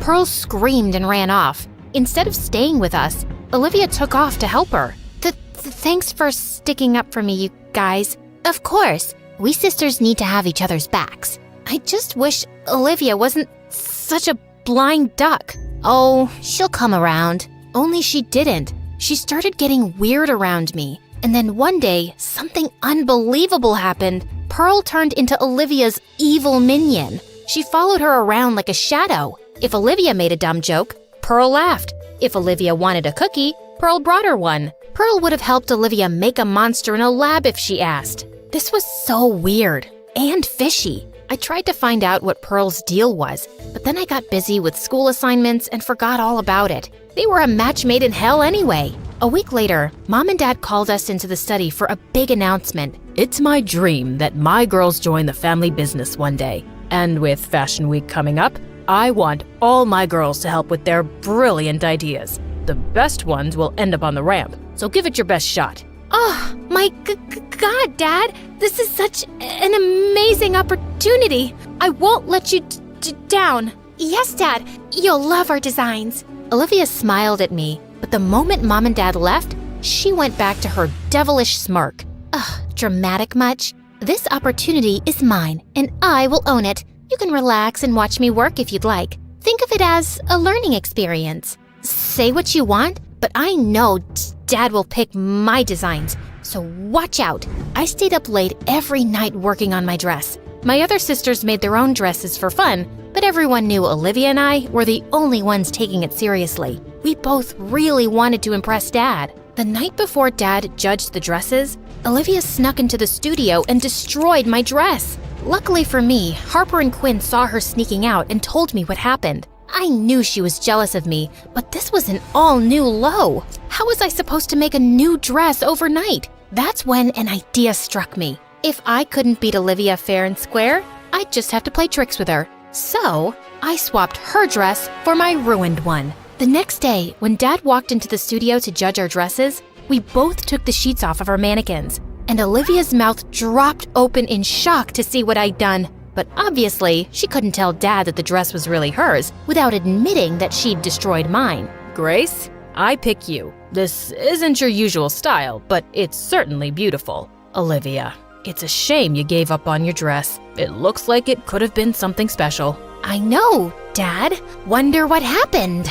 Oh, don't be a sore loser, Ollie. I'm sure you'll do just as good as the next time, if there is a next time. I wasn't one to gloat usually, but the look on Olivia's face was so satisfying. A few days later, we were all on a flight to Paris for Fashion Week, and Olivia couldn't stop glaring at me. That's my dress that's about to go down the runway. You shouldn't steal credit. And you shouldn't sabotage people.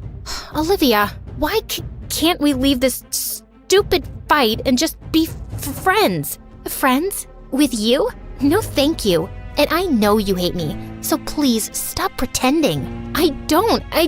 Stop talking. You're giving me a headache. Olivia then got up, and for the rest of Fashion Week, she totally ignored me. Pin that hem. Olivia, hand me that hat. Olivia! What? Can't you see I'm on the phone? Can you help? Who are you even talking to? Ugh, just leave me alone. This girl was so weird. Even when we got back, she wouldn't talk to me, not even rudely. She'd either stay in her room or hang out with Pearl. And worse was that she'd started inviting Pearl to our place, which really annoyed me. Oops, I got to that first. Ugh. After a successful show at Fashion Week, Dad started getting a lot of orders. He worked for months on a new line, and all the designs were kept under lock and key in his studio, and nobody was allowed inside. But in less than 2 weeks before his runway show, someone leaked pictures of the new collection all over the internet. The tabloids went wild guessing who it could be. I can't believe someone would do this. All my hard work is gone. Nobody has access to my study except you girls. If anyone knows something, tell me now. I took a quick look at everyone, and all of us were equally shocked. Fine. If that's what you want,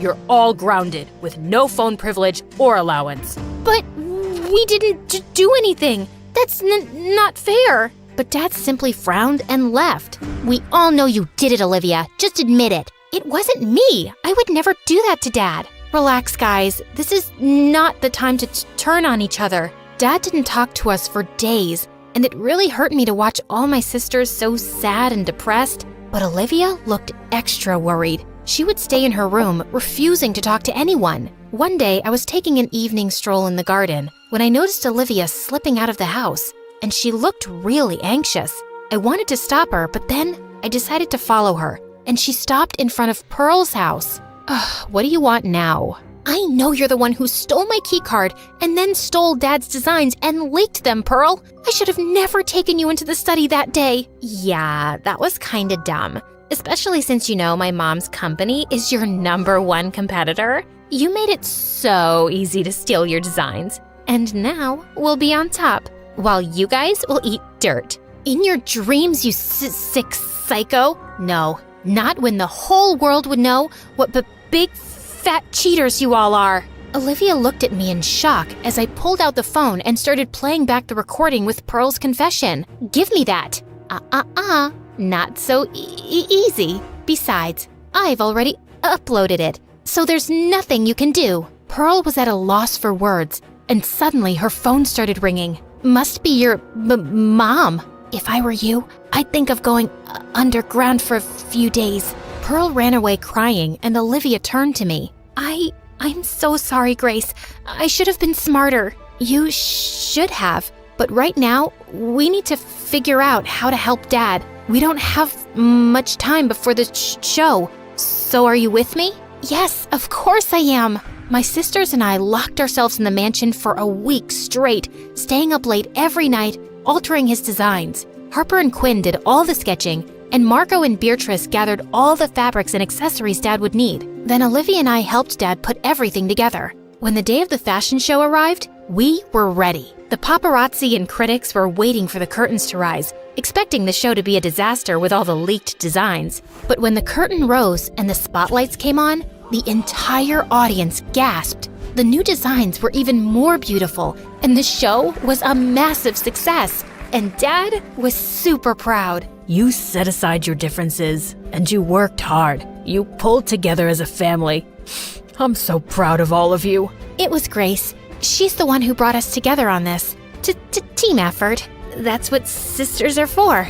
Olivia and I smiled at each other as the rest of my sisters hugged me. I just knew everything would always be fine as long as we stuck together.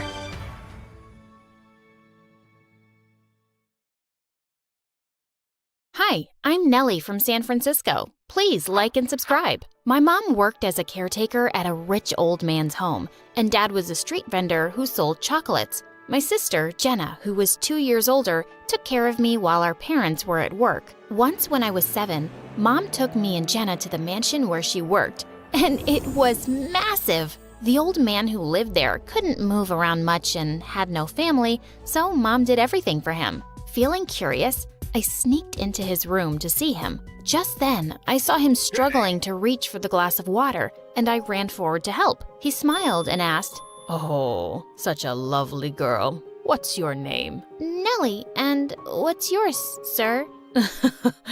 You can call this old man anything you like, little Nellie. I started enjoying his company, and he loved mine. But Jenna never cared to meet him. She would just come to watch TV at the mansion every day. Once in the 5th grade, I was asleep when Jenna poked me awake at night and said she had something to show me. To my shock, it was a really expensive-looking watch. Oh my God, where'd you get this from? I found it in the drawer at the mansion. Isn't it cool? No, it's not cool, dummy. It's stealing. But no one's ever going to wear this. Think of the stuff we could buy if we sell it, Nellie. No way! You have to put it back, or I'll tell Mom and Dad and the old man. She made an annoyed face, but the next day she took it with her to return it. When we got to the mansion, though, we received some shocking news. The old man was gone. I was heartbroken to hear it. Soon after, the old man's lawyer showed up, and Mom sent me and Jenna away while they talked in the study. The minute the lawyer left, we heard screams, and we found Mom and Dad dancing. We're billionaires! The old man left all his money to us. This is the happiest day of our lives. We're rich? Nellie, can you believe it? It's all ours now. This watch? Mine. And before I knew it, we'd moved into his mansion, and my family went on a shopping spree. They were spending money like crazy. Nellie, buy some fancy clothes, please. We're joining the new school with all the rich kids. We need to look like them. No thanks. Designer dresses aren't my thing.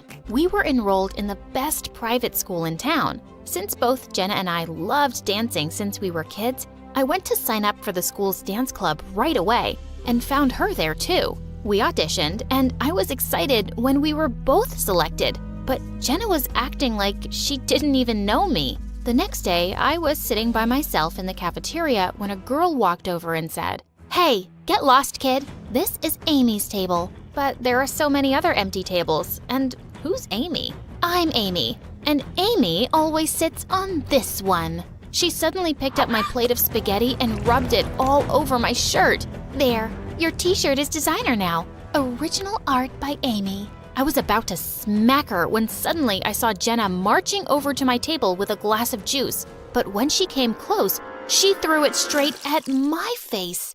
Didn't you hear Amy the first time? Move it. As the two high-fived, I ran off to wash the juice out of my eyes. What was wrong with Jenna? As I washed my face and looked up, I saw Jenna standing behind me. Do you want to explain what just happened there, super jerk? Yeah, I'm here to explain it, so listen closely. You want to be a loser? Fine. But I want to start over with my life, and I'm gonna be popular. So you better not tell anyone that we're sisters, okay? And with that, she just walked off. Which? She and Amy kept bothering me in school, but I tried ignoring them and focusing on getting better at dancing. And within a few years, I was officially a part of the school's dance team. The studio was my happy place. But I couldn't say the same about home. Jenna and Mom were too busy partying and attending fancy events, while Dad was always out driving his luxury cars, and I was often all alone. At least we spent some time together before we got all this money. But to my surprise, I found out that Mom was throwing a huge party on my 15th birthday. When I stepped out into the pool area that evening, I was really surprised because I couldn't spot anyone from my class. They were all Jenna's friends. And standing next to the cake, all ready to cut it, was freaking Amy. What are you doing, weirdo? It's my birthday. Your birthday? Oh my god, I completely forgot. Well, looks like you and Amy have the same birthday. Jenna asked me to throw a big party for her gorgeous friend. Maybe you can both cut the cake together? No thanks, Mom. I'm good. Yeah, Amy's not sharing space with this poorly dressed loser. The photos have to go up on my Instagram. Yeah, sure. I'm the loser. But so are you. It's pretty lame that someone else's mother had to throw you a birthday party. Where's your own mom? Amy leapt forward to attack me, but I pushed her off and she landed straight in the cake. She pounced at me again, and as we wrestled, we both ended up falling into the pool. Amy started to scream and cry because her look was ruined, and Mom and Jenna started screaming at me. Ugh, they were all unbelievable. I just stormed off, cleaned up, and snuck out to go to school, to the dance studio. I turned on the music, but suddenly I saw a strange figure behind me in the mirror, and I screamed. Who are you? Why are you sneaking up on me, creep? Hey, relax. I'm Daniel. My parents donated this dance studio to the school. I come here every evening to practice. You're the one interrupting. I couldn't think of a reply, so I just walked out, but he followed me. I didn't mean to offend you, and you don't have to go. Maybe you could dance with me? I looked straight into his dreamy blue eyes, and I couldn't refuse. Yeah, why not? We danced and then talked for hours. I found out he was my senior in school and already part of an established dance group. We grew close and always met at the studio. It was our spot. And soon, I had a pretty big crush on him. Once Jenna saw me talking to Daniel on the playground, and as soon as he left, she ran to me. Hello, my little sister. Little sister? Aren't you afraid someone will hear you? Oh, you're funny.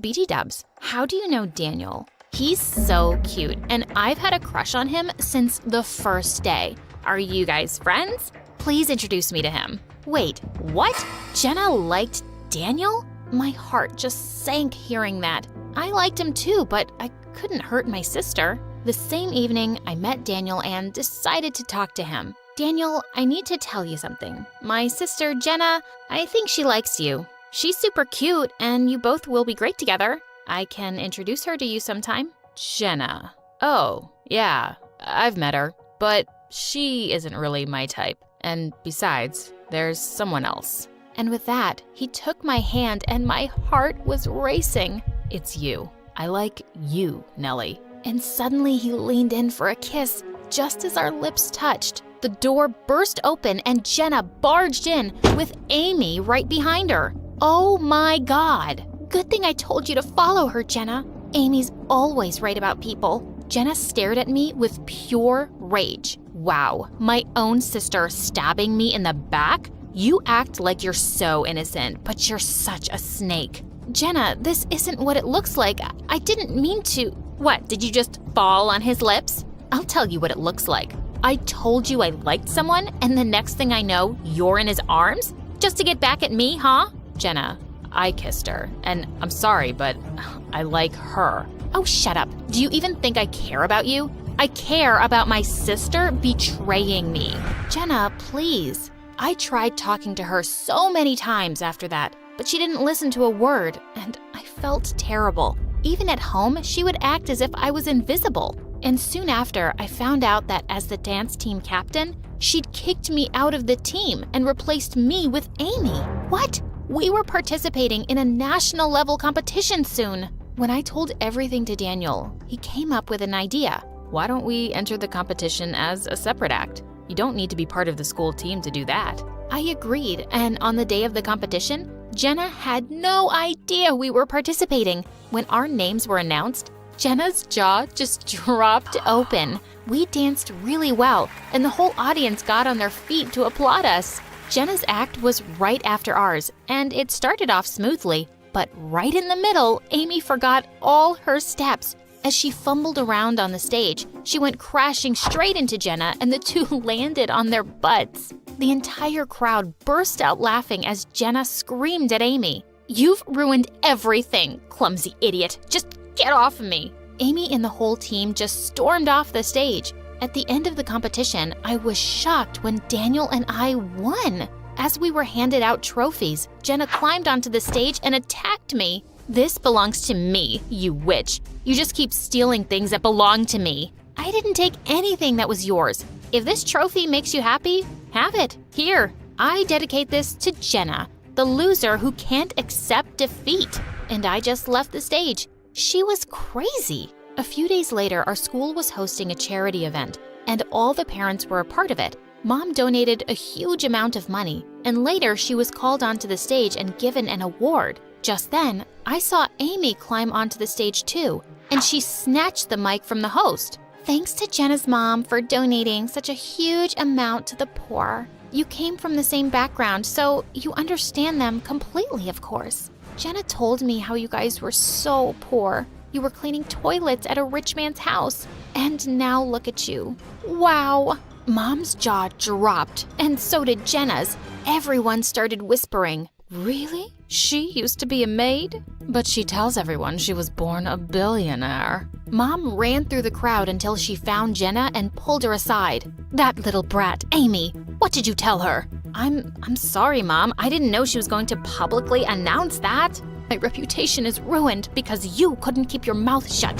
What will they think of me now? That I was poor?" "Yes, what's wrong with that? I didn't know we had to be ashamed of our past. And if money is all your friends care about, you should get new friends. It's not a secret that Jenna had to hide." Jenna just stood there silently, and I turned to her. "Jenna, I know you hate me, but I swear, I met Daniel way before I knew you liked him. I would never hurt you intentionally. You're my sister, and I miss the old you who used to take care of me and dance with me." Jenna suddenly started to cry and hugged me. "Nellie, I'm sorry for being such a jerk. I just wanted nice things and to be treated nicely. And all the money, it just got to my head. I started behaving badly just to fit in with the rich kids. And I knew Daniel didn't like me, but I still acted like a fool. I've missed you too." I was so glad to have my sister back. But Mom suddenly leapt towards me. "You're such a stupid girl." But Dad stopped her. "How dare you? Have you forgotten all this money is Nellie's?" Wait, what? Dad then told me the old man had left everything to me, and once I turned 16, I was the only one who could decide how it would be used. Seriously? You've just been misusing my money all these years? And I bet you were never gonna tell me, Mom. I'll make sure you don't spend a penny on another stupid thing again. I woke up in the middle of the night feeling extra thirsty and almost passed out when I saw the time. It was 3 a.m., the devil's hour. I tried to go back to sleep, but I just couldn't. Come on, girl. Ghosts aren't real, but dehydration is. So hold yourself together and get your ice-cold water. I silently prayed as I went down to the kitchen. Suddenly, I caught someone moving in the shadows. Holy Mother of God, was it the devil? I was about to scream when I realized that it was just my older brother, Kevin, who looked suspicious. I silently followed him as he went down the basement and was surprised when he opened a mysterious door that I had never seen before. But before he could enter, he looked back and saw me. Don't you ever tell anyone about this, especially Dad, no matter what happens. Why? What's inside that room? He just patted my head and smirked. The devil himself. He then disappeared into the room and locked it, leaving me shaking in fear and confusion. Hi, my name is Kendra, and this is my story of how my mysterious brother changed my life forever. Before I continue, please like and subscribe. After what happened last night, the first thing that I did in the morning was to check that door in the basement. But unfortunately, it was padlocked to death. Kevin was definitely hiding something in there, and it was killing my curiosity. I was finally able to corner him during dinner. Are you sure that you weren't dreaming? Because that totally didn't happen. That night was really weird, so he could be right. Our conversation was cut off when Dad joined us. Son, it's time for you to take over the company. We will be holding a gala next weekend to introduce you to everyone. They're all so excited to meet you. But Dad, no buts. You're graduating in a few months, so prepare yourself. I don't want any problems. Understood? Of course my brother couldn't say no to him. He was always Dad's favorite, his golden boy, the perfect son. While me, I was just a stranger to him. If Mom was still alive, things would probably be different. Later that night, when I was about to sleep, I almost screamed when I saw Kevin leaning against my door.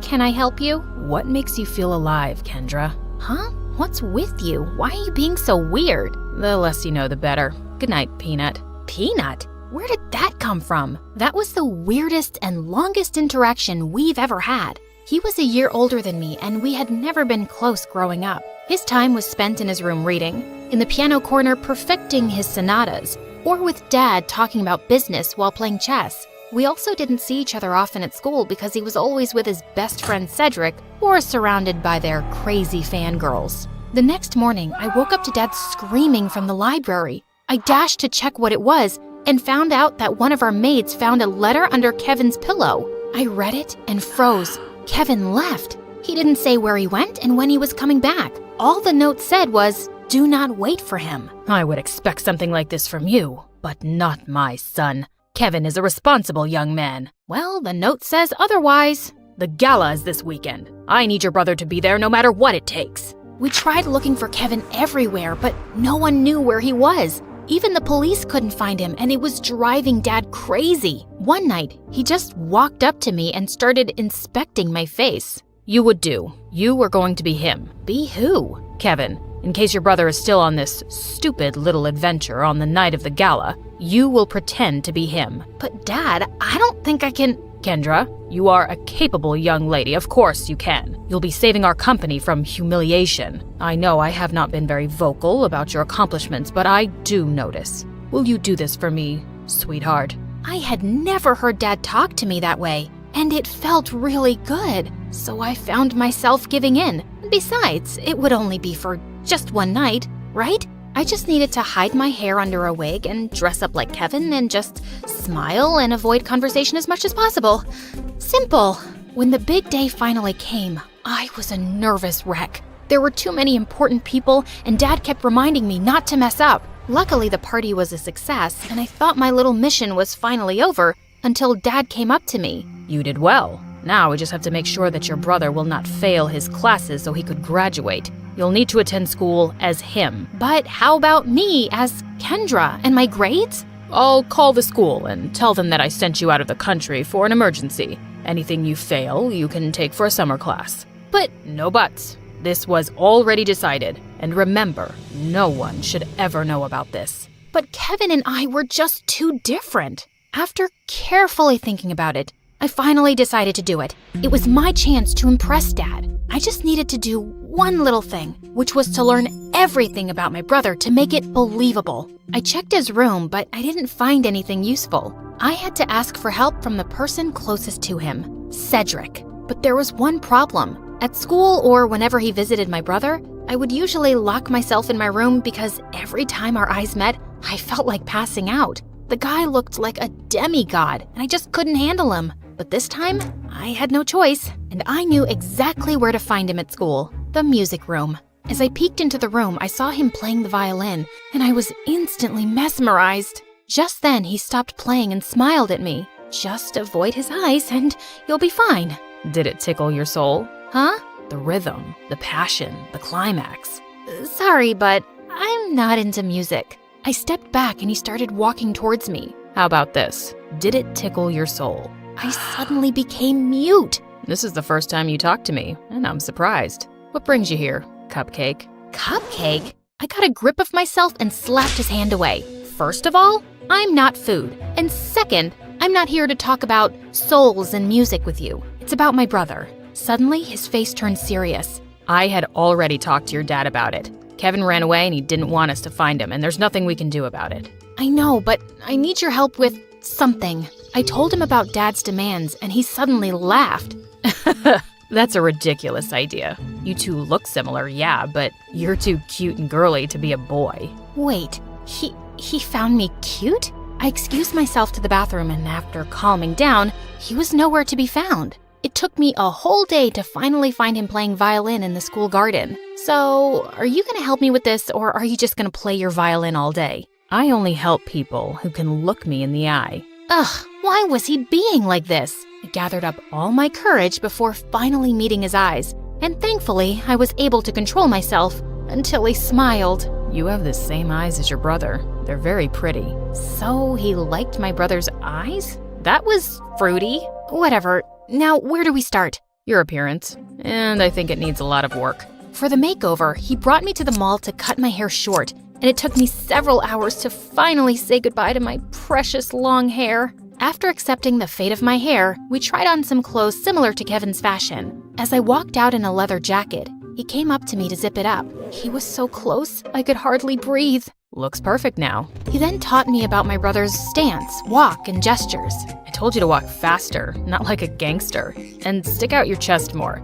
Think of yourself as the hunkiest man alive. Like this? He held my hips to guide me, and I felt like exploding from the sparks. Just then, I noticed some girls around drooling over us. Both guys are so cute. I'll take either of them. They look so in love. OMG. Love wins. Great. And now we were a gay couple. Cedric coached me about Kevin's interests, and I was surprised. I didn't know my brother was such a dork. He loves SpongeBob so much, he even thought of diving into the ocean just to look for its real-life version. But one revelation made me tear up a bit. And he adores you so much. But he thought you didn't like him, so he always chose to give you space. What? That's not true. He's too protective of you. He even told me not to talk to you because he thought I'm trouble. Oh yes, you're definitely gonna be trouble. To my heart. That weekend, we continued practicing until I looked convincing enough, and when we finally got to school, I just stayed close to him and smiled at people from time to time. I was doing an excellent job at being my brother until it was lunchtime. We sat at their usual table for lunch when suddenly, someone sat on my lap and kissed my cheek. It was Lauren, the prettiest and coolest chick at school. What in the frickin' pregnant duck is happening? What? You hate my kisses now? You look like you've seen a ghost. I turned into the ripest tomato when she giggled into my ear. I could never hate such a goddess like you. Wow. Since when did you become this cheesy? I gave Cedric a panicked look, but the jerk was trying his best not to burst out laughing. I kicked his leg under the table and his wince was satisfying. I then excused myself in the bathroom and dragged him with me. There, he revealed that Kevin had been dating Lauren for a while now, and I had no idea about it. Lauren had been all over me for the next several days. This was totally normal, of course, except for the little detail that I was not her actual boyfriend. And through all of this, Cedric remained an unhelpful idiot who was clearly enjoying my discomfort. We were walking to our last class when someone suddenly grabbed and pushed me against the wall. You're acting weird lately, and I like it. Before she could kiss me, I acted like there was a bug inside my shirt and ran away. I needed to talk to Cedric. As usual, I found him in the music room. We need to tell Lauren. Suddenly, Lauren appeared from behind me. Tell me what? Wait a minute. Don't tell me that you guys are dating? What? Cedric finally stopped playing the violin and grinned at me. I'm straight, but I don't know about your boyfriend. Aw, baby. You know I would accept you however you identify, right? Well, that's good to hear. Lauren looked like she bought it, and I just found myself exploding. I'm not Kevin. I'm not your boyfriend. I'm his sister Kendra pretending to be him. I then explained everything to her. Oh, okay. Explains why you look and act differently. That's it? No violent reaction whatsoever? I'm used to Kevin's quirks. So, anything I can do to help with this mission? Just don't tell anyone about this. Got it, baby. Despite knowing the truth, she still kissed me on the cheek, and it made Cedric laugh. I started hanging out with both of them since then. They would talk fondly about my brother and share things about him that I didn't know. It made me realize that he wasn't as boring as I thought he was. One day, Cedric dragged me to the music room and asked me to listen to his new composition. It was a wrong move to come with him, because the way his fingers moved and his handsome face played with the painfully sweet tune screamed danger to my heart. I calmed myself down and hyped him up when he was done. You really like playing the violin, don't you? I like to touch people's hearts with classical music. How about you? What makes you happy, Kendra? I'm curious. I ended up telling him about my passion, which was fashion designing. I used to draw my designs every day, but when Dad saw it, he burned all of them. He found it lame and useless to his company. I'm sorry to say this, but your dad is the biggest jerk in the world. He treats you and Kevin as assets to his company, and never as a son and daughter. You're right, but it just made me crave for his love and approval. Someday, I hope you'll be able to find the courage to do what you need to do. You have me now, you know. I'll take care of you. He leaned in closer, and I thought he was going to kiss me, but to my surprise, he pulled away and walked back to the platform to play again. What was that all about? After the incident in the music room, I started thinking that maybe Cedric liked me too, until one day I heard him talking to Lauren in an empty classroom. You like Kendra, don't you? What are you talking about? She's off limits. And besides, she's just like the little sister I never had. Those words were enough for me to accept the truth, that Cedric will just be my dream. To distract myself, I invited Lauren for a sleepover. And as she was trying on some of my favorite clothes, I couldn't help but admire how beautiful she was. Just then, I found her smirking at me through the mirror. Are you falling in love with me now? What? No, I wish I was as pretty as you. Oh, honey, you are prettier than me. And not to mention cute. She ended up knocking on my drawers, spilling some things. There was one thing that suddenly caught my attention. A peanut. What was it doing there? Suddenly, I remembered Kevin calling me a peanut before he ran away. Why don't we crack it open? Maybe he left a secret message or something. And he actually did. I'm finally alive. Wait a minute. That night before he left, he asked me what makes me feel alive. Lauren and I then came up with a mission to find the answer to that question. Your brother is too mysterious sometimes. Maybe Cedric knows something. But unfortunately, he was useless. One day, Dad suddenly called me and started asking about Lauren. I learned that she's dating your brother. Her parents and I are talking about a very important business deal. We will have dinner with them tomorrow night. Make sure to be extra attentive to her. I thought it wouldn't be much of a problem until they suddenly decided to marry us off with Dad knowing that I was Kendra. He was crazier than I thought. Do you think Kevin will be home by then? I don't know if he's ever coming back. I can't believe you dated an idiot. Watch your words, honey. That's my idiot. Well, we need to find your idiot ASAP. The next day, we met up with Cedric in a cafe to talk about finding my brother. We don't even know what makes him feel alive. Shouldn't we just wait for him to come back? Our parents are talking about marriage, for Pete's sake. We're running out of time. Do you know what my parents would do if they found out they were being played?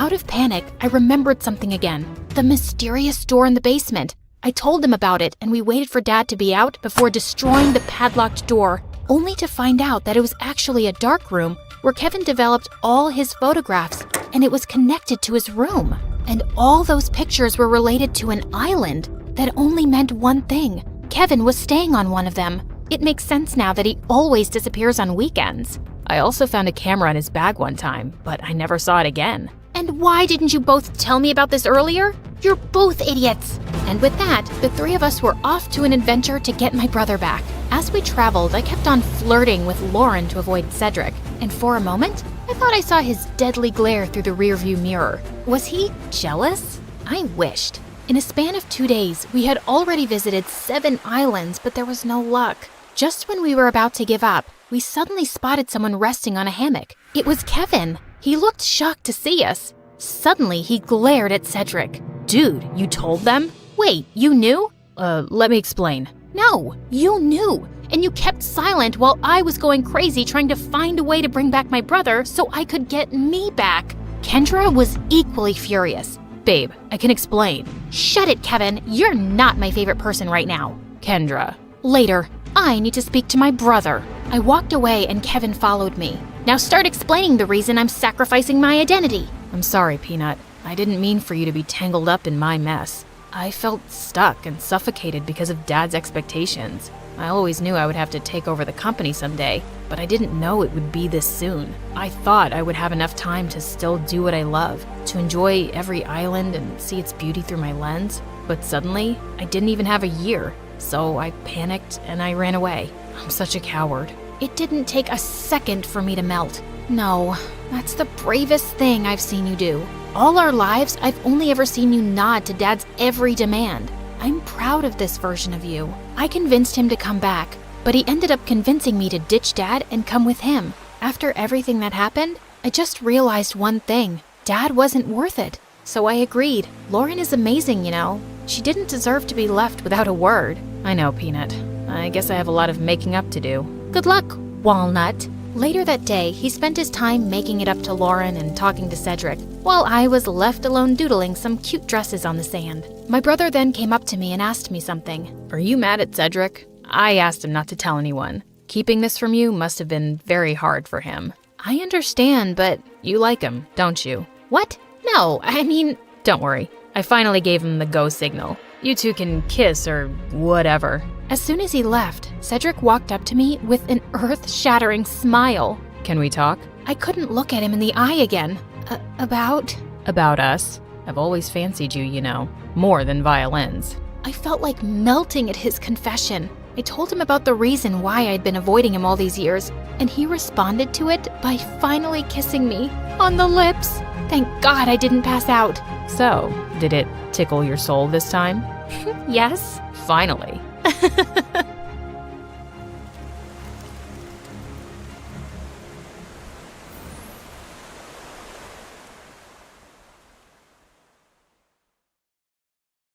3 months ago, I was home alone when someone rang the bell of my house. My parents were not at home, and I haven't invited anyone else. So I wondered whether I should open the door or not. My friends never come unannounced to my house. It was 10 p.m., so it was dark and quite creepy. Yet I was extremely curious to see who came to visit me late that night. Finally, I decided to check who it was. I opened the door and saw a young and especially handsome man. I was stunned. I truly believe that this was the mysterious prince that I have been waiting for all my life. In just 2 minutes, I came up with hundreds of theories of why he is here. Can you relate to the imagination of a 20-year-old single girl? Nonetheless, I wasn't able to say a word. I was overwhelmed by his tall figure and deep blue-eyed look. So we both were just looking at each other. And you won't believe what happened next. Before I continue my story, I'd like to remind you to like and subscribe to My Story Animated to follow the rest of my adventures. My mysterious prince introduced himself. However, he came with the lamest excuse on the planet. He said, "Sorry to bother you, but my tire blew out. Are you alone or is there anyone that may help me?" I guess he was referring to my dad or another stronger figure. Anyhow, here's when I got scared. Reality hit me and I suddenly became aware that he can rob me, kidnap me, or even do something worse. And I am sure that he noticed the change in my attitude. I was as pale as a cloth. To calm me, he took a step back on the porch and decided to spill the truth. He said, "I'm not going to hurt you, but I need you to listen to me." I was about to slam the door in his face, but something kept me waiting. So I decided to hear what he had to say. He began the story by explaining that he was looking for me for months. However, he didn't want to scare me, so he came by as a random stranger at my door. I almost fainted when I heard this. Was he a maniac? A psychopath who has followed me for a long time? No, he was my long-lost brother. What a turn of events. All my life, I believed that I was the only child. I never had anyone to share my secrets or even fight with. My parents were always spoiling me, as I was the only center of their attention. Can you imagine the emotions I went through when I heard this? A brother? A 24-year-old, tall and handsome brother. Anyhow, the story gets even more complicated. I finally decided to invite my brother inside. We were talking for 2 hours, but he didn't want to share the story of how we were related. At least not until my parents came home. I could notice the confusion on his face. He thought I knew I had a brother. That's why he wanted to wait for my parents, or should I say, our parents. 2 cappuccinos later, my mom and my dad finally arrived at midnight. May I remind you that there was a stranger in our living room? It was obvious that my parents didn't even know who he is. Their first assumption was that he was my boyfriend, and oh my gosh, here we go again. My protective father always felt the need to defend me against the male kind. At the end of the day, I was his little princess. So I can understand the reasons for his actions. He was about to fight my brother when he said, "Stop it, you know who I am. I am about to tell her." Long story short, we all managed to calm our frustration and sat on the couch. Suddenly, my mom started crying. I have never been more confused in my entire life. She said, "I hope that what we are about to tell you won't make you love or appreciate us less." I assumed that they gave my brother for adoption and they didn't want me to judge them. I instantly developed my theory that they were young and panicked. Apparently, I was about to forgive them. But believe me, when I say I was far from the truth. My mom was stuttering. Still, she wanted to be the one that reveals the whole story. She began by telling me about her pregnancy with me. She didn't even mention my long-lost brother. When I asked her why she is skipping that part, she answered, "You will understand." Apparently, there was an earthquake on the day when I was born. Can you guess how this justifies my newly discovered brother? Well, neither could I. To be more specific, I was born in our local hospital. My mother was struggling for days before I decided to come out. Obviously, I was indecisive even in the womb. It's a characteristic of mine that explains many actions I have taken in my life. Anyway, I was born in June. On this particular day, 16 other babies were born in the same hospital. It's not many, but as I said, it's a small town. And I should be lucky that there weren't more babies at the moment. I know it sounds confusing, but you will understand when I finish the story.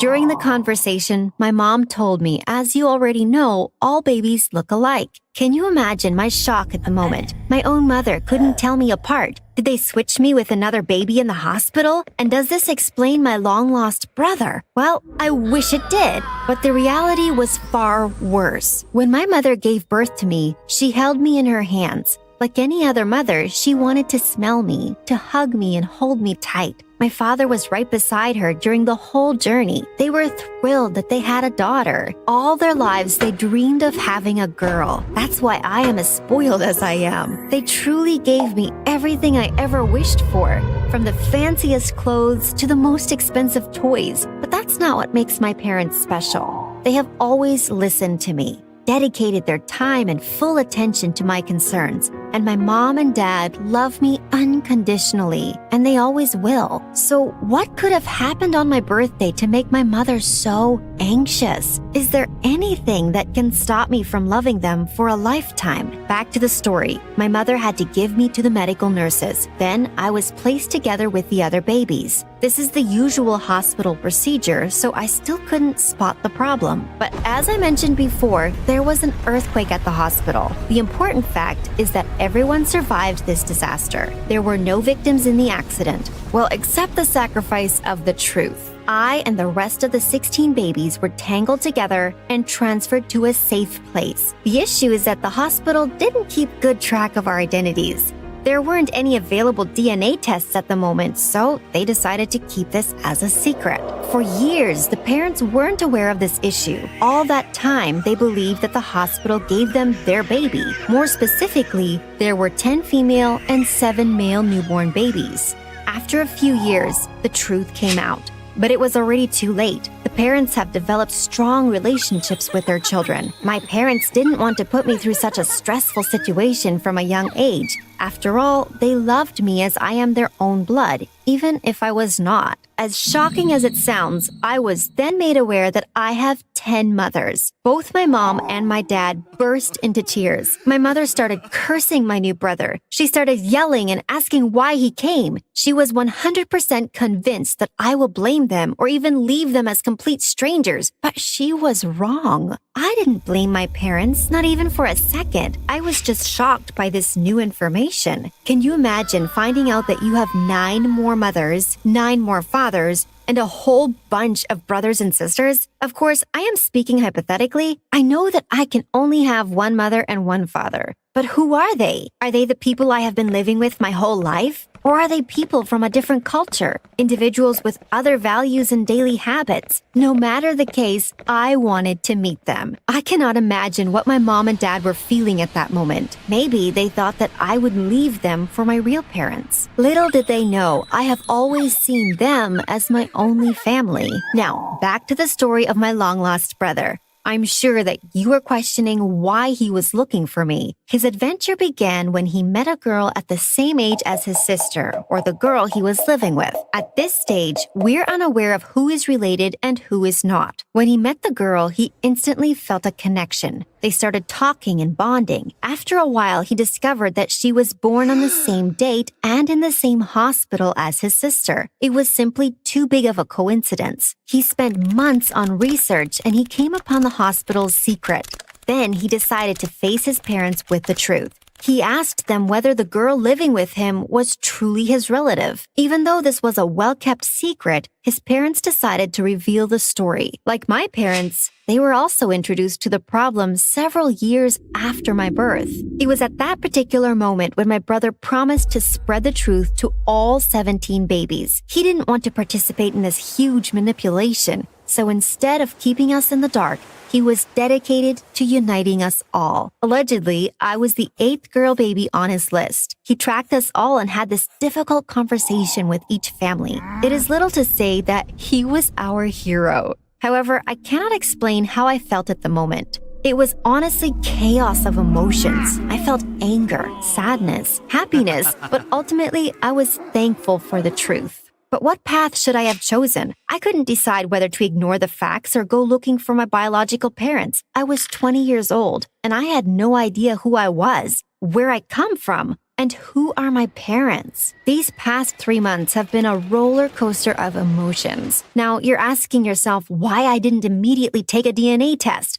It sounds really simple, but you wouldn't feel that way if you were in my shoes. My parents weren't the only ones who were frightened of the truth. I thought that once they discovered that I'm not their child, they would abandon me. At the moment, I was scared of reality. It was easier to ignore the issue and live in a world of my own. However, there is an end to every fantasy. The ultimate question that determined my destiny was, what if I fell in love with a relative? What would happen if I met my long-lost brother on the street? Well, I would be unaware that we were associated with him. And at this age, one thing leads to another. No one can guarantee my safety if I choose to live in a bubble. So I decided to be brave, to discover my roots and true identity. I wanted to know which of the 10 women is my biological mother. I must admit, it wasn't easy taking the test. Both I and my parents went through a tough period, and you will not believe what I've discovered. My whole life was a lie. These people I have been living with for the past 20 years weren't my biological parents. This means that I may have a brother or a sister that I am unaware of. It was then that I knew I had to take action. I instantly called the brother that visited me. He had the contacts of most babies born in the local hospital on the same day. many of which made DNA tests and confirmed the relationship to their parents. Anyhow, he didn't manage to find all female babies. One of them was nowhere to be found. As lucky as I am, it was probably the baby I had been switched with. So, what was I supposed to do now? My parents were supportive of my actions. They wanted to meet their child as well. But as I mentioned before, my mother took this worse than I thought. She started struggling with anxiety and depression. Each day when I left the house to look for my biological mother, I felt that I was breaking her heart a little bit more. Each day that I came closer to the truth, I moved farther away from my mom. So once again, I had to choose. As people, we make numerous decisions each day. This is what makes us different. This is what builds our personality and overall image. Everyone says that as you age, you face more delicate decisions. As you age, your problems become bigger and your childhood concerns seem funny to you. Nonetheless, I never thought that my life would turn into a tragedy of this type. I never thought that reality may be as harsh as mine. You wouldn't believe what I have discovered. I was searching for a long time. I went to the hospital. I went through all town records and social networks. I did everything in my power to find my family. I wanted to meet the girl that has been living my life for the past 20 years. I wanted to see what I have missed and what I have taken from her. Finally, I got a call from the local police. And yes, I have involved them in my case as well. Ultimately, they have found my family. I had an open conversation with my mom. I told her that she will always have a special place in my heart. She has and will forever remain my mother. In the end, she understood why I had to take this step. So we decided to go to the police together. We were both ready to face the truth. We thought that the story couldn't get worse, but when we got to the police, we heard the most heartbreaking event of a lifetime. Both my biological mother and the girl I had been switched with were in an accident 3 years ago. It was reported to the police, and that's how they tracked them. I think you already understand the disastrous end of my narrative. They were dead. The girl who has been living my life was no longer alive. I, the one that took her place, was living a fairy tale. My whole life, I got everything I wanted. I had the best parents and most supportive friends. Should I be grateful that I was switched in the hospital? Or should I blame myself for taking her place? Both I and my mother lost a part of ourselves when we heard the news. We got home and told everything to my father. He couldn't accept the truth as well. After all, their daughter was dead. It will take years for us to return to our regular lives. We will never be able to forget about the family members we didn't get to meet. When it comes to my biological father, I will meet him in the future. At this moment, I'm not ready to reach out to him and his new family. After all, he may not even know that I exist. I will take the time to reconnect with the people who have raised me. At the end of the day, it doesn't matter if we have the same blood or not. They made me who I am. So, they are my family. Hey, what's up, you guys? It's your girl, Giselle. Don't forget to like and subscribe. And rock on! My baby sister, Alora, and I were raised by our single mother, who got sick and went into a coma when I was 12 and Alora was 8. Our lives flipped upside down, even more so when we found out we'd have to live with our Aunt Mona. She was Mom's careless older sister, whom she didn't like, and we'd never even met her. But she was our only relative, so it was probably a better deal than foster care. Aunt Mona was a free-spirited, adventurous young woman who was backpacking solo around the world when we interrupted her life.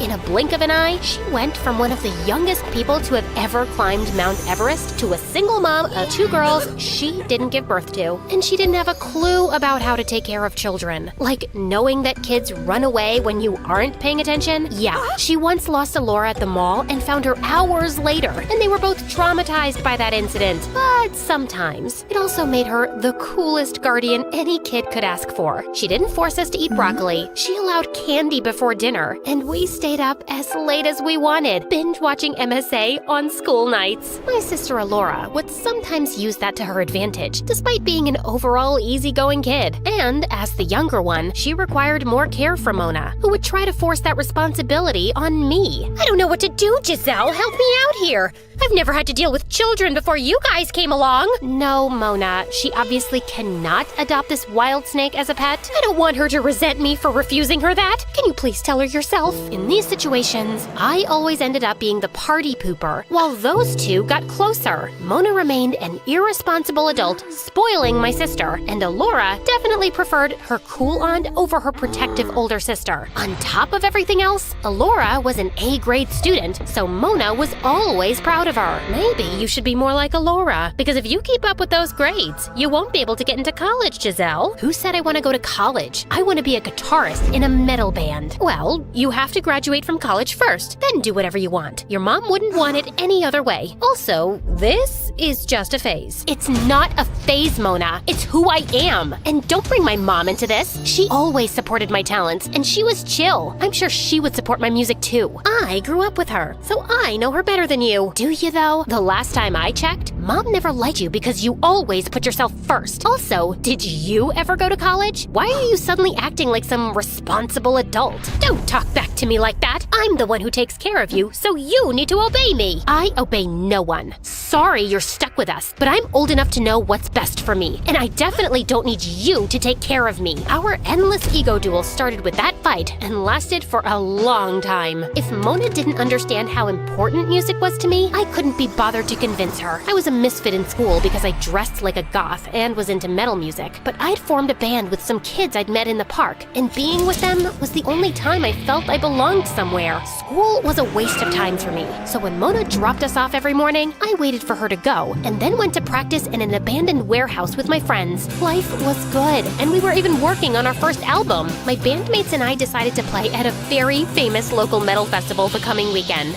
But of course, Mona had to overreact massively. What do you mean, a metal festival? That's no place for a child. Are you trying to send me into a coma with my sister? Chillax, man. Why are you being so melodramatic? Maybe because she's worried about you and the company you're keeping? Your friends are a bad influence on you. Shut up, Mini Raccoon. Keep your nose out of my business. You're just Mona's butt wipe. Despite all her efforts, Mona couldn't keep me away from the festival. We had practiced so hard, and I wasn't letting this opportunity slide. The festival was massive, and I was loving the energy of the crowd and getting to see the other bands perform. But just before it was our turn, the police crashed the event and dispersed the crowds because apparently the festival didn't have a permit. My bandmates and I ran faster than Roadrunner until we ended up near the town's historical municipal building. As an act of protest against the way the metalheads were treated, we decided to write messages and spray paint all over the building's old walls. Anarchy was in town, and before we knew it, the police caught up to us and took us to the station. The humiliation I felt when Mona arrived to bail me out was unmatched. I just knew that she would use this card against me for the rest of my life. See? I told you they're a bad influence. You're hardly ever in school because of them. What? Young lady, your behavior is out of control. It's about time you learn some discipline. No more metal music, and you're forbidden from hanging out with those punks. Forbidden? You can't force me. Challenge accepted. She was very serious. She started dropping into school unannounced to check up on me and chat with my teachers. All this time I'd been skipping school, I was forging her signature for made-up appointments, and now that cat was out of the bag. But even worse, one day when Mona had dropped in, she witnessed a bunch of mean girls bullying me. Hey, freak, I heard that music festival was a flop and you ended up in jail. I'm sure you deserve that. Your music is as bad as your taste in clothes. Yeah, you're practically a crime against fashion. Weirdo. This wasn't new for me, but when it happened in front of Mona, I felt like my ego was crushed. I just knew she'd give me some insensitive lecture that I didn't want to hear right now. Don't listen to them. Only people who are insecure about themselves feel the need to put others down. You're unique and special. You know what you like, and you know how to express yourself. Don't allow their words to hurt you. I was really surprised, but just acted indifferent. I don't care about them or anyone, but I was really glad that she didn't tell me to change my appearance or even gave me some lecture about not standing up for myself that would just make me feel bad. Since that day, something shifted in our dynamics. I started appreciating her as someone who had always done things her own way and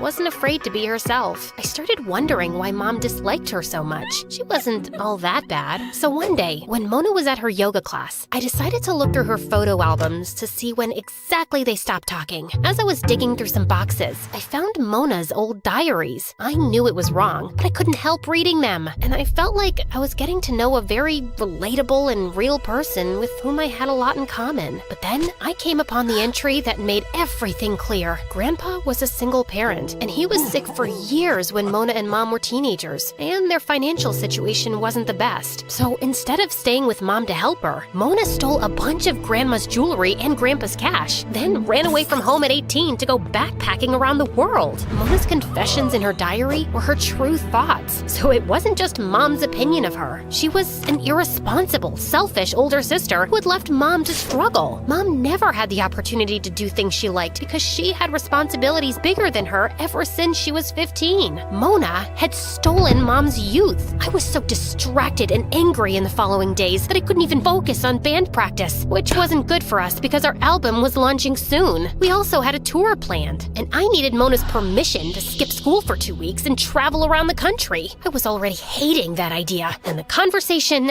didn't go well. I just want to know where you get your audacity from, Giselle. You get to be your own person, but not before you finish high school. I thought I made that clear. Also, I still don't like your irresponsible bandmates, and I can't let you travel around with them. This is a once-in-a-lifetime opportunity, which is important for my future career. And you know what? I can't even take you seriously when I know how irresponsible and selfish you are. Excuse me? You heard me. Your lack of responsibility ruined Mom's life. She had to become an adult too soon because her older sister decided to bail on her. And don't try to deny it. I read your own confession in your diary. You read my diary? This is such an invasion of privacy. I don't want to see your face right now. You're grounded. Gladly. Plan B it was. That night, I wrote her a letter and snuck out my window. Not so dear Mona. When I'm famous and successful, don't come knocking at my door. I want you to remember how terrible you were to me and my mom. Selfish witch. Rock on, Giselle. The adrenaline rush I felt as I left the house in the middle of the night was unmatched. I rushed down our street as fast as I could to my friends who were waiting for me in their van. And so, my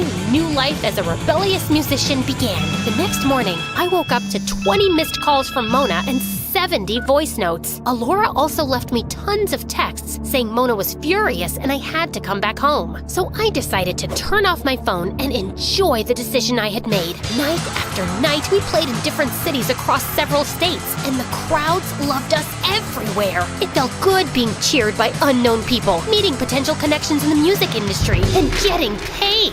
But after 3 weeks on the road with my bandmates, I started noticing how tiring living in a van with them was. They didn't clean up after themselves and often had the pettiest arguments. They also became lazy and stopped taking this tour seriously. We even missed a couple of shows because they didn't feel like it. I missed hot showers and delicious homemade food. I even felt Mona and Alora's absence. But I couldn't bear to hear Mona's "I told you so" and admit she was kinda right about my friends. I knew I would have some big punishment waiting for me back home. One night after our concert, it was raining heavily, so we decided to stay in a hotel to rest and wait for the rain to stop. But we couldn't afford a good hotel, so the 5 of us had to share a shabby room, and being the youngest, they made me sleep on the floor. And the next morning, we realized that our dream tour had turned into a real nightmare. Is that our van floating down the street? It had rained so much that there was flash flooding in town. Unless we managed to get a boat or build an ark, we couldn't get out. The electricity and internet connection was down too, so we were basically stuck with no contact with the outside world. The next 2 nights, things got worse as we waited for some help to come. Everyone was scared and hungry. And to top that, my bandmates managed to push all my buttons when they suggested we swim for it. They were morons. I spent all my time regretting the way I'd left. I realized that I'd left Alora with our selfish aunt to pursue my dreams, kind of what Mona had done to Mom. Now, in this grave danger, I wondered if I'd ever get to see my sister again. But the next morning, we woke up to the loud sound of helicopters. We rushed to the rooftop to see the rescue teams had finally reached our area. And just then, I heard a familiar, high-pitched, distinct voice screaming from a megaphone. "That's her over there! That's my niece!" I couldn't believe my eyes. Mona was here to save me. At that moment, I forgot everything else. And when we were rescued, I hugged her as tight as I could. How did you even find me? I'd find you even if you were on Mars, Giselle. You're my little girl, and I would never let anything harm you. I was able to track you from your phone's location, and I know people working in some rescue agencies, so I pulled a few strings. I'm so sorry for how I left things. You were right about my bandmates, and I regret everything I wrote in that letter. There's nothing to forgive. You know, I came to your room that night to tell you everything, but you'd already run away. I guess you didn't read my diary entries long enough to know how much I regretted my selfish actions later. I spent years reaching out to your mom and trying to make it up to her, but she refused to forgive me, and now she never will. But I promised that I'd do my best to take care of you girls. I'm sure she'd forgive you if she saw the person you are now, Aunt Mona. Alora was waiting for us at home, and she was so happy to see me safe and sound. I had betrayed my sister, and she still received me with open arms. Don't scare me like that again, and don't leave me. Never, I promise.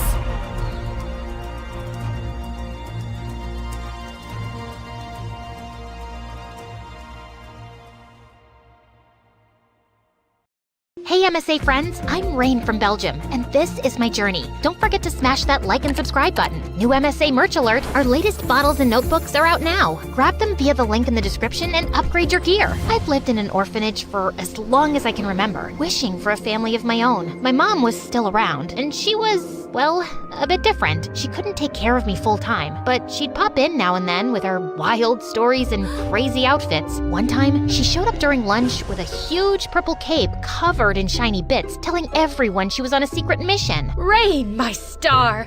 You're glowing today. Must be those good mashed potatoes. Then, right there in the middle of the room, she tried to make a spoon float in the air. Okay, so she was holding it with a string, but we all pretended to be shocked anyway. When she hugged me goodbye, she slipped a small rock into my hand. A piece of the moon for you. It was just a regular old rock, but in her world, it was something magical. You might think that the kids made fun of me because of my mom or something. Nah, let me tell you that I was respected and feared in the orphanage, along with my friend Leo. Leo and I were like the bosses of the orphanage. When we walked by, kids would stop talking and make room. Everyone just kind of knew to stay out of our way. One day, Leo and I were headed to our usual bench in the yard, where a group of kids were celebrating their good grades with a big cake. They saw us coming, and the laughter stopped. They looked at each other, then at the cake, and without a word, they got up to leave. We're leaving, I swear. But is there a chance we can take the cake? The whole thing seems a little much, don't you think, Leo? Tell you what, we will give you the big, huge third, and we will only take the tiny 2 small thirds. Oh, thank you, really. You guys are cool. I've been dreaming about you both. They say you dream about people you think about a lot. Wait, is that peanut butter in there? You know what? Just take the whole cake. I can't stand peanut butter.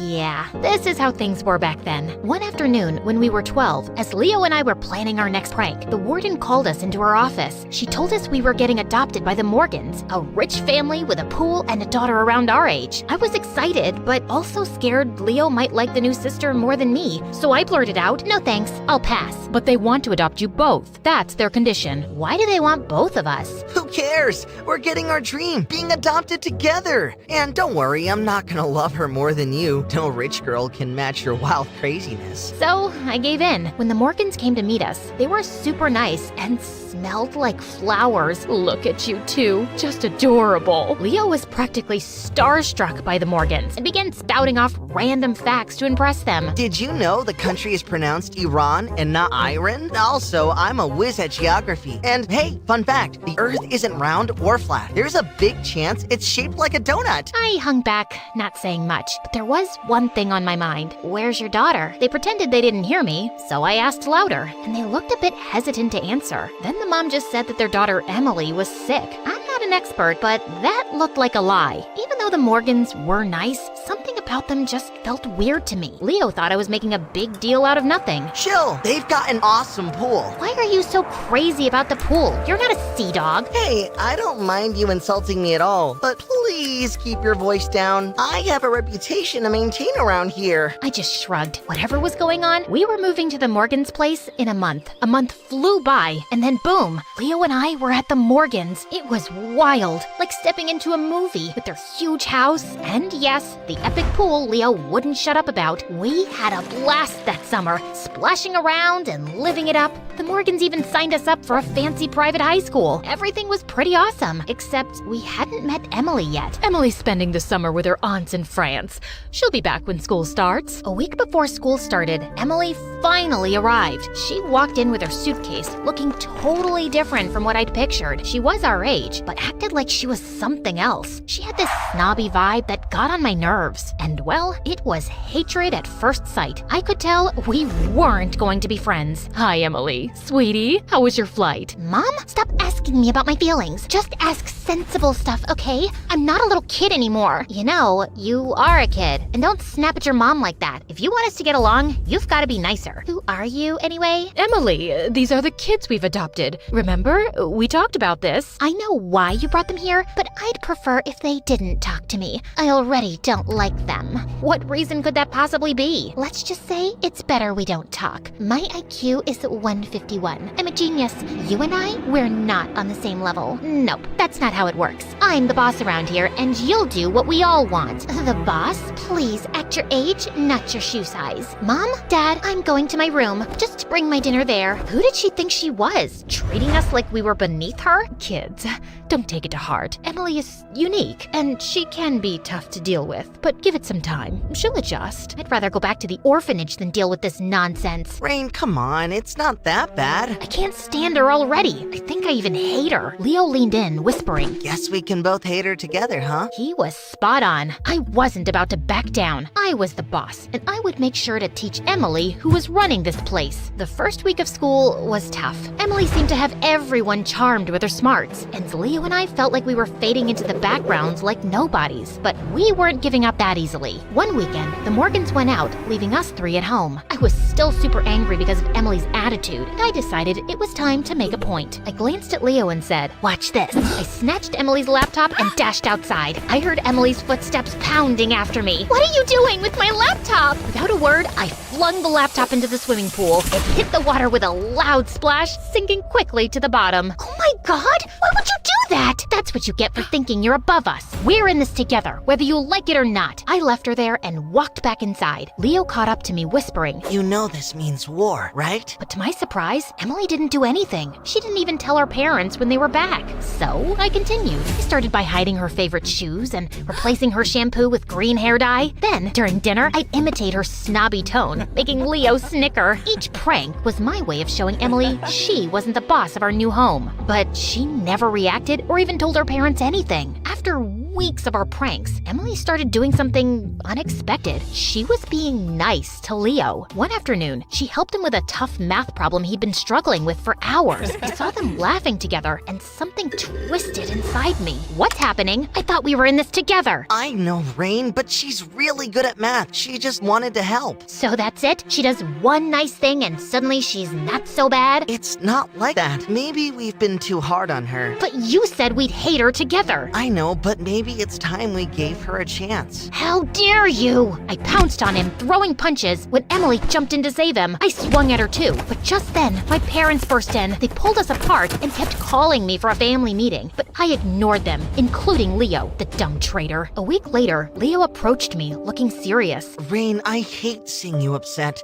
Tell me what you want me to do and I'll do it. Anything to make things right. Fine. You want to make it up to me? Then wreck her precious science project. She needs it for the competition tomorrow. And without it, she can kiss her chance to go to NASA for summer camp goodbye. Rain, that's extreme. She worked so hard on this. That's exactly why. I'd do it myself, but it's too heavy and I don't want to hurt my back. Reluctantly, Leo agreed and sabotaged the project. The next morning, when Emily discovered it, she was in a panic, but only for about a minute. Then, she calmed down and started to repair the project, hardly showing any frustration. And yes, you guessed it, she didn't tell our parents about this either. Turns out, Leo didn't do a good job of destroying it. Emily managed to fix it in just half an hour. I was convinced he did it on purpose, so I swore I'd never speak to him again, even though he kept saying sorry. Just go hang out with your new sister. She's all you need, right? Rain, come on. We were a team at the orphanage, cool and respected, but now you're going too far. I didn't listen to him and just walked away. A few days later, Emily won her scholarship, and the Morgans planned a huge celebration. But Emily, in her usual snobby way, insisted that I go to bed early and not attend the party. It was so arrogant of her, and it made my blood boil. The night of the party sounded amazing from my room. I could hear the laughter and voices, with Leo out there having a blast, that idiot. Then I had a brilliant idea. I called Mom and told her we needed her show for the party. She arrived 20 minutes later. I was expecting her to ruin the party with her silly acts, but then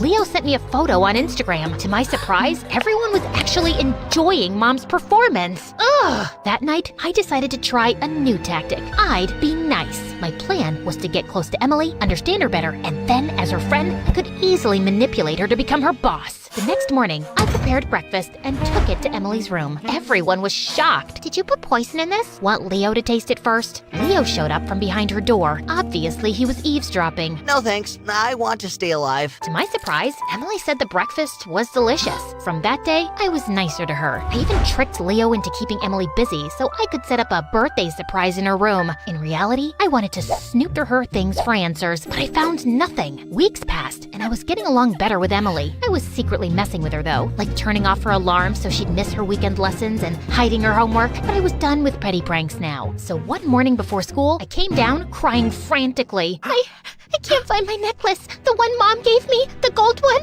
I've looked everywhere.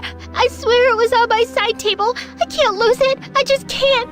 It's the only thing my mom's ever given to me. Everyone in the family comforted me and helped me look, but obviously no one found it. I cried some more on my way to school and kept crying in class too. Yeah, it's a talent I have. I can make myself cry whenever I want. Leo and Emily looked really worried, and as we were heading out for recess, I decided to put the second part of the plan into action. I reached for the gold necklace that was in my pocket all along and pretended to trip over my shoelace. As I tried to break my fall, I grabbed Emily's open bag and it came tumbling to the floor with all its contents spilling out, and in the chaos, I purposely dropped the necklace too. I slowly crept to the necklace and picked it up, and Emily's eyes went wide with shock. This fell out of your bag. You stole it? How could you do this to me? Rain, hold on. Maybe we should talk about this later? No, Emily, you are the biggest witch I've ever met. You have everything. Your fancy parents and your fancy braid and your fancy house, and you just can't share all that with anyone, can you?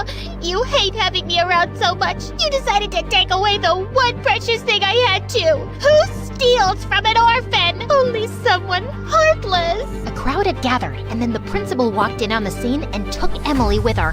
Ha! Miss High and Mighty would surely get suspended now. But when I got home, I found the entire family gathered in the hallway, standing next to my packed bags. My biological mom was waiting too. Sweetie, I'm so happy you can live with me now. I'm doing so much better with my new med, so I can take care of you. You're moving out. Rain, I know what you've been doing. I tried to make you feel like family, but you need to leave. You have problems. What? I didn't do anything. We know everything, sweetheart. This has to end. Oh, great. So living with my crazy mom will fix everything? That's not a nice thing to say. Maybe if you were a better mom, I wouldn't act like this. And you guys, you're no better. You let Emily boss us around. No, Rain. Emily was fine. I mean, not the greatest, but also not evil. You need help. Help? You all think I'm crazy? Fine, I'll show you crazy. Then I stood there for a bit. We're waiting. Well, I wanted to attack one of you, but that'll prove your point that I'm crazy. I'm not, but I like things to be under my control. Always. Come on, Mom. Let's go home. These people don't deserve me. Weirdos. I went with Mom, but honestly, I missed the Morgans a lot, including Emily. Leo and I kept in touch. I thought living with my biological mom would be the hardest part, but I was actually learning and thinking about new things. One day, after Mom's street performance, a girl asked her, "Can I be brave like you when I grow up?" Bravery isn't just about doing daring things. It's also about being kind, accepting others, and understanding that we all have fears. On our way home, Mom talked about her past, how she pushed people away and felt lonely. She wished she had learned the importance of connection sooner. I was so busy being different, Rain, that I didn't realize I was alone in my own world. For the first time, I didn't see Mom as just crazy. She had her issues, but I realized it's never too late to change. She had improved, and now she was raising me with love. Then it hit me, and the next thing I knew, I was apologizing to my adoptive family. What I did was wrong. I'm not asking to come back. I want to live with Mom, but I want us to be friends. You're forgiven.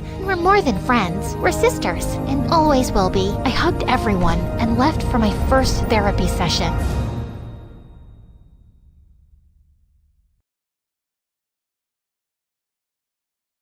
Contestant 9, please state your name. Sierra? Looks like a nightmare, right?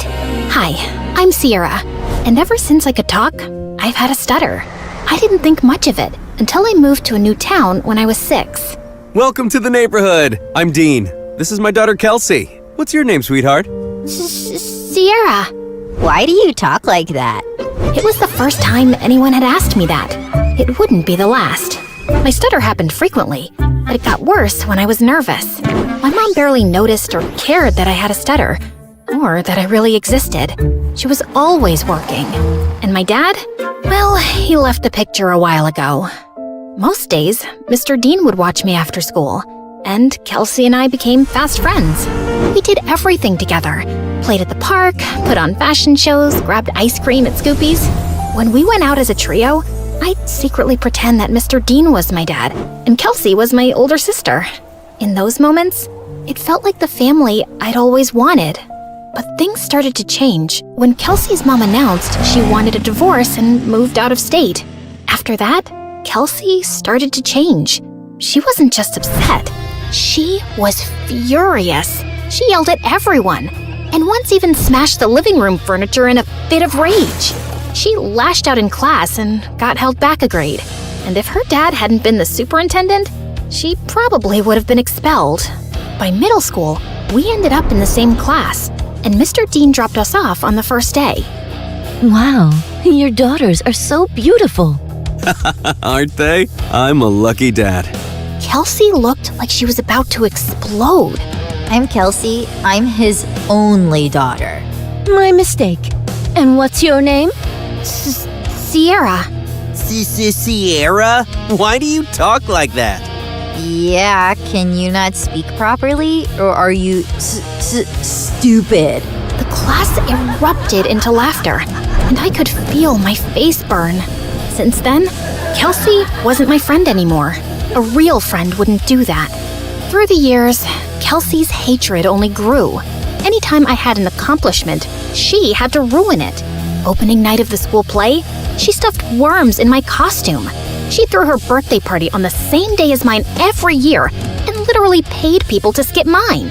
At the science fair, she unplugged my volcano as the judges walked by, so it just looked like a sad pile of paper mache. And during my middle school graduation speech, she just had to make a scene. And so, I want to say how proud I am of our class. We did... What the glitch here is trying to say is we did it. Congratulations, grads. Party at my house tonight. Everyone's technically invited, but only cool people should show up. If it weren't for being her neighbor and still being close with Mr. Dean, I would have liked to never see Kelsey again. I'm sorry about my daughter. Ever since her mom left, she's been a different person. I just wish she wasn't so mean. You shouldn't be ashamed of something you can't control. At the end of the day, your stutter is something that makes you unique. I held on to that going into high school. My stutter didn't bother me much anymore. In fact, it was getting better with age. He was right. It did make me different, and I liked that. One Friday in English, we were doing a vocabulary spelling exercise, and I was totally killing it. ESOTERIC. Esoteric. QUERULOUS. Querulous. VACILLATE. Vacillate. Everyone was surprised at how well I was doing. And honestly, so was I. Who knew I was that good at spelling? Sierra, there's a regional spelling bee in a few weeks. You should join. Who knows, you may make it all the way to nationals. That night, as I sat in my room looking over the spelling bee brochure, loud music suddenly rattled my walls. Kelsey was throwing a party in her backyard. A few classmates waved me over. Fine, just for a little. The party was fun, but I couldn't stop thinking about the spelling bee, and I decided I would sign up. I was about to leave when... What's this? She snatched the brochure out of my hand. A spelling bee? Oh, please. Like you could ever win one of these. In case you didn't know, you trip over your words. Give that back. Not so fast. I'll help you practice for your big day. She pulled out her phone and turned the flashlight on as if it were a spotlight. Some other people gathered around and did the same. I felt blinded by all the lights in my face. Why don't you show us what you got? Nothing screams fun like watching you butcher the alphabet live on stage. Your word is quiberate. That's not even a word. Okay then, your word is pathetic. I'm sure you're quite familiar with that. IRRELEVANT. Irrelevant. I'll use it in a sentence. Kelsey is irrelevant. Now give me back my brochure. But she ripped it into pieces and threw it up like confetti. I took a small step in her direction. Kelsey took a step back and fell into the pool. Ugh! You pushed me! Yeah, right. I didn't push you. Your attitude just slipped. She climbed out and stormed over to me, and I bolted. As I ran, I saw her shoving people in her way into the pool. I made it home and locked the door just as she started kicking and clawing at it. My heart was racing. By Monday, the whole school was talking about it. Someone had filmed everything, and she looked completely unhinged. I avoided her all day. After class, I asked my teacher if she would sign off on my spelling bee application, and she wrote a letter of recommendation. That night, I was recording myself practicing when I heard Mom come home early. I rushed downstairs to tell her about the bee, but she really wasn't listening, as usual. Sierra, that's great and all, but I'm working and I don't need any distractions tonight. And the Mother of the Year award goes to... Feeling annoyed, I went back upstairs and found Kelsey sneaking through my bedroom window. What are you doing here? Get out! Relax, Miss Broken Record. I'm just here to apologize. Apologize? Yeah. I saw the video from the party over the weekend. I looked crazy. It wasn't okay how I was treating you, so I'm sorry, okay? Thanks? I'm not really sure what to make of this. Yeah, well, we used to be friends or whatever. I think it's time to put the bad blood between us to bed, right? Trust doesn't just snap back into place, not after everything that's happened between us. I understand. I intend to prove it to you. Do you mind getting me some water? Climbing up the vines was harder than I thought. Uh-huh. Sure. This certainly wasn't on my bingo card for how the night would go. I brought her water, which she downed in one gulp. Thanks. I'll see you tomorrow. Maybe we can sit together at lunch? Maybe. Also, never sneak into my room again. Then she climbed out the window. What a strange interaction. But maybe we really were turning over a new leaf. The next day, I walked into class feeling good about the new era I was in, where I tried new things and made up with old friends. But that confidence vanished when I found my teacher waiting for me, looking pissed. Sierra, you will not be attending class today.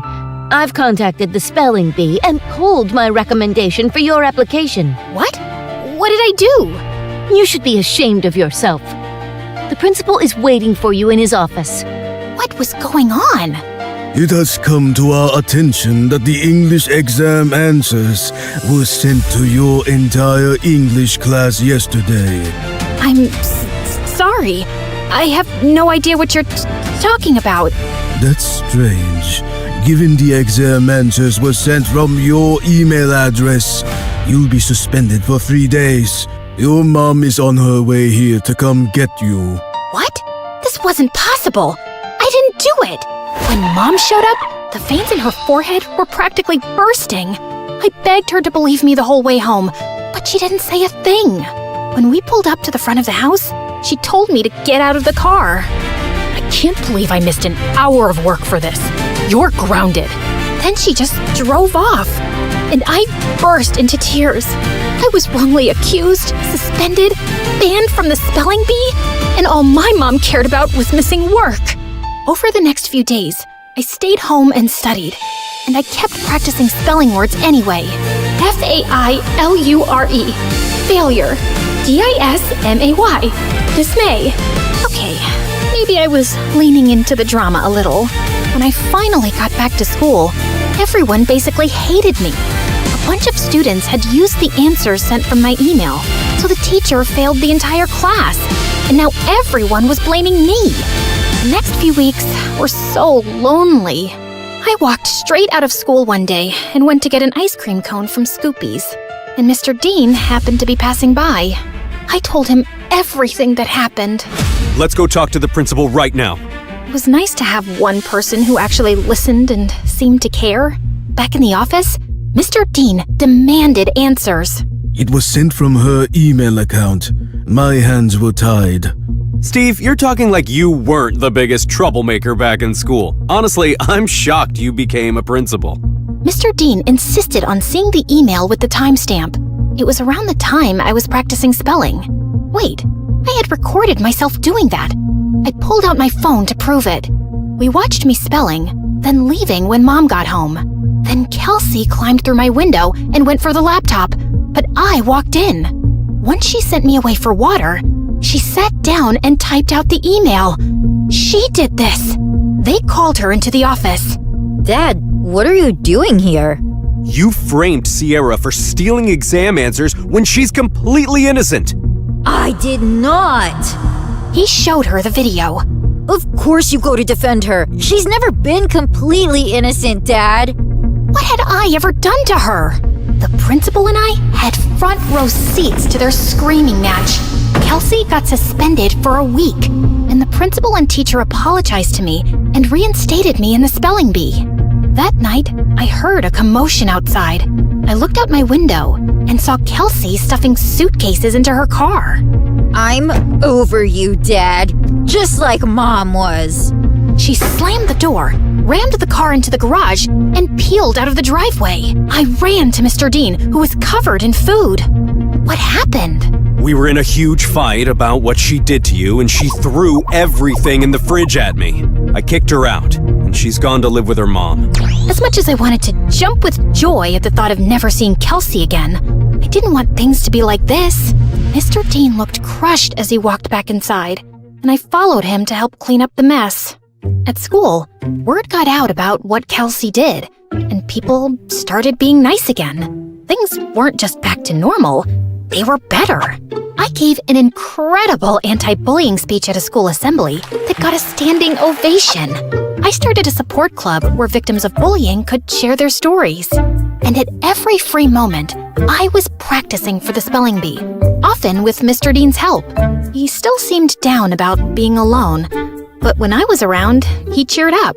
He drilled practice words with me every day until regionals. And on that day, he was there in the audience.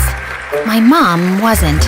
I got second place and was qualified for nationals in a month.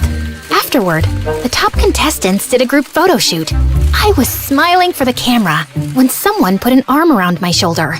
I looked up. It was the guy who won first. You were a great competitor out there today. Congratulations. His accent, his eyes. Suddenly, I forgot how to breathe. Thanks. Where do you come from? Where do you come from? Sierra, are you kidding me? Is that how you speak, or did I just fluster you? Oh, no. I just have a stutter. It's adorable. I'm Leon, and I'd love to get your number. We should talk more, since we'll be seeing one another for nationals next month. Yes, please. We exchanged numbers, and I practically floated back to Mr. Dean. It felt like the best day of my life. When we got home, Mom was on the porch, arms crossed. She rolled her eyes when she saw us together. And where have you two been? The spelling bee, Mom. Remember? I won second place. She did amazing. You should have seen her. I'm sure, but I was too busy with the logistics of moving. Moving? Work wants me to relocate to California within the next couple of weeks. Mom, no! I have nationals next month. Well, that's too bad. Work comes first. You know that. Work always comes first for you, Mom. It's never me. Oh, stop being so dramatic. What if she stays with me until the end of the school year? What? I have Kelsey's empty bedroom. She can compete in nationals, finish out the year, and then move out to California. Please, Mom? Fine. Within a week, Mom was gone, and I had moved into Kelsey's old room. Mr. Dean cared in a way my mom never had, and this new life felt good. And to top it off, Leon reached out. He was a foreign exchange student from Spain living in New York, and we hit it off instantly. Texting all night, every night. We had so much in common, and he was so easy to talk to. I had a major crush. One night, I even felt bold enough to tell him. I was losing sleep, slipping in school, and didn't care. I had never felt like this about someone in my life. Leon and I even planned our first date the night before nationals. That weekend, I was behind on prep, but I was more excited to see Leon than I was to compete. We planned to meet at a park, and I spent hours getting ready. I waited for him at the park. He was 5 minutes late, then 15, then 30. After 2 hours, unanswered calls, and 20 unread texts, I gave up and walked home. I got in bed and cried. Had something happened? Had I been stood up? I barely slept that night. The next morning, I was exhausted.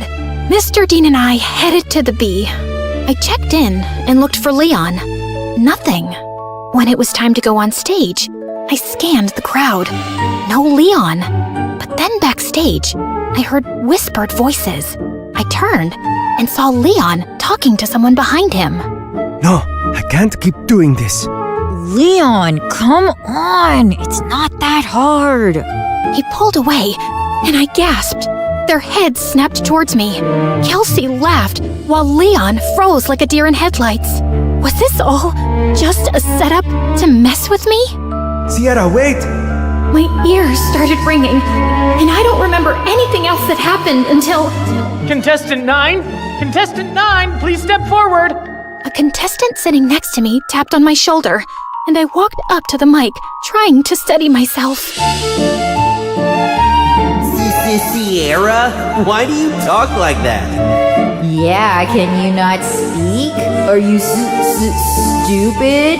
You should be ashamed of yourself. Like you could ever win one of these. In case you didn't know, you trip over your words. Contestant 9, please state your name. Sierra? Your word is vicissitude. Vicissitude. VICISSITUDE.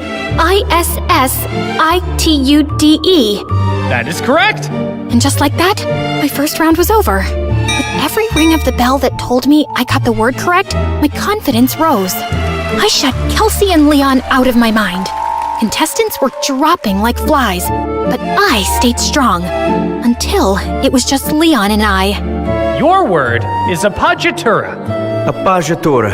A-P-O-G-I-A-T-U-R-A. Appoggiatura. I'm sorry, that is incorrect. Sierra, if you can correctly spell the word, you will be our national spelling bee champion. Appoggiatura. A-P-P-O-G-G-I-A-T-U-R-A. Appoggiatura. That is correct! I did it! The audience went wild! I got my huge new trophy and went to the lobby to find Mr. Dean. But I heard Leon's voice behind me. Wait, Sierra, please! Leave me alone! Sierra, please, let me explain. It was all Kelsey. She put me up to this. She wanted to get in your head so you'd lose. Wait, don't go to the lobby. I walked through the doors, but Leon lunged at me and pushed me out of the way. The doors had buckets of slime and feathers on them, which all fell on Leon. Why did you push me away? I was trying to save you from this. Listen, Kelsey moved to my school and found out I was going to regionals for the spelling bee. She said she'd pay me to flirt with you and distract you from studying. I'm so sorry. I was just a game to you? I only agreed because I really needed the money for my mom's treatments. That's why I'm even competing in the bee. I didn't expect to end up having real feelings for you. When Kelsey found out, she stole my phone and smashed it. She even threatened to get me kicked out of school. Just then, my mom and Mr. Dean walked up. Mom, what are you doing here? Mr. Dean convinced me to attend, and I had no idea you were so talented at this. We're so proud of you, Sierra. And then Kelsey walked in. Of course, my dad is here to support perfect little Sierra. And Leon, I see you've betrayed me too. Guess your mom isn't going to get any better. Why are you so evil? What did I ever do to you, Kelsey? You stole everything from me. Everything! She didn't steal anything from you, Kelsey. Oh, really? Because I remember the night you and Mom screamed at each other when she found out about your little affair, when we both found out Sierra is your daughter. What? Oh, yeah. My neighbor was actually my half-sister, the girl who ruined my family and took my dad away from me. Is this true? Yes, it is. Even though this was the craziest day ever, the news warmed my heart. I'd seen Mr. Dean as my dad since I was a kid. You didn't lose your dad to me, Kelsey. You lost him because of you. You could have told me the truth. You could have been my sister. But you chose to be a liar, a bully, and a sad little lowlife who only feels powerful when someone else is hurting. I may stutter, but I never had to hurt people to be heard. And why didn't you guys tell me sooner? I'm sorry. He didn't know until I told him once we moved in next door. I wanted to tell you right away, but then my wife left me and Kelsey took the news really hard and started lashing out. We thought it would be best for you to not know, for your sake and Kelsey's. I was planning on telling you. I figured since we live together now, it was the right time. You live together now? She screamed, grabbed my trophy, and hurled it through the convention center's windows. She got arrested for property damage and spent some time in juvie before going to live with her mom. I told my mom I wanted to stay with Mr. Dean for the rest of high school, and thankfully, she allowed it. I gave the prize money to Leon to help his sick mom, but I refused to date him even after all his apologies. My self-worth wouldn't allow me to be with someone who thought it was okay to play with my feelings for any reason. I'm so proud of you, Sierra. Thanks, Dad.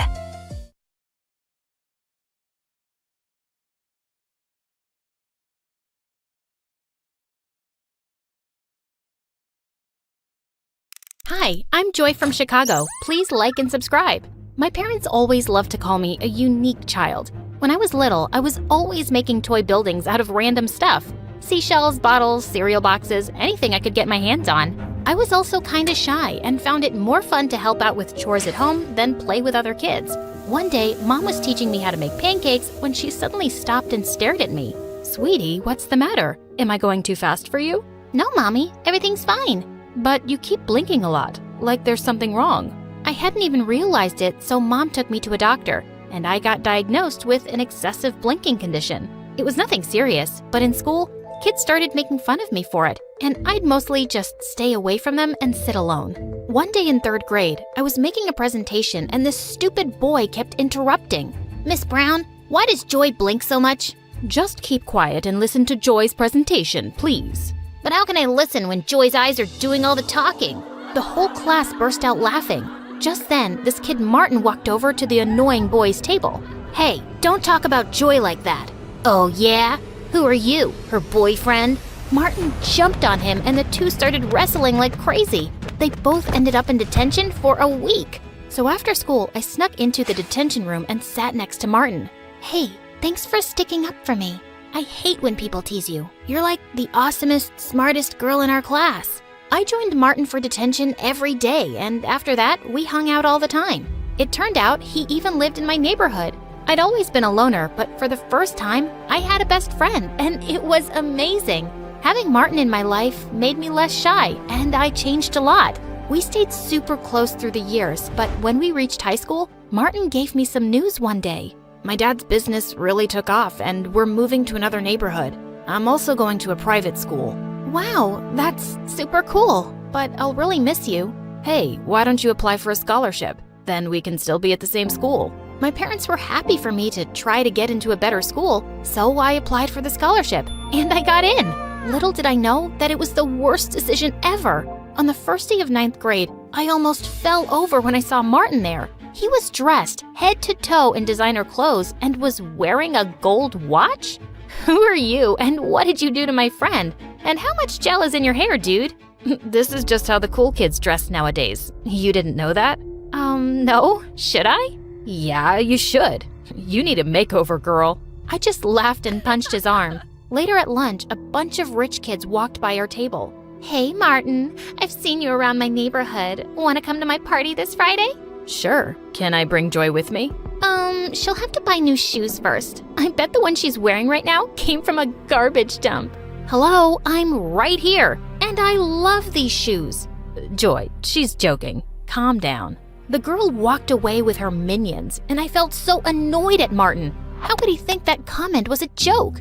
Apparently, there were lots of kids at school who lived in Martin's neighborhood, and it seemed like he was becoming friends with them overnight. That next Monday, I didn't see Martin until lunchtime, with his arm around a really pretty girl. Hey, saved a seat for you at our usual table.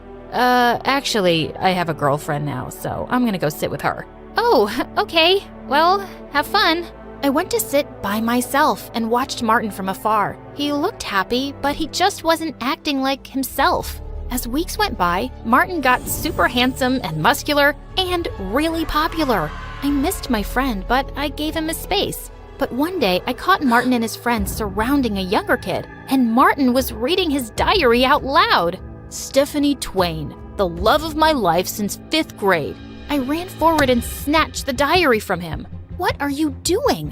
What? I'm just here to entertain people. Reading idiots' diaries is my opening act. Martin, why are you acting like this? Just because you're rich now doesn't mean you have to be a jerk. You know what? I think you're just jealous, because I have other friends now and I'm not a nerdy loser like you. Look at me. I'm Joy and all I do is study in the library because I have no life. Then Martin started blinking really fast and shaking his head. Are you making fun of me? Before I could stop myself, I slapped Martin hard across the face and ran away from there. The whole rest of the day, I had to fight from crying.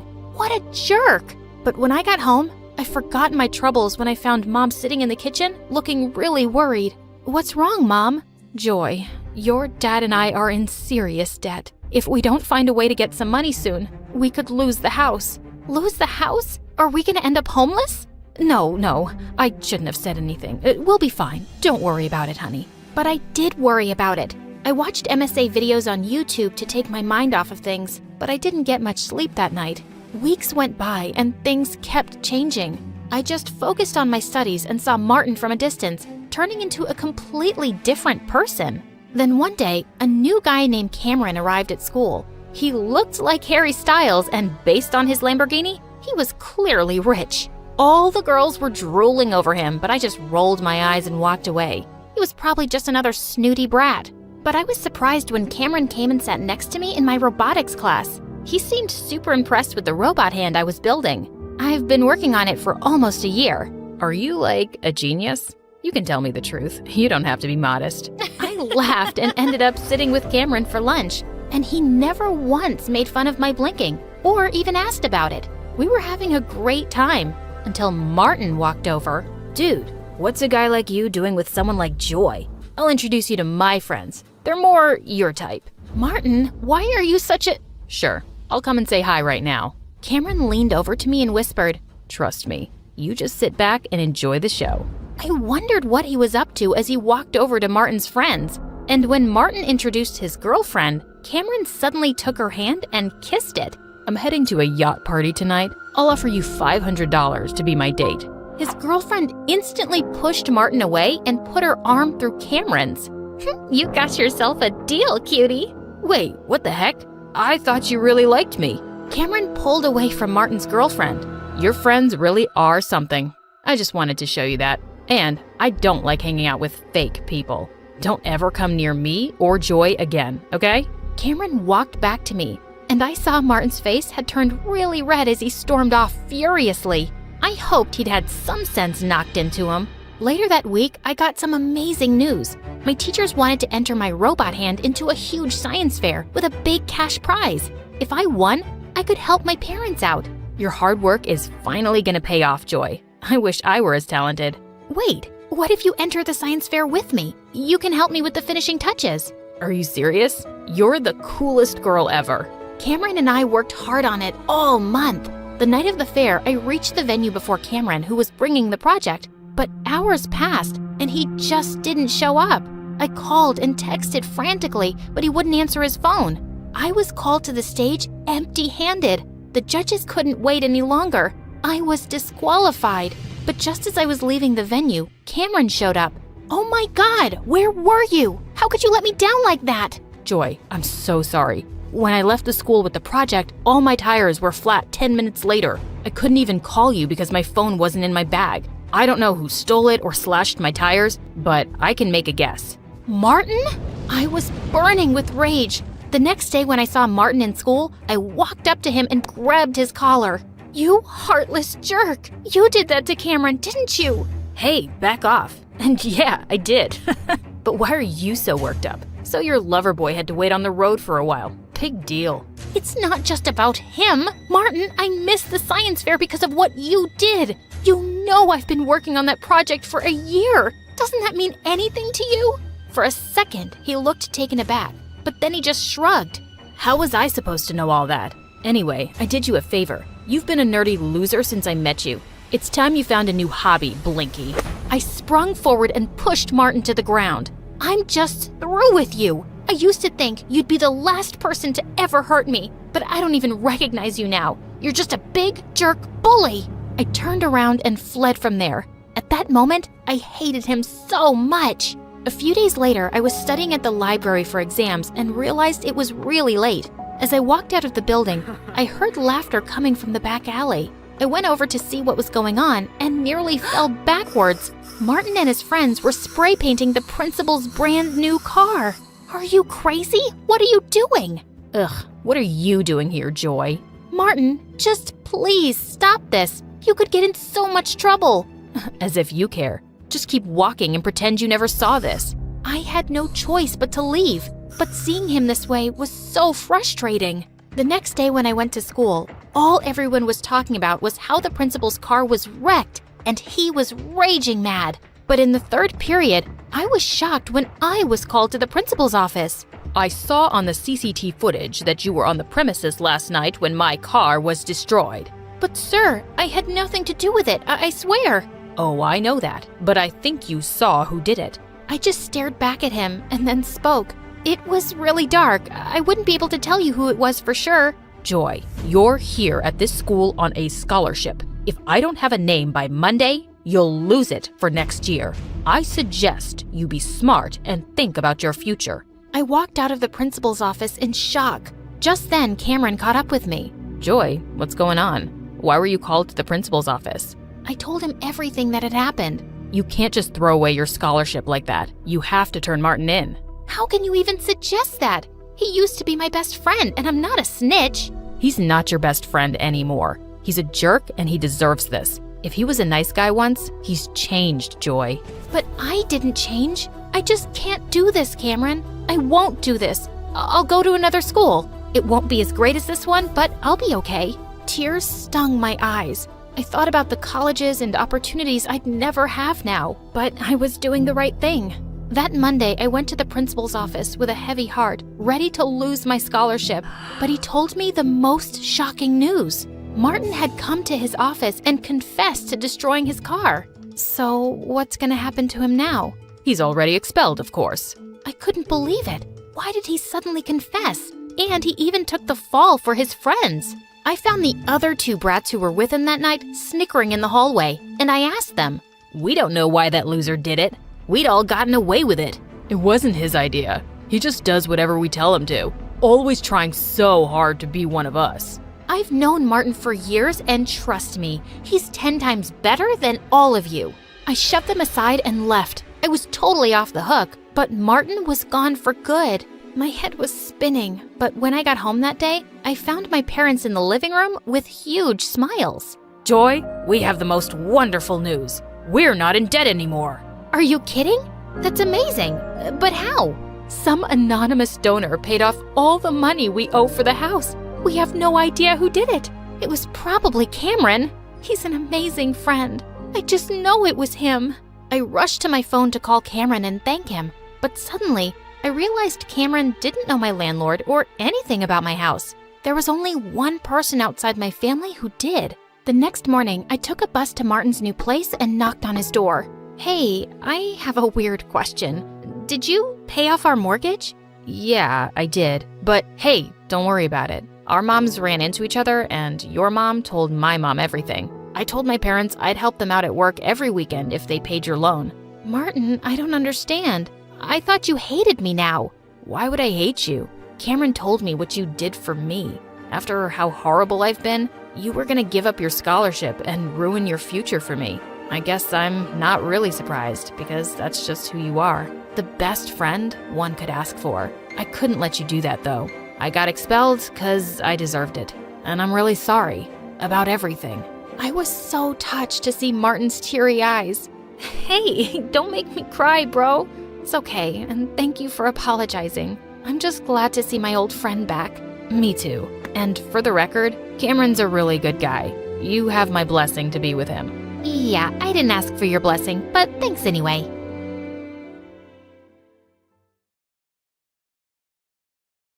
Hi, I'm Carly, and this is my crazy story. Before I continue, please like and subscribe. I was born to a single mom who worked very hard to raise me and my twin sister Blake. Blake was born with a rare condition that impacted her kidneys, and she was always sick. Since mom was busy juggling things at home and work, it was my duty to look after Blake. You can't eat milk with your hands. Drink it. Blake, don't chew on your gross shoes. Even mom was extra paranoid about Blake, and she hardly paid attention to me. Like this one time when I was 6, mom had to leave for some urgent overnight office trip, and she dropped us off at the neighbor's place. These are Blake's medicines. You know she drinks chocolate milk before sleeping, and I've also packed her favorite pink night clothes. Wait, where's my stuff? The bag's too small to carry both your things, but hey, I packed your toothbrush. You'll be okay, right? I wanted to say no, but mom already looked tense, so I nodded and she left. Everything was going great, but right before bedtime, I went to get milk for Blake and I heard a huge thud. I rushed to see Blake crying on the floor with a bleeding nose. Apparently, Blake was jumping on the bed with the neighbor's son, and he thought it would be fun to push her off of it. Thankfully, the injury wasn't big, but when mom found out, she went ballistic on me. Carly, I trusted you to look after her.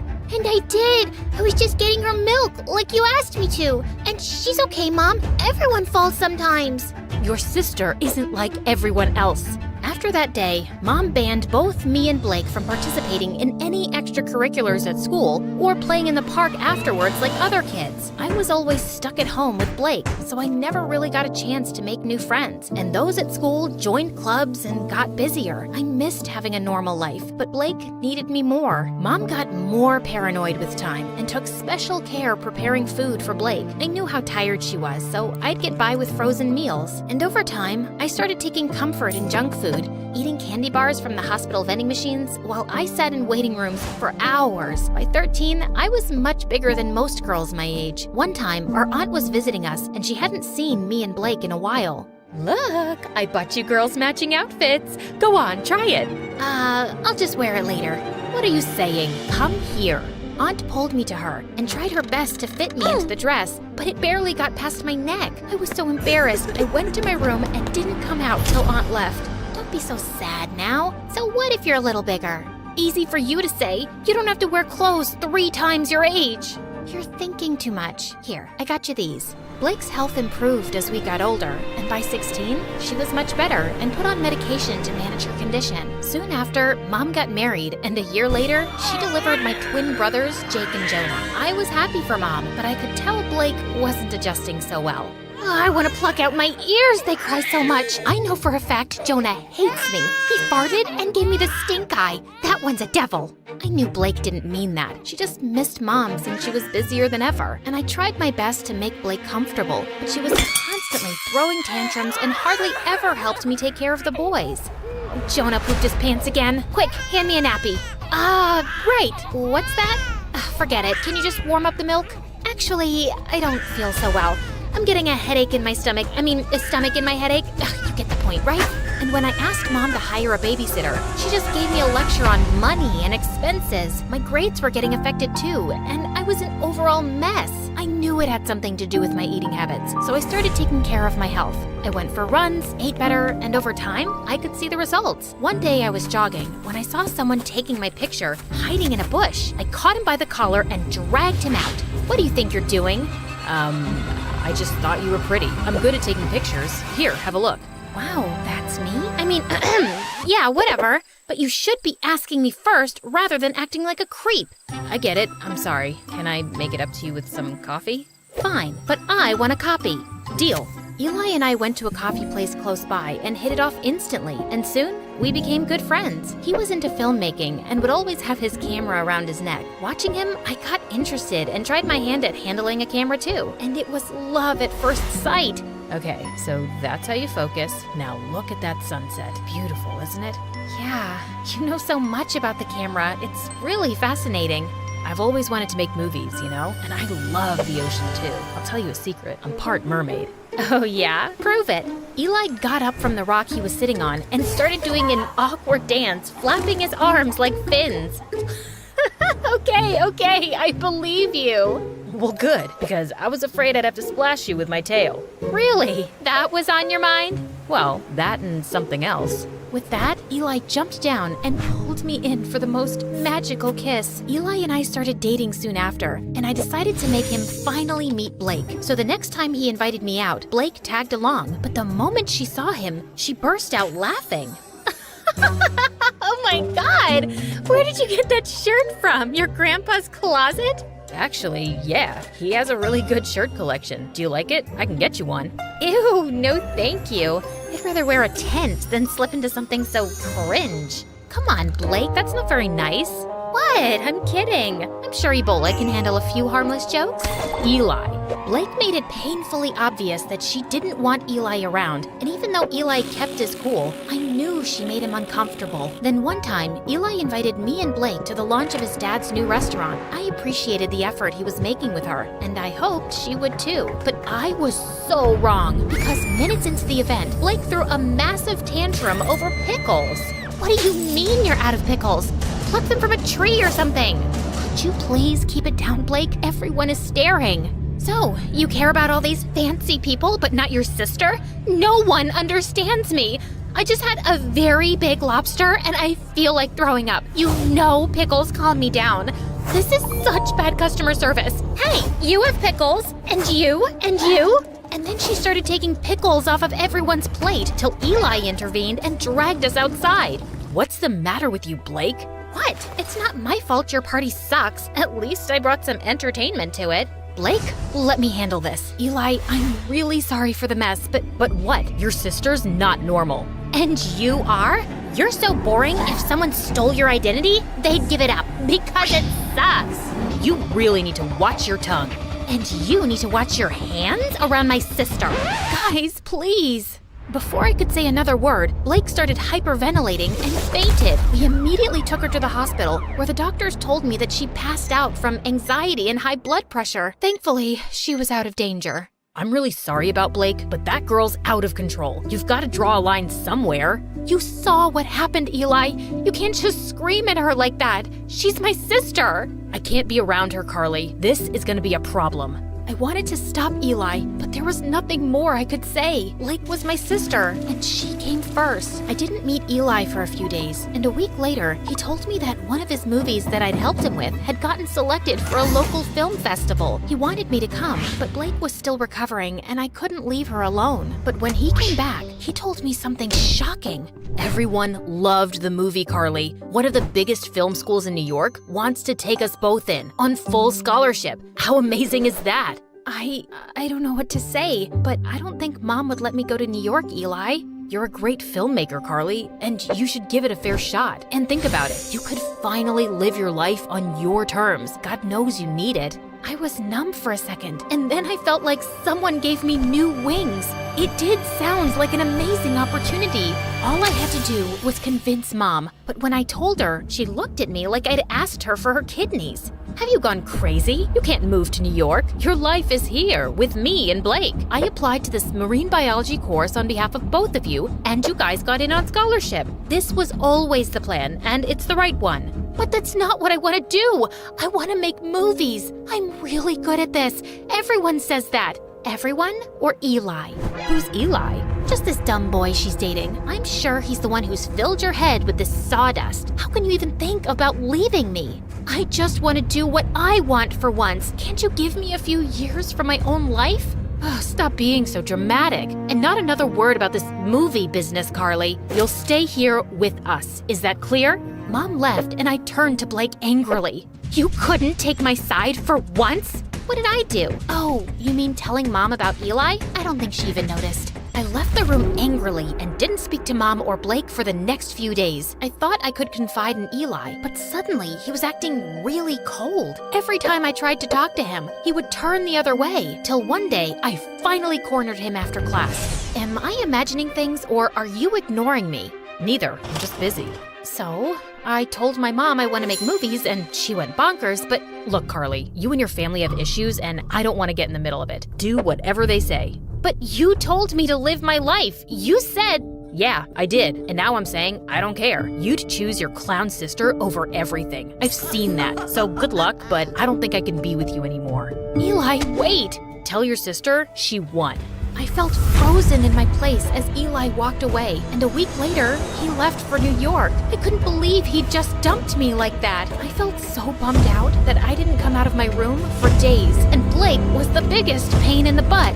Come on, we need to go shopping. It's painful to watch you in those pajamas. I'm not in the mood, but I am. Also, we'll have a nice lunch, watch a movie, just like old times. I said I'm not in the mood. Back off.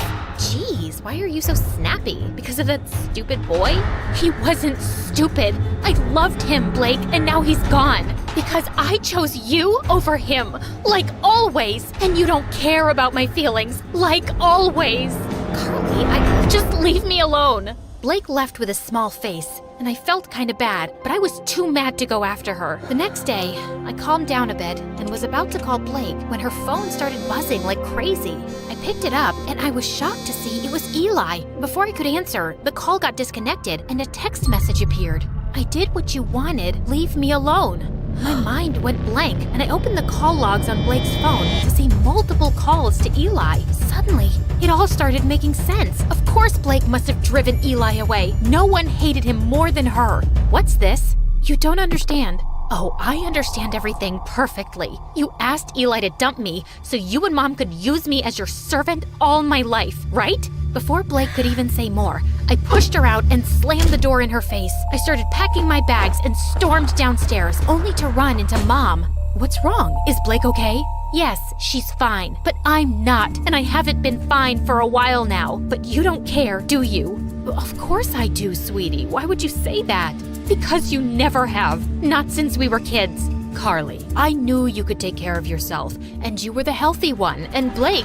No, Mom, I was eating my feelings, and you didn't even see that. I got back to being healthy on my own, and you've stunted both my growth and Blake's. Hers by over-coddling her, and mine by always holding me back to be her guardian. And now, I'm done. I will go to New York, because I want to get away from you and Blake, and you can't stop me. I left home and booked a flight to New York. On my way, I called Eli and explained everything to him. He told me that he was proud of me for taking a stand for myself and welcomed me with open arms. We moved in together, and I was doing really well in my classes. Mom and Blake tried getting in touch with me multiple times, and even though I missed them, I needed my space. Eventually, they stopped calling. After graduation, Eli proposed to me, and I said yes. Life was going great, till one day I heard a knock on the door and opened it to see Blake and Mom. What are you guys doing here? Eli called us and told us about the engagement. Carly, I have a confession. It was me who convinced Eli to break up with you, not Blake. Wait, what? Eli never told me that it was Mom behind everything. I didn't want to stress you out more. I could see you missed your family, and this would have made you sad. But I saw the call logs and the messages on Blake's phone. I'd actually been calling him to apologize, but I guess he thought both me and Mom wanted him to dump you. And I don't blame him. I was always awful to Eli. I guess I was just terrified of being on my own without you, but I drove you further away. I'm sorry too, my baby. I just become used to having you around, always taking care of everything. And the thought of you going away for college crushed me. I was selfish and always burdened you with too much. I hope you can find a way to forgive me. Thank you for finally acknowledging that. It might take me a while to really forgive you, but I'll get there. I won't lie. I have missed you guys. Then let's start with a hug.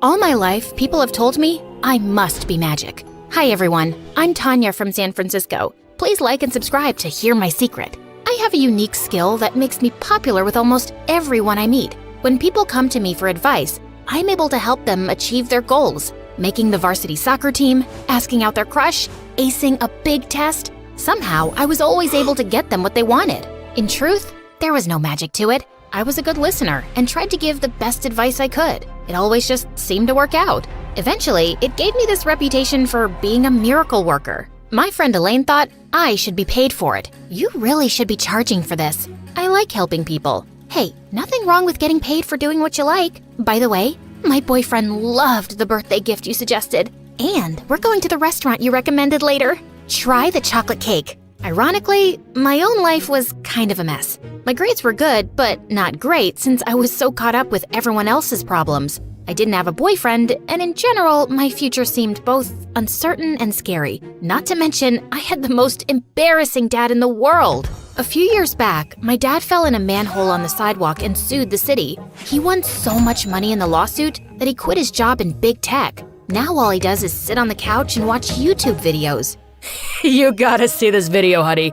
A baby panda sneezes and scares its mom. I have school, Dad. You have fun, though. So, that was my home life. As helpful as I was to most people, I just couldn't seem to work the same magic for me or my dad. I don't think he even wanted me to be honest. He ignored every job posting I showed him and never left the house, no matter how hard I tried. It scared me to think that I might turn out like him someday. But I always felt better when I helped someone. At school, this really agitated girl stomped up to me in the hall. I talked to my mom about spending the summer in France, and she said no. I knew I should have asked my dad instead.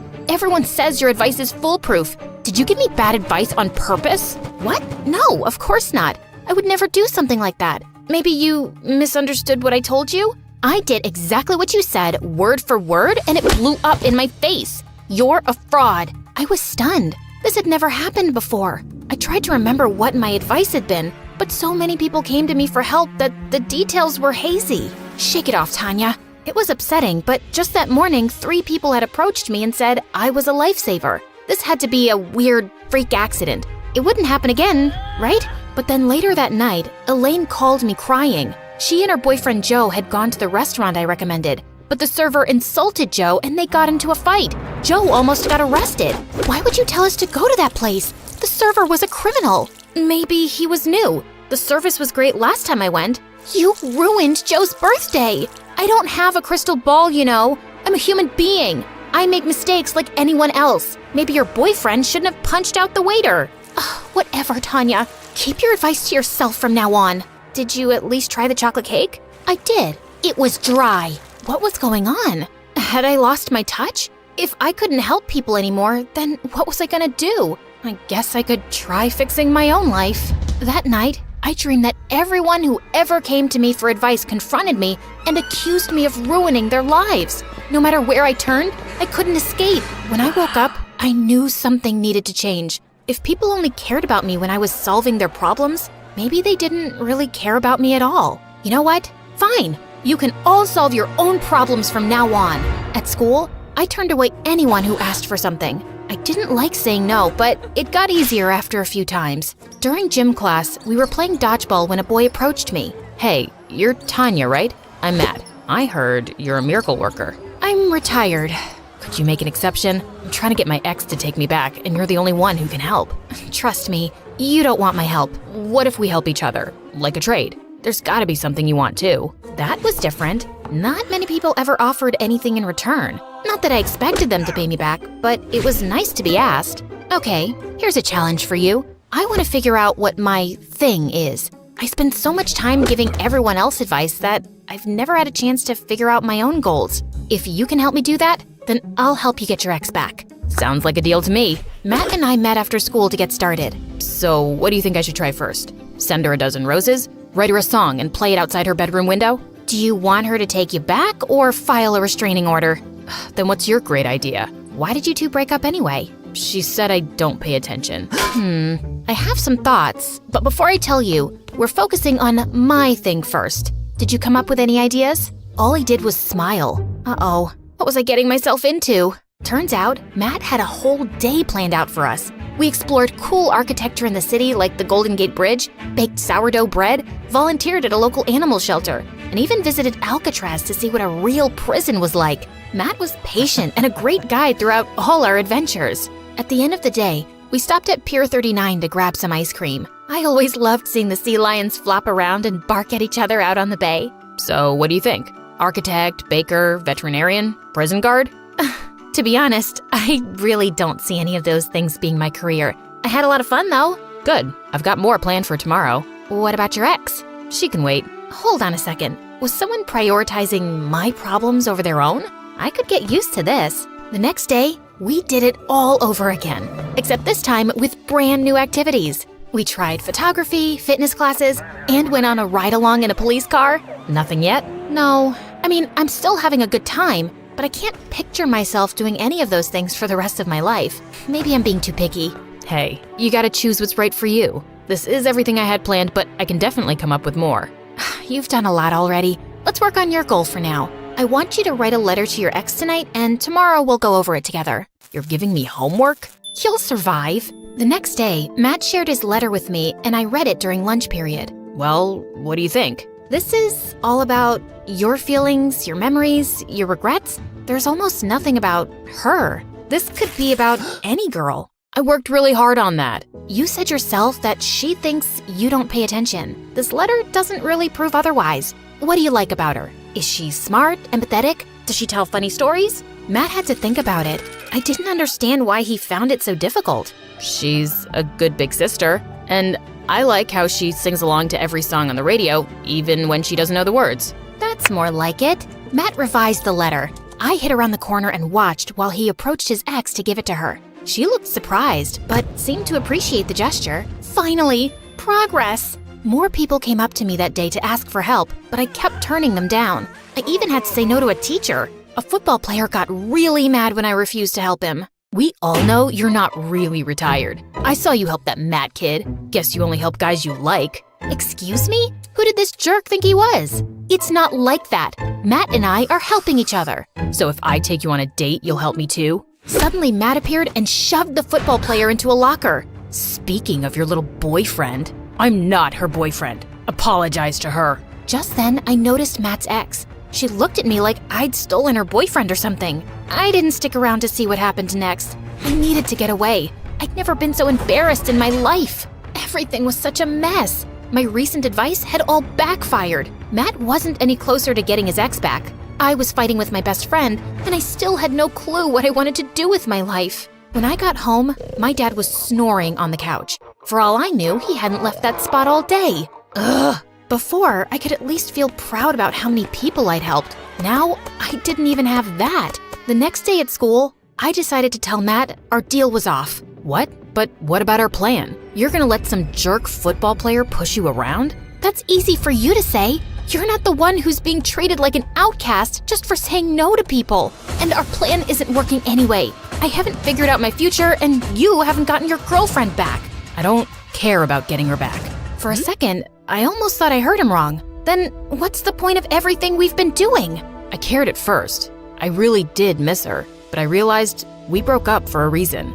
If you want the truth, I'm having fun and I want to keep spending time with you. I felt so confused. This was too much all at once. Then maybe just ask to hang out like a normal person. I thought you were helping me figure out my future. Tanya, why are you so obsessed with your future? We're in high school. You don't have to figure it all out right now. My dad threw away a great career and now he's a slug. People need a purpose. All I could think about the rest of the day was escaping. We had a big assembly that afternoon and I was considering skipping it and locking myself in my room. But why should I have to leave? They're the one acting like jerks. So in the middle of the assembly, I did something kinda crazy. I stole the mic. Almost every single one of you has come to me for advice. Did I ever say no before? Did I ever ask for anything in return? No. I did my best to help you all because I wanted you to be happy. But the second something goes wrong, or I decide to take some time for myself, what do you all do? You turn on me, talk behind my back, blame me for your problems. Now I know I was just being used. I handed the mic back to the teacher, and she awkwardly cued the cheerleaders to begin their performance. After school, the doorbell rang a bunch of times. I snapped at my dad while I stomped to the door. Don't get up. I'll get it. Honey, you have to see this. A baby tiger pounces and scares the heck out of his mom. Dad, those videos are super old. I opened the door and was surprised to find Elaine on the front steps. She was holding a chocolate cake as a peace offering. It was such a relief to see a friend that I almost cried. We ate chocolate cake on my bed and caught up. I'm sorry. It was totally unfair of me to act like what happened was your fault. All you've ever done is try to help me. And advice should be a two-way street. I hope you know you can come to me when you're struggling too. Want to see a video of a baby tiger? Maybe I didn't need to run away. I felt stronger with Elaine in my corner. The next day, the football player came up to me again. I tried going around, but he wouldn't let me. Hey, it wasn't cool of me to say those things to you. I'm really sorry. I have to admit, I didn't expect an apology from him. When I got to my locker, something even more surprising happened. It was filled with flowers and about 100 thank you cards. All day, students surprised me with gifts, cards, or sometimes just a hug. I guess my big speech at the assembly had gotten through to people. After school, Matt found me on the bleachers reading some of my cards. You okay? It hasn't been easy lately, but yeah, I'll be okay. I never set out to trick you, you know. When I first asked for help, I thought I wanted my ex back. You helped me realize that we weren't right for each other. You helped me realize something too. I did? What? That it's okay if I don't have it all figured out. It has to happen naturally. And maybe my dad will never go back to work, but I'm not him. I know I'll find my purpose someday. So I guess we did help each other. I guess so. Maybe we could hang out sometime? Like normal people, instead of as part of some deal? I'd like that.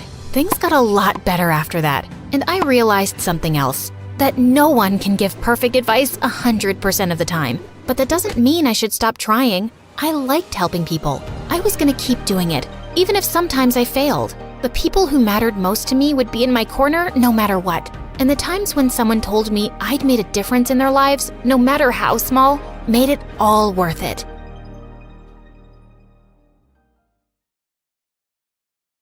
Hi, I'm Elodie. Before I tell you my story, please like and subscribe. I was born on the outskirts of Paris, and my early life was pretty uneventful until I turned 7, and my parents decided we were going on our first real vacation. That involved flying to the Maldives on the other side of the earth. I was super excited, but as soon as the plane took off, I started feeling very uneasy. The height made me feel dizzy. Then, halfway in our flight, we started having really bad turbulence, and that made me panic. Are we gonna crash? Don't be silly. The chances are really low. So you're saying there is a slight chance we might die? I cried hysterically for the remaining flight, and when we finally landed, I was shaking. Not even a week of fun at sea could make me forget, and when it was time to go back home, I refused to get on the plane again. I caused such a scene at the airport that my parents had no choice but to take a ship for the return trip, and it drained their credit cards. This is the last time we're going on vacation ever. Mom and Dad argued about money all the way home, and soon after, they separated. I was convinced it was my fault. No, honey. We were having problems for a while, and don't worry, we'll be okay. But seeing them divorce was heartbreaking. Dad remarried, had new children, and completely forgot about me. Mom tried many things to cheer me up, but it seems like nothing was working. Until one day, she took me ice skating at the local rink, and that changed everything. When I was on the ice, it felt like I was flying, and all my problems disappeared. Mom saw the potential I had and signed me up for private lessons. By the time I was 10, I was already winning junior local competitions. My training was expensive, but Mom worked double shifts to cover for it. If this is your dream, I will do anything in my power to help you. You're the best, Mom.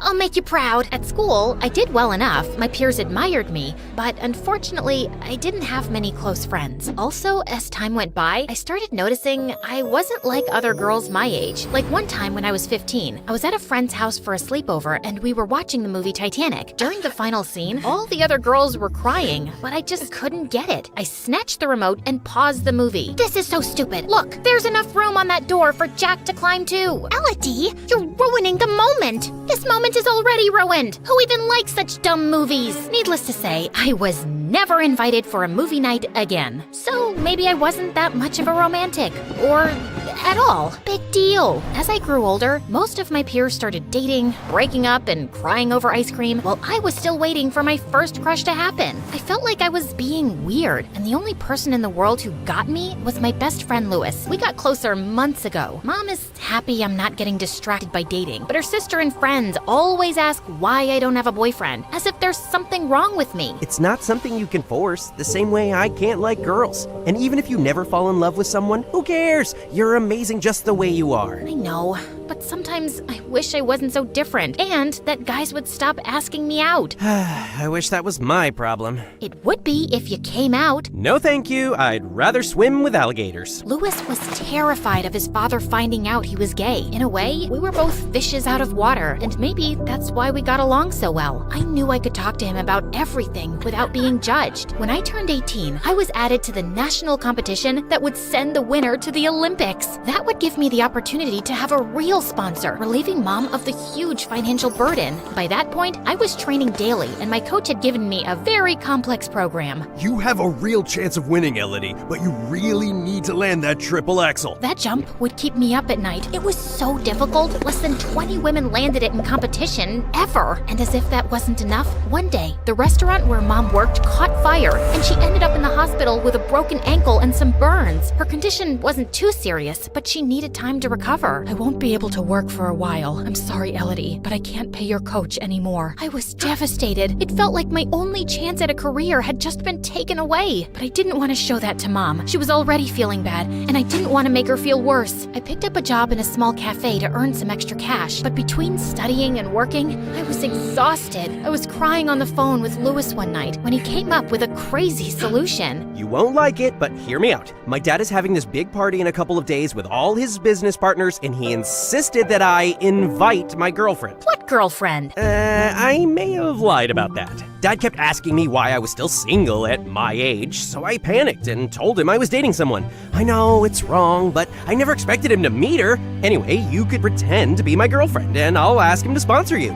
He likes donating to all sorts of causes, and for a potential daughter-in-law, I'm sure he'll accept. I don't know. Lies like that always end badly. Can't you just tell him the truth? You don't know him. Ever since I was little, he wouldn't stop talking about my future wife and how he hopes I'll have like 25 grandkids. Trust me, this is the only way. I was uncomfortable with the fake dating plan, but Louis was right. It would benefit both of us, at least until I managed to win the championship and get another sponsor. So when the day of the party rolled out, I put on my prettiest dress and ended up charming all of the guests. Louis was cold sweating when it was time to introduce me to his father, and I could see why. His dad was a very stern-looking man with a permanent frown on his face, but when we started talking, he seemed kind in his way. Louis took the opportunity to tell him about Mom's incident and how I needed help with my career. I understand, but unfortunately, this isn't a good time for my company. Maybe next year. I felt like the earth stopped spinning. Louis looked as shocked as me and promised to talk to his dad again,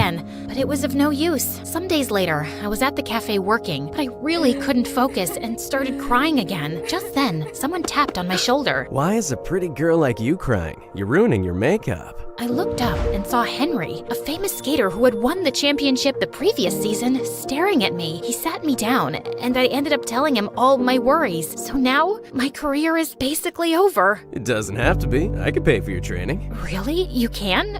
But why? You hardly know me. I know that everyone needs to see real talent. My family is one of the wealthiest in the country. My car insurance is more expensive than your lessons. It's nothing. I couldn't believe my luck. From that day on, I started practicing with Henry, and he seemed quite impressed with my skills. Some days we would go have coffee after training. He was a lot more experienced than I was, and I loved hearing about his travels and all the talented people he met during competitions. One afternoon after practice, Henry was dropping me at home when he leaned in and tried to kiss me. I quickly pushed him away, and he seemed very confused. I'm sorry, is there a problem? I think I might have given you the wrong idea, Henry. I like you, but only as a friend. I'm just not interested in dating anyone. I see. What can I say? It's breaking my heart that you're doing this to me, and I get it, but I don't think any other guy would. You have to be careful about giving a guy wrong signals, especially when you get so close in such a short period. Guys always expect something in return. Anyway, I guess I'll leave now. Henry gave me a quick hug and left. I decided to keep my distance from Henry after that. I didn't want to hurt him anymore. Soon it was time for the competition, but the day before the competition,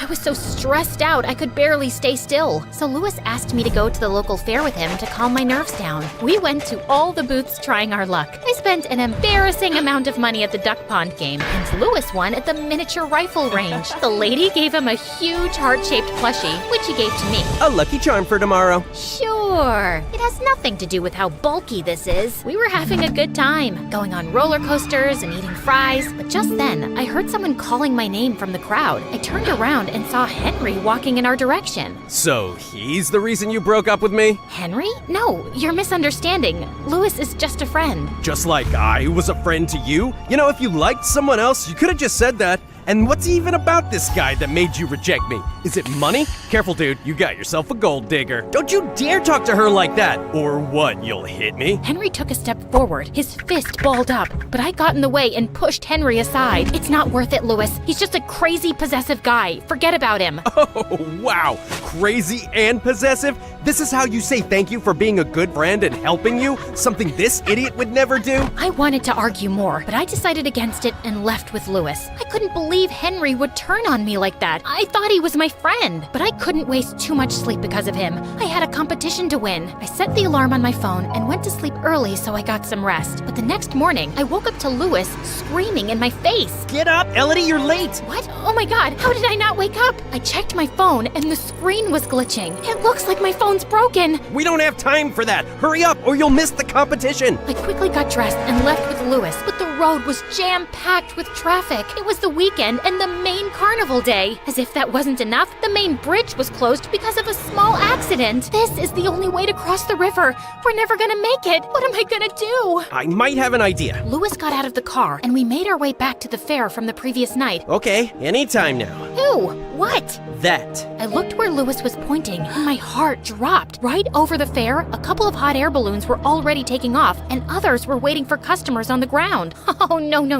You gotta be kidding. I know you're afraid of heights, but this is your only chance. Listen to me, Elodie. You can't let your fear win. Not now, when you're so close to making your dream come true. Louis was right. My stupid fear was getting in the way of my dreams, but I was stronger than that. We paid the man piloting the balloon and hopped on. As we took off, I closed my eyes and wrapped myself around Louis like an octopus. You can look now. Trust me. I slowly opened my eyes, and it was so different from what I remembered from that airplane all those years back. Sure, I was still afraid, but from up there, the world looked so peaceful and beautiful. The flight didn't last long, and soon we were landing in front of the arena. We ran inside, and I got my skates on just in time. The place was packed, but I felt confident and performed my best routine. And then came the final moment, the dreaded triple axel. I took a deep breath and spun 3 times, landing beautifully, and the crowd went crazy. The results were announced soon after, and I was over the moon to bag the first prize.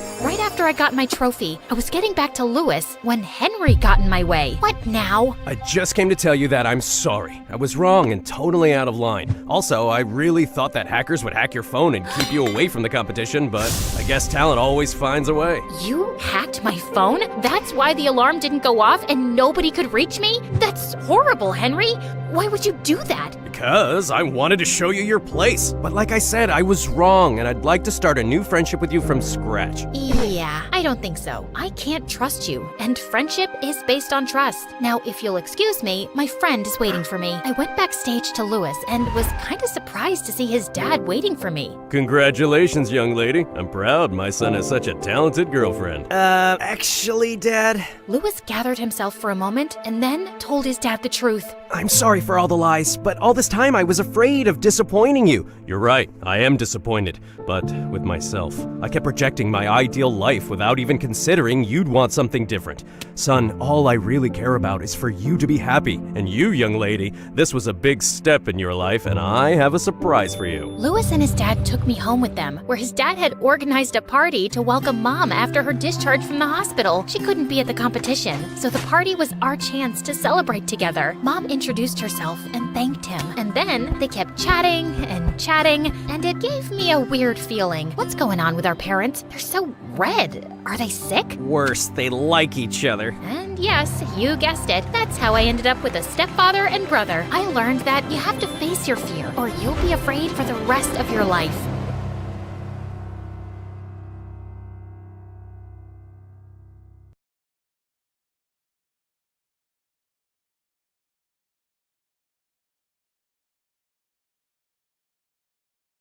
Caleb got up and furiously kicked some rocks.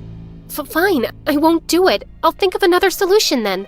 As Natalie's tears dropped, Caleb sighed and sat down. Okay, I'm sorry. Don't cry, please. Let's talk this over. You'll just be acting, and it's only for a month, right? And are you sure he's paying you a huge amount for it? Yes, I'll just be a fake girlfriend. I'll never fall in love with that jerk, ever. Okay, fine. I'll agree on it now, but on one condition. What is it? There should be no touching. Natalie was surprised at how jealous Caleb could be. But he wants me to convince everyone that we're really dating. How can we do that if we can't even hold hands? I just realized that I sounded ridiculous. Never mind. It won't mean anything, Caleb, I swear. And I'll give you a part of the payment for your mom's expensive treatments. Nat, no. You're the one who'll work for this, not me. We promised to protect and help each other, remember? Just support me on this for a month and we'll get you some money for your mom. I support you, of course. You're mine, okay? Always. Natalie was nervous to meet Duke the next day. He was already at the cafe when she arrived. You're 7 minutes late. Now, first order of business, I need you to transfer to my school. What? Is that necessary for a month's job? Yes, it is. Don't worry, I can easily transfer you back and forth. My family has all the connections. Oh, yes. Your family rules this place. How can I forget that? Here's the contract. Read it and sign below. The contract was short and simple. It was valid for a month but could be extended if needed. And if she'd break it, she would have to pay back Duke's $50,000 debt. This jerk has pulled a checkmate on me and there's no backing out now. But I'm not gonna make it easy for him. He'll wish he wasn't stuck with me as his girlfriend. On her first day of work, she was awestruck at how big Duke's school was. And everyone was wearing clothes that looked more expensive than 1,000 cows. As she was walking towards the main building, a fancy sports car suddenly dashed into the parking lot. Natalie's jaw dropped as the driver stepped out. It was Duke, and he looked dashing. Girls started to surround him, but to everyone's surprise, Duke walked up to Natalie and put his arm around her. There you are. Did you sleep well last night?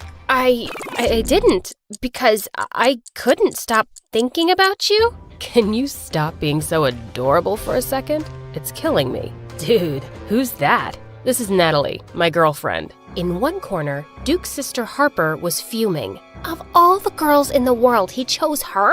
I've seen that dumb peasant a few times on the farm. How can Duke be so stupid? On their way to class, Natalie suddenly pulled Duke to a corner. Why did you kiss me? What are you doing? Making things convincing? Have you read the contract that you signed? Holding hands and kisses on foreheads and cheeks are allowed. Natalie didn't take that part seriously. She wanted to ask more questions, but she remembered the rules in the contract. Don't ask personal things. Later that day, while she was putting things in her locker, Harper and her friends appeared behind her. Is it just me, or does it smell like mud in here? It definitely smells like dirt. Oh, farm girl, I didn't see you there. I'm sure you saw me, Harper. Don't get smart with me, farm girl. Just because you're my brother's girlfriend doesn't mean I need to be nice to you. But you could be nice to me just out of basic human decency, right? Or are you unfamiliar with that? Natalie started to walk away, but Harper got mad and pulled her hair. You little... What's going on here? Tell your tacky girlfriend to behave herself. And why are you dating her anyway? Did you just pick the first girl you saw on the farm or something? Mind that mouth, Harper. And what's wrong with her? She's literally perfect. You could have chosen anyone, Duke. She's nothing like us. I'd rather not spend my time listening to someone who talks about bags and 10 different shades of pink all day. Natalie is so much more interesting. Wow, he's a really good actor. But God, I'm being humiliated here. I will make sure that this Duke regrets this decision. Duke then warned everyone to be good to Natalie, including his sister and her friends, and they had no choice but to obey the king of their school. The next day, Natalie prepared embarrassing couple shirts for both of them and gave it to him during their basketball practice. Happy 200th day, my baby king! Everyone started laughing, and she thought Duke would be really annoyed. Oh, now I get it. It's because you literally worship me. I like the shirt, babe. Yeah, okay. So let's wear the shirts now? Suddenly, Duke accidentally tripped and spilled his bottle of juice over the shirts. Oh no. Too bad they've become dirty. Maybe next time. But I appreciate the gesture. Natalie felt mad because her plan of embarrassing him had completely backfired. Maybe she needed to try harder. So later that day in the canteen, she just stared at him intensely. I can't believe I'm dating the most handsome man in the universe. Just look at his eyelashes. They have the perfect length and curl, and don't even get me started with his beautiful nostril hair. Natalie didn't care if everyone thought she was an obsessed girlfriend, as long as she was pissing Duke off. Duke is very private, so any exclusive info? Oh, he's a screamer, especially around 8-legged living things. What? Don't be shy, Dukey. We all have our fears, right? Actually, I have a collection of spiders at home. See? Sorry, guys. She really loves to joke around sometimes. That happens when she forgets to drink her meds. You know, for her crazy problem. Natalie kicked his foot under the table. Just crazy for you, baby king. But she really went overboard a few days later when Duke was part of a school play. He was playing the role of a prince, and just when he was about to kiss his princess, Natalie screamed from the audience, "My baby king, please, don't kiss the witch! Your lips only belong to me!" Everybody stared at her in shock, including Duke. He tried to resume his acting, but forgot his lines and became embarrassed. He then turned to leave and tripped over something that sent the whole set crashing down on the princess. Oops. And right after, Duke came marching to her angrily. "What do you think you're doing? Who asked you to act like some crazy melodramatic girlfriend? You just embarrassed me in front of everybody. We've been working on this play for months, and you ruined it. What is wrong with you?" "Okay, I'm sorry. I didn't think I'd have such a strong effect on you that you'd forget your acting. I was just trying to be convincing, like you said." Don't play these stupid games with me, Natalie. I know what you're trying to do, and it's not gonna work. You agreed to be my girlfriend, and unless you have $50,000 suddenly, you'll act like a normal girlfriend or you'll go to jail. And trust me, I won't feel bad about your poor butt rotting in there for a second. You better behave. I don't need people to think I'm dating an obsessed psycho. Fine, I got it. Can you let my arm go now? He did, and she pushed him away as she left. Duke was still really mad at Natalie when he got home, but he started feeling bad for the way he'd spoken to her. And to make matters worse, he instantly had his mom breathing down his neck. "Where's this girlfriend you've been telling us about? It's been a week. Invite her for dinner tomorrow." Duke knew he and Natalie needed to bond more so things would be more natural between them, or his mom would be able to tell in a second that it was fake. He convinced his mom to give him another week and spoke to Natalie the next day. "Listen, I'm sorry for the way I spoke to you. I was just disappointed about the play, and I've got some things on my mind. But it's not a great excuse for my behavior. I'm sorry." Yeah, okay. Just don't talk to me that way again, and we're cool." "I won't, I promise. But we need to meet up after school today, so you can get to know me and my whereabouts better. Mom wants to meet you soon, and she can ask you anything." Over the next 3 days, Natalie memorized Duke's schedule. He was taking acting classes after school, and on weekends he was managing an orphanage in town. One day, as he was driving her home, Natalie found herself talking casually to him. "Duke, do you mean to pursue acting professionally? I thought you'd just take over the family business." "Yeah, acting is my dream. I'd love to be able to do that freely, but Mom wants me to build malls on farmlands, and I don't really want to do that. I'd like to be able to help farmers become more productive so they can have better lives. not take away their lands and leave them jobless. The more Natalie spent time with Duke, the more she realized that he actually had a heart of gold. She felt bad for judging him and making things difficult for him. Since then, she had become genuinely comfortable with him. He was just so good at acting, and there were times when she'd forget that it wasn't real. In school, he'd hold her hand, kiss her head, stare at her lovingly, and Caleb had never been this openly affectionate. It gave her a funny feeling in her tummy. One day, he even took her to a secret place, an abandoned house that he planned to renovate and give to one of the farmers someday on his retirement. Those weird feelings started bothering her. No, I'm just amazed at his good qualities, but these thoughts mean nothing. After dinner at a restaurant, Duke drove Natalie back to her house, and as she stepped out of his car, she suddenly tripped. But he caught her just in time. Natalie's world stopped when she realized how close their faces were, and her heart was racing. She snapped out of it and immediately pulled away. Sorry about that. I can be clumsy sometimes. Only sometimes. Excuse me? I said you're cute. You just realized that now? Duke just chuckled at her and started walking to his car. See you around, babe. Natalie suddenly forgot how to speak. Just then, Caleb suddenly appeared from the shadows. What was that, Nat? Jeez, you startled me. What was what? I saw you and Duke. Did you forget this is just pretend? It is pretend. That didn't look fake to me. That is the point. I am paid to make it believable, remember? Natalie walked close to Caleb and took his hand. Come on, Caleb, you know how I feel about you. I love you. And how do you feel about him? Like I want to push his privileged butt on cow dung. The two of them laughed, but Natalie was still worried because Caleb kept glancing at her a bit suspiciously. Later that day, Caleb went to talk to his stepdad. Something bothering you, son?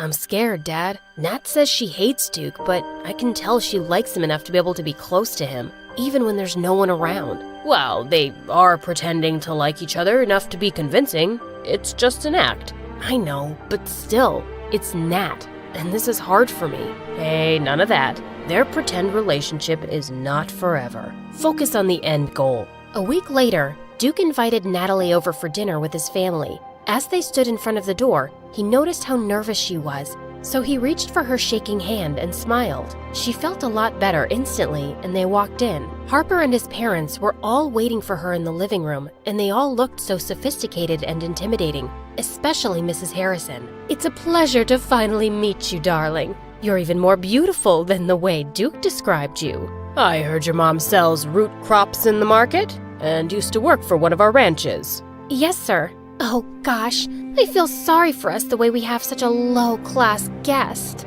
Harper, behave yourself, please. Whatever. As they had their dinner, Mrs. Harrison kept asking about their love story and relationship, and their answers thankfully matched. The Harrisons were surprisingly nice, except for Harper, who kept throwing death glares at her. After their dinner, Mrs. Harrison walked up to Natalie and took her into the kitchen. I want to give you something, my dear. Sure, ma'am. When they got there, Natalie was surprised to see a knife and a lot of onions on the counter. And then suddenly, Mrs. Harrison started chopping them herself right in front of her. They say onions can give overflowing wealth and beauty. This is my gift for you, my future daughter-in-law. Please take it. Natalie started tearing up as she took the chopped onions from her. Are you crying? You look so pretty with those tears in your eyes. No, it's just because of the onions. It's okay to be emotional, darling. Let it all out. Natalie was now freaked out at Mrs. Harrison's creepy behavior. She excused herself and headed back to the living room where Duke and his dad were talking. She told them that she had to go, and Duke volunteered to walk her home. Mrs. Harrison and Harper watched them from the balcony. I don't know if you remember, but I think she's that little girl who ruined your birthday, Mom. I remember her, and that just gives me another reason to get rid of her. Did you manage to scare her away? Oh, darling, why do you think she left so early? And I've just started. The next day, Natalie went to the bleachers expecting to find Duke there, but she didn't. He had asked her to come meet her there so they could discuss the next course of action after meeting his family. She went looking for him when she heard familiar voices behind one of the school buildings. She silently walked closer and peeked around the corner. It was Duke and Caleb talking. Do we have a problem? You're getting too close with Natalie. Well, she is my girlfriend. Fake girlfriend. Remember the part where it's not real? What's your problem anyway? You told me she's just a friend. Are you interested in her? Not at all. but I still care about her and don't want her getting involved with someone like you. Okay, in that case, you can stop acting like her worried dad. I'm not interested in getting involved with her. Good, because that's not part of the plan. Neither is you cornering me and telling me unnecessary things, dude. It wasn't easy staging the whole statue thing and making sure Nat was there at the right time to take the blame for it. You owe me for that, don't you forget it. I'll pay you the exact amount after this, as promised. But I didn't ask for your opinion on how I'll be handling my plan from there. So buzz off with the attitude. Duke stormed off, and so did Caleb, while Natalie stood there reeling in shock. What? They set me up? Caleb helped me set up some deal with Duke?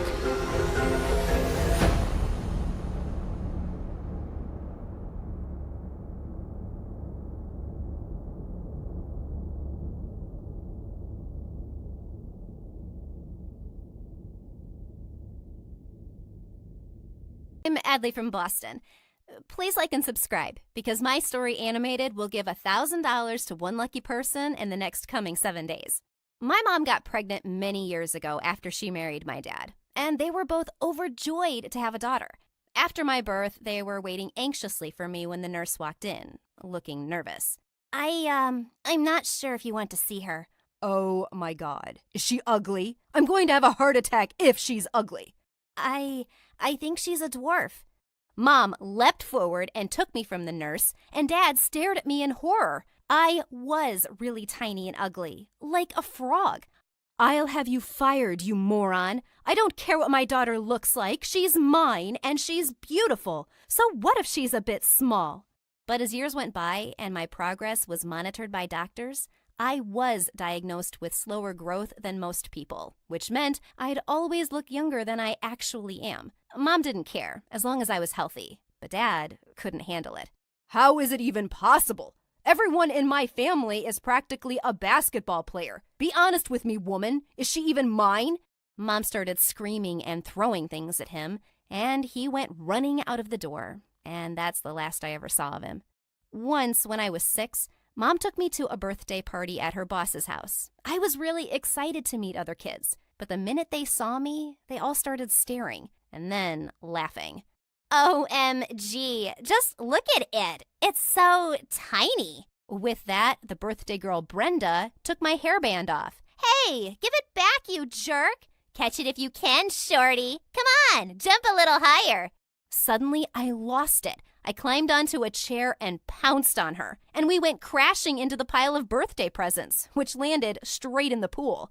As Brenda screamed, Mom's boss came running and went ballistic. Who is this out-of-control toddler? Where did she come from?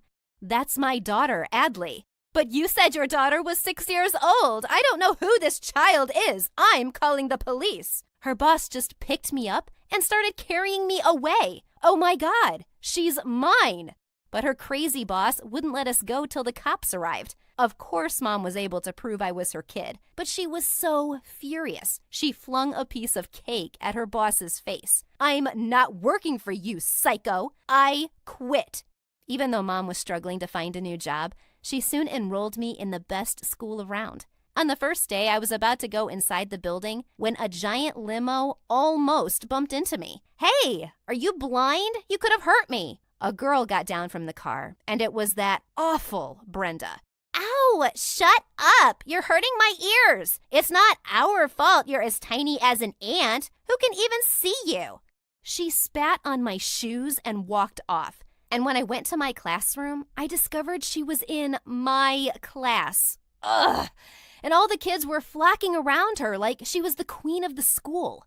Over the years, Brenda never failed to mock me. But it wasn't just her. It felt as if I walked into school every day wearing some ridiculous costume because someone was sure to point and laugh. Where's your lower half, shorty, buried in the ground? Which dwarf are you, sleepy, mopey, or grumpy?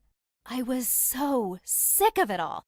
So, in the 7th grade, I decided to do something about it. I Googled how to increase your height, and there were so many tips. One of them was hanging. I didn't have a pull-up bar, so I decided to stretch from a tree branch. But just as I stepped on it, it snapped under my weight, and I fell to the ground, hurting my leg. Oh, Adley, what are you doing? I just want to grow tall, Mom. Everyone else just keeps getting taller. What's wrong with me? Honey, there's nothing wrong with you. So what if you're not as tall as everyone else? It doesn't make you less smart or kind or beautiful. I waited so long to have you, Adley, and I wouldn't change a thing. You're perfect. Mom's words really stuck with me. It was okay to not be like everyone else. A few days later, when I was heading out for home, I suddenly saw the school bus leaving without me. I ran and waved and shouted, but it just went faster. The driver probably couldn't even see me. Just then, I tripped over something and fell face first into a muddy puddle. As I got up, I saw some kids on the side staring at me, and I snapped. What? What are you looking at? Didn't your parents ever tell you it's rude to stare? Is it so weird that I'm short, or do I have something on my face? To make things even worse, Brenda walked out just then, and she started cackling when she saw me. Ew, are you covered in poop, Adley? Because something sure stinks. I think it's your mouth, you awful witch. I attacked her, and she screamed. She managed to push me off and jumped onto a bench, but I bit her leg really hard. We were both sent to the principal's office, and our moms were called in. They were not happy to see each other. But worse, the principal said I would be expelled. What? You're going to expel my daughter? Well, ma'am, biting other students is unacceptable. And bullying is acceptable? Because my daughter's been getting bullied under your nose every day, and you've done nothing. I know why you're punishing Adley. It's because that woman is much richer than I am, isn't it? You wait and see. I'm going to sue you. Mom wasn't kidding. She did sue the school for not protecting kids from bullying, and the school board actually settled. They fired the principal, suspended Brenda for a month, and we got $100,000 as compensation. I had the best month of my life in school without Brenda. And then Mom and I took a fantastic trip to Europe over summer break. A few days before school was about to start, I came home from the library one evening and found a boy sleeping on my bed. Thief! There's a thief in my room!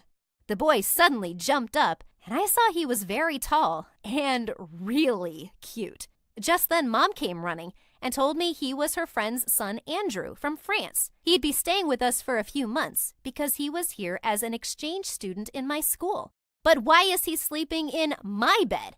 I guess I got the wrong room. Take a chill pill, tiny loser. I hated him already. And for good reason. Andrew was so annoying. He left his giant shoes everywhere that I kept tripping over. He put all my snacks in the highest kitchen cupboard. And the worst, he hogged the TV remote all evening. One day, Mom had gone out, and it was just the two of us at home. We decided to order food, and he took over everything. Yes, hello, McDonald's. I'd like one cheeseburger, extra large fries, and Coke. And for my little friend, one Happy Meal. It comes with a toy, right? I stared at him furiously as he just hung up. And then he switched on the sports channel. Hey, no, we're not watching football again. It's my turn. I want to watch my show. Oh, that's not happening, dwarf girl. I wasn't having it this time. I ran to the TV screen and hugged it, blocking his view. He kept yelling at me, and then suddenly leapt off the sofa and just picked me up. I kicked and screamed, but he just dropped me in my room and locked me in. Oh my God. How was I going to stand him at home and at school? On the first day of 8th grade, I walked in with newfound confidence in my European wardrobe. Of course, Brenda gave me death glares all morning, but the rest gave me plenty of compliments. As I sat down in the cafeteria later, some kid who looked like a 5th grader joined me at my table and put a red rose next to me. What are you doing? Oh, it's my first day here, and I'm already in love with you. You're so beautiful. I'm a little older than you, but that doesn't bother you, right? I'm marrying you as soon as I graduate high school. What? This idiot thought I was younger than him? Just then, I spotted Brenda and her minions howling with laughter. OMG, this is epic. You guys look so cute together. You'll surely be the hottest new couple in school. But suddenly, Andrew pushed the kid aside and sat really close to me, kissing me on the cheek. Hey, babe, I was looking everywhere for you. Oh, you got some mustard on your nose. What are you doing? Helping you just play along. And well, I had to admit, the boy was a genius. I turned to look at Brenda, and her jaw was practically on the floor. What the? I mean, how do you two know each other? Oh, we met in Paris during summer break. She had me at hello. Who wouldn't love this cute little cream puff? Brenda stormed off angrily, and I immediately pushed Andrew away. Barf!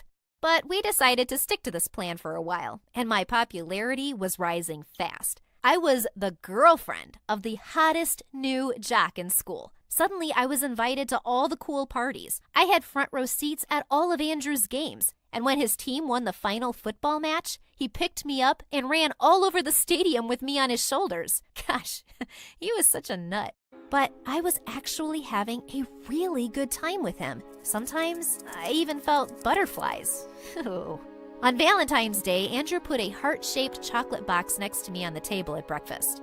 No one can see us here, so what's with the chocolates? They're just chocolates. Eat them, or whatever. They're heart-shaped chocolates on Valentine's Day. Is that supposed to mean anything? Do you want it to mean something? No, of course not. Yuck. Yeah, exactly. Forget it. I'll give them to someone else. He picked up my box and stormed off. What a jerk. And why did I have these weird feelings for Andrew? He was so annoying. The next day when I went to school, Brenda was standing by my locker with a huge grin. I just knew it was too good to be true. What are you talking about? You and Andrew. I just didn't get it.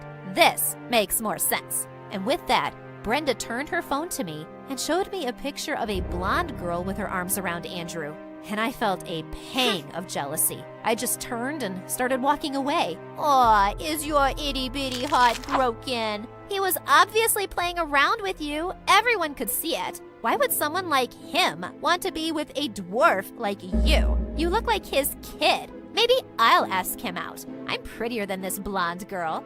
Do you really think calling me a dwarf hurts me now, Brenda? I've been hearing that stuff since the day I met you. I may not have grown much in inches since then, but I've certainly outgrown you.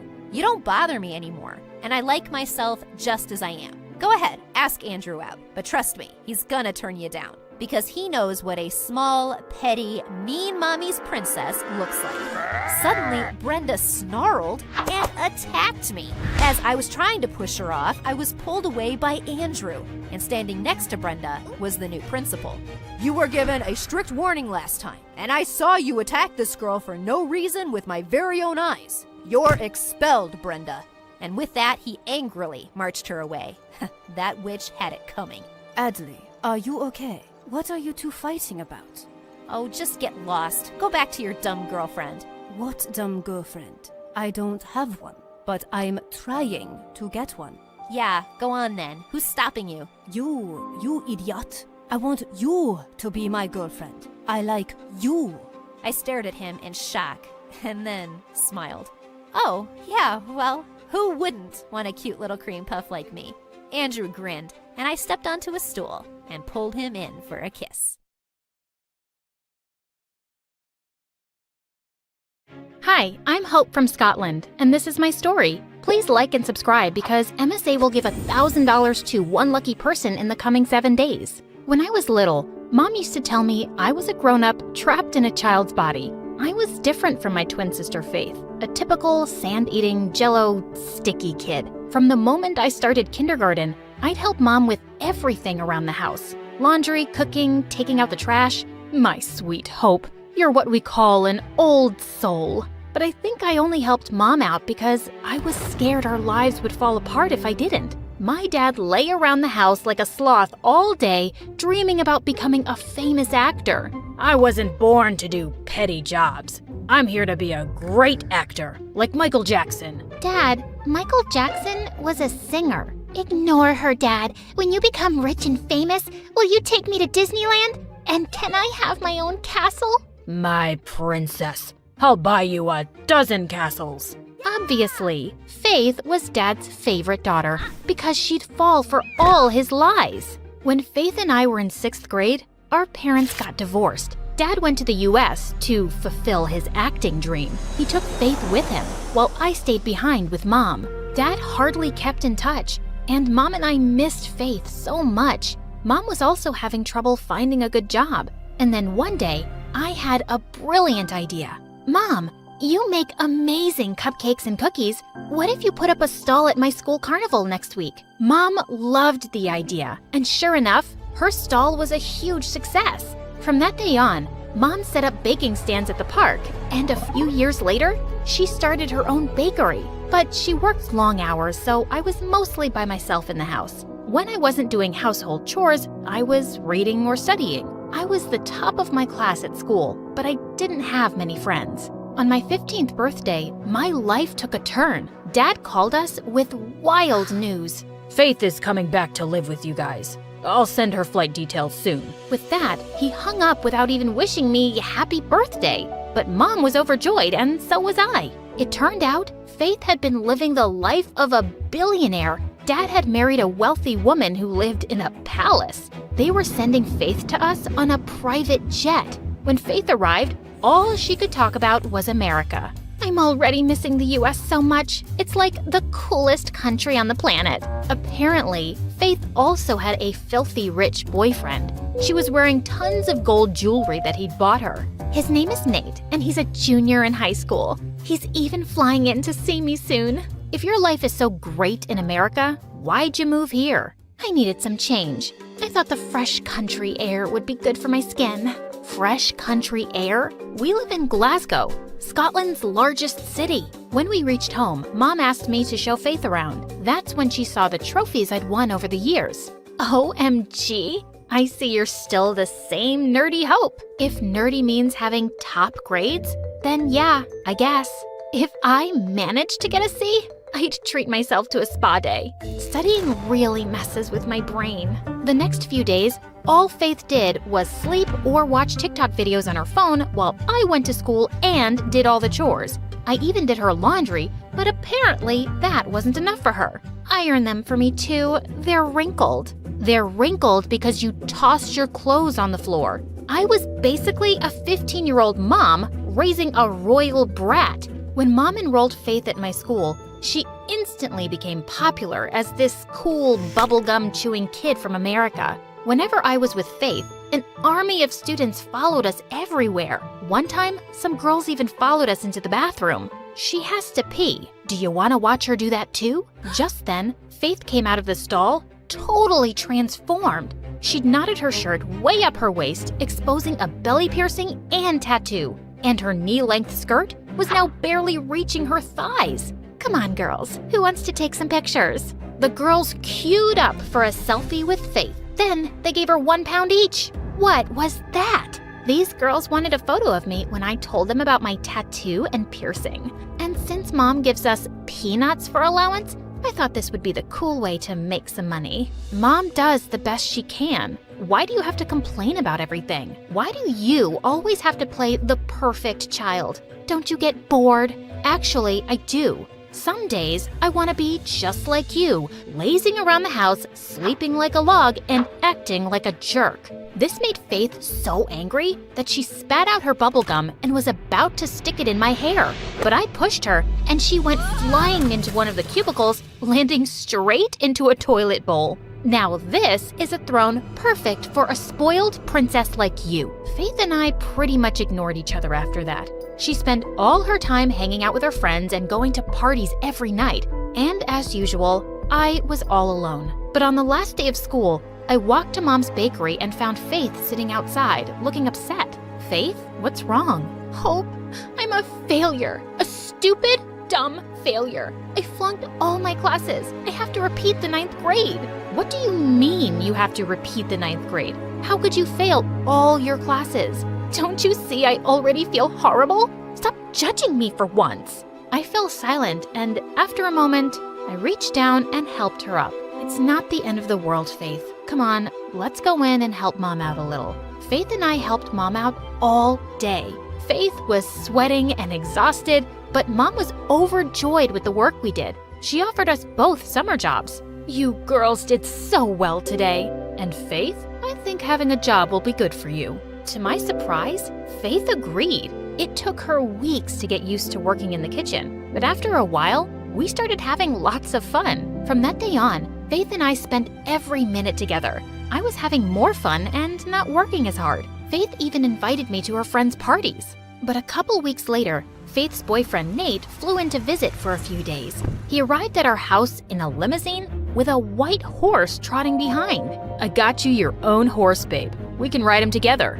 Oh my God, he's perfect! This is so romantic. Where are we going to keep a horse? We don't even have a stable. Faith ignored me and just walked into the house with Nate. I also found out Nate was obnoxious and bragged nonstop. It's tough being the son of a billionaire. All the girls want is a piece of this. Someone's gonna write my story one day because I'm just too special to be real. And worst of all, Faith was totally obsessed with him. She would share a chair with him at breakfast and take selfies of them kissing every 5 seconds. I'd started thinking she wasn't all that bad, but she was back to acting as immature as ever and left me working all alone at the bakery. Then one day as I was heading out, I saw Nate standing in the doorway and smiling. Excuse me, I have a job to go to now? I bet you look adorable in an apron. How about I go with you, beautiful? Nate leaned in closer and I shoved him away. Get away from me, you creep. Just one kiss. Faith doesn't have to know. Faith doesn't have to know what, babe? Faith put her arms around Nate, but I pulled her away. Your sleazy boyfriend just tried to kiss me behind your back. You're funny, Hope. But I know Nate. And boring and nerdy isn't his type. Don't be jealous. You'll have a boyfriend soon, too. Yeah, don't be jealous, Hope. Faith and Nate started to leave, but I grabbed Faith's arm. You're such an idiot. I've been at the bakery by myself for the past few days. You have to help out this afternoon. Okay, sis. I'm just taking Nate to the spa and then I'll come back. Yeah, drop your cheating boyfriend off at the spa. Faith ignored me, but did come to the bakery later. I left her alone so I could run to the library and study. But an hour later, I got a call. Hope, come back quickly. The bakery's on fire.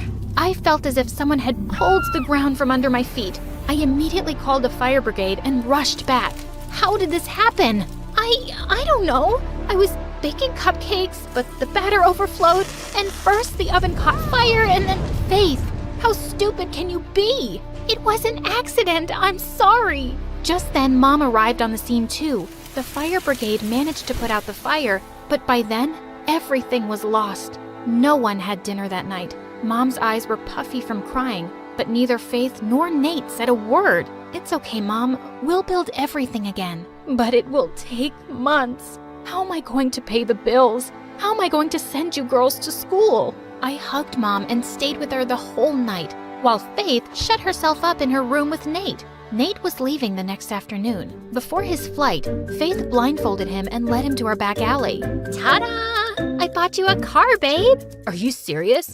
How'd you get me a car? My dad sends me a huge allowance. I spent all of mine on this car for you. Are you kidding me? That money could have helped pay off damages to Mom's bakery that you burnt down. I ordered the car a month ago, and Hope, the bakery fire was an accident. I already feel horrible about it, but you keep making me feel worse. I don't think you feel bad at all. You never even apologized to Mom. While you were living your perfect, fancy life with Dad, it was really hard for Mom to start her business from scratch. And I always had to be an adult. And you'll always be a spoiled brat who wrecks everything. I spent the next 13 hours studying like crazy. And when I wasn't studying, I tidied my room. I had to get my mind off Faith, and I had to stop worrying about Mom. Finally, at night, Mom came into my room. Sweetie, take a break and relax. How can I relax? We lost the family business in a fire because Faith's an irresponsible lunatic. It's not that simple, Hope.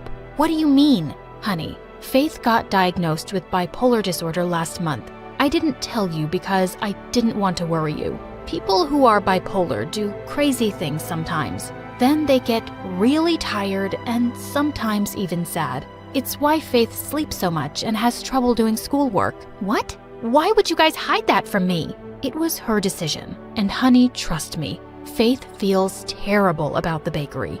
Go easy on her, okay? That night, I couldn't sleep. Why hadn't Faith told me about her condition? Was I a bad person for getting mad at her? The next day, Faith knocked on my door while I was studying. Mom said she told you about my diagnosis. I'm sorry I kept it a secret from you. I was just so ashamed. But why? Faith, I'm your sister. Yeah, my perfect sister who never makes mistakes or fails at anything. I came back to you guys because Dad and his wife couldn't handle having me around. You don't know what it's like to be a disaster like me. I ran over to hug Faith. I had no idea she'd been suffering, and I'd been so tough on her. Oh, also about Nate, I'm taking back the car from him and giving the money to Mom. I'm so sorry I didn't believe you. I caught him texting with some other girl, too. He's a jerk.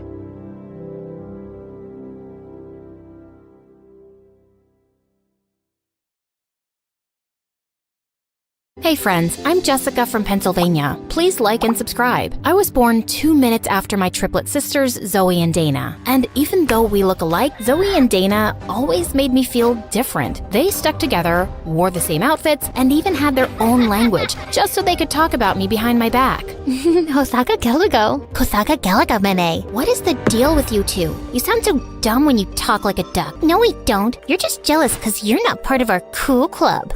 Whatever. They were right. I hated being the odd one out. I think my sisters were jealous because I was prettier, taller, and smarter. And when I turned 13, I landed my first modeling gig for an international teen magazine, and we just grew more distant. They begged Mom and Dad to get them into modeling too, and my parents went out on a limb to get Zoe to walk a fashion show, but she kept throwing tantrums. OMG. This color makes my eyes look small. Is this Diet Coke? No? Get lost then and get me one. This makeup artist looks like a homeless person. Get me a prettier one. It was so bad, they kicked her out and she never got a call back. I don't get it. We're dressed up better, obviously prettier, and yet somehow you get all these great gigs. Ugh, don't whine if you can't get what's mine. And I'll let you in on my secret, but you have to promise me never to tell Mom. I walk on my arms 3 times a day, every day, for at least 50 minutes. That's ridiculous. We've never seen you do that.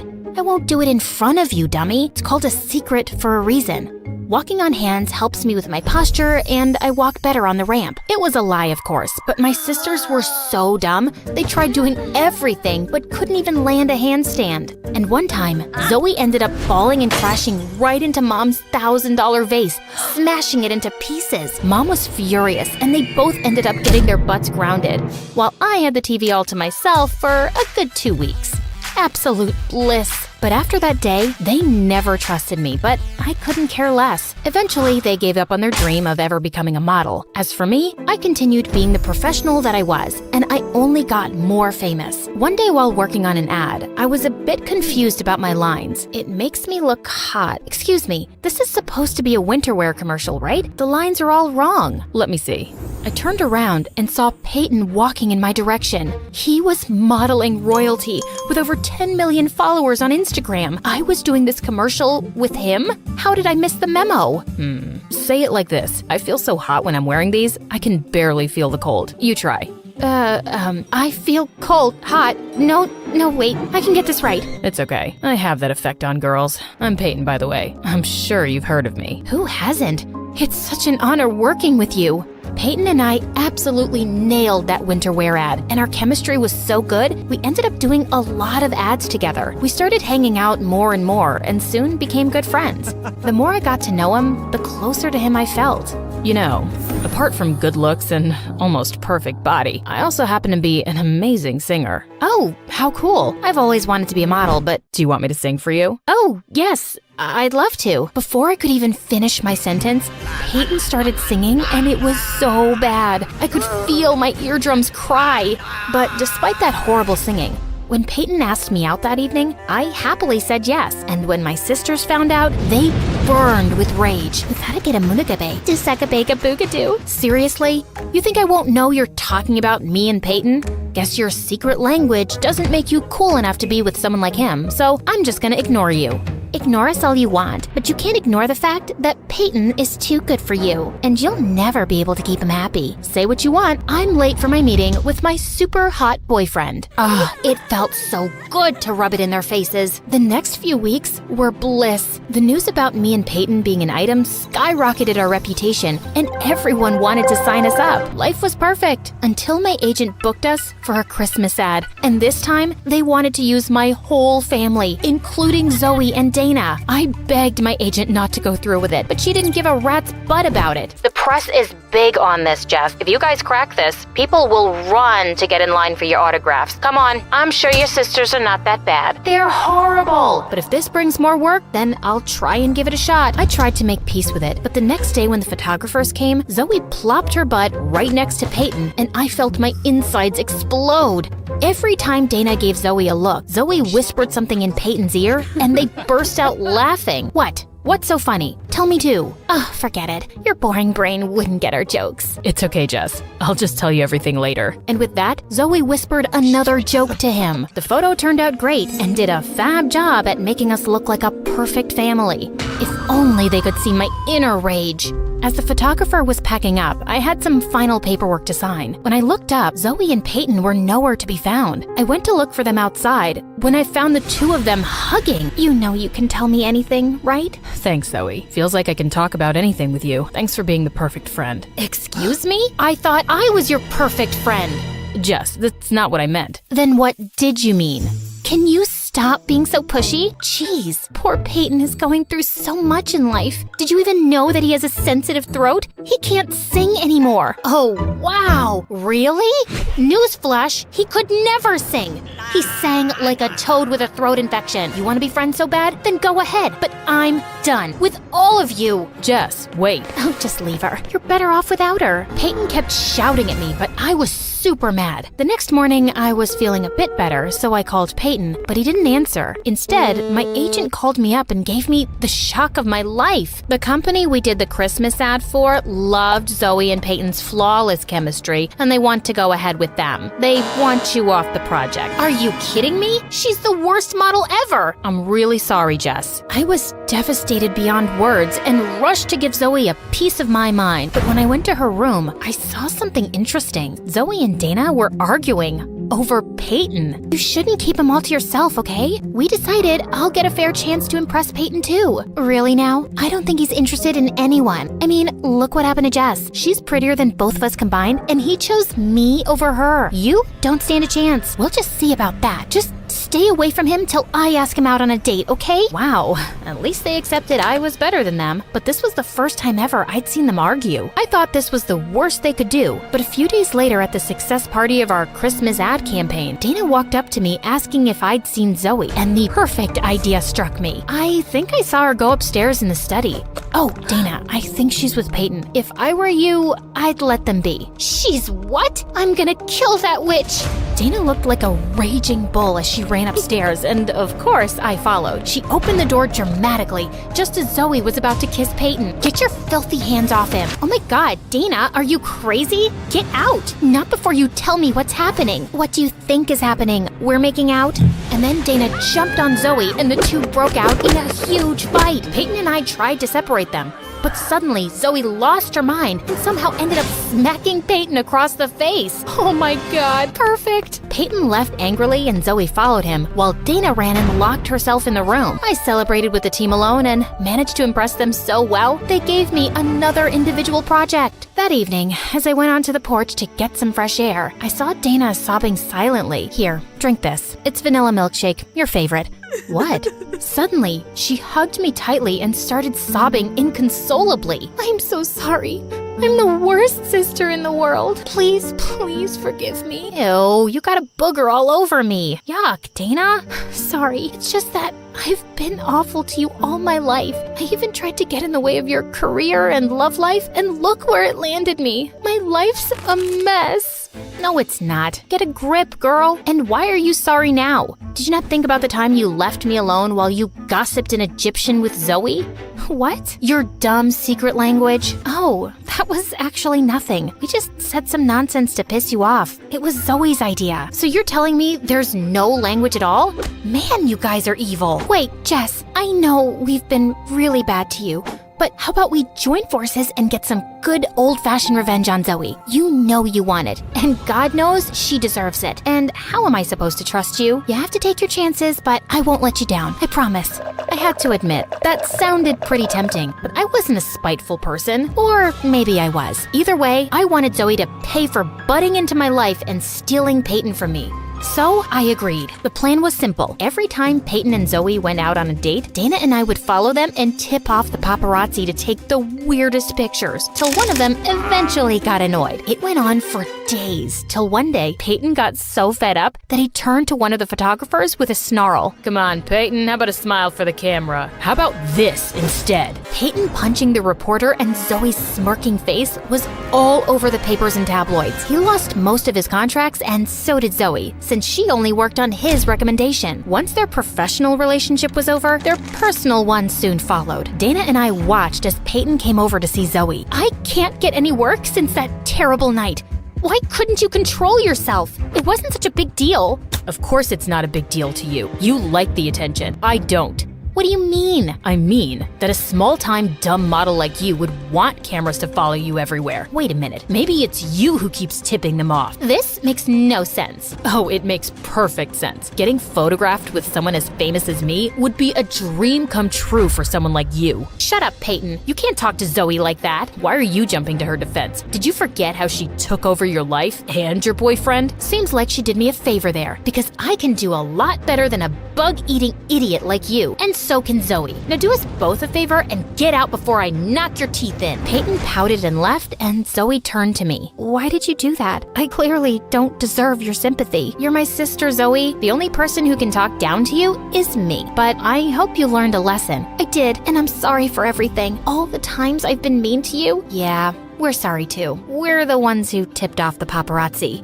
It's okay. I kinda deserved it, so we're good? Might take me a little while, but I'll get there. Even if it takes us years, we're gonna prove to you that we've always got your back. Triplets. To the end. A few days later, my agent told me that due to bad publicity, Peyton got dropped from his modeling agency. Zoe and Dana worked non-stop to get back into business, and I helped my sisters in every way I could, till they were eventually good enough to land their own gigs. Working together brought us closer.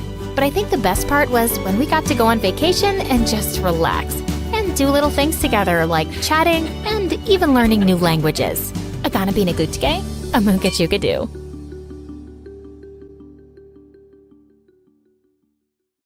Hi, I'm Jody from North Dakota.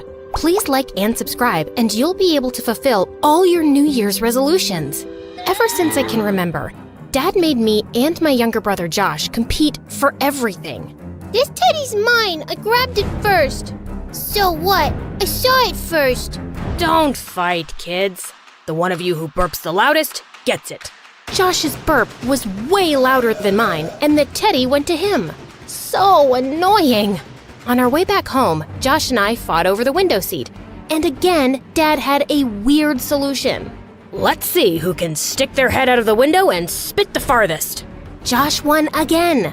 But I accidentally spilled some orange juice on the window seat, so his butt ended up all wet and sticky. Josh usually won these crazy competitions, and he and Dad were a team. But Mom adored me, and we spent hours baking together. And unlike Dad, she didn't make us compete for stuff. The purple cars for Josh and the red ones for you, Jody. Why buy 2 cars? They could have shared one. When will you understand that money doesn't grow on trees? Dad left the office looking upset, but Mom turned to us with a huge smile. I got you guys 2 packs of crayons too, but don't tell Dad, okay? You're the best, Mom. But Josh broke all his crayons in minutes, then grabbed mine and flushed them down the toilet. He really was a top-grade jerk. Other than that, my life was good. But then one day, everything came crashing down. Mom had ordered pizza for Josh and me, and we were fighting over the last slice when Dad came back from work early. You ordered pizza again? Why can't you cook, lazy woman? I'm not some millionaire. They had a huge fight that day, and suddenly, Mom was packing her bags to leave. I cried and tried to stop her, but she said she'd come and see us soon and just left. Then, Dad gave me the last slice of pizza, and I immediately stopped crying and stuck my tongue out at Josh. Don't judge me for not being sadder, guys. I was only 7 then. A few weeks later, our parents got divorced, and since Mom wasn't financially stable, we stayed with Dad. Mom only visited us on weekends and special occasions. Years passed, and Josh and I finally reached high school. One day, we came back from school to find Mom getting out of a flashy car. Jody, Josh, come quickly. I'm taking you to my new home for the weekend. Her new home was a freaking palace. It turned out that Mom's fiancé Steve was a real estate mogul, and this was one of his houses. Later after lunch, Mom said she had something important to discuss. I haven't been able to offer you a home before, but thanks to Steve's support, I can now. I'd love for you guys to come live here with me. What do you think? We were both taken aback, but then Josh said he wouldn't leave Dad and walked out of the room. Mom looked heartbroken. What about you, Jody? To be honest, I'd missed being close to Mom, and it wouldn't be too bad getting away from Josh and not fighting for everything. I think I'd like to stay with you, but what about Dad? I'll talk to him, don't worry, and you can still see him whenever you want. Oh, this is just such wonderful news. After the weekend, Josh went back to Dad and I moved in with Mom. She let me have the biggest bedroom. I love it here, Mom, and I love you. I've been waiting to hear that for so long. In the coming days, Mom got me anything I wanted. New clothes, new shoes, new handbags, new bedroom furniture. I even had 3 maids waiting on me hand and foot. One day, I decided to bake a cake for Mom, but I just couldn't figure out the fancy oven settings. Before I knew it, there was a small blast. Just then, a girl my age came running in. Are you trying to burn the kitchen down? I'm sorry, I was just trying to bake a cake. Well, it looks more like a volcano now. No wonder it caused so much destruction. She looked at me, and then we both burst out laughing. The girl introduced herself as Darcy, our butler's daughter. We got to talking, and I found out that Darcy loved baking too. We exchanged a few recipes and decided to try them soon.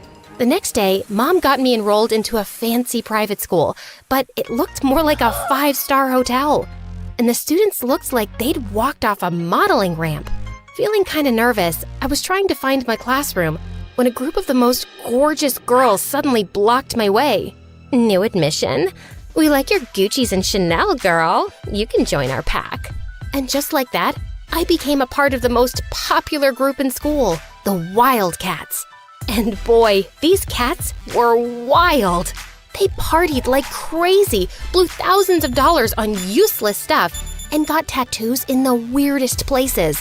But for the first time in my life, I was among the popular kids in school, and I was loving it. A few weeks later, I was hanging out with my cool group outside school, and to my shock, they started smoking. One of them pushed me to try it too, and I didn't want to look uncool, so I did. But I started coughing like crazy. Jody, what are you doing? OMG, Jody, who's this peasant talking to you? What are you doing here, Darcy? I study at the school 2 blocks down. I was just walking home. Ew, are you talking about that gross public school? That confirms you're poor. Jody, you're a wildcat. You can't be talking to people like her. Yeah.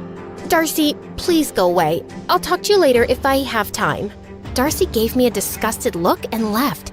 I felt terrible, but I had a reputation to maintain now. When I got back home, I found Steve and Mom waiting for me, and I knew there was trouble. So, you're smoking now? Is that why I'm paying your sky-high school fees? Jody, I'm so disappointed in you. What? I didn't. There must be some mistake. Don't you dare lie to me. You were smoking, and the butler's daughter saw you. Steve was always so calm, and seeing him like that was kinda scary. He shouted at Darcy to come in. Tell me what you told us earlier, girl. Did you see Jody smoking or not? Darcy looked at me, then turned nervously to him. Sir, I think I made a mistake because that girl was wearing a different dress. I'm so sorry for the confusion. Steve sent her away angrily, and soon after I followed her. What were you thinking, being a snitch? I was trying to save you from falling into bad habits, but I wasn't expecting Mr. Steve to react so badly, so I changed my statement. You should be thanking me. Well, no thank you. Just mind your own business. Yeah, I'll do that now. You're just a rich brat. I don't know why I thought you were different. I felt so mad at her, but I forgot about the fight soon because the following weeks, I had a crazy schedule. I went to school, attended salsa and French classes Mom enrolled me in, and then went out partying with my friends. I was so busy with my new life that I almost completely forgot about Dad and Josh, too. Then one day, I got a call from Josh. Can you come home this evening? I want to plan a surprise party for Dad. I promised Josh I'd be there, and that I'd also bake a special cake for Dad. But when I came back from school that day, Mom was already waiting for me. Jody, there's an important event tonight, and Steve says I need to look my best. So I was thinking we'll go shopping first, and then maybe we'll both get makeovers. That sounds cool. By the time we came back home from the mall, I was so exhausted that I took a short nap. And when I woke up, it was already so late. When I got to Dad's place, Josh was done with all the preparations. I am so sorry. No problem. At least you turned up. No need to be so snarky. I was just tired. Yeah, I know how exhausting shopping can be. I saw you at the mall with Mom. You've changed, Jody. No, I haven't. Really? Then where's Dad's birthday cake? That's when I realized I'd completely forgotten about it. Seems like life with us wasn't good enough for you. That's why it's so easy for Mom to buy your love with all this fancy stuff. That's not what she's doing. And maybe I like it that I don't always have to share things with you. And Mom and Steve never scold me for buying something I want. They aren't stingy like Dad. Just then, I realized that Dad had walked in. Oh, Dad! Happy birthday! I know that I'm careful with money, Jody, but I've always worked hard and tried to give you a good life. I know that. I didn't mean it. Yes, you did. You just didn't mean for me to hear it. Dad said he was tired and just wanted to go to bed. And Josh was so mad at me for ruining everything. Back at home, I tried falling asleep but kept feeling terrible. I didn't mean to hurt Dad. And was it true that I'd changed, like Josh had said? A few days later, Mom and Steve were out at some party, so I invited some friends over. We were having a great time, dancing, till one of them started a food fight, and the next thing I knew, they were all going crazy. Can you stop, please? My parents won't be happy about this. What? We're just having fun. And I'm sure you have plenty of servants to do the cleanup. Look, there's one. She pointed at Darcy, who just walked in with drinks and got hit by some food. Just then, one girl jumped on the couch, knocking over a large crystal vase and smashed it to bits on the floor. That's it! Enough! You guys don't get to disrespect anyone, and you don't get to act like spoiled brats in someone's house. Leave, all of you! You can't talk to us like that. We made you one of the most popular girls in school, and we can end that instantly by kicking you out of the Wildcats. Sounds amazing! That's exactly what I want. Now get out! The girls stormed off while Darcy and I stared at the mess. I'll take care of this. You don't need to help. You'll never get this done alone before Mr. Steve's back, so let's not waste time. We worked our butts off for the next 2 hours and finally sat down exhausted. Hey, I'm sorry my friends acted like jerks. I don't care about them, but I hadn't expected you to be like that, or even have such friends. I know. I don't even know who I am these days. I've been trying so hard to fit in with these people I don't even like. And also, I forgot my dad's birthday and hurt his feelings. And my brother, he thinks Mom's trying to buy my love by giving me all these gifts. Do you feel the same? Maybe. She hasn't spent much time with me ever since I moved in here, but she does get me whatever I want. Darcy suggested I tell Mom how I felt. So later that night, I walked up to Mom's room to talk when I heard her and Steve arguing. Steve, I changed myself completely for your sake. I tried my best to be a good partner, but I can't tolerate you cheating on me. Do you have another option? Do you want me to throw you and your daughter out of this house? No. There's nothing I wouldn't put up with for my daughter's happiness. I finally have her love after all these years. I wouldn't be able to bear it if she leaves me. Then stay quiet and don't interfere in my matters. I slid behind a statue as Steve marched out of the door. When I peeked into Mom's room, I found her crying. And just then, reality hit me. Mom wasn't trying to buy my love. She was just showering me with hers. Mom? Oh, Jody! I think I have something in my eye. I heard you and Steve talking, Mom. And I want you to know that I love you, whether you have money or not. But on my own, I don't even have enough to give you the kind of life you were living with your dad. I was just a waitress, and I met Steve. I don't care, Mom. It's you I want to be with, not your house or the stuff you can give me. You know what? I've always wanted to start a small baking business. Maybe we should do that together. The next day, Mom and I moved out of Steve's mansion with our hands empty, but our hearts full. We rented a tiny apartment and started our baking business from home. And I took the time to reconnect with Dad and Josh and even kept in touch with Darcy. In a few months, our business took off, with massive help from Josh. Cake number 17 delivered. Thanks, bro. Aren't you the best? I know. That's why I want these headphones. What? No! Mom got those for me. Some things never change, do they?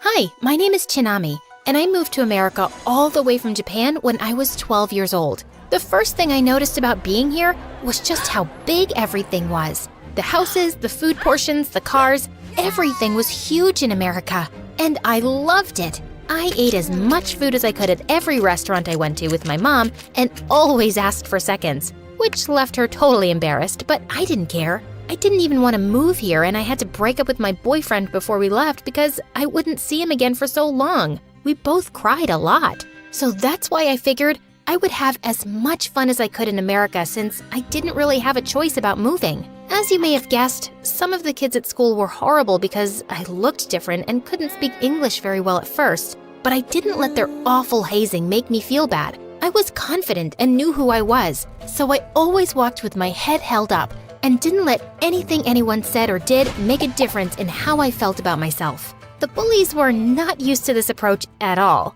It just left them confused and scratching their heads.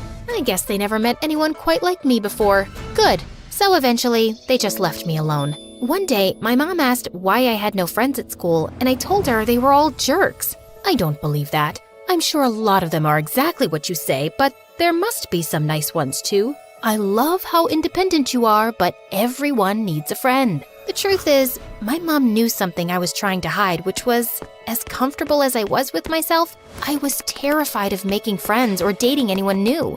In Japan, we had moved at least 6 times because of my mom's job. Each time we went to a new town or city, I had to say goodbye to one of my best friends or boyfriends. My heart broke every time it happened, and I always asked my mom if we could just stay in one place for at least a couple of years so I could have some real friends, but she said she couldn't guarantee that. So I decided to only rely on myself, but the truth was, I was getting pretty bored and lonely hanging out with only myself and my cat all the time. But still, I couldn't do it.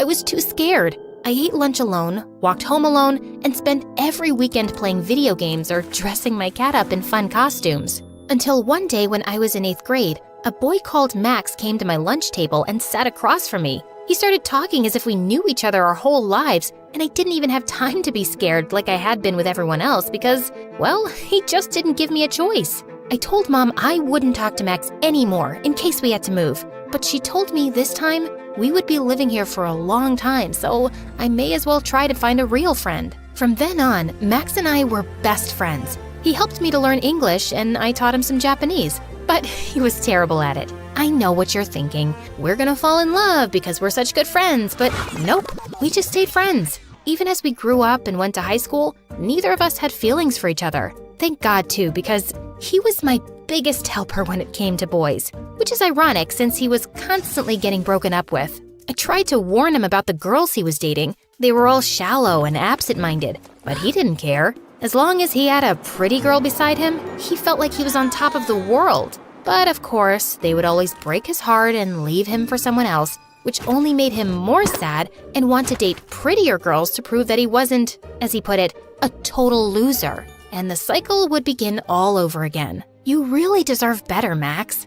Not according to the girls I date. They always leave me for someone stronger or smarter. Because they don't care about anything other than how popular they are. You're kind and fun and really thoughtful. Why don't you date someone like that? Look who's talking. You don't date anyone. What do you mean? I go on dates all the time.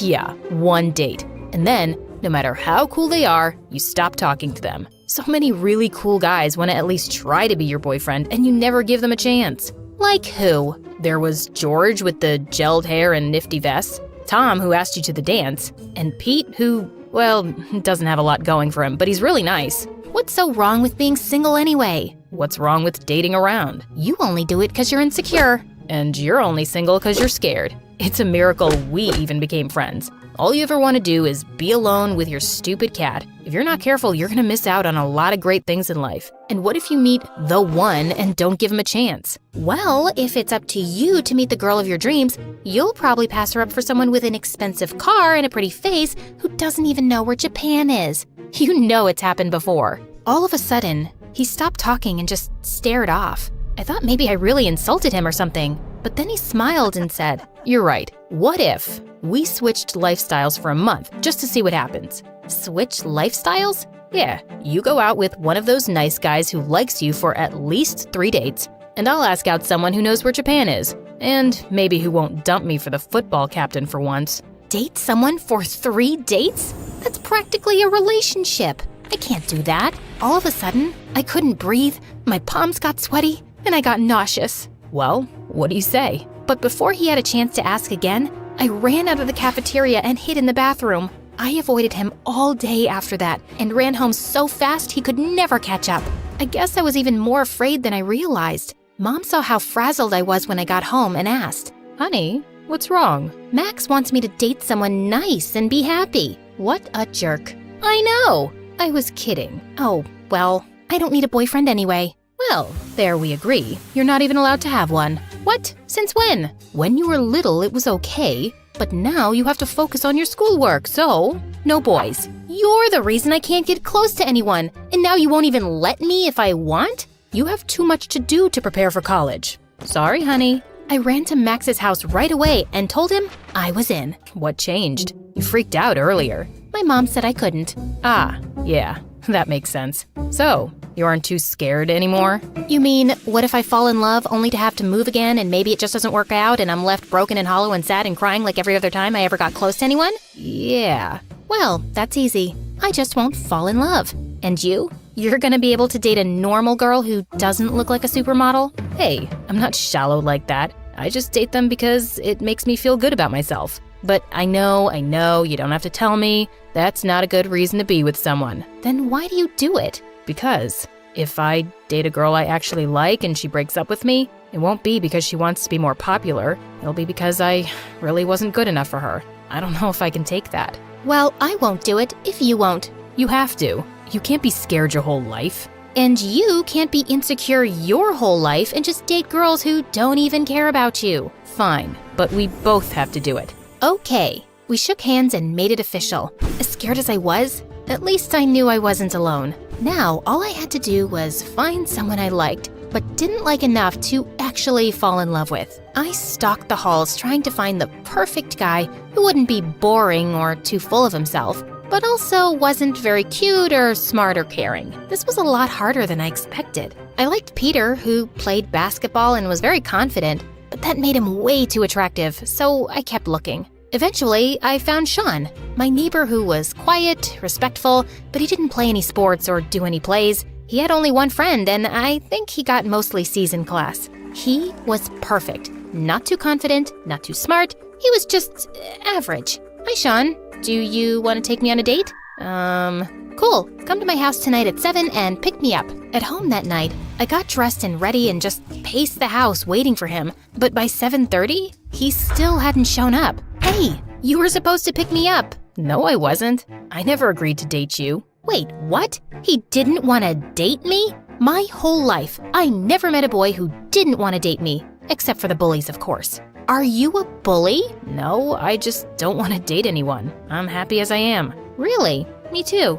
So why do you want to date me? I'm just trying to get over my fears. Oh, so you're just using me. OMG, I was using him. How could I do that? I'm so sorry. You're right. I'll go away forever now. I left thinking about what a jerk I was for doing that. I have to go to the store if you want to come. We walked and talked, and it didn't feel like a date at all. Only two new friends hanging out. I couldn't believe how smart he was and how comfortable he was talking to me, who he barely knew. We ended up getting dinner and ice cream, and he even paid. I guess it became more like a date than we realized. That night, I realized I had been so judgmental, thinking he wasn't confident just because he didn't play sports or act all cool. He was just being himself. And even though he was very smart, he only got C's because he wasn't that interested in school. Then I realized I really liked him. And oh no, maybe I was falling in love. Max, we have to call it off. I went on one date with Sean and I'm already falling for him. Okay, good, because I asked out Ariana, but then I realized I loved how she's so kind and nice and smart and caring, and I just can't handle being rejected by someone like that, so I stood her up. You did what? That's so mean. She's the nicest girl in school. I know. I feel terrible, but I just can't. I'm too scared of what it could do to me if she doesn't like me or we break up. I guess I know how you feel. I feel the same way. I really like him, and now I'm too scared to even talk to him. He could totally break my heart with only a few words. Okay, so we agree. We will end this here. Agreed. We shook hands again. After school, I tried to avoid Sean while Max avoided Ariana. We snuck out with our heads down in the halls as classes were dismissed, trying to blend in. And as we turned the corner, there they were, both Sean and Ariana. He was smiling at me, but Ariana was glaring at Max. She marched up to him, almost knocking Sean out of the way, and planted herself right in front of Max. Just because I'm nice doesn't mean you can do that to me. I was ready and waiting and deserve respect. What do you have to say, huh? Oh, so when you ask me out, you're all smooth, but when you get confronted, you're all like, I don't know. Don't talk to me again. Wait, I'm sorry. I was just scared because you're so nice and so great and everyone loves you. And if we went out and you didn't like me, I would feel so worthless. But you're right. It was so wrong, and I'm a coward for not talking to you about it and trying to avoid you. I'm so sorry, Ariana. Say more about how great I am. Everyone knows you're the nicest girl in school, and it's true. You're always doing things for other people. But you also don't take any disrespect from anyone, and I love that. The truth is, since we were little, I liked you, but I just didn't have the courage to tell you because if you didn't like me, I couldn't handle it. So I date girls who are shallow and not nice at all because they're so different from you, and when they break up with me, it doesn't hurt as much because they're not you. Wow, I had no idea he felt that way about her, or about anyone. Ariana kissed him right there in front of everyone and left together. Then Sean came up to me. My turn to be honest. Hi, I'm sorry, but I was going to avoid you too. I know now I was just scared. Of me? Of myself, and how I don't think I'm strong enough to handle it if I fall in love with you and it doesn't work out. How do you think people become strong? They take risks, and when they get hurt, they learn and grow. I can't promise we'll be happy forever, but I can tell you I like you and I had fun, and I think that's enough to try. He took my hand and we left together. I don't know what's gonna happen. Maybe Sean and I will be together forever, or maybe I'll have to move again and lose the only guy I ever really loved. And maybe Ariana will end things with Max and break his heart. But what I do know is that just because some things end doesn't mean they weren't important and that it didn't mean anything. I can't control what happens, only how I feel and what I choose to do with it. And I will never again let fear stop me from doing what I want or being with someone I love. Because whatever happens, this is my life, and I will choose to live it.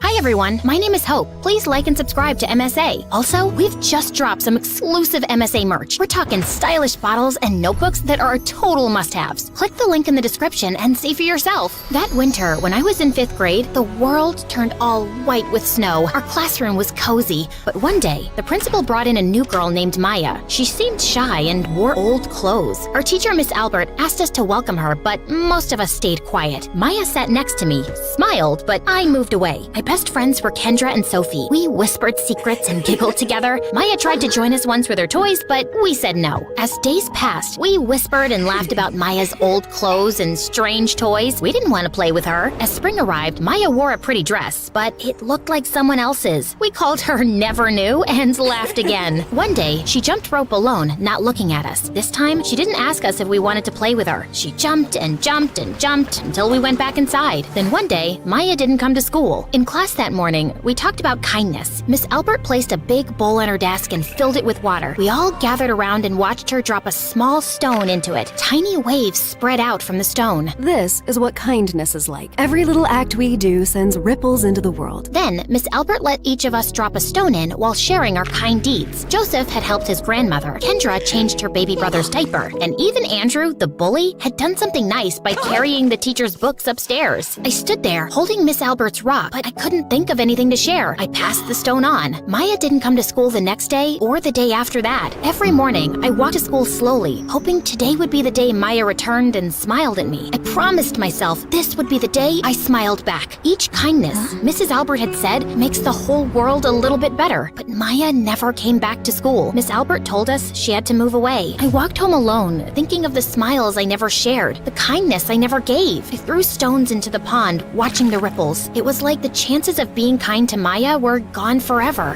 That day, as I walked home alone from school, I noticed a boy standing on the corner, looking lost and confused. Hey, are you okay? I think I'm lost. I can't find my way home. I thought about what Miss Albert had taught us about kindness, so I decided to help. You know what? You can come with me to my house, and we'll figure it out from there. Thank you so much. I really appreciate it. He followed me, and as we walked, we started chatting. I'm Hope, by the way. I'm Jake. Nice to meet you, Hope. He looked poor, and I thought my wealthy family would be thrilled to help someone in need. Well, not exactly. Jake and I entered the house while my parents were in the middle of an argument. They stopped immediately when they saw us. Hope? Who is this? So, remember when I said I wanted to start being kind? Well, I found this boy who seemed lost, and I thought we could help him find his way home. Are you out of your mind? What if he's a serial killer or someone dangerous? He's 12, Mom, and since you're overreacting, I'll take him to my room. Come on, Jake, let's go. I took his hand and led him upstairs to my bedroom. Mom was such a narcissist. Even though I was young, I could see right through her. Like this one time when I was 6, I was excited for Take Your Child to Work Day. I thought Mom would show me off at her big office, but nope. She was too busy shining like a star with her work friends. I tried to keep up with her, but she didn't even look at me. It was like I was invisible. Then at lunch, while I was alone munching on a cheese sandwich, I overheard her. Her boss said she was great at her job, and she told him kids would just get in my way. Ouch, that stung. I was sitting right there, and she acted like I didn't exist. It hit me hard. To Mom, her job was everything, and me, I just didn't fit into her perfect picture. And from that day on, I didn't look at her the same way. If she wasn't gonna act like my mom, I wasn't gonna treat her like one. But in my bedroom, Jake had a point. Not to be rude, but aren't you being a bit mean to your mom, even though you're trying to be kinder? Well, zip it, or I'll beat you in the next game. Now, pass me the PlayStation controller. Game on! And just like that, Jake and I hit it off. He was new in town and didn't have much. That's why he was lost that day. Mom didn't like us hanging out, but I didn't let that bother me. Life was more fun with Jake, and I felt like I was really becoming nicer. A few weeks later, I asked Dad if Jake could join my private school. Dad always called me his little princess and would do anything for me. So, he said yes. Well, my best friends Kendra and Sophie hadn't changed one bit. They were still pretty mean. I kept Jake a secret from them for the last few months. Jake and I agreed to act like strangers at school until I figured things out and felt brave enough to be his friend openly. The day Jake started at school, Kendra and Sophie surprised me. Look at that hottie over there. He looks poor, but God, I'd pay him to be my boyfriend. Yeah, let's pay him together. We can share him. So, when Maya joined us last year, we didn't want to hang out with her because she didn't have much money. But now you're all excited about a guy just because he's good looking? Oh my God, why are you so obsessed with this Maya girl? Listen, Sophie, let's hire some private investigator to find this Maya for our friend, and she can just shut up about it. Ha, you're hilarious. But seriously, just leave Jake out of your games. Wait, how do you know his name? I overheard a teacher say it, but really, just leave him be. You know, Hope, since you're so insistent, now I really want to talk to him. Let's go, Sophie. Great, just what I needed. They went to him and said, Hey there, Jake. Jake. You're new here, right? Yeah, we thought you looked interesting. Want to hang out with us? Jake seemed to be taken aback, but agreed to chat with them. For the next few days, Kendra and Sophie became interested in Jake. They wanted him to be their friend, but they had a different plan in mind. They offered him money to run errands and do things for them. I tried to warn Jake that he was worth more than being used like that, but he didn't listen. He said, "If you want me to stop helping them, you'll have to tell them that we're friends." I didn't know what to say to that. I wasn't ready to ruin my image by having a poor friend, especially because Kendra and Sophie wouldn't stop laughing at me. Yeah, that's what I thought. With those words, Jake distanced himself from me and grew closer to Kendra and Sophie. They started giving him more money, and he became somewhat distant. I missed my friend. Then one day, I saw Jake holding their coats and acting like a servant. I'd had enough. I approached him and dragged him aside. "Why are you acting like this? Don't you have any dignity? You want money? Fine, I'll give you money. Just stop hanging out with them." Well, I don't mind helping the prettiest and most popular girls in school. Everyone now respects me and thinks I'm cool. And also, I don't know why, but you act like you're better than them. Well, I am. You'd rather see them treating me like this than standing up for your friend because you're too ashamed to have someone like me as a friend. How does that make you better than them? At least they're nice to their parents, while you're rude to your mom and take advantage of your sweet dad. You never show him any love. Tears welled up in my eyes, but I couldn't speak, so I just stormed off. To make things worse, that night, my mom came to my room and said, "Hey, Hope, I wanted to let you know that I've decided to divorce your dad. I've packed my things and I'm leaving in the morning. I came to ask if you wanted to come and live with me, although I already know what you'll say." "Yeah, since you already know, please leave and close the door behind you." Mom left and I buried my head in the pillow, letting out a frustrated scream. But I refused to let my tears fall. I took a deep breath and decided I was going to take matters into my own hands. Tomorrow, I was going to teach all these jerks a lesson. The moment I saw Jake the next morning, I said, "I'm going to ask my dad to stop paying for your school if you don't stop hanging out with Kendra and Sophie. How about that?" Yeah, cool. I'll ask Kendra and Sophie to help. They'd love to. Now please go away. I have some things to do. Yeah, like licking Kendra's shoes, for example. Suddenly, Jake looked at me with angry eyes and a stern expression. He held my shoulders and pushed me back slightly. Listen, Hope, you need to understand that you're acting like a bully, even if you don't see it. Threatening your friend to do things that only benefit you is selfish and wrong.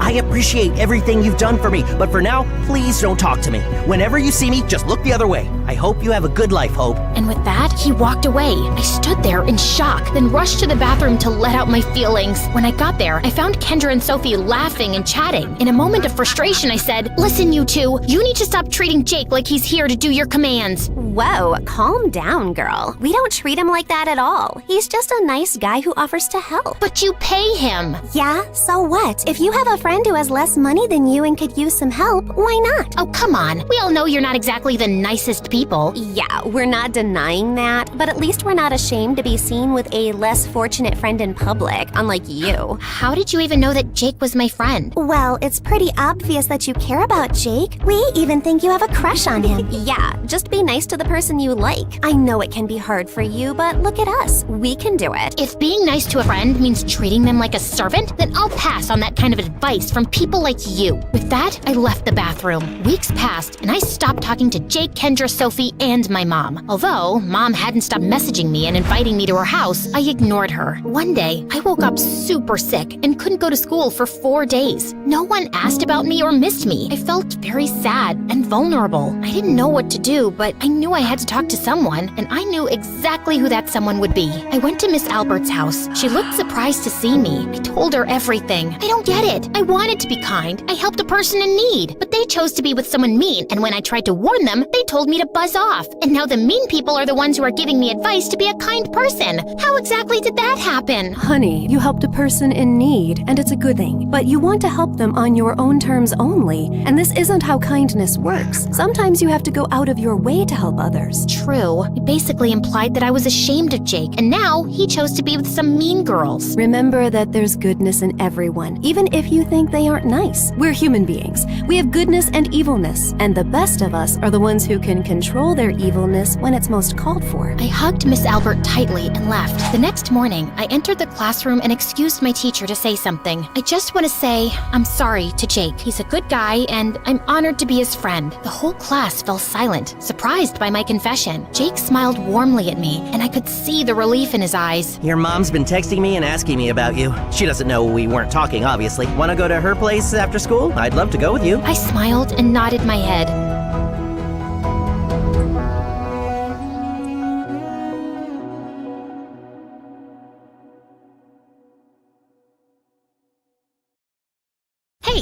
there, and my life's a mix of checkmates and chaos. Smash that like and subscribe button to keep up with my adventures. My mom had me and my older sister Joy while she was quite young. Whenever we went out with her, people often mistook her for our elder sister. She raised us as a single mom since my dad left her for someone else. Mom has always been overprotective of us, and she was extra paranoid when it came to boys. She would always sit Joy and me down and make us chant some words. I am a precious girl. I'm not allowed to date any boy until I'm 30. Mom did everything to ensure we had everything we needed. She often worked 2 or 3 jobs just to afford rent. Joy, only 2 years older than me, was often left in charge of me because we couldn't afford a sitter. One day when I was 7, Mom left me with Joy and I was doing crafts when I accidentally spilled paint all over Joy's dress, her only nice one. Hey, Rowan! Now I have to go back to wearing my torn hand-me-downs from our cousins. Here, you can wear this pretty one. I cut out a paper dress from a magazine and handed it to Joy, but she was too upset to appreciate it. She would often stare out of the window, watching her friends play while she was stuck at home watching me. The only fun thing I did with her was a game we played together, and they are sponsoring this video.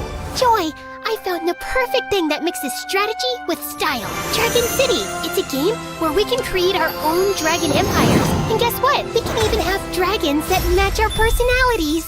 Okay, you have my attention, but can I make my dragons the most glamorous creatures ever? Absolutely! You can collect over 1,000 unique dragons, including some that look like they've walked right out of a makeup tutorial. And you're going to love customizing their habitats. It's like designing the perfect home, but for your dragons. And not only that, there are dragons of your favorite YouTubers. Oh, and there's a vibrant community of players who trade dragons and collaborate in alliances to unlock exclusive rewards. I'm in, but if my dragons end up being more fabulous than yours, you owe me a makeup tutorial session. Deal. And to get us started, there's a special bundle for new players. If you download it by clicking the link in our video description or scanning the QR code, you'll get 15,000 food, 30,000 gold, and the Black Metal Dragon. One day, Mom had promised Joy that she could go to a sleepover at her friend's house. However, I fell sick. You can't leave your sister here alone. She's unwell, and I can't take her to work with me. You'll have another chance to go. Joy was beyond angry. So, I guess my life is all about raising you now. She tried to stay home and take care of me, but I guess she'd had enough that day. She yelled, "I can't do this anymore," and stormed out to go to her friend's house, leaving me alone. I tried to follow her down the stairs, but I tripped and fell, hurting my leg badly. When Mom came home and saw me crying and hurt, she was furious. Mom grounded Joy, saying she couldn't go out with her friends for a very long time. Joy just got angrier every day. She stopped talking to me and would just glare at me like it was all my fault. I felt really bad and wished I hadn't gotten sick that day. When I was 14, Mom decided to take us along to help her with work. She was working as a cleaner for a rich family. Joy and I were always arguing, so to keep us occupied when we weren't assisting her, Mom bought us a chess set. You two had better learn to play this. Joy had no interest in chess. She was always preoccupied with makeup and talking about Dan, a boy she had a crush on at one of Mom's jobs. I had never met Dan, but from Joy's descriptions, he sounded handsome. One day, while Mom was cleaning a client's house, I sneaked into his office. He had an amazing chess set. I set it up and started playing alone when he walked in. I'm so sorry. I just wanted to try it out. I've been watching you play by yourself for the last hour. I'm impressed. Would you like to play against someone? I've never played against anyone, but I can try. He sat down to play with me. Feeling nervous, I imagined that I was alone, and to my surprise, I won in less than 5 minutes. We played over 10 games, and I won each time. Checkmate. Whoa, I didn't see that coming.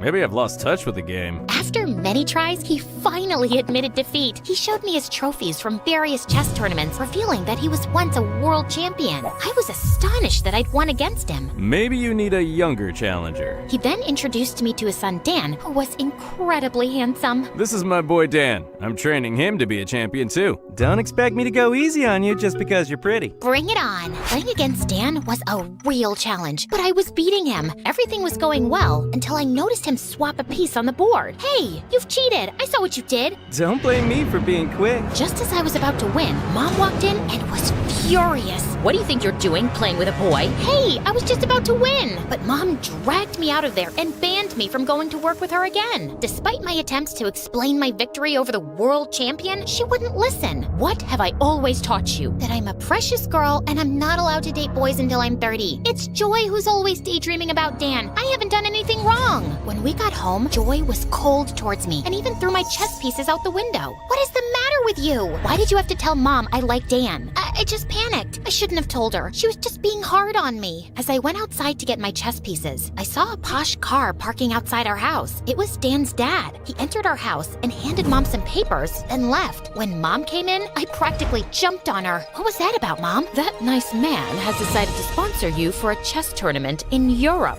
I was thrilled by the opportunity, but I knew Mom would be hesitant to let me go. Please, Mom, can I go?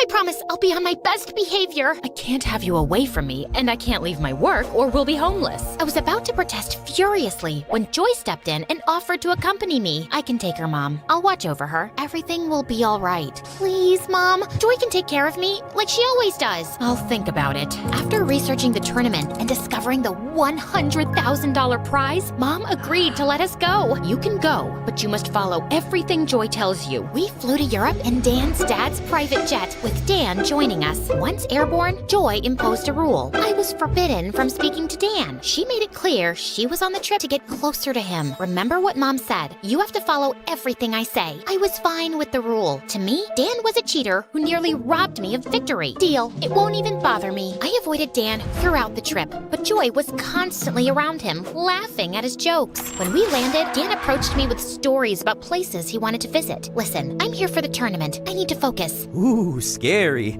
I was just trying to distract you from the competition. When Joy saw us talking, she dragged me away. You're already breaking the rules. That's 1 strike. 2 more and you're out. He approached me, and you're breaking Mom's rules too. We're not supposed to talk to boys. Mom's not here, and I'm older, so I make the rules. At the tournament, I quickly became a favorite, advancing to the semifinals, while Dan was eliminated early. So, you're really good, huh? Looks like it. I don't even need to cheat. Soon after, my popularity soared. During an interview after qualifying for the semifinals, Dan suddenly joined me and told the reporters he hadn't seen someone as good as me in years. And then he hugged me. Of course, Joy saw that, and she was mad. We're going home. I saw you hugging Dan. That's against Mom's rules. He hugged me. It wasn't my fault. Joy didn't listen and started calling Mom to tell her. I couldn't leave before the semifinals. In a moment of desperation, I tackled her, and her phone fell into a drain. I'll follow your rule, but I won't let you ruin this moment for me. You're just stealing my crush. You've always known I liked Dan. I was about to defend myself, but things escalated quickly. Our argument turned into a huge fight, and we were both shouting and not listening to each other. In the heat of the moment, I pushed Joy away, but she lost her balance, tripped, and fell badly. I was horrified. Joy, are you okay? But Joy was in a lot of pain. We rushed her to the hospital, and the doctor said she had broken her hip and needed rest for several weeks. I felt terrible. I'm so sorry, Joy. This is all my fault. Let's just leave now and make sure you get better. Are you insane? Go win that $100,000. Don't worry about me. I was only pretending to call Mom because I was angry. I wasn't actually gonna let you miss the semifinals. I was taken aback by her words. After everything that had happened, she was still thinking about my chance in the tournament? Aren't you worried about me flirting with your crush, Dan?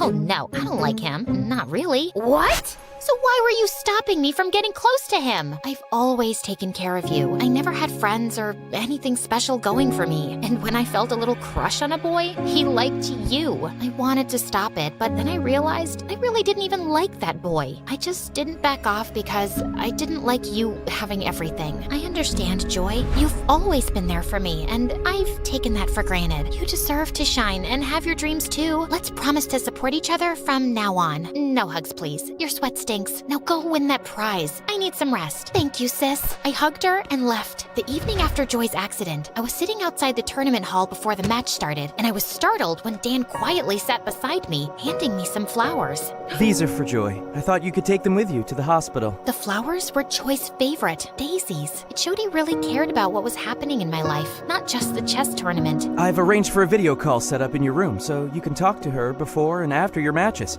I thought it might help both of you. Thank you so much, Dan. I don't mean to be rude, but I don't think we can start a relationship right now. Winning this prize is my top priority, and I really need to stay focused. I can't afford any distractions. I just wanted to make things a little easier for you. You've got a lot on your plate. You have a tell when you're anxious. Your ears get red. Maybe cover them. You've noticed that? That was kinda sweet. Nobody but Mom and him had ever noticed that. The next day, I played well in the semifinals and won. I was excited, and Dan rushed to congratulate me. He hugged me, and then he kissed me. About the kiss, I'm not allowed. I know. Joy told me about your mom's rule, but I really like you and want to be your boyfriend. I was shocked. Dan wanted to be my boyfriend, but I had to be really sure this was okay with Joy. I needed her blessing first. But later, when I went with Dan to the hospital, Joy's things were gone. We ran to the hotel, and she wasn't there either. That's when Dan's dad found us. Joy had to go home last night. Your mom fell and is in the hospital. Oh my God, I'm going to the airport right now. I need to see Mom. Dan grabbed my arm gently, stopping me. Wait, Claire, we can video chat with her. You can't give up on your dream now. Your mom only hurt her leg while cleaning the kitchen shelves. She'll be okay. You have to win this for her. But they both need me now. Joy isn't in great health herself. I understand you're worried. My dad has already taken care of Joy's hospital bills, and he'll cover your mom's too. No, this is too much. Don't worry, you can pay us back when you win. I felt super focused after talking to Dan. The last game of the chess tournament was really tough, but I played my best. Then I made a big move, and I won! Everyone around me started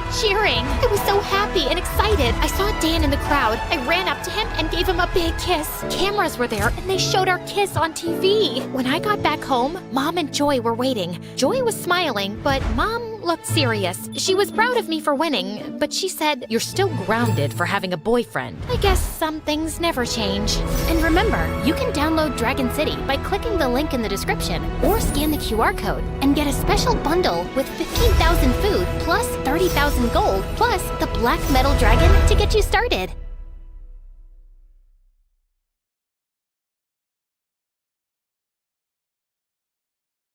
When I was little, my big brother was my protector. And now, I'm the one protecting him. I just hope I don't get arrested. Oh yeah, and like and subscribe or you'll miss out on the mystery. I'm Zelda from Washington, D.C. My brother Ryan has always been there for me. When I was clumsy and dropped my ice cream, he got me a new one. When I fell, he picked me up. And when I watched a scary movie, he covered my eyes. And when he had to go somewhere and leave me alone, I want Ryan! On my birthdays, he always gave me the best presents. One time, he even paid the zoo to let me meet the giraffes and elephants. Mom told me he worked all summer to afford it. Since he was so cool, brave, and awesome, you'd think he'd want to be an astronaut when he grew up, or a lion tamer, or a dinosaur catcher. It's a thing. Look it up. But no, because our mom had to support us both by herself, ever since he was little, his dream was to buy her a house one day and be rich enough that she wouldn't have to work anymore. That and take me on a grand adventure, which was my dream. Yeah, my brother's better than yours. Deal with it. Ryan got a super cool Mustang. He would always pick me up after school, and of course, all the girls swooned and every single one of the boys was jealous of him. I was the most popular girl in school without even trying. What kind of music does he like? Does he have a girlfriend? How can he afford such a cool car? Is he rich? Take it easy, girls. I'll tell you everything you want to know. My brother works for NASA. He's an engineer. He's saving up to buy my mom a house. No girlfriend. If he had one, I would be the first to know. And as for music, he and I listen to the same kind. Synth. The girls are always asking questions about you. They're all in love. What do you tell them? Just the usual. It's not like you're a mystery or anything. They don't need to know my business. Next time anyone asks, tell them you don't know. What? Why? Look, NASA is secretive. I can't tell everyone about what I do there. The government doesn't want anyone to know. I wish I could tell you more, but I can't. Actually, we really can't talk about it at all. I've already told you too much. Just be cool about it, okay? What? No. I want to know everything. Tell me immediately. Maybe someday I'll be able to explain, but for now, keep everything I said between us. Ryan, that's not fair. Life's not fair. Here we are. Go on. I have to go back to work. I'll see you on your birthday. My birthday's next week. I have school tomorrow. You have to pick me up. Oh, right. Ryan, I'm worried. You're acting weird. Don't worry, little Z. I can handle myself. He dropped me off and drove away like he always did. Except this time, something felt different. Government jobs are very hush-hush. I'm sure he's perfectly safe. Please, respect his wishes and just leave him alone, okay, honey? He forgot my birthday. He never forgets my birthday. He's been a little distracted lately, just a little stressed. But he's okay, I promise. But I knew Ryan more than anyone, and he seemed worried. The next day, I waited outside our house for him to pick me up like he always did, but this time, he didn't show up. OMG, what happened? You're soaked. Didn't your brother pick you up? No, and he didn't call either. Something's wrong. I texted him all day, but there was no response. After school, with all the girls waiting to see him like they always did, I stood at the curb, looking right, left, waiting, calling, and yeah, you guessed it, he didn't show up. My brother, who had been there for me since the day I was born, was now missing. Mom, I can't find Ryan anywhere. He won't answer his phone, and he didn't pick me up today. Oh, honey, I'm sorry, I forgot to tell you. He texted last night and said his phone's dying. He'll be getting a new one soon, but he won't be able to reach us for a few days. Why didn't he tell me? He was acting strange yesterday in the car. Something is going on with him. What if they heard us? Who? The government. What if they listened to our conversation? And now, honey, you're just so used to him being around, and now you're extra worried. This is probably the longest he's been away from you since he graduated college, isn't it? Well, yeah, but it's strange that he didn't text me when he texted you. And why didn't he pick me up? Maybe he had car trouble and couldn't call you. Don't worry. Your brother can take care of himself. He always has. Why wasn't Mom more worried? Everything felt wrong. Was I just being paranoid? She left in a hurry to go to work, and I was alone with my thoughts. Everything Mom said was true. But then again, he really was acting weird yesterday. And just because Mom got a text from his phone doesn't mean it was really him. I had to be sure.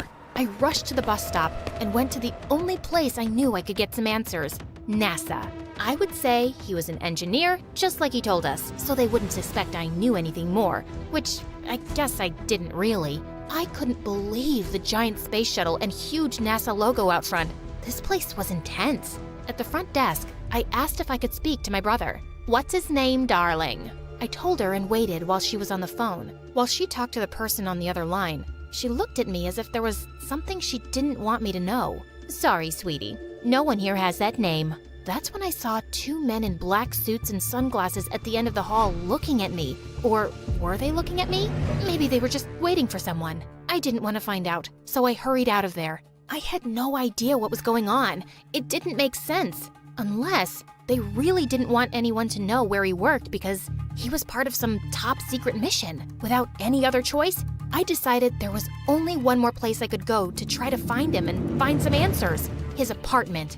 I had only been there one time when I was about to move in a year ago, but I had written down the address. The building was super tall and fancy. I ran to the door and pressed the number to his unit. When an old woman answered, I asked if my brother lived there, thinking maybe she was the maid. No, he doesn't live here. Sorry. My head was spinning. What the heck was going on? I saw my brother almost every day since we were little. I knew him, didn't I? A black SUV parked right behind me on the curb. I couldn't see through the tinted windows. I ran. Just then, I got a text from Ryan. All it said was an address that I didn't recognize. I tried to call, but there was no answer. What if it wasn't really him? I could be walking right into a trap. I got on the bus and headed that way. I couldn't go to the police yet. I had nothing to report. But what if I was going into a trap? But he was my brother, my protector. I had to try. Whatever it was I was heading into, I had to be brave. The sun went down. The street of the address was dark and dirty. My mom would never let me come here alone. Then I found it, a broken down old motel. I climbed the steps and knocked on the door, my hands shaking. It opened, and I saw a beautiful young woman standing in front of me. Zelda, who are you? I'm May, your brother's girlfriend. Come in. I walked into the small room and saw Ryan sitting there, his head down like he was crying. I ran and hugged him. I'm so glad you're okay. I've been looking everywhere for you. What's going on? I went to your work, to your house. I lied, Z. I don't work for NASA, and I don't live in that nice apartment building. I've been living here. When I showed it to you, I was a real estate agent, but I was terrible and I got fired. Now, I work at a rental car place. The Mustang is theirs. My boss caught me using it last night and fired me. But why did you lie? I thought we were best friends. We are. I was ashamed. You always thought I was so cool. You looked up to me. I said I would buy Mom a house, and I can't even afford to pay my own rent. She has to help me. I wanted to still be that big brother for you, the one you looked up to. You are my big brother. Of course I still look up to you. You're my whole world. I don't care what you do for work. See, Ryan? Zelda, I told him you'd say that. He didn't want us to meet because he didn't want me to lie to you. But I'm glad you're here now. And I'm so sorry, but Zelda, we need your help. No, we can't ask her to do that. She could get caught. She could go to jail. That's when they told me what Ryan had done. I was in total shock. My brother was so angry at his boss when he was fired that before he left, he snuck into the office and stole money from the safe. You did what? I know, it was stupid. It was a mistake. The security guard is there now. He knows me. When they open tomorrow, they'll see the money's gone and your brother will be on the video. We only have until 7 a.m. before I go to jail and my life is ruined. My heart was pounding, my hands sweating. I couldn't believe this was happening. I know he said he was angry, but this?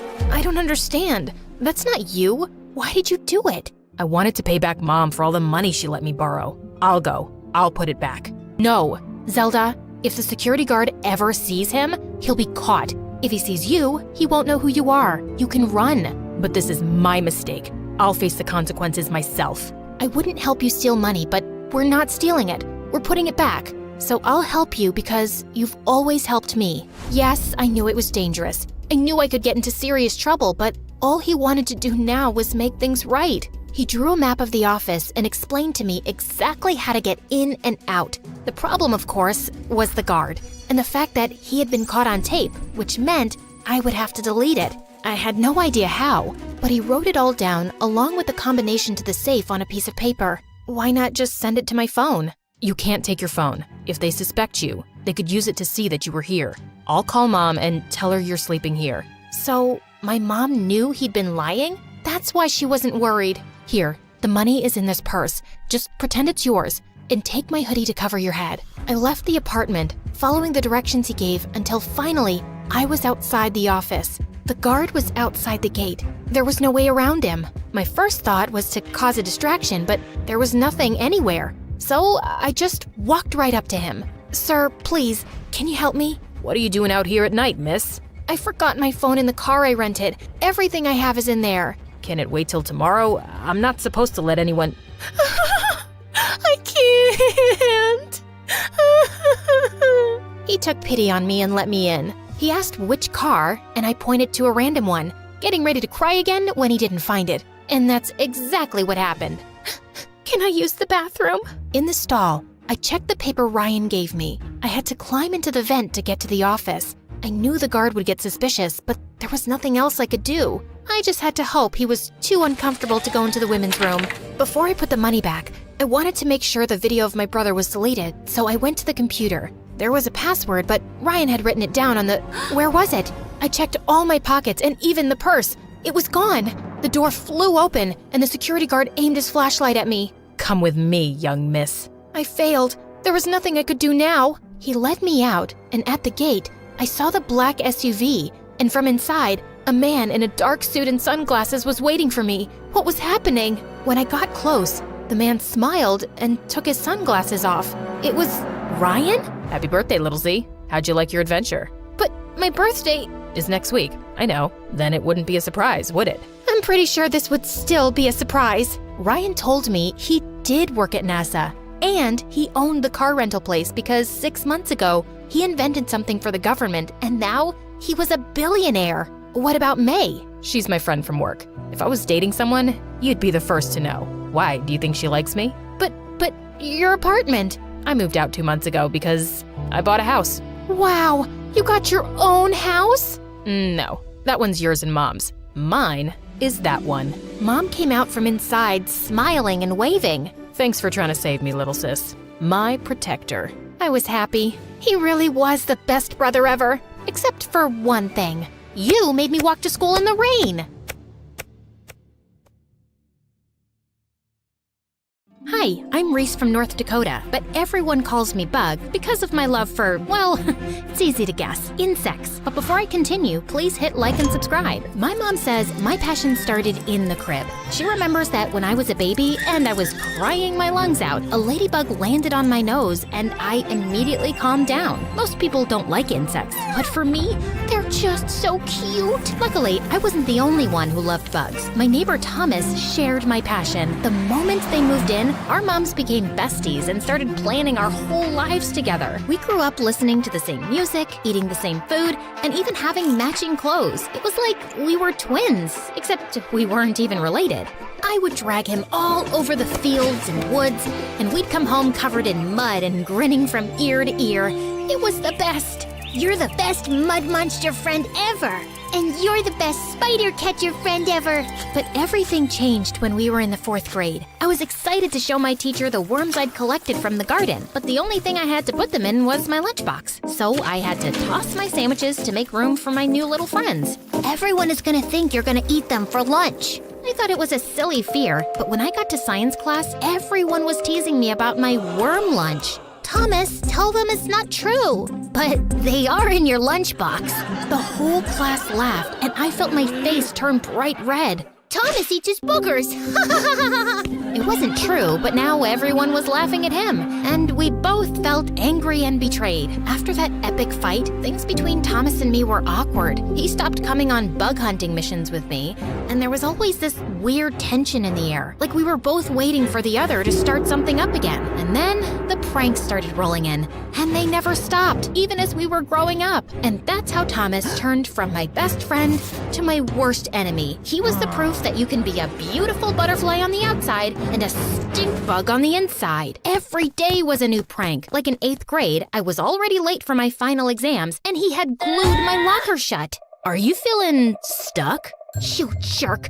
I have never met anyone so annoying in my life. Why does he have to be so annoyingly handsome? What a waste of good cheekbones. And the other morning, when I was about to leave for a jog, I stepped in dog poop right outside my door, and I didn't even own a dog. You guessed it right. Who else could it be? But like a bee against a wasp, I wasn't intimidated by his sting. I gave as good as I got. And the next weekend, when they were away, I snuck into his house and switched his toothpaste with cheddar. Say cheese!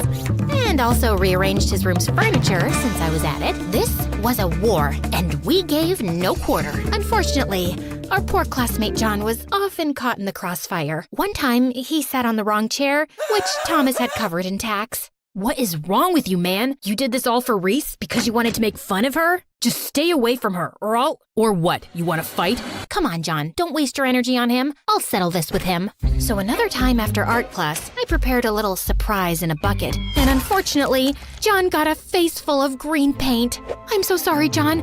That was for Thomas. If he hadn't ducked, everyone started laughing hard at John, and I felt so bad for him.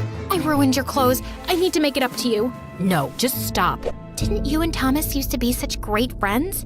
Don't remind me. But when I started junior year, I promised myself that I would not rise to the bait, no matter what Thomas did. I walked into school on the first day with a smile when... Looks like it's raining inside. How dare you! I snatched the umbrella from Thomas, ready to teach him a lesson, but then I slipped on the wet floor and I mistakenly smacked against John, who was just passing by. Ouch! Oh no, I'm so sorry. Everyone started laughing at John, but he didn't utter a word and just left. That's it, Thomas. Just leave me alone, okay? I'm tired of all this. And from the next day on, I ignored Thomas throughout, and our prank war stopped. But I could feel Thomas watching me, and I knew it was just a matter of time before he struck again. Well, I didn't care. Now it was time to chase my dream, fund the Creepy Crawler Club, and become its president. Join the Bug Club! Free Antat! I was determined to make it a reality, but I ended up looking silly in high school and no one joined. I was feeling devastated, but then something happened that changed everything. One day, I opened my gym bag and a note fell out. A note? Is this the 1960s? Why not WhatsApp? Must be another one of Thomas's pranks. I shouldn't open it, but curiosity won. I saw a yellow-branded bumblebee in the schoolyard near the fountain. I've been dying to see one for years, but they're endangered in North Dakota. I ran, and there she was. I snapped a million pictures. What a beauty you are. Yes, pose, baby. From that day on, I started finding messages everywhere, in my textbooks or stuck to the bottom of my lunch tray, and they were all about bugs. I didn't think there would be someone else so into creepy crawlies like me. It's my perfect match, but Why hide and seek? I was on a mission to figure out who was behind it. I spent all of my free time being a detective, chasing every suspicious person, setting up a secret camera in my locker, and even pulling an all-nighter at school. You haven't caught the person yet, but it's pretty dreamy and funny. Show me the letter. From this, it seems like the person knows you pretty well. I'm so sure this person is like my soulmate. I just have to find them. Are you sure it's not one of our classmates? There were only 2 handsome boys in my class.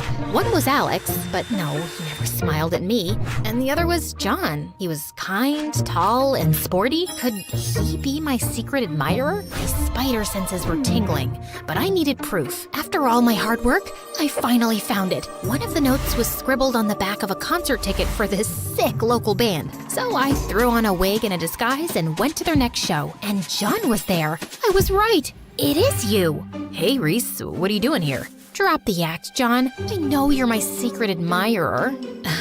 Yeah, I guess you caught me. Why didn't you tell me?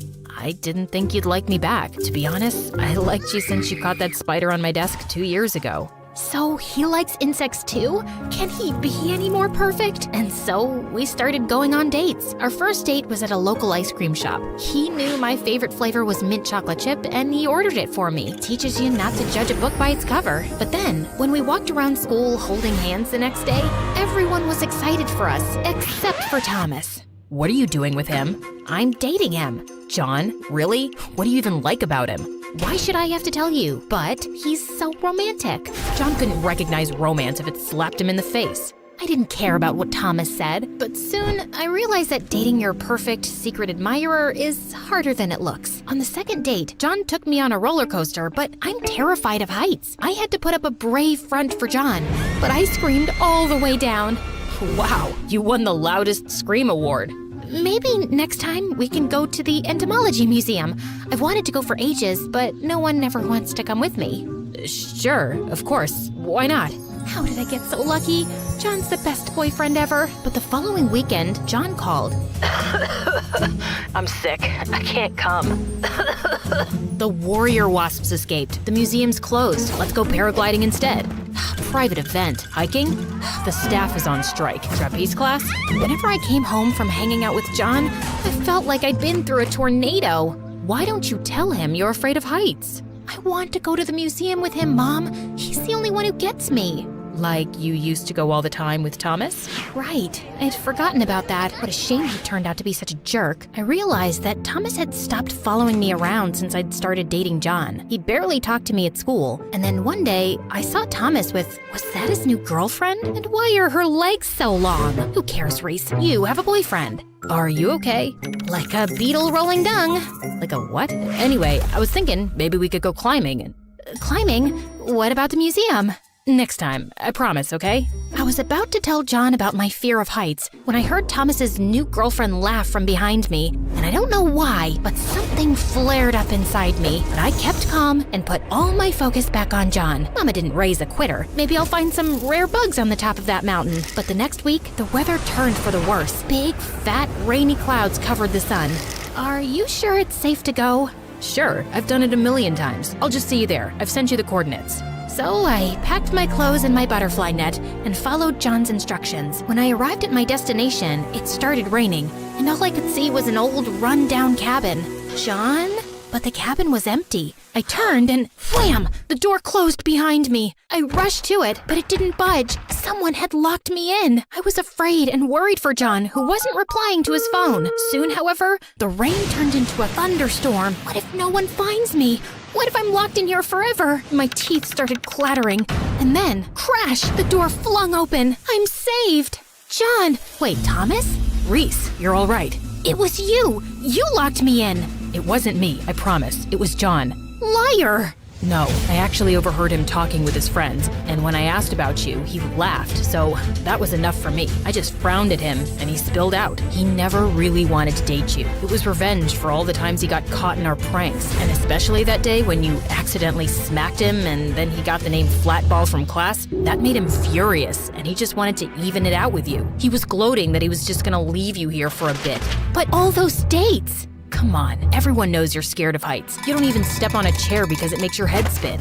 I didn't want to admit it, but Thomas was making sense, too much sense. But he sent me all those notes. He heard you discussing it with your friend and decided to take advantage. And how would you know all this? Because I pay attention to you. I've never stopped paying attention to you.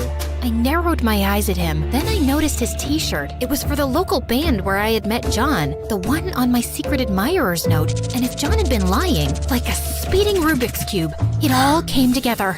You're my secret admirer? It took you long enough. But you hate me. I don't understand. I never really hated you. In the beginning, I was trying to get back at you, it's true. But then last year, I started liking you, and I didn't know how to tell you, so I decided to organize one last prank. How is drenching me in water a declaration? The umbrella I had bought for you had "I like you" written inside. I imagined you to open it up and read it, but you took it and smacked John instead. After that, you were so angry with me, I thought you didn't want to talk to me again. So I tried giving you notes. I facepalmed so hard I gave myself a bruise. Why can't boys just learn to talk? Instead, he decided to send me anonymous messages, and just when he planned to make a grand confession, John interfered with his plan. Will you be my love bug? Looks like you've wormed your way into my heart. And just when we were about to kiss, the rain stopped.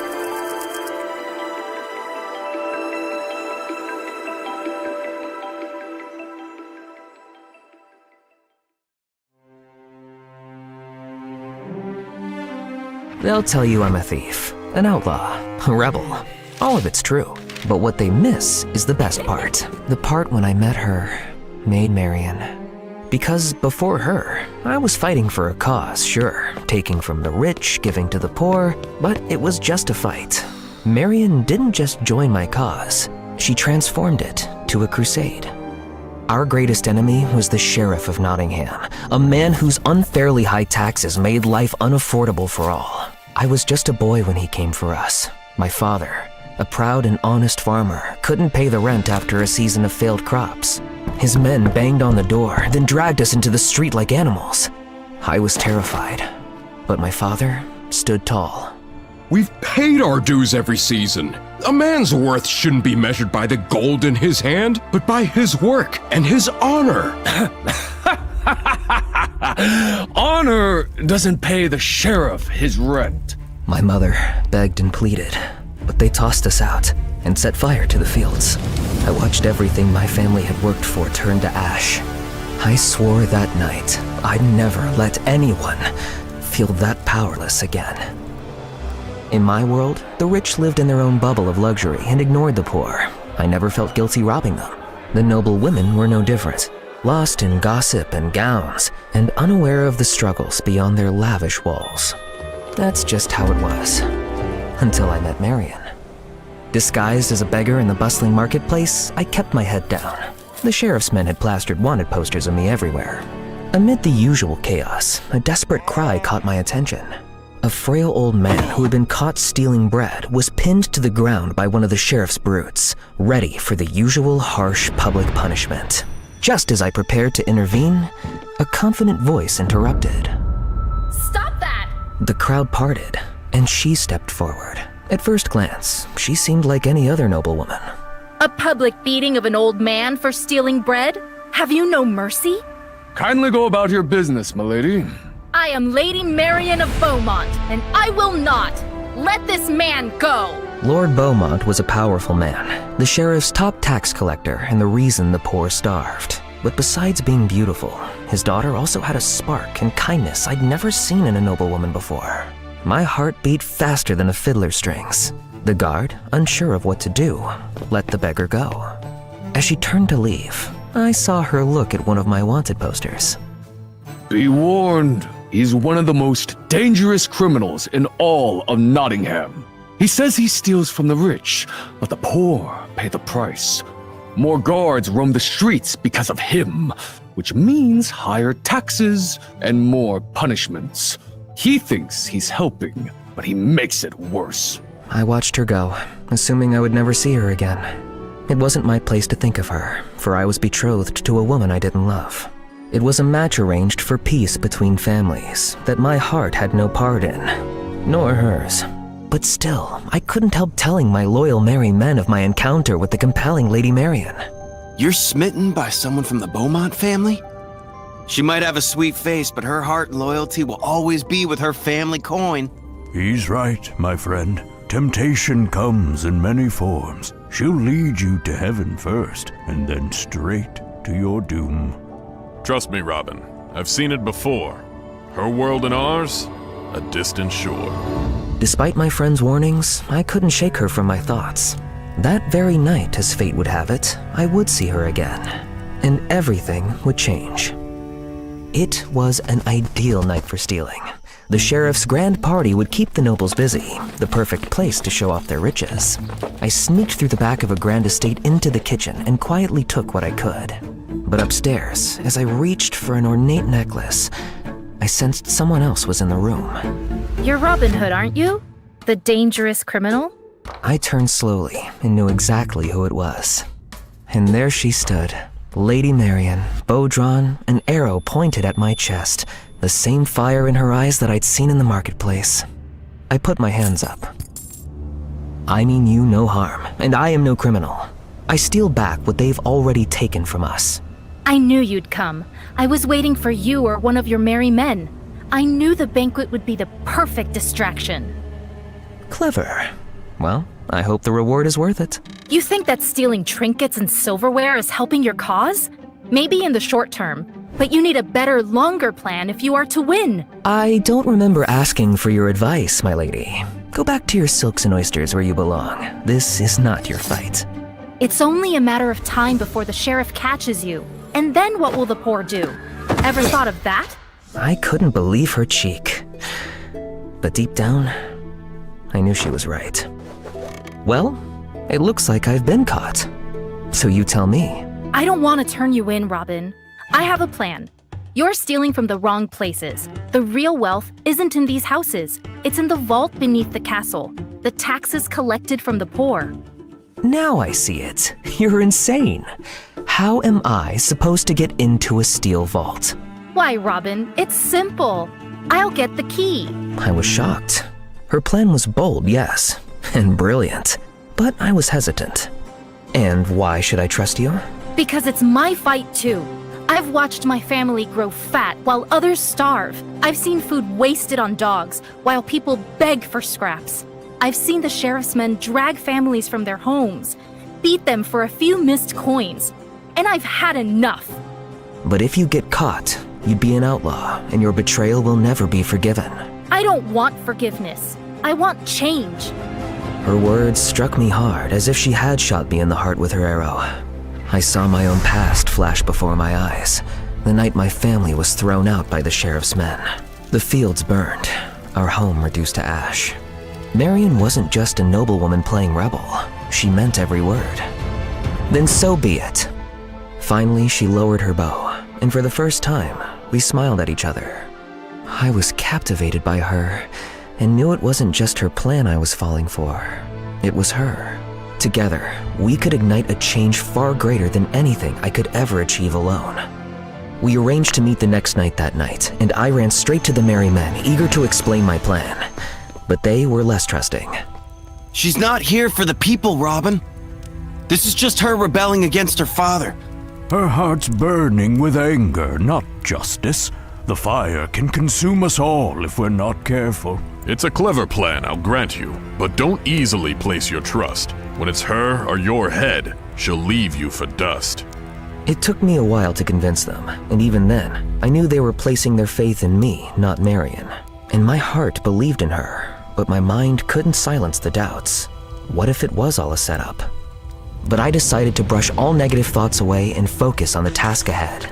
Marian planned to steal the vault keys from her father and leave them in the sheriff's castle library. We'd sneak in at dusk, steal the treasure, and vanish without a trace. But before I set out that night, I wanted to see my betrothed. It didn't feel right committing to her when I couldn't shake Marian from my mind. I'm sorry, but we can no longer wed. I will ensure your family is provided for. You'll never want for anything, I swear it. But she was outraged. This wasn't about love. It was about pride, the humiliation of being cast aside. I thought I'd done the right thing, but I had no idea what her wrath would lead to. Later, the merry men and I arrived at the estate. We crept through the garden toward the library. My heart pounded in my chest, not just from the risk of the mission, but because I was placing all my trust in Marion. But when we reached the library and looked where she told me to, my heart sank. The keys weren't there. Had something gone wrong? Suddenly, we heard footsteps, voices. We ducked behind a heavy curtain just as the door swung open. It was Marion and her father. I must say, Marion, this is a pleasant surprise. You've never shown much interest in my line of work before. Yes, Father. I thought it was time to understand more about our holdings. See things through your eyes. Was this all part of her plan? Did she need more time? But then, the unmistakable sound of clanking armor echoed down the hall. The door burst open. This time, guards flooded the room. Start the search! We've received word that Robin Hood is in the castle. My heart dropped. I was desperate to believe Marion hadn't betrayed us. But it wasn't long before they ripped back the curtain and found us. I was dragged out in front of Marion and her father. As the guards bound my wrists, I caught her eyes. I begged her silently. Say something. Do something. But she just stood there. Marion, you're witnessing history. The most notorious outlaw in all of Nottingham, finally caught. You'll never have to worry about this scum again once you take over from me. Isn't it magnificent? I held my breath, waiting for Marion to intervene. But she just looked away. Yes, Father. Justice must be served to criminals. And may I have your coat, please? I'm cold. Her words hit me like a dagger to the chest. And as they dragged me away, I felt the sting of betrayal burn deeper than any wound I had ever known. They soon threw me and the merry men into a cell. Well, I warned you. Nobles only look out for themselves. We're gonna be hanged for this. But we'll be together till the end, brother. We are all tested with betrayal, but it is through forgiveness that we find salvation. Pray for strength and for Marion. Our mission will live on, no matter our fate. The people will rise one day. They will not hesitate. I felt like a crushed man in that cold, damp cell. When I heard the sound of footsteps getting closer, I braced myself for the next cruel twist. But there before us stood Marion. Before I could speak, she threw a set of guard uniforms at us and started to let us out. Put these on, now! We all dressed, and the merry men soon fled, disappearing free into the night. My heart was pounding as I followed her down a corridor to follow them out the castle. I thought you handed us over. No, you were followed to the castle. I saw it happening but couldn't warn you. Then I realized you getting caught was the only way to distract them. They'd celebrate your capture and leave the vault unguarded. It's the perfect opportunity. No, Marion. We need to leave now. You'll be free from all this. We came here to take back what belongs to the people, and I have the keys. She lifted the keys she'd taken from her father's coat, the very same she'd asked for warmth in the library. This is our chance, Robin. We can't let them win. But if they catch us... The poor have no one else.